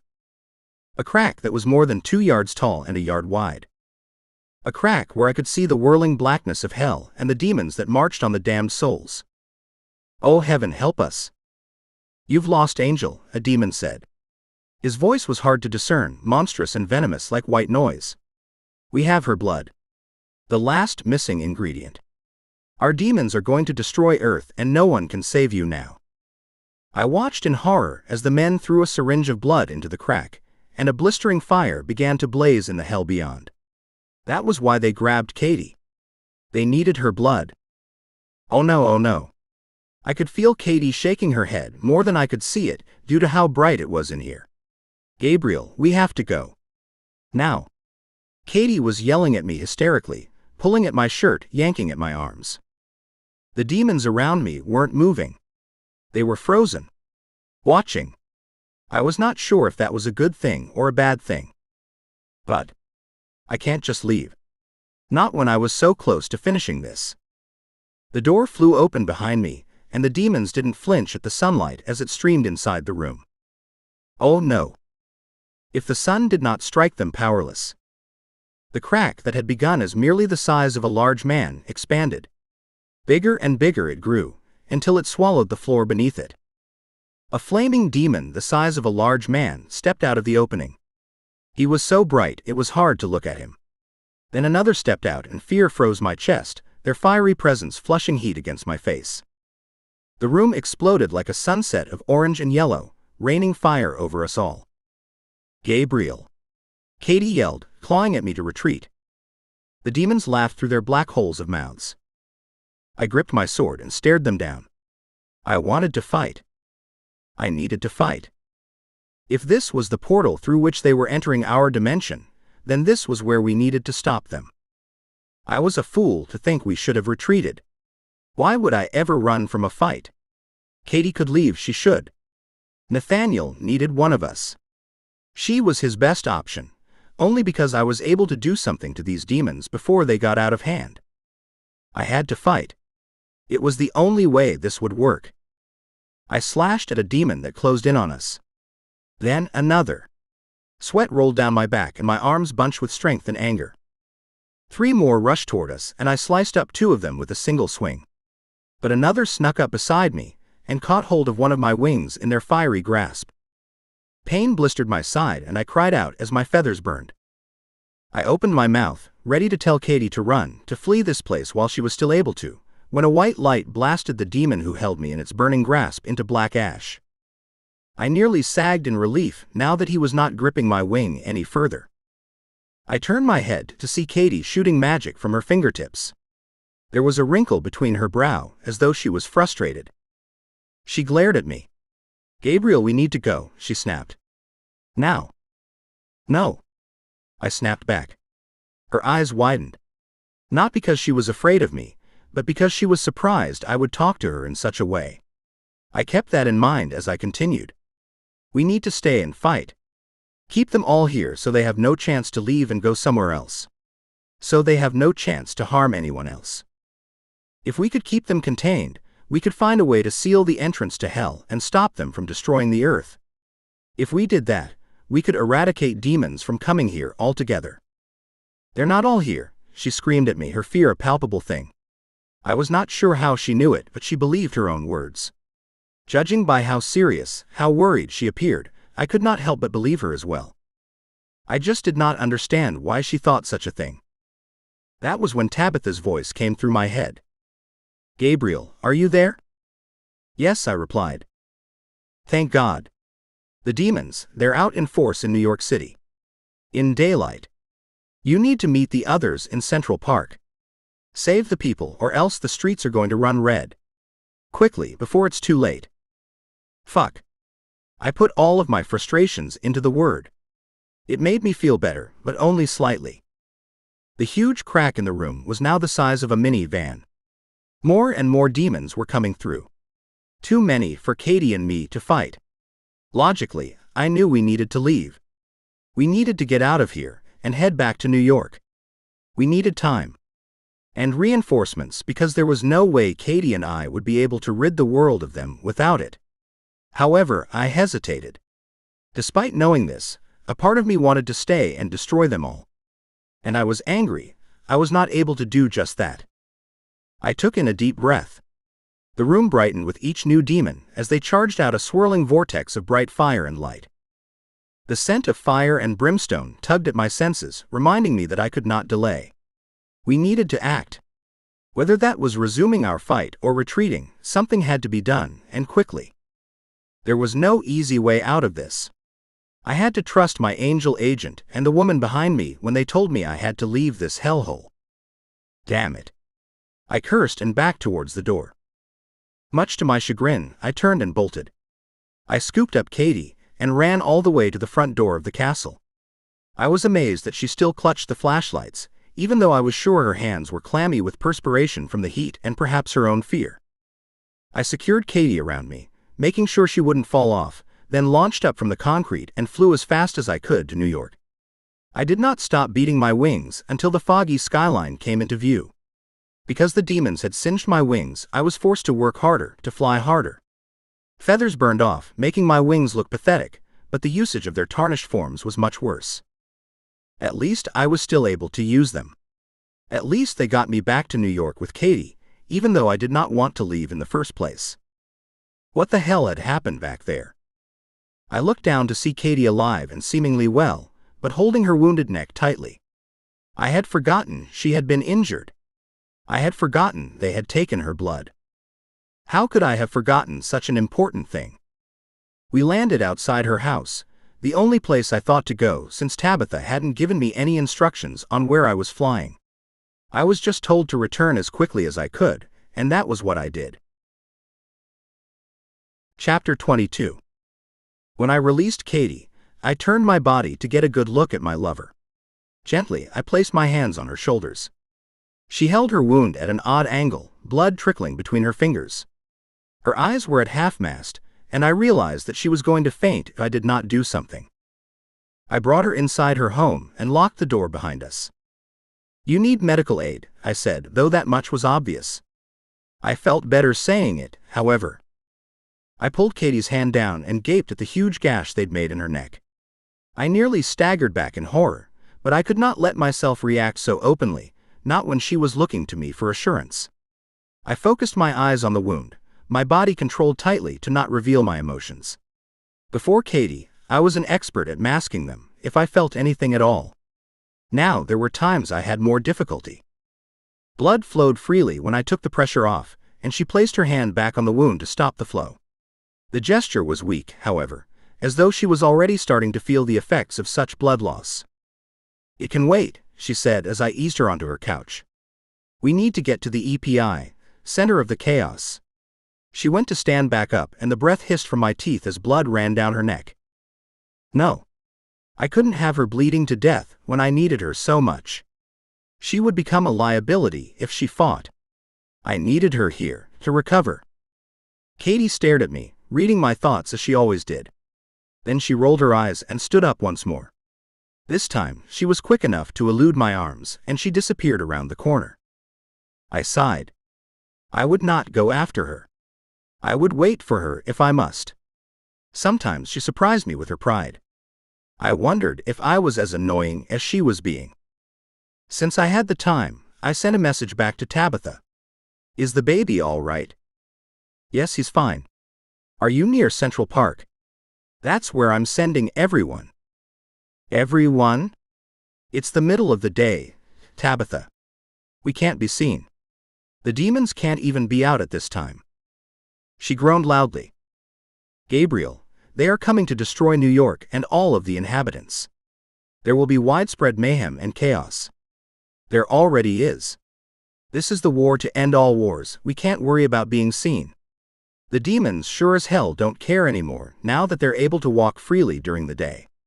I don't know how they have managed to break into our world, but they have. They're coming in from everywhere, in the daylight no less. I could feel her exasperation and fear that the rules we believed were infinite were in fact very malleable. Something had to be done. We could not sit and wait. They took some of Katie's blood, and it seems to have opened a portal, I told her. Back at the castle. Once the portal opened, demons began to emerge, too many for us to stop. The portal kept getting bigger. I did not know how to destroy it. Oh Jesus, Mary and Joseph. Then she's the key, Gabriel. Please don't tell me that means she has to die, Tabitha. I wasted time by vocalizing my concern to my agent, but I did not care. Katie was too important to me to risk, and if that was what was going to happen, I needed to step in and plan accordingly. As much as protecting the inhabitants of this world was my priority, Katie and Nathaniel always came first. No matter what. Because you know I won't survive that. Silence. I tilted my head. Tabitha, I tried again. When she still would not answer, I screamed her name in my mind. I needed some kind of response. Something. And yet, her silence was telling enough. Oh fuck no. I will not. I couldn't even finish the sentence. I won't. Do what you can to save her, Gabriel, but know that your son is safe and I will be here for you all at the end of this. Her voice was not hopeful. If anything, it was resigned, as though she knew Katie was not coming out of this alive and had accepted such a fate. I, on the other hand, was not going to accept it. I would save the world, certainly, but I was going to save Katie in the process as well. At that moment, Katie came running back from the hallway, her neck covered in white bandages she'd found in her bathroom. I'm patched up, she announced. She seemed stronger than she had been, more steady on her feet. Let's go. I opened my mouth, ready to tell her no. She glared at me. I did not know why I bothered. Katie was too stubborn to understand. She did not even require my assistance with her bandage, even though I was right here, willing to do anything to ensure she was safe. I wished she cared about herself the way I cared about her. Ignoring the intense feelings of pain threatening me, I wound us in invisibility. Katie clung to my neck as I launched off. There was no point in arguing with her. It would be a waste of time for all of us. I flew high into the air, the terrified screams of people around us ringing in my ears. The demons had already touched New York City, but it was unnerving that they had the power to be out during the day. Just follow the flames to the park. I looked down, and instantly felt like I'd been kicked by a horse in the stomach. I blinked, then blinked again. I couldn't be awake. This couldn't be reality. And yet it was. It was my worst nightmare come true. New York was on fire. The windows in the large buildings showed flickering flames and cracked glass. The people in the streets were screaming with terror. Horns honked from below as people abandoned their cars, blocking the streets. Women clasped their babies and children to them, their fear permeating the air, making every hair on my body stand on end. There was chaos and terror everywhere. No. Perhaps this wasn't my worst nightmare. Nathaniel was with my angel agent, which meant both were safe. Katie was also alive and her normal self. It could be worse, but that was not saying much. Regardless, the place was filled with terror. The people were running for their lives, screaming as though they believed they would die and did not have hope that they would somehow come out of this alive. I could hear the flames snap and cackle around me. It was daylight, and yet heavy gray smoke filled the sky, like a beacon pointing the way to where the danger was. I could see Central Park up ahead of us. It appeared so far to be untouched. Which was unnerving, considering the destruction around us. But why was the park untouched when chaos reigned everywhere else? Why was this patch of land left unscathed? Was magic woven into the trees to keep it safe? And if that were true, were the weavers of this magic friend or foe? They had to be planning something. Central Park was a big expanse of land immersed in a concrete jungle. It would have been one of the first places struck, simply due to the number of people who frequented the park, especially in the middle of the day. What was going on over there? I shook my head to clear the worries and flew lower. Tabitha had never steered me wrong before. And I was not going to stop trusting her now, simply because I did not understand what was happening. I landed on the lush green grass of Central Park, Katie still in my arms, and glanced around. I did not want to put her down, unless I absolutely had to. At least in my arms, I knew where she was and what she was doing. She was not lost to me. "Why are we here?" Katie asked, her confusion a feeling I shared.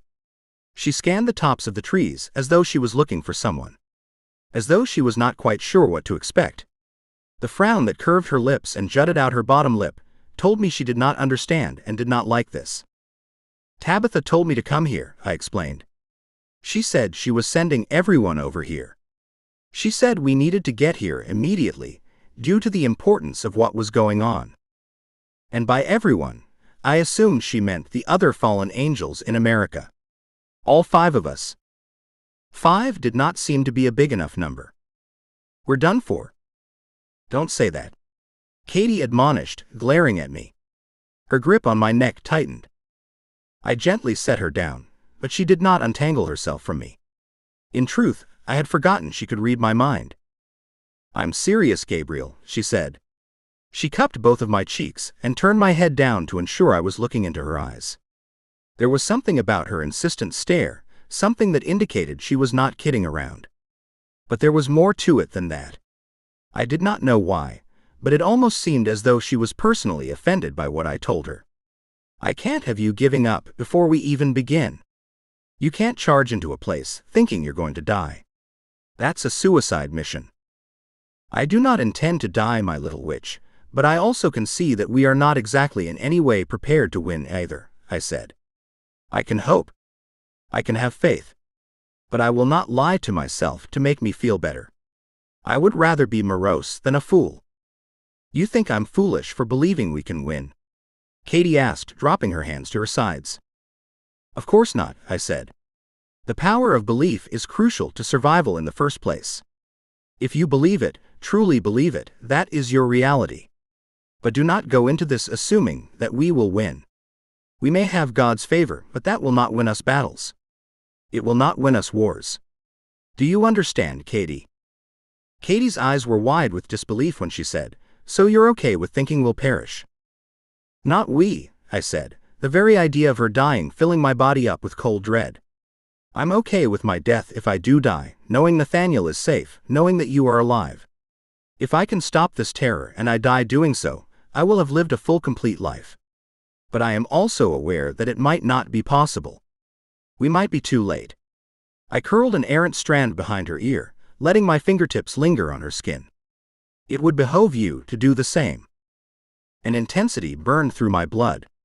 I had to do something more than just speak to Katie, remain safe while others were currently being slaughtered in the streets. I could not continue to talk when the time for talking had passed. Now we needed to act. I grabbed her hand and began running through the park. I wanted to be in the streets, fighting. However, I did know there had to be a reason that Tabitha had sent us here of all places. Up ahead of us, I saw movement, flashes of color that bled into one another that gave me the stark understanding of how Van Gogh saw the world. People running. We made it into a clearing and stopped. There were more people assembled than I could count. "Who are all these people?" Katie asked, her eyes scanning ahead of her, brow furrowed. As though a siren had gone off around us, the huge group all turned to look at us. Whispering, smiling. They looked happy to see us, though I could not say why. Titan, another fallen angel, walked up to us. His large blackened wings tucked were into his side and his blonde hair was slicked back from his face. To humans, he might have resembled a Viking from old lore. To me, he was like a brother who cared only of being the best at everything, including doing his job. He was a pain in the ass, but an asset to have in the field during a fight. "Gabriel," he said. "I'm glad you're here." He clapped his hand on my shoulder and tilted his head down, as though he wanted me to know that he meant what he said. Titan and I had never gotten along in heaven, nor here on earth. But in this moment, I was intensely glad to see him. He was on our side. "So am I," I returned, meaning each word. "Who are all these people?" "Witches mostly," he said. "And of course." Titan moved aside and spread out his arm to indicate something hidden. Behind him was a legion of angels, their white wings glistening in the sunlight like regal magic. My heart lurched in my throat at the sight of them, and a smile spread across my face. I was so happy, tears sprung into my eyes. I would not let them fall, but I was grateful that they were here to help. My warrior brothers. 24 of them, at least. They're here to fight with us? I asked, baffled as much as I was happy. Angels of heaven were forbidden to step onto the earth's surface. It was part of the original agreement between heaven and hell. Titan grinned. Yeah, since they're breaking every rule in the book, we figured we could too, he said. I mean, is it really playing dirty if the other side starts it first? I wasn't sure how the gods could justify such a thing, but I didn't care. If this meant we could turn the tide and save the humans destined for a hellish existence, then I was all for it. Perhaps Katie was right.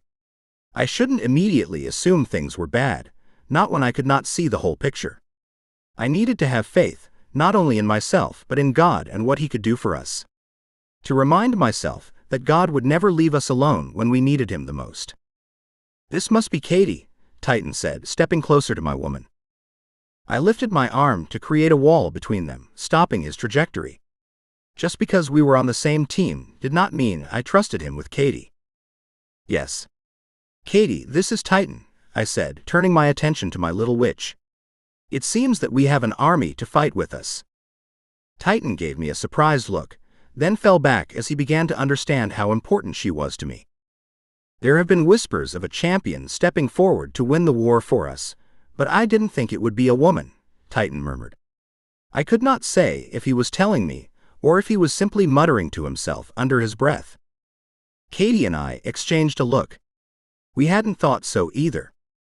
I've heard predictions from witches that our son will be the warrior to win this war for us, Katie said to me. She chewed on her bottom lip, as though she was trying to make sense of what had been predicted in the first place. Even so, he is still very young. Perhaps they were mistaken. Titan's eyebrows rose up his forehead as the shock of that statement struck him. So it is true. He now looked at Katie with a renewed respect. He tilted his head so his chin brushed his chest as a way to show that respect in a small bow. I did not think it was possible to see Titan bow to anyone save for God himself. But Katie was no ordinary woman. Regardless, I'd had enough of this chatter. We needed to move, not dilly-dally. Once this was over, once the demons were sent back to hell, we had all the time in the world for discussions. Now was not that time. Titan, we need to fight, I said. People are dying in the streets. The demons have taken too much power. We need to show them that they cannot keep what they have. I could feel the pain and fear from the humans and perhaps even from the witches as though it were my own. Like a raging screaming bull in the back of my mind. It was taking all my strength to block it out. My throat was dry and my arms already ached like they'd fought a month-long battle. Exhaustion teased my senses, tempting me to withdraw from the fight and collapse onto my bed and sleep for as long as slumber would have me. Titan nodded, distracting me from my thoughts. Then we need a plan, he pointed out. We don't know how these demons are getting onto our plane or why they're attacking in daylight, but this is bad. We need to stop them. I just do not know how to go about doing it. It is worse than bad, I said, glancing at my witch from the corner of my eye. I've been told that Katie is the key, but we don't know how to use her to fix this.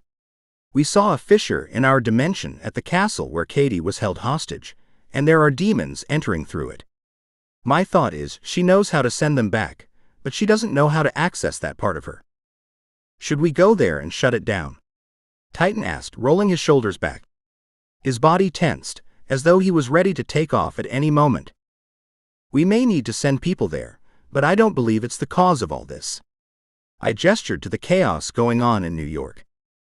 The Legion of Angels shifted their focus and suddenly walked over to us, marching in time. My throat tightened as I stared at them moving as a single unit.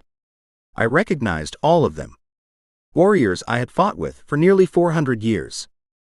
Only a little while ago, my only goal was to become one of them again. And now, I was glad I was not.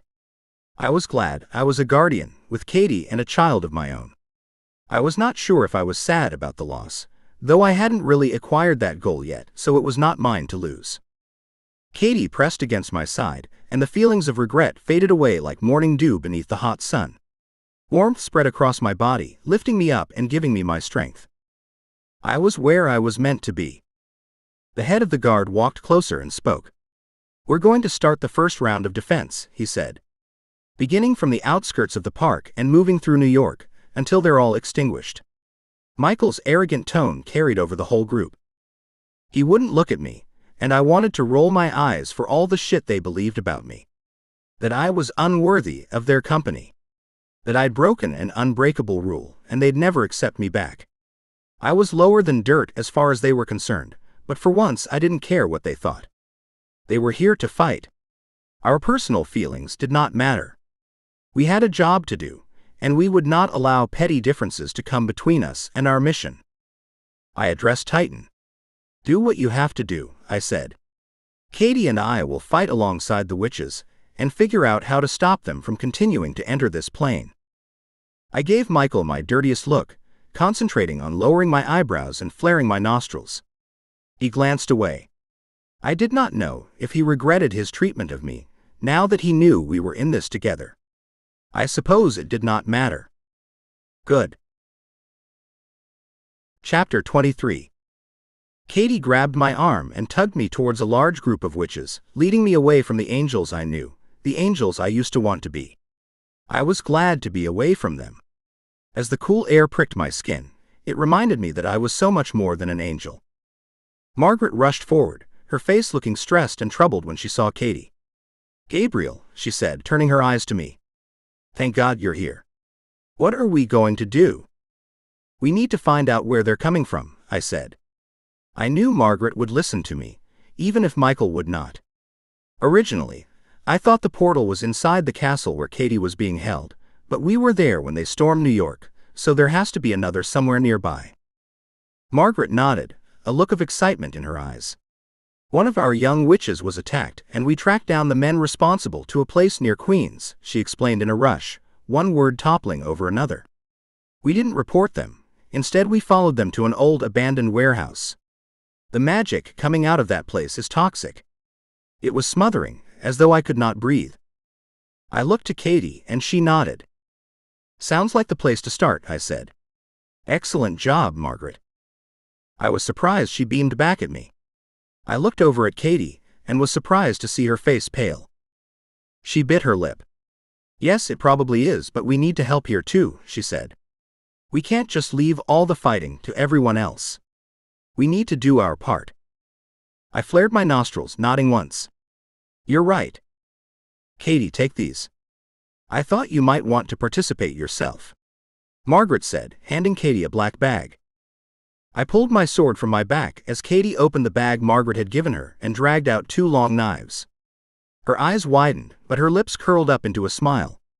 She held the weapon in her hand as though she wanted to test it out for herself, to make sure she felt comfortable with it before using it herself. Katie turned to Margaret with a smile. "Thank you," she said. She looked at me, and I gripped my sword tightly. "You ready?" I asked, though I need not have said anything. I could see the look in her eyes. She nodded. "Let's go." We decided to make our way on foot. My wings were still recovering from the burns the demons had given them recently. I did not know how they would fare after all of this was over. I suppose it was not something for me to think about, until I knew I would survive. We ran through the park, looking all around, waiting for the appearance of our enemy. So far, there was nothing. The smell of freshly cut grass and hot dogs filled my senses. From my peripheral vision, I could see colorful balloons lifting into the sky as though they had been cut at the string and set free. We kept running. As soon as we emerged through the trees, we saw them. Dozens of demons everywhere, their flaming fury lighting up the New York sidewalks, leaving destruction in their wake.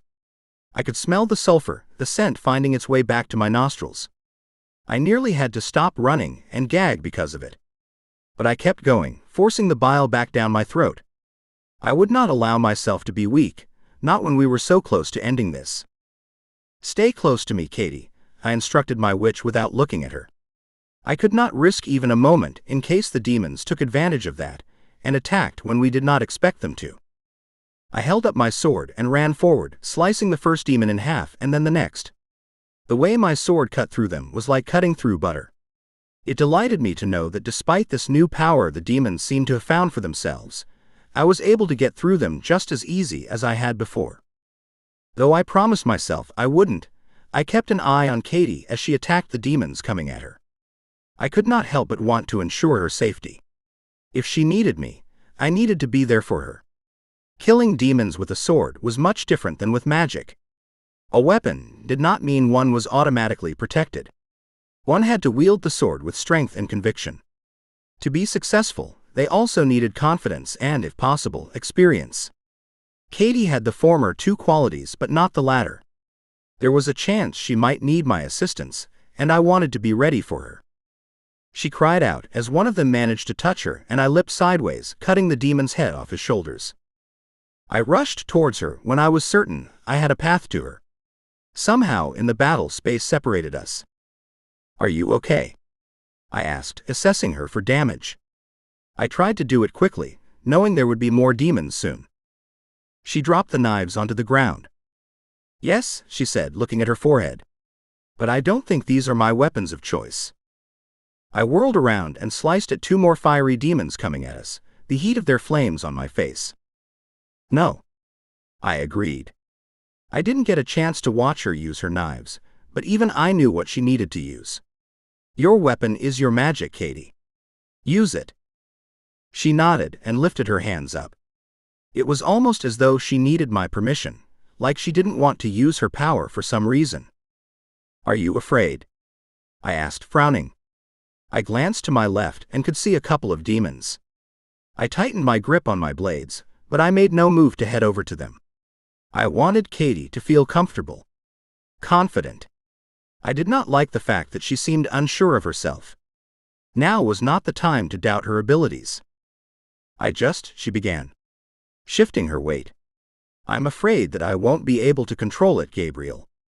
More than anything, I want to help, and there's part of me that's scared I won't be able to." The two demons from before got within range, and I quickly stabbed one in the gut. I pulled my sword out, cut the second demon's head off before angling my body and doing the same thing to the first demon. I turned my attention back to Katie. I could smell the fear on her, and it made me weak. I didn't want her to get hurt. I did not want her to stall because she was worried about her own insufficiency, and anger pulsed through my blood. I couldn't feel like this and function as a warrior. I needed to focus on the demons. Once they were taken care of, I could help Katie. I wished I had more time to help her now, but unfortunately I did not. Demons were a pressing issue, and I could not move forward with Katie without first addressing them. "Don't worry about me," Katie yelled as though she could read my mind. I opened my mouth, telling her of course I worried about her, of course I wanted nothing more than to ensure she was all right, when she spun around from me. I wanted to call out to her, to demand she stay put, to at least ask where she was going, but I did not. I was not her keeper. I had no control over her choices. But I did worry about her. For her to command me otherwise was humorous. "Yeah, right." I lifted my sword and slashed through the demon running at me, the flames of his body folding into black dust at my feet. Heat ran down my spine like candle wax, and I twirled around to fight the demon behind me, cutting his head off and then looking around for Katie. She was nearby, fleeing a demon chasing her. I practically dropped my sword. "No." I ran towards her, and the demon turned on me, rushing at me with arms wide spread. As long as it was not after Katie, I did not care where he turned his attention. I just wanted Katie to be safe, to be out of harm's way. That was when I heard Katie's angry cry, and she threw back her head and exploded with white light. 3 demons nearby burst into black ash, and an angel standing close to Katie stared at her, his mouth hanging open. When she curled her fingers, her light disappeared. Her mouth hung open, though it wasn't exactly because she was surprised by her power. More, she was breathing hard and trying to catch her breath. She looked down at her hands, as though in awe. As though she could not quite believe that she was successful using her powers. Finally, she turned her face up and closed her mouth. It reminded me of a human searching for a sign of God somewhere in the sky. Perhaps Katie was doing the same thing. Either way, she needed to keep moving. She could not allow herself to be so easily distracted. "Great job, keep it up," I yelled out. Relief pulsed through me that she was all right, but the last thing I wanted to do was let down my defenses. There were still demons around. The threat had not yet been vanquished. Damn, she's powerful. She didn't have control over her magic the way she wanted to. And yet, the sight of a demon going after me seemed to inspire the right amount of emotion to push her power out. Maybe if I kept getting myself into a fight nearby, she'd explode in an attempt to protect me. Maybe that was how Katie could fight them, with the thought that they would do significant harm to me if she did not. We fought side by side through the streets of Manhattan, but they just kept coming. I had no idea where they came from, and I was loath to admit it, but my body was starting to tire. I noticed sweat drench Katie's face and cause her hair to frizz. Her face was red from sheer exhaustion. Several angel warriors, including Michael, found us on the street moments later. For the time being, we could congregate without any demons threatening us. I knew they were still out there, but this space was empty. For now. They aren't thinning out. No matter how many we kill, they just keep multiplying, one of the angels said. He could barely speak, he was breathing so hard. Though I was winded myself, it amazed me to see such a thing. Angels were notorious warriors. To see one before affected by his battle was not common. Then again, demons during the day without an end in sight also wasn't common. We need to stop them at the source, I said, deciding to put my 2 cents in. One of the elder witches told me that they think it's all coming from a place a few blocks away on the outskirts of the city. We need to go there and see if she's right. Perhaps if we take out where they're coming from, they will not have the ability to continue to multiply the way they seem to.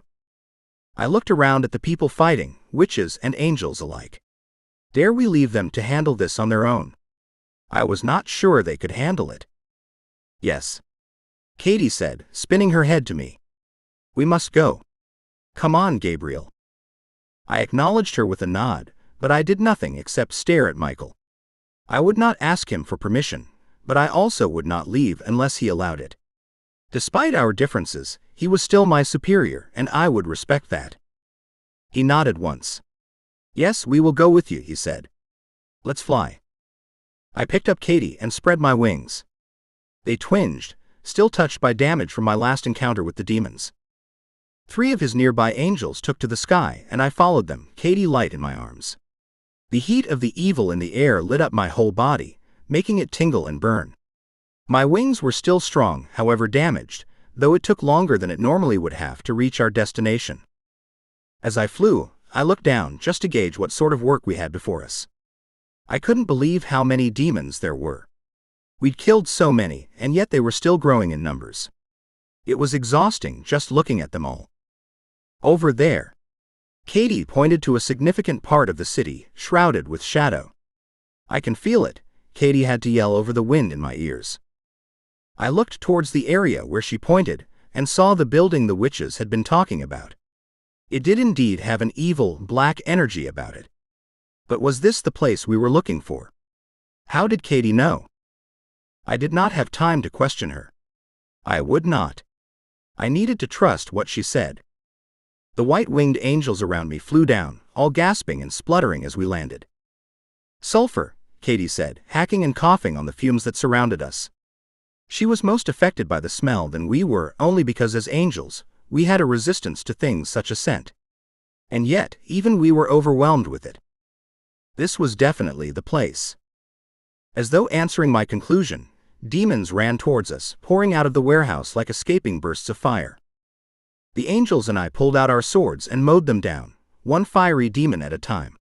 Even Katie was able to access her powers and burn the demons on sight. I hoped that meant she was able to control her abilities better, because they would help significantly in this war. Sweat rolled down my back and my chest heaved with exertion, but God, I felt alive. This was what I was created to do. Killing demons felt so natural, so right. I flared my nostrils, sucking in a deep breath. The sulfur burned my nostrils, but I didn't care. Not when I was killing demons. Not when I heard their anguished screams. We need to get inside, Katie called out, bolting down the sidewalk towards the structure, getting away from me. I understood her urgency, but I could not help but wish she would stay put. I had too much on my plate right now, with the demons continuing to pop up, that I needed her somewhere close by where I could still keep an eye on her. I slashed at the final demon who stood in my way, and while it was still disintegrating into ash at my feet, I ran after her. "Katie! Come back!" I yelled, following in the wake of her white energy. I wished she understood that she was putting herself in unnecessary danger by running from me. I moved my legs faster and pumped my arms as hard as they would go. Katie was still too far in front of me. I pushed harder, the building looming in front of me. Exhaustion caused my muscles to burn. I let out a frustrated grunt. My wings pinched from the pain they were still in. I reached out and managed to grab Katie's shoulders just before she opened a side door to the warehouse. "Hold on," I said, not bothering to hide the frustration in my tone. "You don't know what's in there." I dragged her away from the door, so she wouldn't be able to get to it as easily as she tried to. "I know it's not good," she replied, trying to get around me. "You need to let me go." Her words sounded so final, as though she'd already made the decision to sacrifice herself for the greater good. "No. I do not." I glared at her. Anger now burned through me. "Katie, you're not allowed to go into a building in order to sacrifice yourself." She pulled away from me and gave me an intense stare. "Gabriel, you know that I may need to do something in there you won't like," she said through clenched teeth. "But you're going to have to let me do it." "No, please." "You're being selfish," I cried. "Why do you get to decide what to do for the greater good, without considering what it would do to me? To our son?"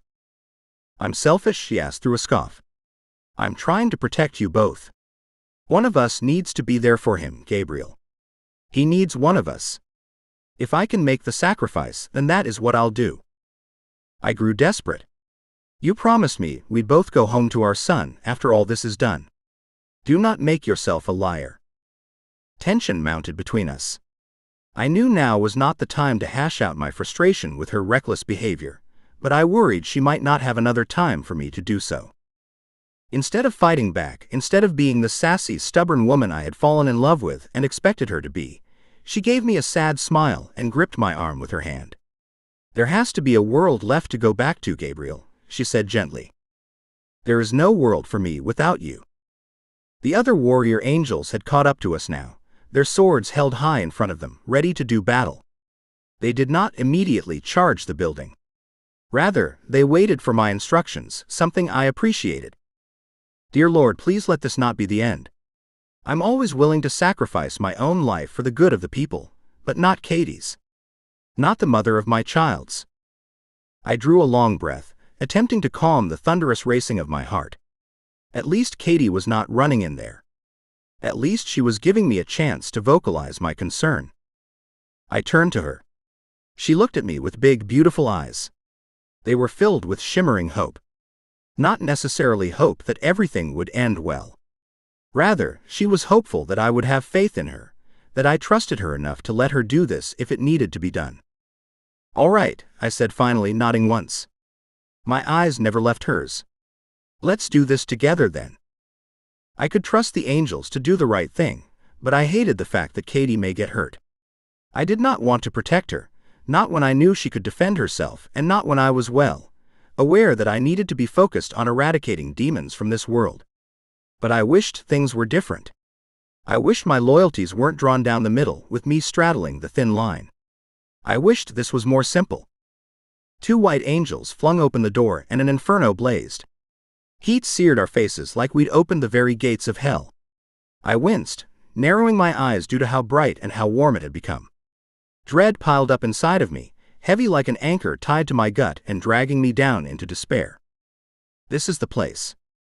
Katie grabbed my arm and held me back while the others rushed inside, searching out an enemy we didn't know how to defeat. All we knew was to kill, kill, kill.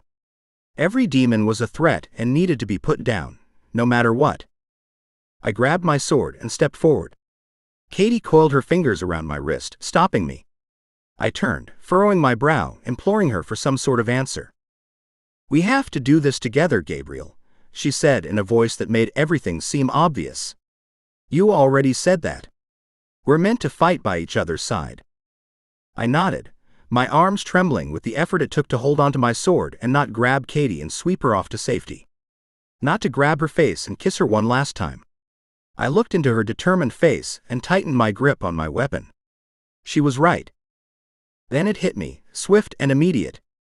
As if the realization came from a higher power. Katie wasn't my weakness, she was my strength. She was my reason to fight, and for her I could win. I was sure of it. I would not cower or worry with her by my side.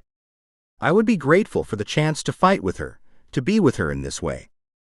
Screw it. I pulled her into my body with my free hand and kissed her passionately, absorbing her love and giving her mine. I wanted to lose myself in the moment, to forget that there was a hell on earth and I needed to help take care of it. But I had to draw myself away. I had to refocus my attention on the task at hand. When I pulled back, she stared up at me with an understanding that only my soulmate would know. We didn't know what would come from this. We did not know if we were going to survive. But we were together, and we were fighting for the greater good. And that was what mattered. Together we surged into the dark building, the heat on my spine so intense I wished for snow to soothe it. This way, Katie yelled, taking a sharp left turn and pushing open double doors. I did not understand how she knew such a thing, but I would not question her. I trusted her. When the doors opened, we stepped into a huge room filled with demons. I was not afraid of anything, not even this amount of demons. My grip on my sword tightened, and I narrowed my eyes, trying to come up with some sort of strategy on how we should handle this. Angels to either sides of us rushed forward, slicing at the demon monsters and carving a path through middle of the cavernous space. At that moment something came over Katie, something strange, almost ethereal. I couldn't explain it, even if I wanted to. It was like she knew what she could do, and she had every ounce of faith in her abilities to do it for herself. Suddenly, I was aware what happened. She understood her powers. She embraced the uncertainty rather than ran from it. Katie lifted her arms and screamed as she blasted the demons with her white light. I fought by her side, admiring the strength of my lover. She was magnificent. So strong and powerful. I was honored to be her partner. I wanted to hug her, to tell her I knew she had the ability within her if only she just believed in herself. Instead, I focused on the task at hand. Far away, at the other end of the enormous room, I could see the doorway to hell. It looked exactly the same as the one from the castle. My shoulders nearly sagged with relief. At least we had the place where they were coming from. We'd found it. The pathway. The source of this evil. Unlike the pathway at the castle, this one was much larger, which meant more of the demons could pass through it at one time.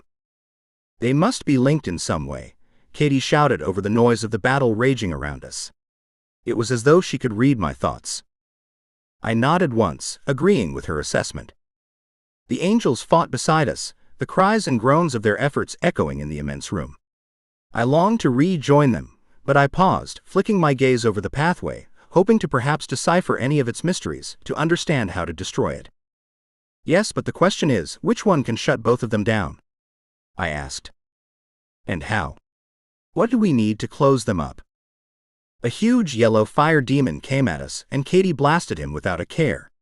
She was getting used to her powers. Good girl. Another snuck up behind me, and I whirled to take him out. My blade sliced through him and turned him to ash. Katie moved closer to the massive, gaping hole in our dimension.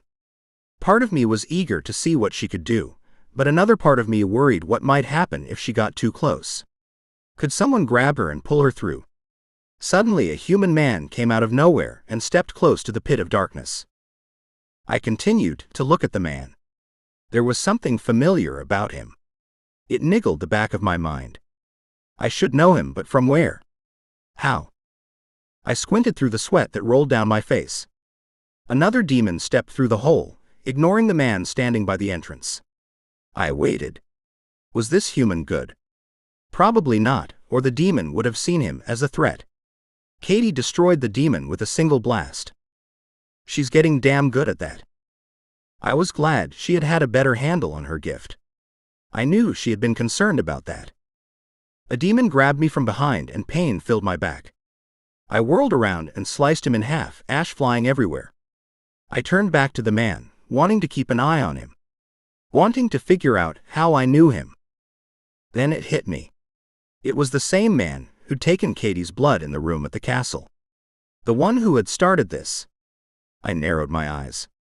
Who the hell was he? What was he doing here? What did he want? Chapter 24. The man's grin was unnerving, too sharp, too evil. His laughter was maniacal, high-pitched, and indicating he was enjoying himself far too much. His eyes were lit with a dark, evil intent that I could not even fathom. And what was worse, this man was human. "You've lost, Angel," he said, stepping forward. It took everything in me not to stagger back. I had not realized he had noticed me, but his eyes, now on my form, were penetrating. It was as if he had some special powers that saw straight through me. I had never felt so exposed, especially in front of a human stranger. The human growled as he spat out the words, "You know you've lost. Soon, New York will be a wasteland, and the rest of the planet will follow. The demons who've come through the portals will not stop until every soul in this city is under their control. And when we're finished here, we'll go elsewhere and do the same until the world is under our control." "You're wrong," I shouted back, a roar to my voice. And he was, in so many ways. Any soul killed unjustly by a demon would go straight to heaven. They would ultimately be safe. But what of those left on Earth? Would there be any civilization left after the demons had finished with it? If they completed their task? I had to remind myself that just because he had the upper hand in this moment did not mean he had won. I would not allow his success to happen.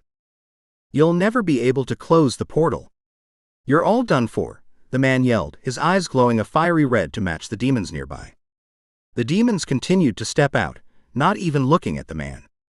It was as though he did not exist to them. I shifted my weight from foot to foot and gripped my sword tightly. I brought it up, ready to strike if I needed to. I didn't want to kill a human, but this one was definitely a lost cause. He was responsible for this. I saw no remorse in his eyes, no regret for all of the damage he had done. He would do it again and again if given a chance. I ran forward and lifted my sword. Pain hit me like a burning iron through my chest. The man before me cackled like a witch as he threw red, burning light at me, very similar to Katie's white magic. "You can't stop me, Angel," he said. "You have no powers to speak of." I cried out against the pain squeezing my ribs and crushing my lungs. I couldn't breathe. Couldn't think. He was right. I was a fool. How could I have assumed he was a mere human who had the ability to control demons? I should have prepared myself better. I should not have made any assumptions. My arrogance would be my undoing. My fingers loosened around my sword and it clattered to the ground.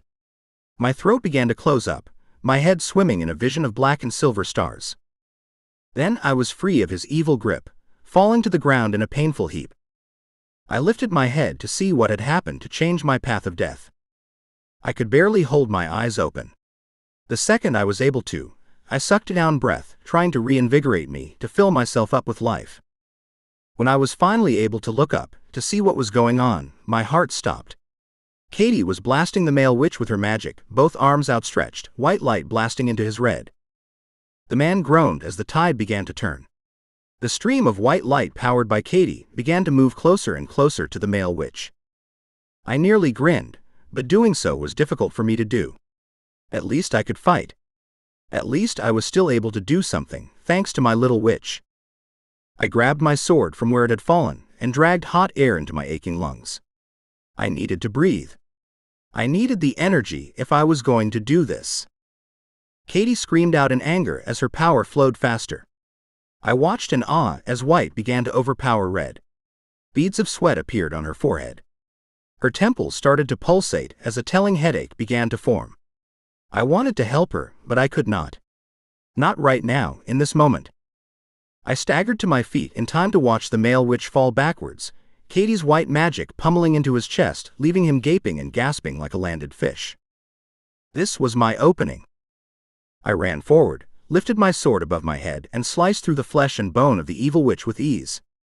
The vibration of death shivered along the metal, leaving a nasty taste in my mouth. The man slid to the floor in a pile of blood and bone, his crazy smile still plastered across his ugly face. Regret pitted itself in my stomach. I wished there had been another way, but after watching him, after hearing all he had to say, I knew his fate was written before I had completed it. I turned back towards Katie, forcing the regret of the murder I had just committed away. I could not lose focus over an evil, broken witch. "We need to do something," I told her, my voice raw. Speaking felt like embers and glass on my throat. "I'm the key," Katie whispered, and fear rippled along my skin like the hand of death on my spine. She said it like she was still trying to wrap her head around it, like she couldn't quite believe what she was saying. "No, Katie." I reached out for her, but she sidestepped my grasp. I knew what this meant, but I did not want to let myself believe it. "We can't let them destroy everyone, everything, Gabriel." She stepped over the corpse of the man I'd killed, and walked closer to the crack. "I can't continue to live in a world where I could have made it better but didn't, for my own selfish reasons." Another fiery demon stepped out into the daylight, and Katie held up a palm. White lightning sizzled from her skin and blasted the demon apart. She didn't even seem winded. Before, her magic exhausted. But now, it was as though she and her magic were as one, united. If her magic was strong, she was strong, and vice versa. I heard an exclamation of awe behind me, but ignored the angel who was obviously watching what my witch could do. She stepped over the demon's pile of ash and moved closer to the opening, her intent obvious. "No. Katie, you can't do it," I shouted. I could not allow her to sacrifice herself. I could not allow her to throw her life away, not when there was still so much I wanted to do. Not when there was still so much I wanted to tell her. To experience with her. She was going to throw herself into that gaping hole, and I couldn't let her. I took off, flying right at her. My wings screamed, still in pain from the demon touching it, still strained because of all the use I had put it through. I did not care. I pushed even harder, and I reached her in an instant and grabbed her arms. We'd figure out another way. Anything but this. I attempted to pull her up into the sky with me, away from all of this. She pressed her still sizzling palm to my arm, and lightning shot up into my shoulder, exploding through my spine. I fell back down to earth, landing flat on my back. I was so shocked I couldn't even speak. I couldn't even cry out in pain. "I'm sorry, Gabriel," Katie whispered calmly as she moved even closer to the gateway to hell. "I mean you no harm. But I cannot let you stop me from doing what I must do." How was my girl so calm? So brave? I didn't know a single angel who could step into hell with so much courage in his heart. A single tear rolled down the side of her cheek, but her eyes were determined to see this through. I was in awe of her. If I was not surrounded by other angels and demon ash, I probably would have fallen to my knees. "No. Katie. No." Tears streamed down my face as the inevitable end to this story began to unfold. I wanted to go to her, to reach for her, but my body stalled. I could not stop her. Even as I shouted at her, I knew my words would do me no good. She had fought beside me as Jasmine had predicted. And as Tabitha had also foretold, Katie was the only one who could end it all. There was nothing I could do that would stop her. I rolled onto my side and pushed up with my good arm, the one Katie had struck crippled at my side. Another demon turned to ash as Katie stepped closer to the vortex, tugging at the bandages covering her neck. As the blood-soaked material fell to the ground, Katie's life force began to flow once again, rivulets of red running down the side of her neck. Before she moved any further, she stopped and regarded me with one of her soft smiles. The twinkling mischief was back in her eyes, and it made my heart swell just seeing it. "Tell our son that I love him, more than anything in this world." A soft smile quirked up the sides of Katie's beautiful mouth, deepening it. This smile I recognized. This smile was the one she reserved solely for me. "Well, almost as much as I loved you." My heart cracked in half. I looked at her helplessly, my faithful weapon useless, the tip scraping the floor under my feet. I was surprised I hadn't released my grip completely, especially nothing else mattered anymore. Not when Katie was going to sacrifice herself, was going to leave me and our son. No. I hauled my body forward, reaching out with my good arm as Katie flung herself backwards. Right into the fiery embrace of hell. I watched, my mouth open, my eyes wide. There was nothing for me to do. She was gone. The blackness had swallowed her up, and I could not save her. I couldn't speak. I could barely breathe, and it was not due to the smoke and the sulfur that permeated this building. No. No. No. I didn't realize I was shouting until my voice echoed back to me. I was numb, and yet I felt a hot, searing pain rip across my chest through every inch of my body, from the crown of my head all the way to my toes. I moved forward, but I nearly fell. I was not in control of my body, not in the way I used to be. I had to save her. She couldn't do this. Not alone. She was falling into the abyss, and I couldn't get there. I couldn't. My body was so weak, so much pain. The portal began to close up, swallowing Katie. She was dying. A sacrifice for us all. I crawled closer to the crack, dragging myself across the ash-covered earth. My body was coated by the remains of demons. I felt awful, unsure, disgusted with myself. The last thing I wanted was any of these vile beasts clinging to my form, but there was nothing I could do to wash them away. The only thing I could do was ignore them for the time being. I had to get to Katie. When I got closer to the fissure in our dimension, I reached out to her. The hot wind covered my face. Then the jagged opening suddenly snapped shut, as though it had never been there. I reached around and up, extending my hand into the space where the gaping hole had once been. It was gone. No. I cried out, slamming my fist into the ground and feeling Katie's wet blood on my skin, soaking the ground. No. That is impossible. Give her back. She isn't meant to be down there. No. I was talking to ghosts, ghosts who laughed at my anguish, who relished in my misery. This could not be her fate. Certainly there was still something I could do. The image of Katie's beautiful face surrounded by fire burned into my mind, torturing me in a circular hell. She was gone. There was silence surrounding me as the remaining demons began to wither and die. The angels slashed at the final flames, but it wasn't necessary. They were extinguished, their link to this world severed by Katie's sacrifice. We were safe. The angels, the humans, the witches. There was no demon left to fight, not after Katie's sacrifice. The demons weren't meant to be here, and thus they returned to whence they came. The magic they had relied upon to keep them here, their tie to Katie and her blood, was now gone. There was a great cry of triumph around me as the legion of angels cheered the disappearance of the demons who had come to claim the land as their own. In my anguish, I had forgotten they were present, which meant they had witnessed my pathetic cries. They witnessed me crawling on the floor, trying to stop Katie, trying to save her. I felt no shame, only anger that they had done nothing to help her. Why should they, Gabriel? My mind asked. They are angels, as you once were. They do not feel the same way you now feel. The cheering continued. I should be happy as well. Katie would want me to rejoice at the fall of the demons, at the safety of the world. But there was no rejoicing in my soul. Only a deep, dark hole that would never be filled again. Gabriel. Gabriel. Titan yelled as he ran to me. He was covered in black ash, part of his face burned, and yet the pain he must be feeling did not dim the smile on his face. We won. They're gone. I know, I said, pushing up from the ground, the feeling in my arm returning. I pulled myself into a seated position. The pain that had permeated my body was numb. I would feel it all 100 times more if it meant that I would get to see Katie.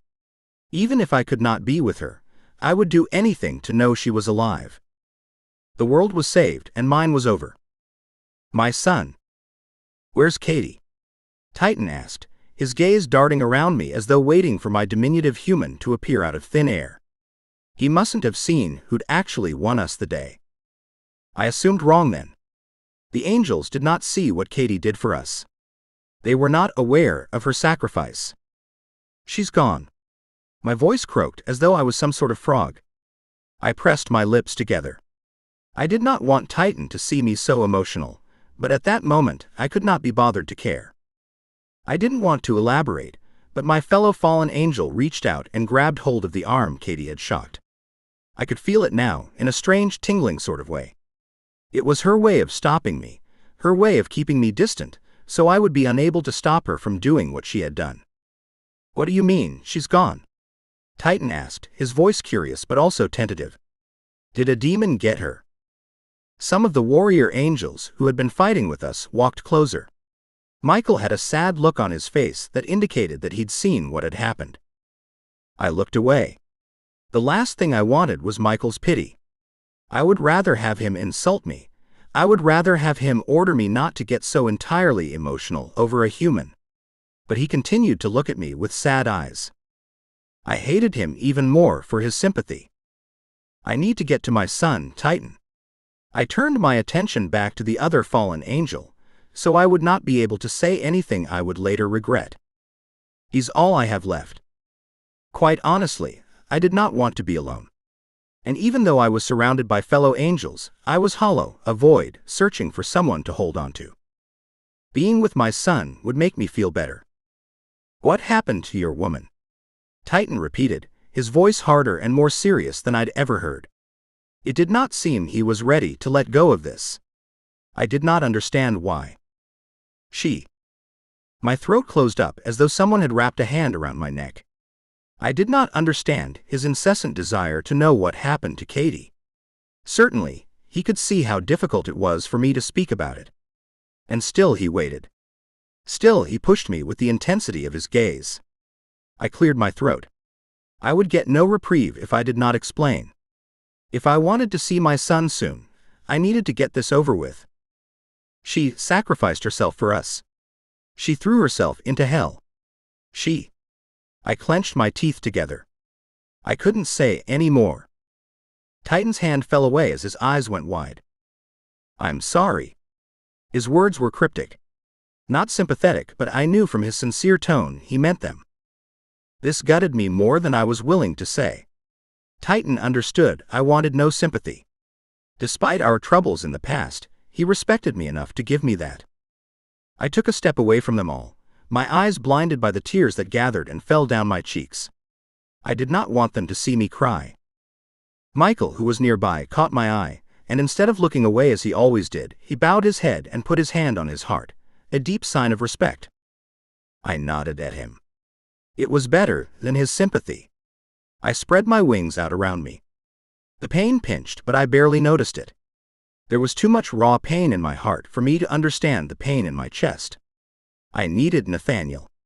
I would fly to Tabitha's, despite the damage my body had faced through the battle, despite my tattered wings who needed to rest, needed to heal.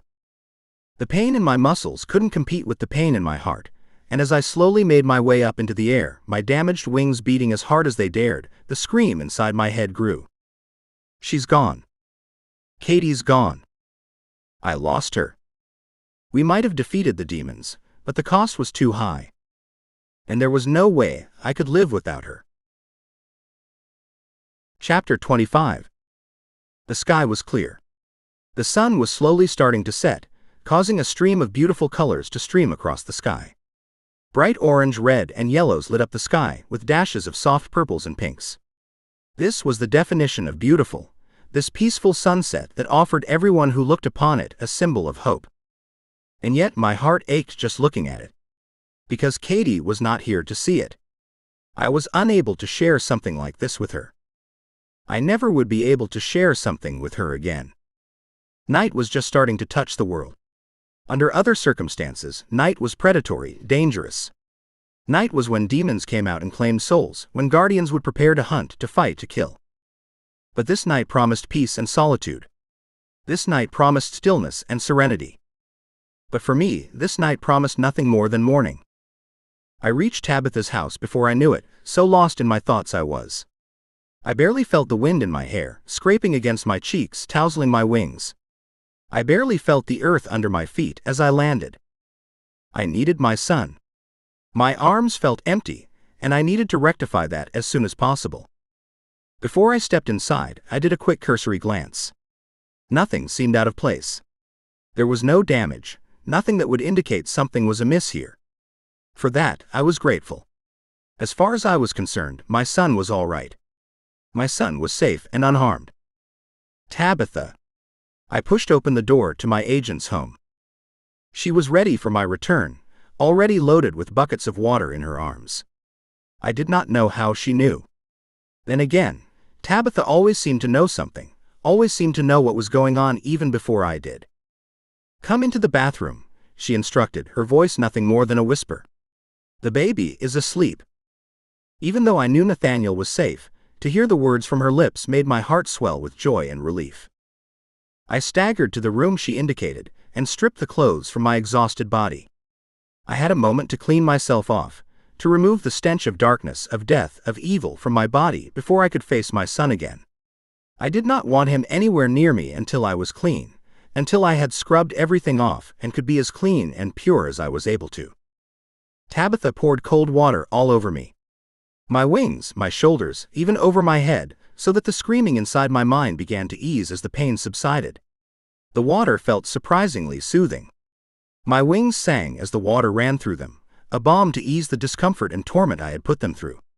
Instead of constricting because of the unexpected burst of coldness, my muscles eased under the water. In fact, I was so comfortable, I did not realize my eyes were filled with tears until they started rolling down my cheeks. That was when the sobbing began. My shoulders jerked up and down, my back curved forward. I needed to sit soon, or my knees would give out. I couldn't control it. I could not control my emotions. I knew this made me pathetic. I knew this made me weak. It stripped the very essence of what being an angel meant, and we differentiated ourselves from being human, but I did not care. My heart was broken, and there was no way for me to put the pieces of it back together. Deep, dark, soul-wrenching sobs that couldn't be contained and racked my body to its core. I tried to clamp my hand over my mouth. The last thing I wanted was for my son to hear his father cry, to hear his father so broken and inconsolable. I did not want to scare him. I did not want to wake him with such terrible, desolate sounds. Tabitha stroked my head and said soothing things that I couldn't distinguish. I could not bring myself to listen to her. And I didn't care what she was saying. No matter what she said, Katie was not coming back. Nothing was going to fix this now. "She's gone," I managed to get out as Tabitha continued to stroke my hair. The gesture itself was soothing, but it had no effect on me. I barely noticed anything she was doing, though I did feel more settled than I had before coming here. "I know. I know." Tabitha's calm voice finally broke through to me. She said nothing more. Nothing about how I still had Nathaniel. Nothing about how I should feel good at what Katie and I and everyone else had accomplished. She did not tell me it was going to be all right. For that, I was grateful. The last thing I needed right now was my angel agent lying to me. I allowed my breathing to slow down, and my body to ease into the healing flow of the water. My muscles began to sag forward. It was difficult to hold myself up. Not because of my sadness, not anymore. More because I was weak. I was tired. Eventually my head cleared of the bright red cloud of anger. The screaming inside my mind stopped, and all that was left was a dull black emptiness. I was like a melon that had all of its center scooped out. There was a thin cry in the air, and Tabitha left me to tend to Nathaniel. I should go to him, to hug him tight to me and assure him that I was still there for him, but I couldn't. Not yet. I wasn't ready. I did have to get up and out of this bath. I didn't want my son to see me like this. I scrubbed my face with my hands and pushed myself to a stand. I grunted as I did so, the water rushing off of me. My muscles burned. I wanted nothing more than to collapse. But I did not. I held myself together and craned my neck to both sides, stretching it out. The water had washed away a lot of the physical pain. After a moment of standing, my legs were strong and sturdy beneath me. When I stepped out, I was confident my knees would not shake and I would not fall. I towel-dried my body the best I could and tucked my wings into my side to heal. My nakedness didn't bother me normally, but at this totally vulnerable moment, I needed something solid around me. I needed to shield myself from prying, knowing eyes. Soft footsteps filled my ears. I heard Tabitha before I saw her. I straightened when she walked back into the bathroom, grabbing a towel from the rack so it offered some sort of small reprieve from the fact that I could not find any clothing to cover myself. "Here's Daddy." "Daddy's back." Tabitha walked back into the room with Nathaniel, and I wrapped the towel around my waist, tying it tightly. I wanted our bed. I needed to crawl into the warmth of the last place Katie had slept and never get out. I wanted to breathe in her scent so I could never forget it, so it surrounded me and seeped into my skin like a tattoo. "Here you go." Tabitha handed me my son, whose chubby hands were reaching for me as he attempted to climb out of Tabitha's arms. At first, part of me worried that something would change, that knowing Katie was gone would change the way I loved him, the way I held him. But the second he was in my arms, it was as though everything else fell away. The thought of forgetting how to love when my only love had been stripped from me felt foolish with Nathaniel in my arms. "Come here, beautiful boy," I murmured, gently touching my forehead to his much smaller one. I cradled my son in my arms and pressed my lips to his head. His warmth filled a small part of my heart with happiness, and I let out a huge sigh that I'd been holding in. The night was still dark, certainly, but Nathaniel was the lone star shining. I closed my eyes and wished the world away. Wished for things to be different. Wished Katie was here, holding our beautiful child and murmuring things to him. "Come into the family room and tell me what happened," my agent instructed me, and I did as she bade. There was no use arguing. If anything, it felt good to be told what to do. Orders I could follow. We moved into the living space, and I collapsed onto the couch, cradling my jumping boy who was still smiling and moving about like his world hadn't ended. His eyes were filled with such happiness when he saw me. I knew he was too young to rationalize that his mother should be here as well, but it felt amazing seeing that he knew me, that he recognized me as someone important to him. His innocence made my throat swell and tears re-emerge in my eyes. How was I going to tell him that his mother was gone? How was I going to tell him that I had been right there, but that it didn't matter? That there was nothing I could do to save her? Maybe I didn't have to, a cowardly part of me suggested. Tabitha could raise him for me when I was gone. I'd be nothing more than a memory. Before I could allow myself to head down that dark road, Tabitha gently cleared her throat. I was suddenly grateful for the interruption, not sure I wanted to find out where my mind wanted to lead me. "Tell me what happened, Gabriel," Tabitha said again, this time with a tone that brooked no argument. I sighed, ripping my eyes away from my child so I could focus the attention on her. "We fought, all of us," I began. "The fallen angels. A legion of true angels. The witches. Some died, I'm not sure of the numbers. I don't know if I know any of the fallen, except—" I let my voice trail off, refusing to finish that sentence. "And Katie." It would seem Tabitha did not care for my hesitation. She wanted me to face my sadness. I almost hated her for it. "Yes. Katie." Katie realized, well, she guessed correctly, I suppose, that the only way to close the gateway to hell was to sacrifice herself, I said. My face got hot again. The grip I had on Nathaniel tightened, but only slightly. I continued to bounce my standing son on my knee, unable to look at Tabitha while I spoke. "She threw herself into the crack and everything stopped," I said. "The demons practically disintegrated on the spot. Everything stopped at that moment. The war was over. There was nothing left to fight." There was silence in the room. The only interruption was Nathaniel's beautiful baby babble. How could a sound bring me so much joy and so much sadness simultaneously? I didn't understand it. "So our premonition about Nathaniel being the savior was incorrect," Tabitha said, breaking the silence in her no-nonsense way. I was almost grateful for how indifferent her voice sounded. It reminded me that my emotions were useless, that they would not help me understand what had transpired any better.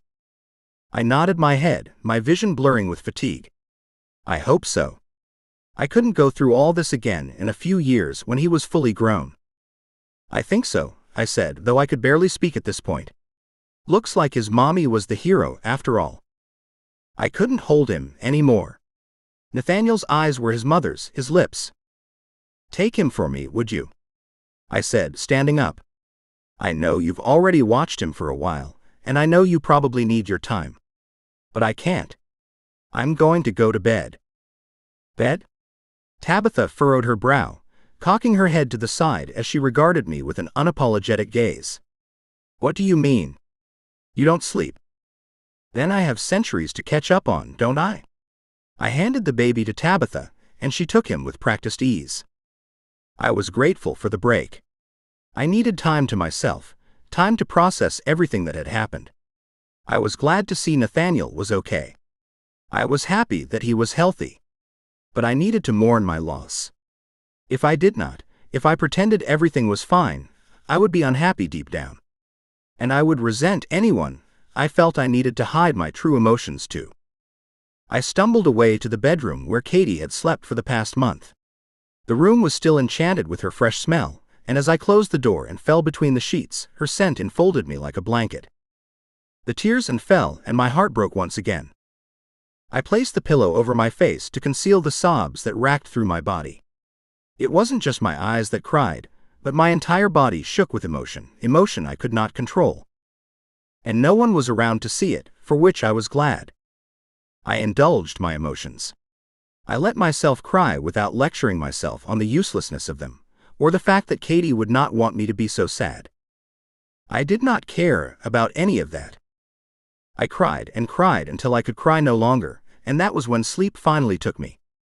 The hole inside my heart grew bigger with each passing day. After Katie sacrificed herself, I knew life would never be the same. I just had not wrapped my head around the concept that I would be living without her. It sounded silly, but I thought somehow Katie would come back to me. Perhaps she would fight her way out, or perhaps there was some sort of miracle from God that would bring her back to me. I just did not think I would have to do this on my own. The truth of the matter was, besides the love I had for my son, I did not know how to be a parent to him. As such, I began to worry that he might do something, with no intention to do so, that would shift my feelings for him. I still went to bed each evening and thanked God for my son, for his health, for his presence in my life. I reminded myself that Nathaniel was a part of Katie, and I loved him even more for being that. But it was not enough. After a month of torture, my future was decided. I could no longer stand to live without her. Even though Nathaniel was happy and thriving, I was not. And the last thing I wanted was to get in my own child's way because of a selfish desire that I could not change. The gnawing blackness inside me would only spread, and I couldn't continue to be around my innocent son without infecting him with my misery. Nathaniel was happy. He knew not of his mother. He did not understand all she did. He should not have to be punished or resented for his ignorance. What kind of father would I be to do that to him? I was dying inside. Slowly and painfully. It didn't matter how many demons I killed. How many innocents I saved. It was all a fruitless journey to nowhere. And I was dragging my son down with me. Each time he smiled at me, each time he babbled and insisted I play with him, it felt more forced and more trying than the last. Night came, and as darkness fell, I said my goodbyes. I picked up my sleeping son, his thick eyelashes fanning out over his plump cheeks. God, he looked so much like Katie. It broke my heart. As much as I was disappointed with this life where she was not in it, it almost felt as though I was leaving her behind again. I will love you for as long as the sun and moon rise and fall, I promised him. I placed him back in his crib, content with the parent I had inadvertently chosen for him. He would be safe with Tabitha. And I knew she would do everything for him. I hoped she understood. I hoped she knew I did not want to abandon any of them. It was just too painful to bear on my own. Instead of wallowing, instead of allowing myself to become a victim, I had to do something about it, even if that meant leaving. At least I knew he would be safe and loved. Understood and guided by another half-witch, half-angel. He would thrive with her and not wallow with me. "You're leaving, then?" came Tabitha's harsh tone as I snuck through the house. I almost made it to the front door when her words sliced through me the same way I sliced through demons. I stopped, my fingers grazing the doorknob. My shoulders sagged forward. This was what it must feel like to be caught by a parent sneaking out of the house. I turned slowly, pulling on my jacket as I did so. My wings rustled behind me as I pushed them further into my back. Though they were still in pain every now and then, they had healed to nearly their full capacity. Yes. I gave her a nod. Demon hunting in the Bronx tonight. A final goodbye to Katie's home, and I'd find a nice pack of demons to commit my final fight to. Despite closing the portal, there were still a few that managed to escape. I did not know why they had not turned to ash when Katie closed up the portal. I did not actually care. "I can't stop you from doing this, Gabriel, but I must advise against it," she said, keeping her voice low so she would not wake up Nathaniel. I was appreciative of her consideration in this matter. I did not want to have to say goodbye to him when he was awake, when he did not understand why I was leaving. "I don't know what you mean," I lied, wanting out of this conversation. I looked down at the carpet, clenching my jaw. I hated how clearly she could look at me, as though she could see right through my armor, see through all the misery and lies I had surrounded myself in, so this very moment would be easier to handle. Tabitha rolled her eyes and crossed her arms over her chest, clearly not impressed. "Oh, please don't insult me," she said, clicking her tongue against the back of her teeth. "I know what your plan is, and I don't want you to go through with it. Nathaniel needs you, I need you. The world and all its victims needs you.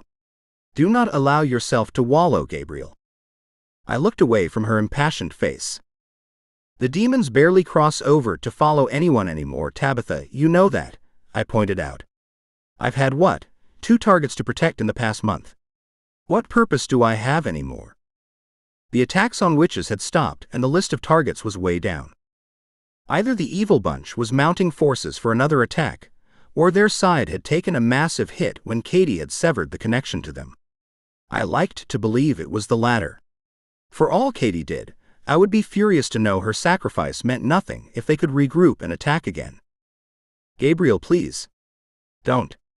The pain in Tabitha's voice was unbearable. "You ask what your purpose is. Is being a parent not enough?" I backed away from her, towards the door and the living world where demons resided. I did not want to hear about her disapproval.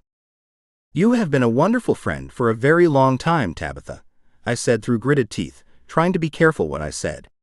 I did not want an argument to be the last thing we shared together. "Please look after my son. I trust you with him." Tears streamed down her pale face.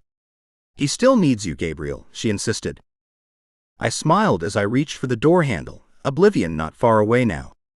If anything, I felt good about my decision. It felt right. "You will be a wonderful mother to him, Tabitha," I said. I risked looking at her, scanning her one last time. I did not want to forget the woman who always had my back. "Just make sure he doesn't forget us."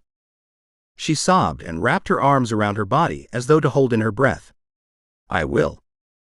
I turned away from her and opened the door, the cool breeze on my face the best I'd felt in too long.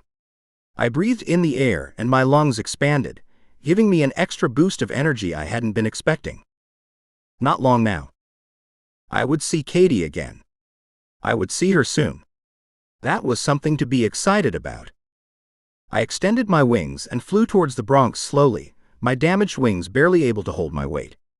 I did not care. Despite the pain, there was a smile on my face. I'd lost so much in the recent battles, I could easily justify this choice. It was a choice I finally got to make on my own. I was no use to anyone, broken and beaten as I was. I could not be a father, not the sort of father Nathaniel deserved. This was the right thing to do. And I would go out in a blaze of glory. I was sure of it. Chapter 26. Sulfur and brimstone pierced my nostrils as I landed. I followed my instincts and chased down a large group of demons rallying together not far from Katie's home. They were terrorizing a young woman, and as I got closer, the heat on my spine was as familiar to me as an old friend. A smile lifted my lips when my feet hit the courtyard, and it lit up with the orange and yellow fire of the demons. It was like a beacon calling me home. I drew my sword and folded my wings into my body so tight that it seemed as though I would be fighting as a human. Everything about my movement felt natural, felt good. This was right. The woman they tormented screamed inside her home and ran for her life. I could hear her footfalls on the tiles as she hid in another room. I was not going to allow them the satisfaction of harming another innocent. They took my Katie. I would take them until they were all ash, every last one of them. That, or I would die fighting. Either end scenario was acceptable to me. "Come on," I said.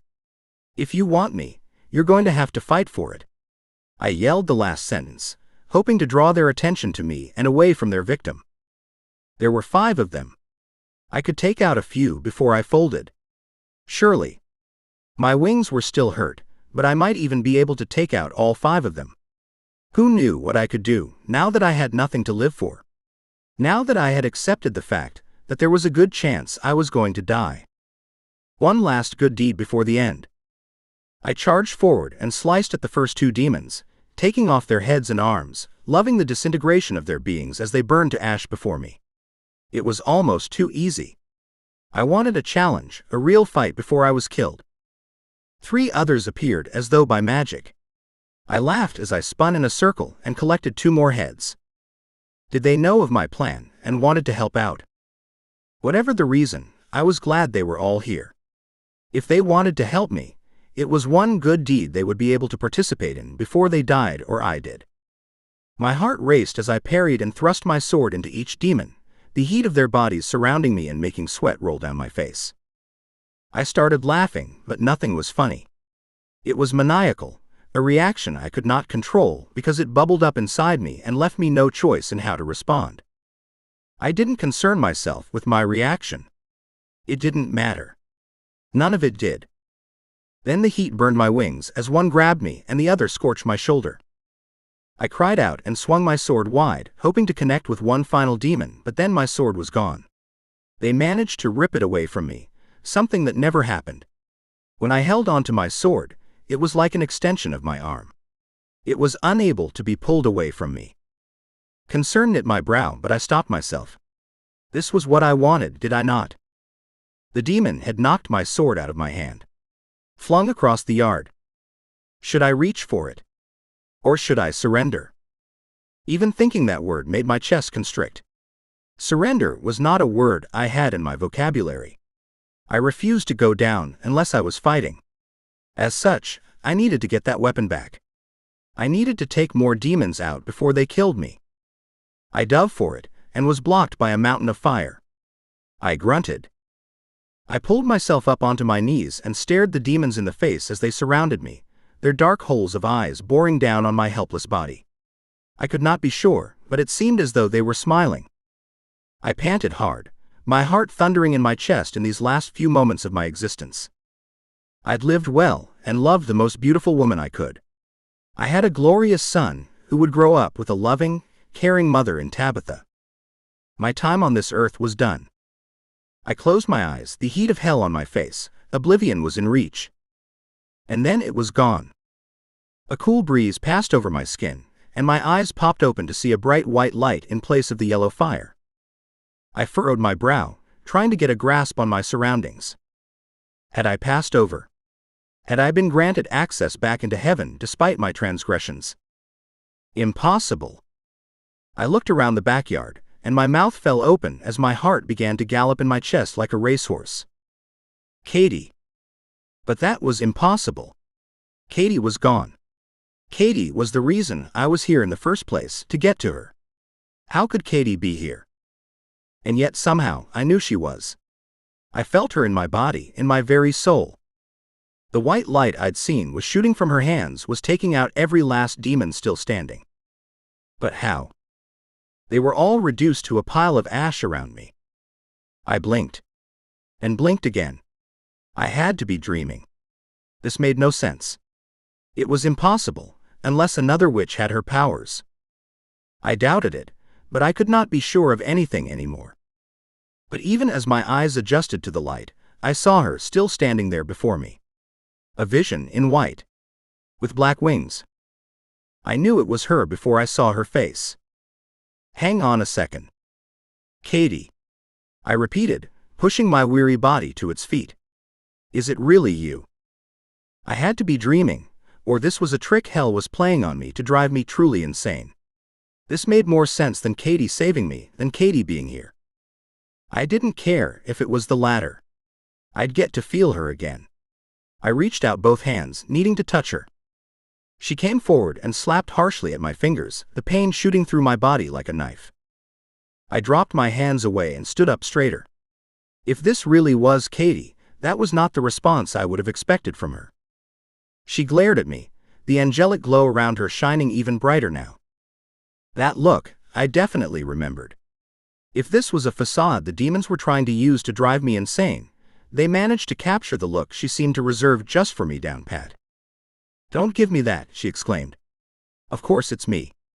But if you seriously thought I'd just rush into your arms when you were planning on killing yourself, then you've got another thing coming."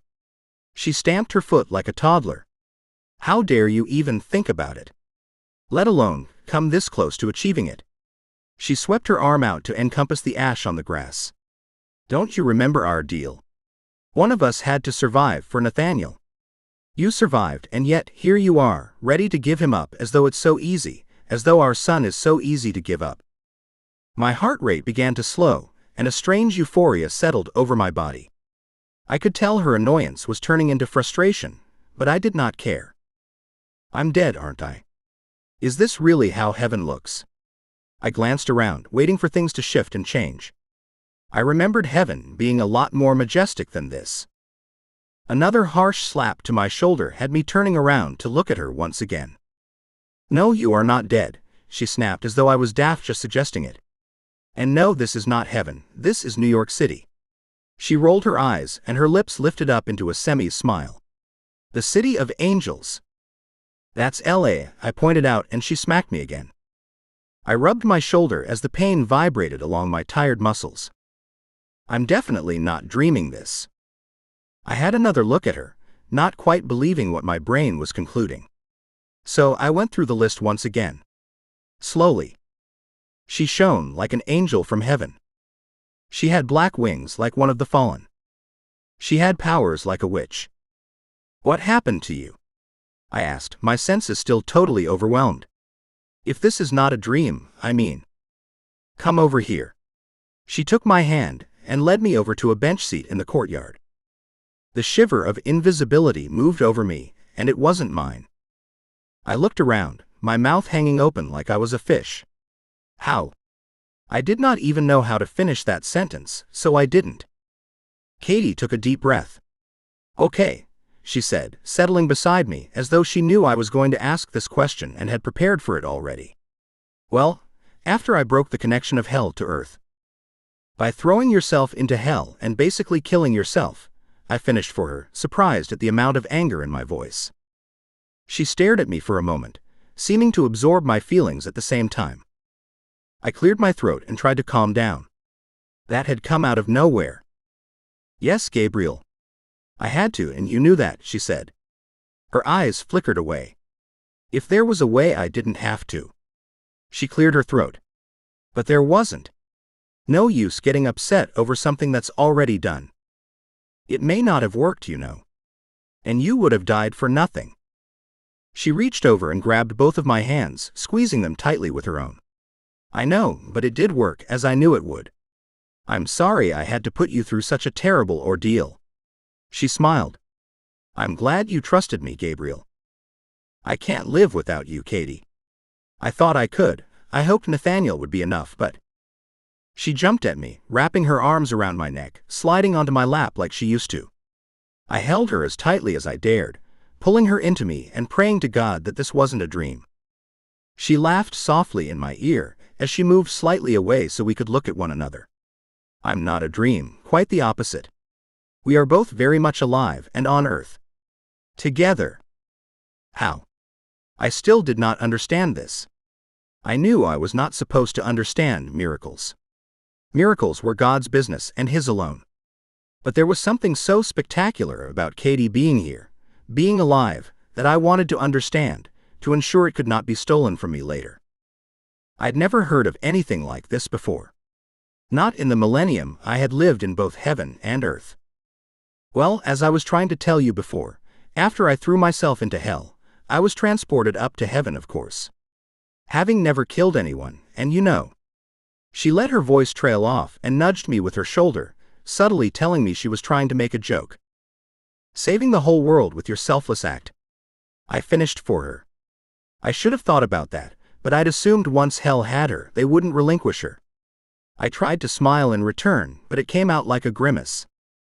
It had never occurred to me that a human could be turned into an angel. She looked away, her embarrassment obvious in the slight shrug and redness in her cheeks. Yeah, well. Anyway, I got to heaven, and they wanted to just leave me up there to enjoy whatever they do. She ran her hand through her hair and brushed it away from her face. And you didn't like that idea? I asked, the humor of the situation finally getting to me. I could just see her, marching up to those in charge, demanding to be sent back down again. A request that would be denied to 99.9% of people. I nearly laughed at the thought. Of course, I didn't like the idea of frolicking around heaven for God knows how long, waiting for you all. My son was just born, and I'd left him already. My heart fell like a stone beneath the weight of the water. Nathaniel is beautiful, just like you. I know he's missed you, I managed to say, though my chest seemed to be under the weight of an elephant's knee. Katie's hands moved up my arms, across my shoulders, and came to rest upon my face, where she cradled my jaw and looked into my eyes. Gabriel, I didn't come back just for Nathaniel, I came back for you, she said, her voice quiet but insistent. My hands tightened on her waist, pulling her closer. What do you mean? We'd had so little time together to express how we truly felt. Although I'd declared my love for her, I'd never been quite sure if she loved me the same way. Katie leaned forward ever so slightly and kissed me upon my lips. The lightest of touches. So gentle, it was almost as though I imagined it. I love you, she whispered against my skin, and my heart sang in rapture. I begged for the chance to come home to you both, not as a human who will die all too soon, but as an angel who could fight alongside you. Live as long as my son will. My ultimate dream. She pulled back and I stroked along her back where her feathers would protrude. You know your wings are black like mine? I asked, my voice soft. She grinned at me. Yep, of course I do. They refused to send me back initially, of course. She rolled her eyes and flicked her wrist dismissively. They said I could become an angel in heaven, but to go back to earth, I'd have to break one of their eternal rules. My stomach dropped at the light in her eye. What did you do? I asked. I wasn't sure if I wanted to know. What could she have done to get herself kicked out of heaven? Would it change my perception of her? My mind was imagining so many terrible things. There was only so many things you could do to be thrown out of heaven, and it usually involved murder. I may have stripped naked and started a fire in the great hall, she said, her eyes looking away. My mouth fell open. You what? I asked, my tone flat. Well, I know it wasn't some big adultery scheme or anything, but I was running out of time, she said quickly. I'd been watching you, and I knew you wouldn't last much longer. But how? I asked. I still did not understand. Fire is forbidden in heaven. A light blush stained her cheeks. I got some help. Her gaze met mine. From Taramea. Oh fuck. No, it's okay, she said, seeing the look on my face. She was lovely, actually. She could see how much I wanted to get back to you and our son, and she offered to help me. I think she feels guilty about what she did to you. I just nodded, unable to understand the weird and wonderful ways of the female mind. I contented myself with just holding Katie once again. I thought I'd never see you again, I said, running my fingers through her hair and breathing in her scent. She threw her arms around my neck and squeezed tight. You can't get rid of me that easily. I laughed, my heart light and carefree. So where to next, my angelic one? I asked. I think I prefer calling you my little witch. She jumped from my lap, grabbed my hand, and extended her wings. These things take a while to get used to, don't they? I chuckled. Yes, they do.